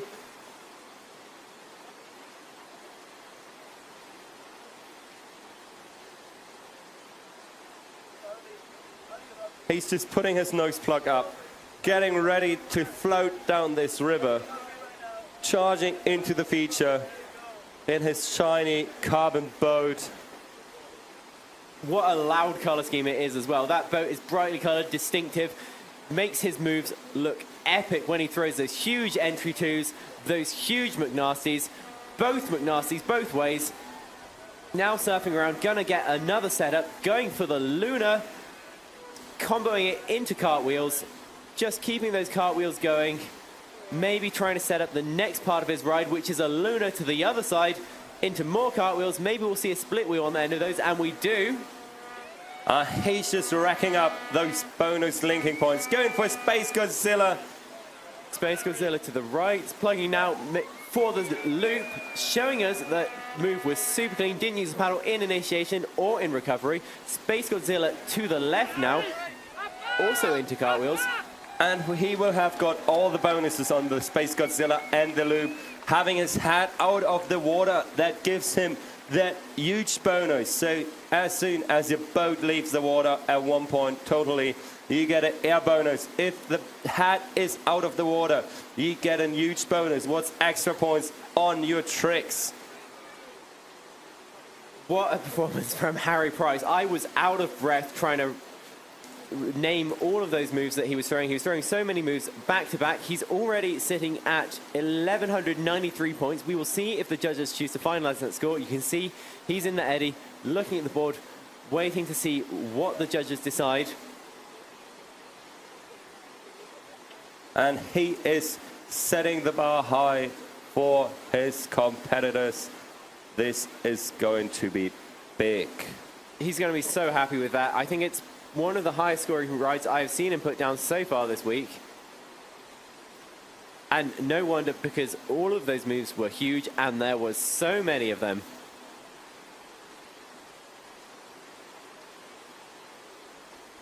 Harry Price can always be seen around the freestyle features of his native Great Britain, Home Pierpoint at Nottingham, Thames Valley Weirs, each of them going huge, training hard, and we can see it paying off here in Plattling, which combines a lot of the features, whole boating style from Home Pierpoint in Nottingham, wave boating style from Hurley, both of which Harry excels at. We are waiting for his score. It's still going up. It's at 1,200 points at the moment. We'll see where we end up. It's so many bonuses the judges have to count in. All those tricks being linked in the cartwheel combinations. It's just still going up. 1,200, 16.67.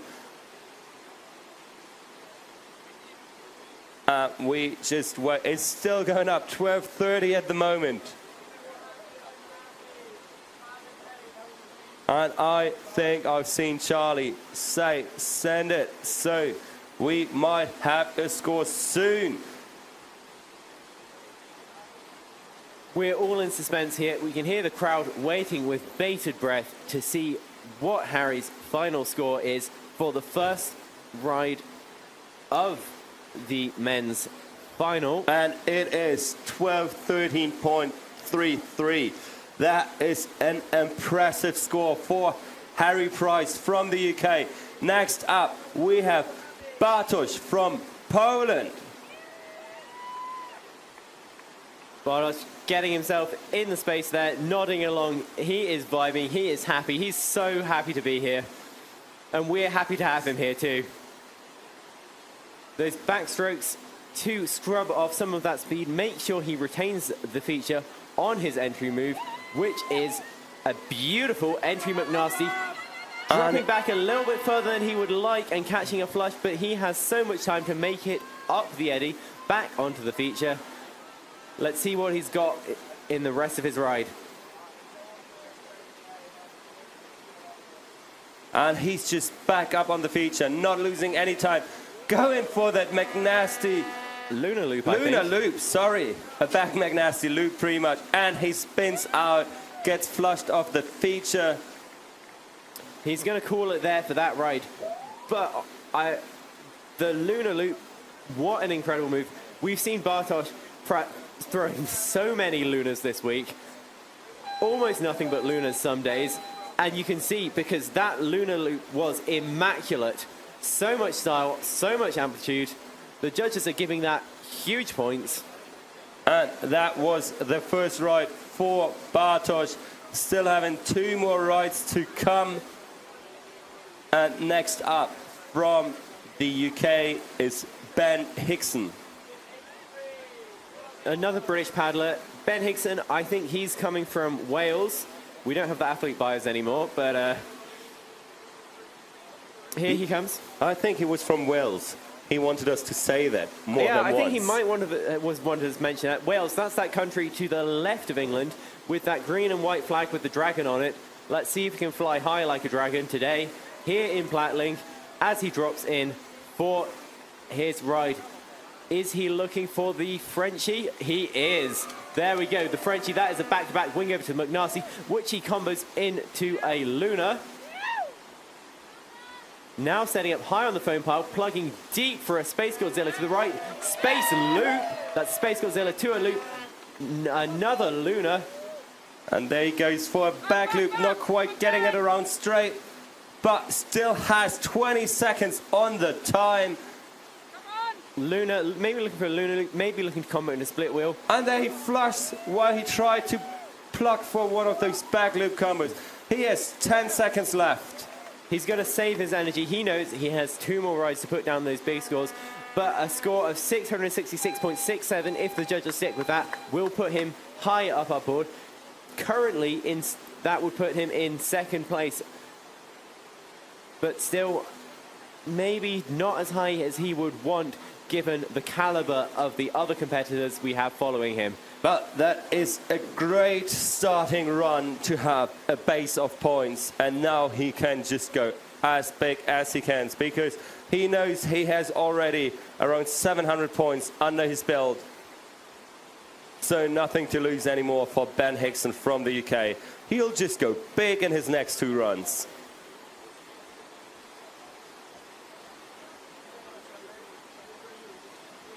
And we see the feature now, just as we're waiting for our judges to finalize the score, give the green light to our next paddler.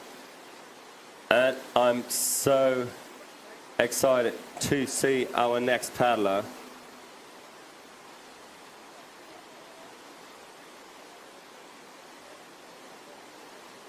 While we're waiting for the final score of Ben Hickson, hitting 700 points straight at the moment. It's still not the final score, but I think we'll see it in a few seconds. Up next, I believe we have Tom Dolly of France, the Flying Frenchman. So called because he goes absolutely huge on every move. A paddler with more than a few gold medals to his name already. Will he be adding another one to the collection today at the World Cup? And there is Ben's score coming in with 690 points. That is a solid run, putting him into 2nd place for the moment. Next up is Tom Dollar of France. See him paddling out, getting those strokes in to warm up his body, make sure he is in fine form to lay down another massive ride. He's been doing it all week. He's been going huge. We've been seeing some of the biggest moves, the biggest amplitude, and the highest scoring combos from this kid all week. Charging in for that huge entry two into the McNulty. That was possibly the best execution of the Frenchie, showing it why it's called the French entry. There he goes for the lunar orbit into some cartwheel series. And I'm pretty sure his old mentor, Mathieu de Moulin, is watching him shred in that wave here in Plattling at the moment. Now he's setting up for one of his big McNasties. There it comes. Clean ending, so he holds his paddle up, showing the judges that he doesn't need it for the landing. There's his Space Godzilla to loop. Call that the space loop, and it's such a classic combo. Scores so much. Space Godzilla the other way. Some more ends there. And now he goes for the lunar orbit the other way. Plucking for a massive back loop. Not quite getting it around the whole way. But that was an impressive run from Tom Dolly. 1,246 points. That could be enough to unseat our current top spot, Harry Price of Great Britain. It's still going up. 1303.33 points at the moment. That will probably put him in 1st place for now. We still have one more person to come, and that is Thomas Szablicki from Poland. Thomas was our highest scoring competitor in semi-finals. That is why he's going last. That means he has the potential to take the top spot.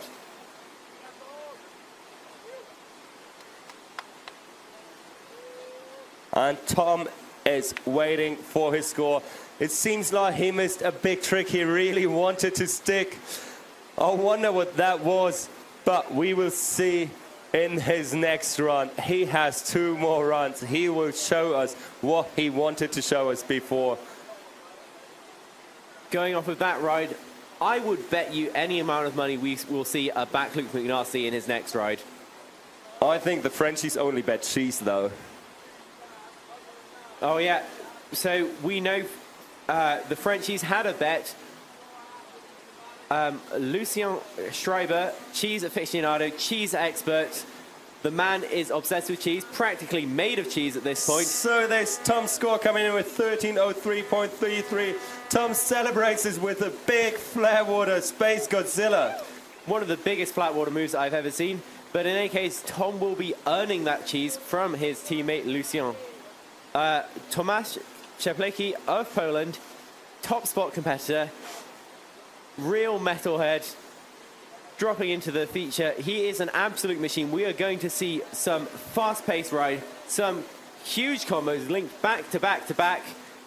His half final run was just impressive, and I'm pretty sure we're going to see the same now. With a Luna a little bit too close to that shoulder, catching a flush, we can hear the crowd chanting, getting him up that eddy, propelling him on to score big things. 100 points on the board, 29 seconds to go. What has he got for us? There he goes with the lunar orbit, setting up backwards for that massive back loop, pulling it around, going into the McNasty to the right, trying to set up for the other back lunar orbit, and that he flushed again. He knows he has to give it all, so he goes all the risk in, knowing he has 2 more runs to go. 10 seconds left, but he's going to choose to save his energy for his remaining 2 rides. He knew he had to give it all, and that's what he tried. But if you go big, you risk to flush out of this feature, and that's what you get. But they all have a second and third ride left, so nothing is decided yet, and we will start back on the top of the order with our current leaderboard being 5th place, Bartosz from Poland, 4th place, Tomasz Czapliki from Poland, 3rd place, Bren Hickson from Great Britain, 2nd place, Harry Price from UK, and 1st place, Tom Dollar from France. And there's the thumb up for our next competitor. Harry Price of Great Britain. Such a positive guy, Harry Price. So great to see around. He's been a staple of the freestyle scene for so many years and a presence on so many podiums in the past. Currently in our number 2 spot, 1,200 points, an absolutely insane score. Will he pull it off again? Frenchy entry, beautiful technique. Surfing onto that shoulder, now setting up for the lunar orbit into some cartwheels. Just cartwheel after cartwheel after cartwheel. Getting the angle on those cartwheels. Lunar orbit, the other way, lunar loop. Now plugging for another huge loop. Keeping the paddle out of the water, trying to get that super clean bonus. Now for a McNasty. Bringing that McNasty around.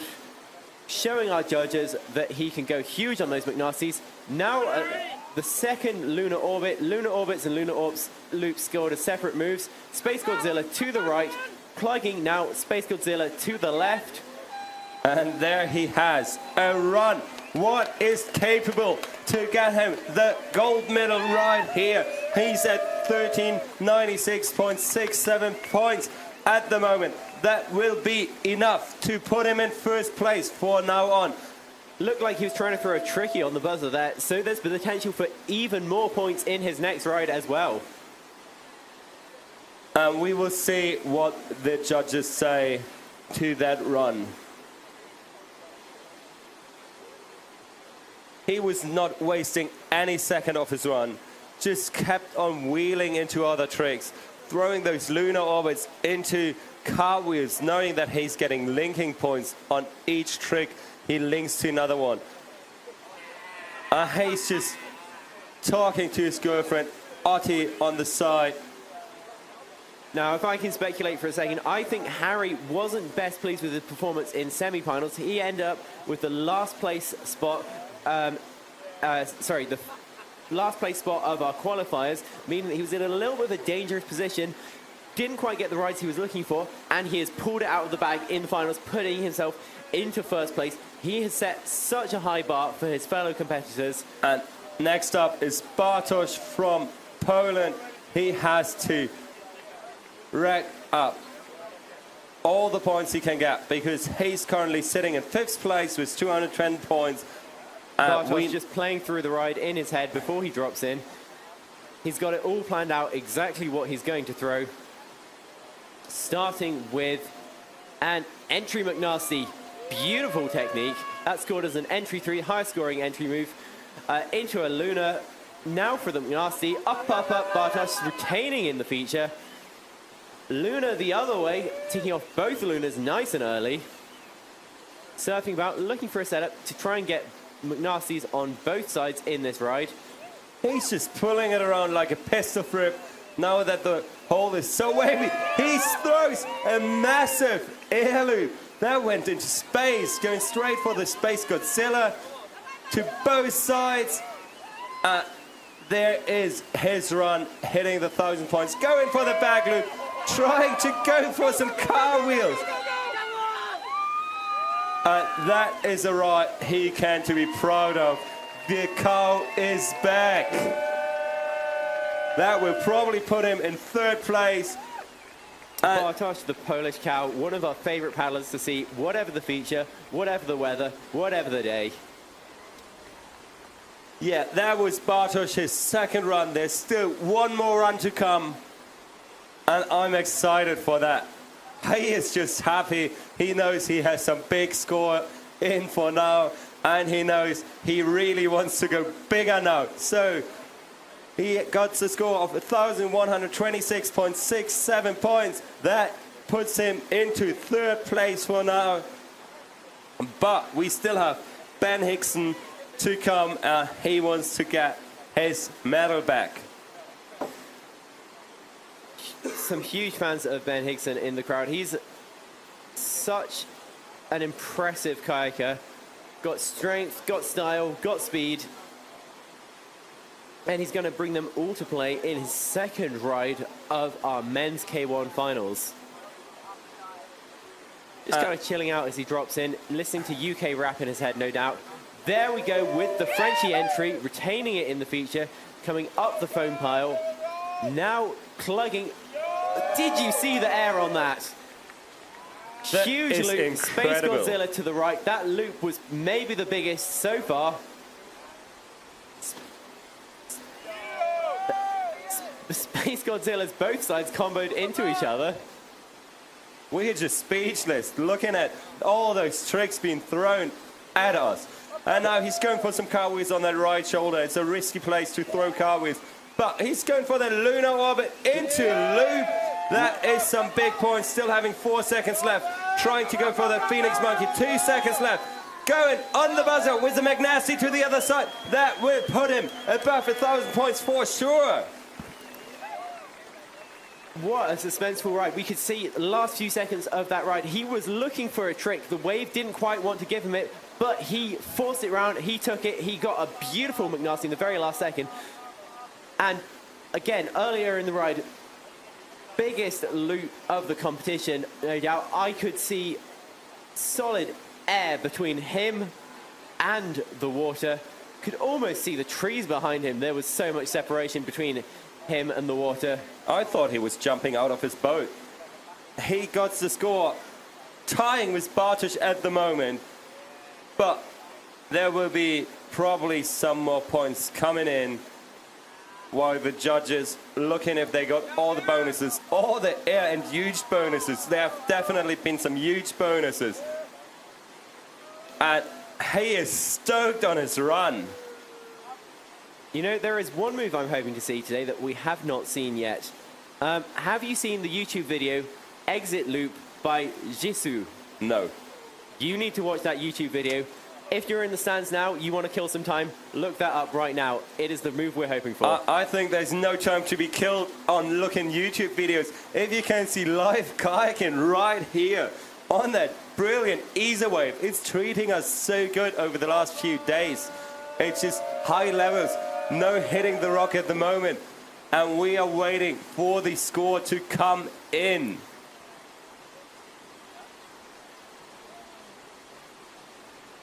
Ben Hickson has a solid chance of taking our top spot with a ride like that. 1,126 points right now on the board. That could put him high up the order.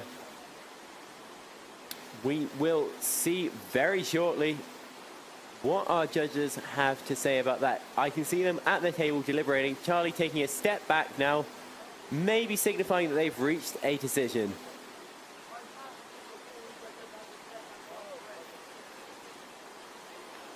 Swinging his arms, we'll see what he has to say about that. It is staying at 1,126.7 points. That is now putting him in third place, just ahead of the Polish cow, Bartosz Czałderna. Tom Dolly is about to go ahead. He's got his second ride. He's in second place right now. Huge first ride, 1,300 points. There's so much to do, so much to play for. And Tom is just floating down into the future, being super chilled as he sits in the second place at the moment. His supporters in the crowd cheering him on. There's a huge French contingent this year. He comes in with another Frenchy entry move. That is amazing. He just flushed off the wave. Going so big, he landed just behind the boil line, and he's not going to be so happy with that, but he has time to make up for it.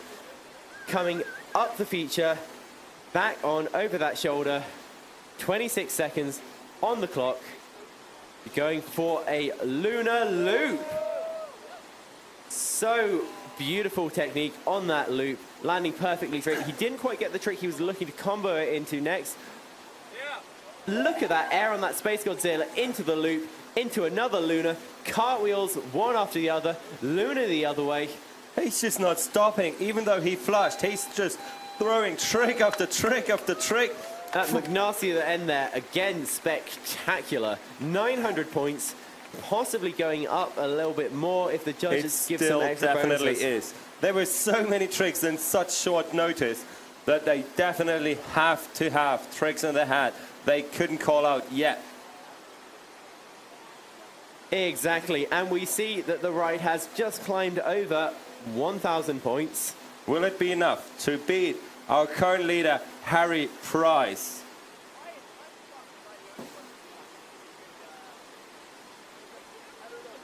Tom's waiting the eddy, looking at the screen, trying to see his final score. He's got his fingers crossed, hoping that it will be enough this ride to beat Harry Price. If not, he's going to have to go even bigger in his final ride to beat that almost 1,400 points laid down by our current #1 spot, Harry Price of Great Britain. Almost every single ride in this final has broken that 1,000-point barrier. I know all of the paddlers here are capable of it, and I can't wait to see it done for every single remaining ride. And there it is, 1,006.67 points for Tom Dollar. Second was his first run, still being in second place. And next up is Thomas Czaplicki from Poland. We've seen Tomasz around at so many different competitions. He has won so many medals. He has competition strategy down to a T. You see him nodding to the crowd as they cheer him on. He's going big on his entry McNasty, going into the lunar orbit, just nearly flushing or fighting it back, having the perfect setup for the massive backlift, just going a bit too big, so he gets pushed behind the wave. But he's been in the eddy so quick, going back up to the wave in no time. And we just have seen Tom going big in just 20 seconds. The amplitude on that back loop was immense, as is the amplitude on this Phonics, bringing it round in the sweet spot in the feature, retaining it, looking for a clean loop, surfing back and forth. He's now going to try and plug again, not quite getting the plug he wanted, so he's going to reset, go for a huge Space Godzilla to the right, comboing into some left cartwheels. Now surfing around on the feature. Maybe not the ride he was looking for, but he still has time to make it up, and it's going to be a high score. He will get another 45 seconds to show us what he really wants to show us and the judges, that he is capable of beating the current leading score of 1,396.67 points. We are so excited here in the commentary booth. So excited that Jonas can't even keep himself on his chair. He's walking round the booth, back and forth. He can't even stand still. He's so excited to see these huge rides being put down by all of our athletes. Honestly, I'm just scared to fall off my chair if I see such big loops. So we have our current ranking. In 5th place, it's Thomas Czaplicki from Poland. 4th place is Bartosz from Poland. 3rd place is Ben Hickson from the UK. 2nd place is Tom Doll from France. And 1st place, our current leader is Harry Price from Great Britain. You know what? You have a point. When you're sitting on your chair watching these rides, as a freestyler, it's hard not to see someone do a loop and not immediately want to kind of tuck for a loop yourself to try and emulate what they're going through. At least I find myself instinctively doing that when I'm watching freestyle. Have you just seen how big Thomas tried to go on that back loop? Yeah, the amplitude on that back loop was insane. Could have been one of the biggest tricks of the day, landing a little bit too far back. Yeah, it just flushed him off the wave, but if he would have landed that, that would have been amazing. Harry Price of Great Britain now dropping into the feature. He's put down 2 incredible rides so far for the top spot, going for a nice big wing over.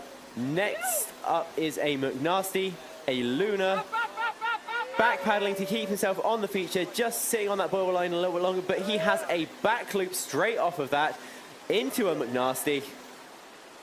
And that's some amazing tricks right there from Harry Price, just scoring trick after trick after trick. Paddling upstream now, setting up for a Luna on the other side, keeping himself in the feature, maybe looking for some split wheels there.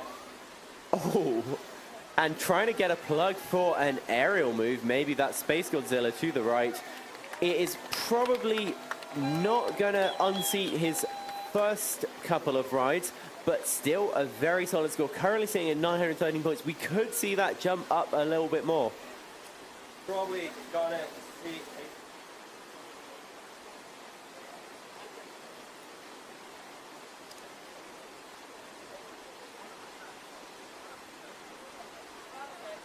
So, wir werden wahrscheinlich den zweiten Lauf von Harry als Highscore-Lauf haben und es wird ihn weiter im ersten Platz halten und der dritte Lauf kommt rein mit 913,33 Punkten. 930.33 points for Harry in his third ride, still having him in first place with his second run. Bartosz there, currently happy in 4th place.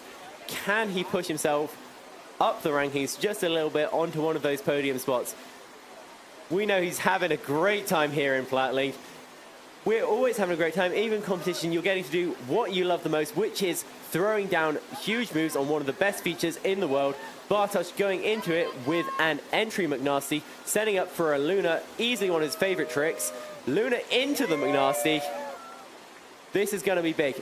Looking for the Luna the other way, catching his edge a little bit more than he would have liked. So he's going to reset, go for the Luna again.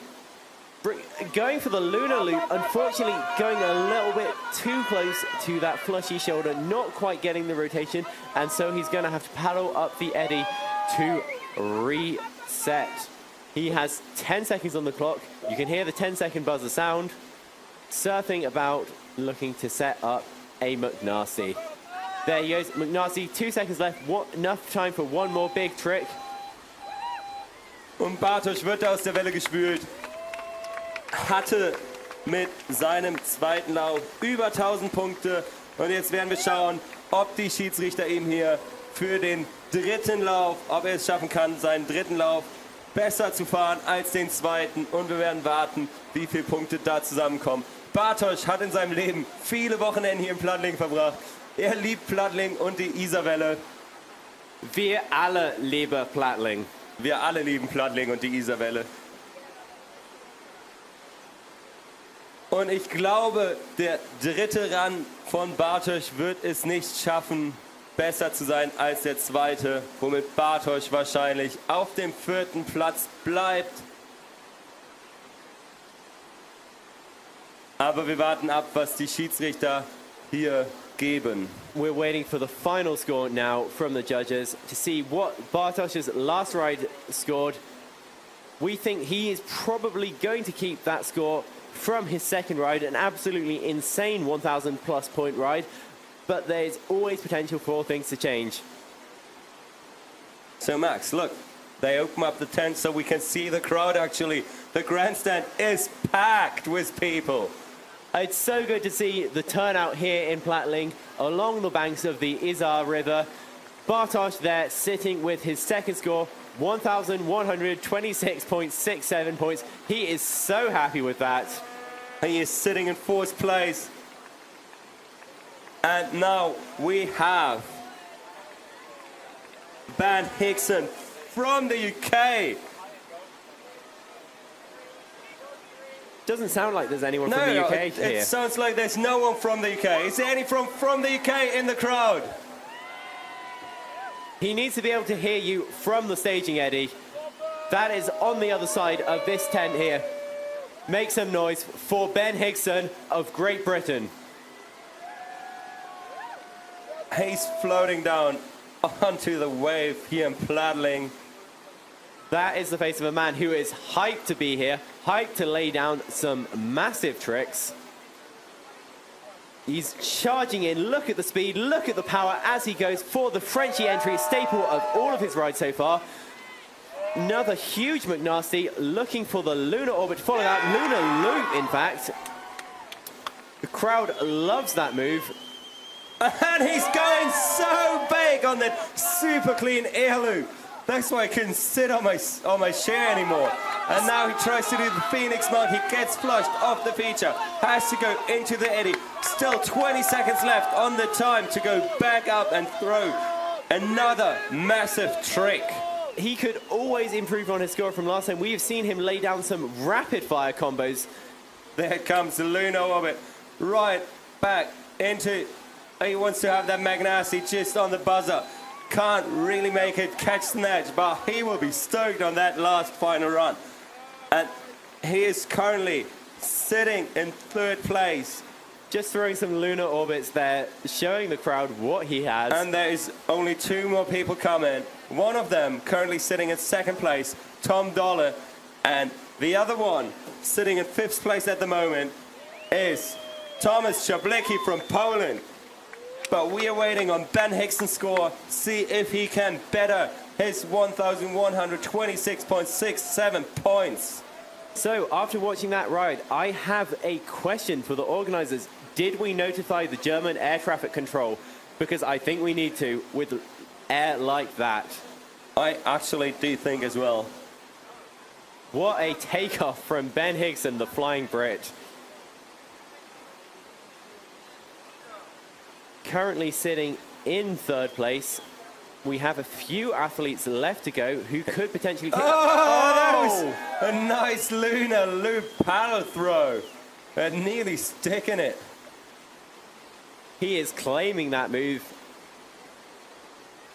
Tom Dolly in France, currently in 2nd place, but it is tight at the top.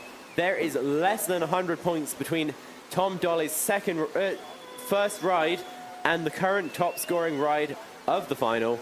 And he is ready to go. Tom Dolly could bring it home for France. He's just warming up his hips to get the edge into the water right in the perfect angle to throw down all those big tricks. And he will start off with another Frenchy entry doing that Fisher King McNasty. Plugging now for a huge Space Godzilla to the left. Spinning around. He was looking for a lunar there, I think, but just catching a bit more edge than he needed. Now he's going to go for a McNasty. Spinning it around, getting huge on that McNasty. He's going for a lunar orbit once again. Surfing about, looking for a lunar orbit the other side. Just ticking off move after move after move. High scoring moves. Going to go for the lunar loop. A little bit too far He's just back. getting flushed. And this time, it's going to be hard to make it back up in 4 seconds. He knows he's not going to make it. He still claims his run, and that was an impressive run. How nice were those combo moves? So nice. Absolutely insane and amounts of talent on show off. from Tom Dolly. Finishing his day with a huge Space Godzilla to the left. Maybe trying a space loop. Yep, there we go. That's the space loop we were looking for. That's the space loop he was looking for. He's going to be happy with that. Just showing off to the crowd there. Not scoring any extra points. Just having a great time. And we just have the sun out here in Plattling. Right for our final rider of the day. Thomas Chablicki from Poland. So, He has the chance to shake up the whole leaderboard. Does he have any fans in the crowd? The pressure is on for Thomas. The crowd is cheering him on. They want to see Thomas crush his run. They know what Thomas can do. We know what Thomas can do. Thomas knows what Thomas can do, and he is about to show us. He is about to do what Thomas can do. And there he comes in with this big McNasty, going for his lunar orbit, sticking it this time, going straight into McNasty. Probably going for the... There we go, there's a plug for a loop. Surfing up onto that shoulder, trying to get some big air for a Space Godzilla to the left, comboed into some cartwheels. This is a big ride from the pole. Now up on top of the wave. Going for the other lunar orbit. Right into another McNasty. He knows how to get all those tricks. And now he has some time left. He heard the buzzer. Going for another Space Godzilla. Trying to get the split wheels and car wheels in. Racking up above 1,000 points. He is stoked. Listen to the crowd. They know that ride was big. They know that ride has the potential to take the #1 spot from the Brit. Harry Price down the pole, knocking Tom Jolly down the rankings, upsetting everything in the final. We will see where we end up. We said we know he can go big, and he indeed did go big. That will have been the ride he was looking for. And we are waiting how far up he can climb that leaderboard. See our paddlers congratulating each other in the eddy. Tom Dolly next to Tomasz Klepicki there. It's just such a great atmosphere here in Plattling. Everyone congratulating each other. You can see Ben trying to get some extra moves, extra combos. Harry there in the water as well. He's stoked on Tomasz's ride. The judges, Charlie having the biggest smile all day long. He just woke me up sitting in my boat this morning with his massive smile and thumb up. Thanks to all those volunteers. Thanks to Anna and Thomas. Thanks to all the commentary. Thanks to the boat check. And thanks to you watching this day of kayaking. Right, and before we leave, a especially big thank you to Jonas as well. He wouldn't have thanked himself, so I'm going to do it for him. He has been herring about all day, trying to deal with some of the problems we've had due to the storms. He's been hugely helpful, making sure this event ran perfectly, making sure we all got to see the best freestyle event so far. No worries.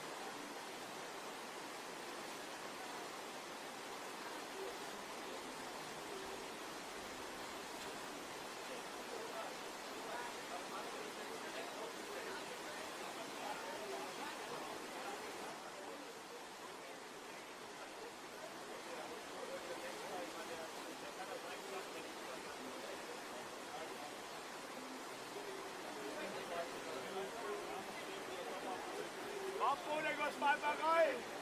Schmeiß den raus! Welle ist gesperrt! Fahr rein, schmeiß den raus!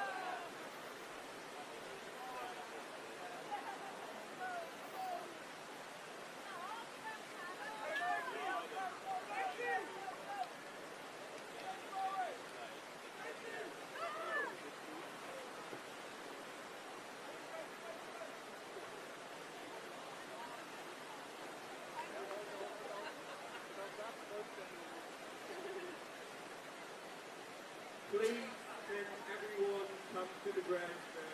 Please, everyone, take a seat on the grandstand.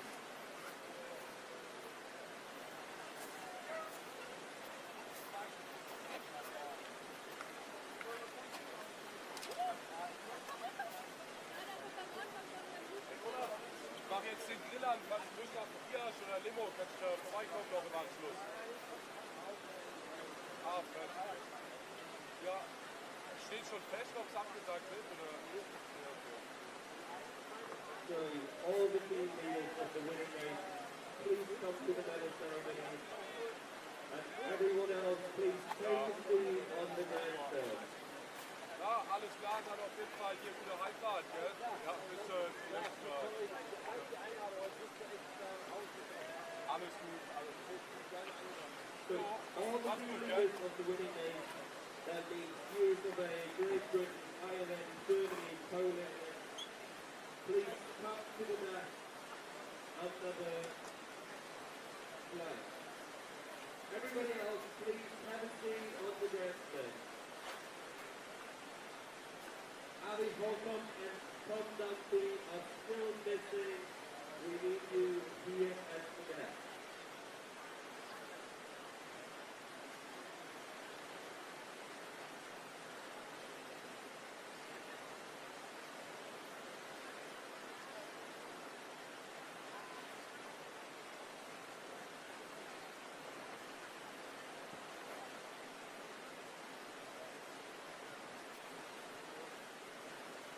Abby Holcomb, please come to the table next to the grandstand.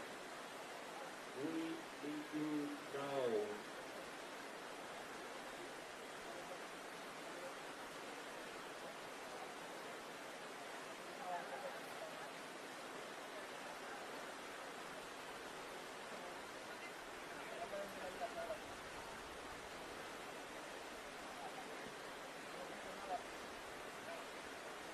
Okay.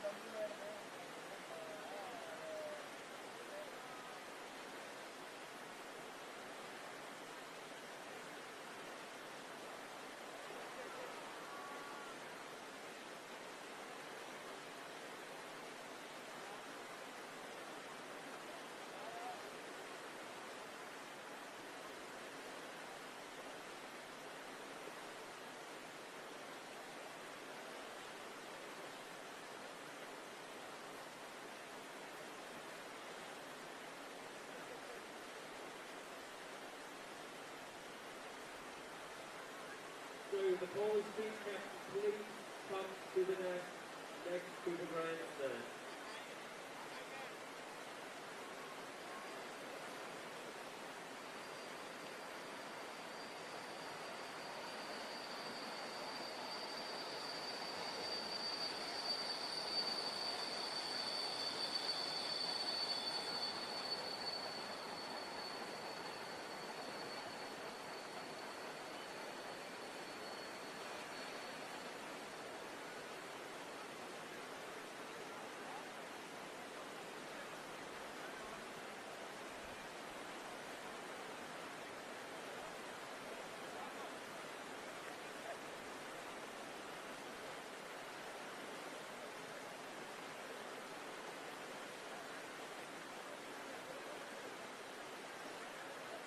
Thomas Chaplitsky, we need you for the medal ceremony.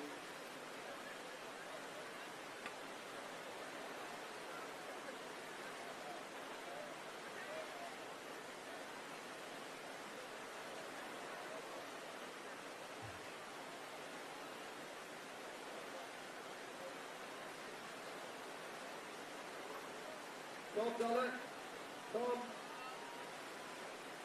we need you here next to the grandstand.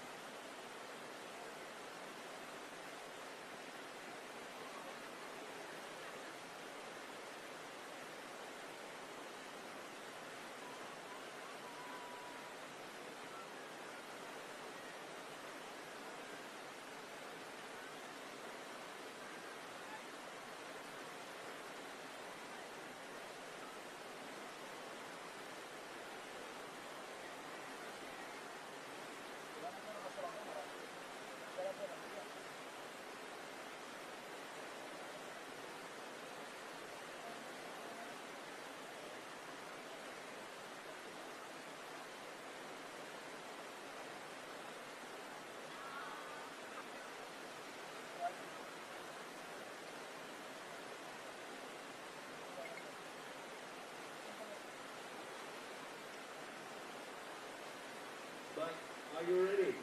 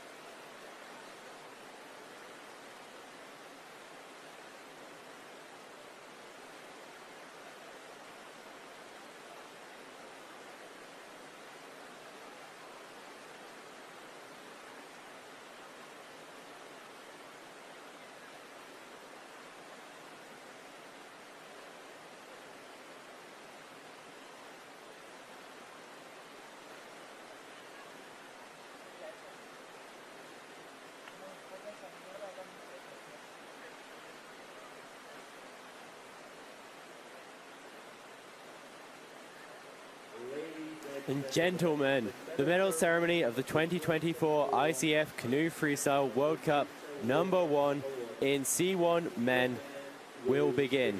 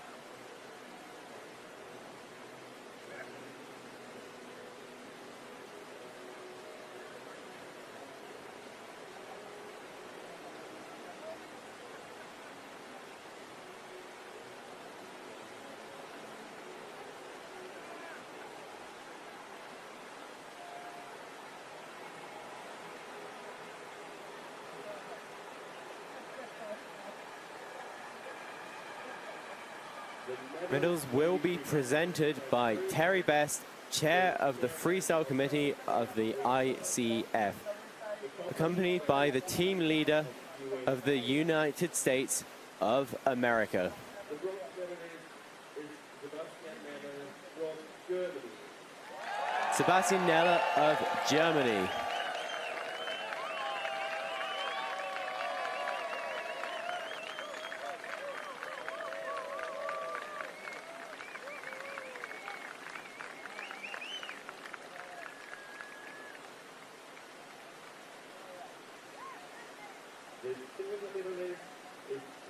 Silver medalist is Tom Dolly of France.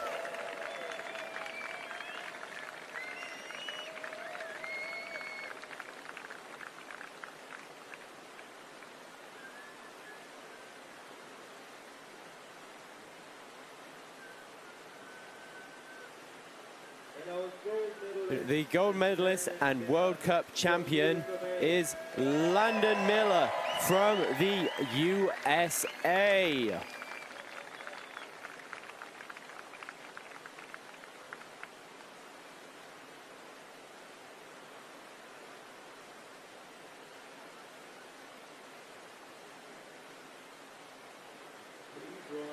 Please rise for the national anthem of the United States of America.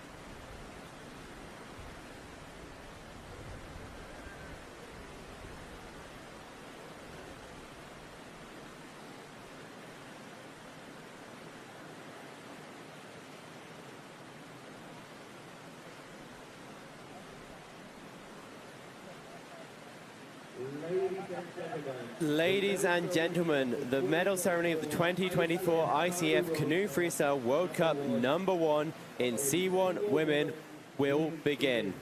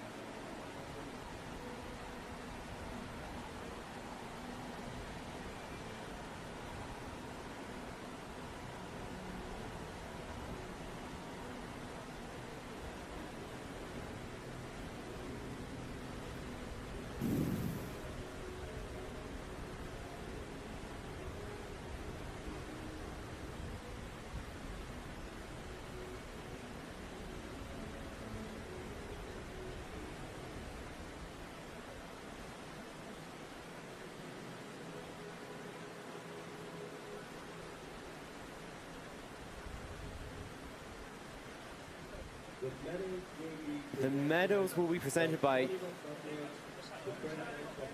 Oliver Bugers, the president of the Bayerische Kleinweisau, accompanied by the team leader of Great Britain. The bronze medal goes to Hitomi Tekaku from Japan.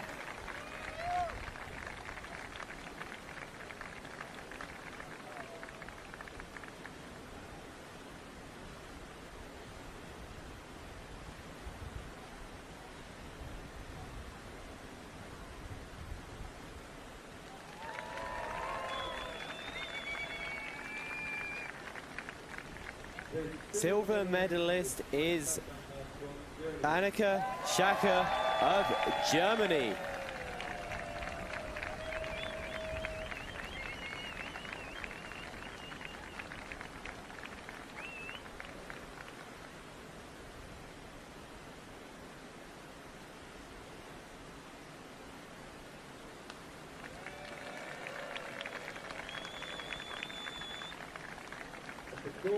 The gold medalist and world champion is Ottilie Robinson-Shaw from Great Britain.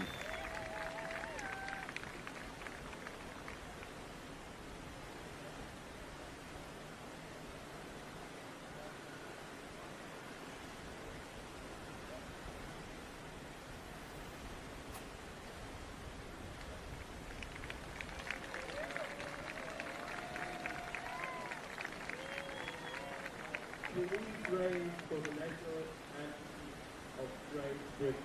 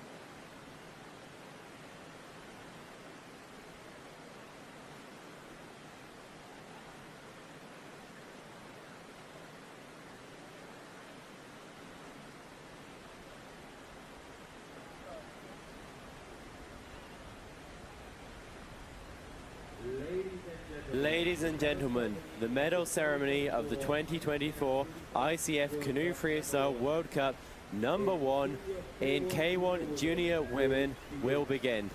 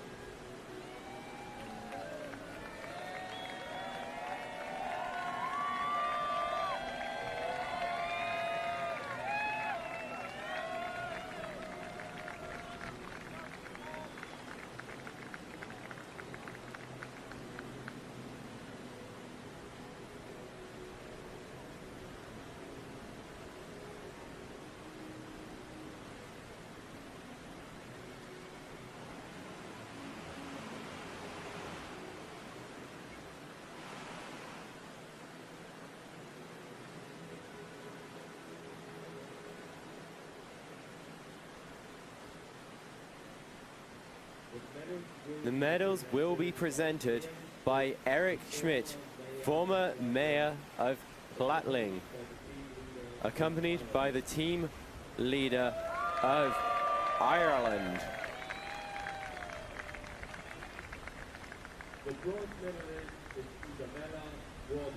The bronze medal goes to Isabella Wormel from Great Britain.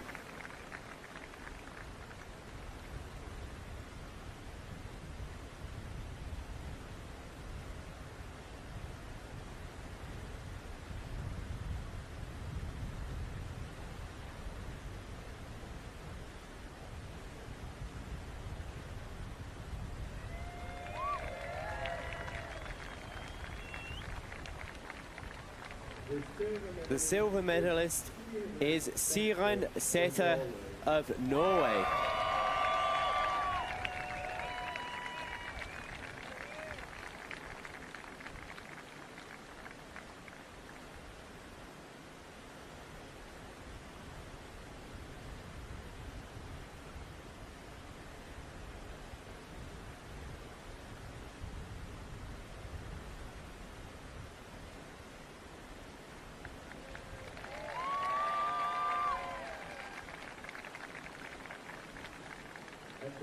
The gold medalist and world champion is Leah Hoff of Ireland.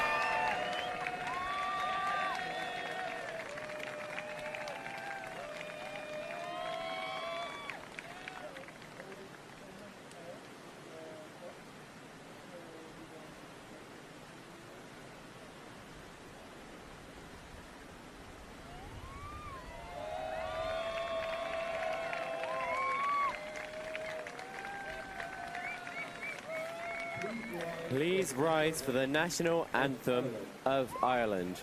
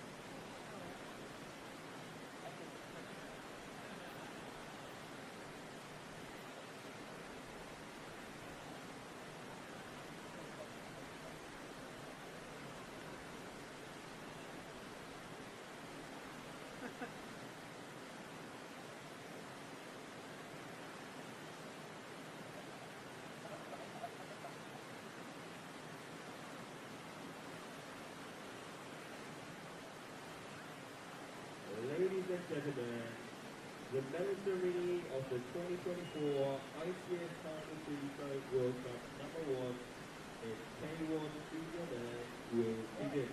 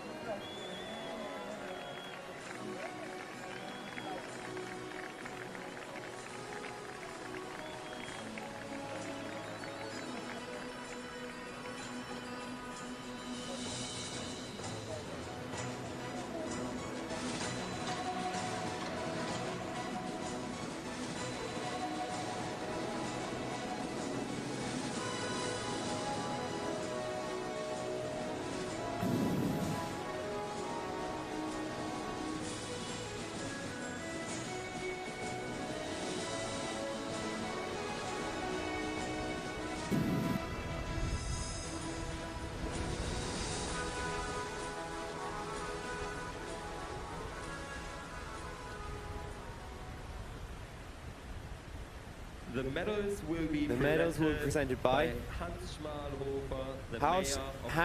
Schwalhofer, Mayor of Plattling, accompanied by the team leader from Germany.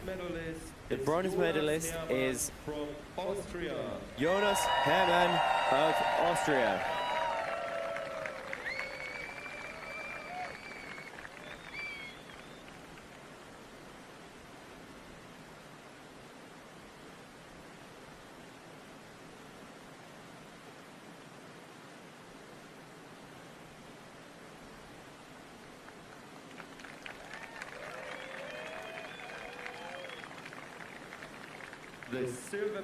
The silver medalist is James Ward from Great Britain.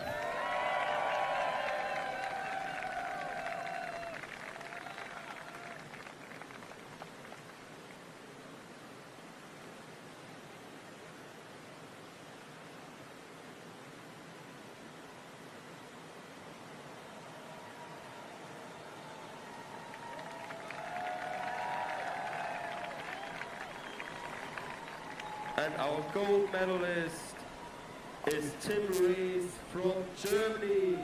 The gold medalist and world champion is Tim Rees from Germany.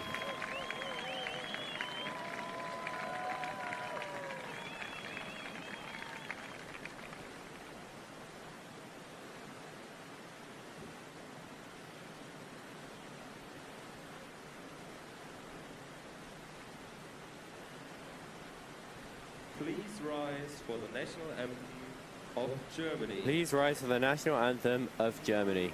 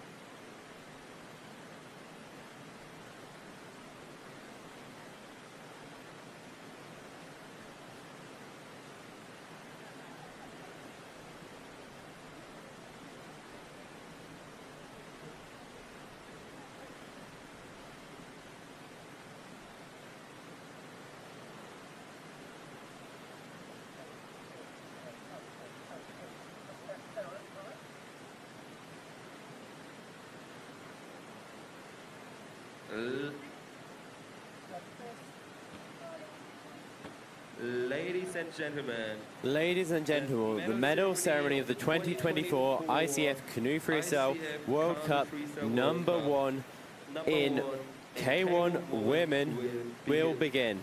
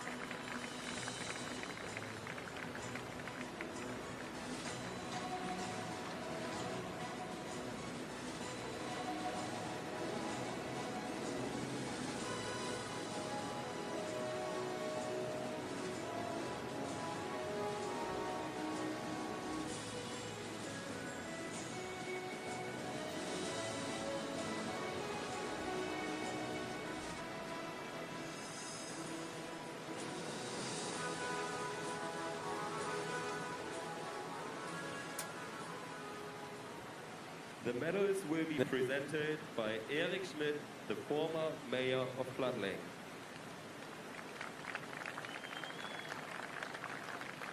The medals were presented by Eric Schmidt, former mayor of Plattling.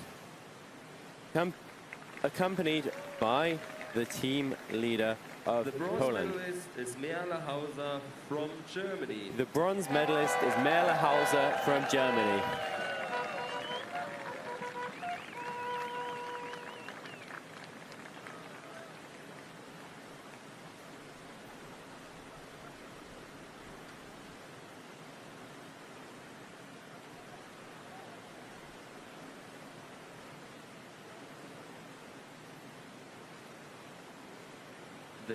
The silver medalist is Ottilie Robinson-Shaw from Great Britain.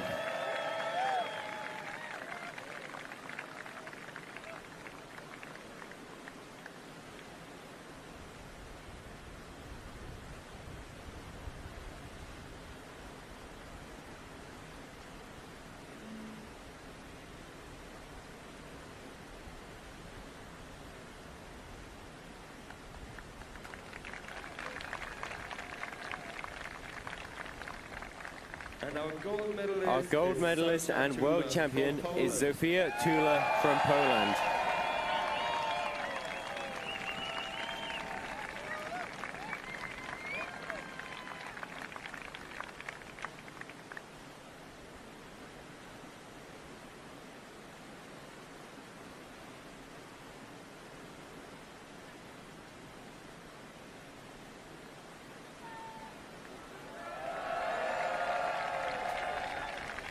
Please rise for the national anthem.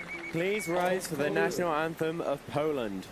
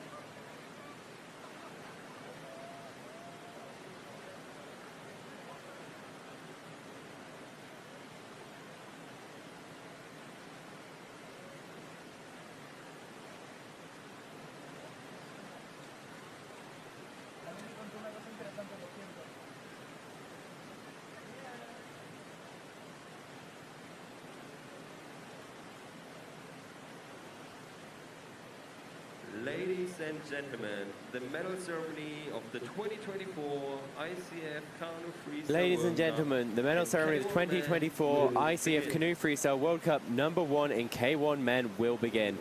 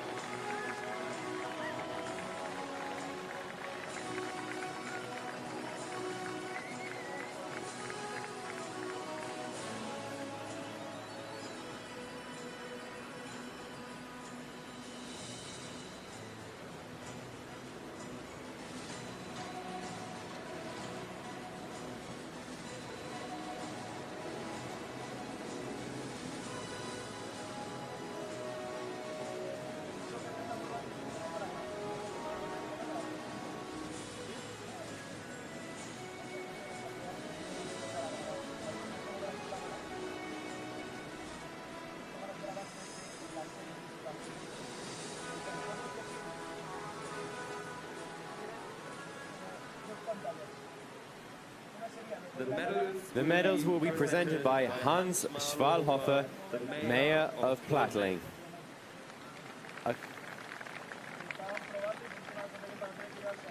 Accompanied by the team leader of Great Britain.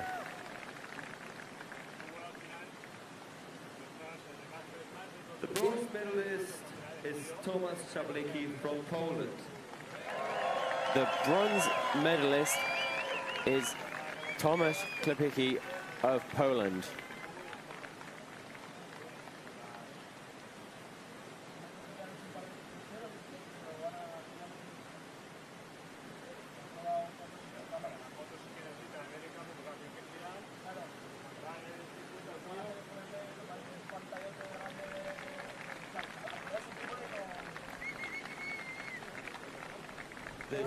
The silver medalist is Tom Dolly from France.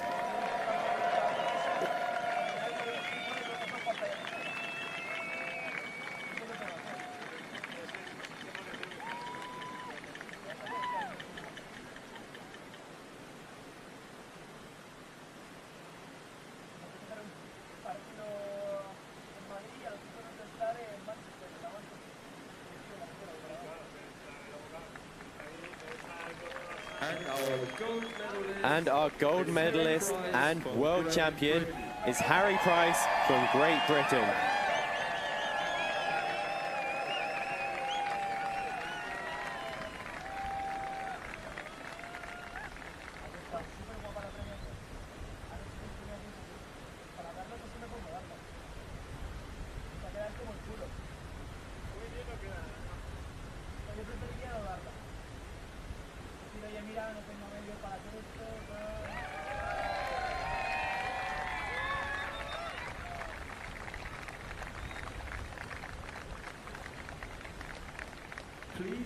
Please rise for the national anthem of the United Kingdom.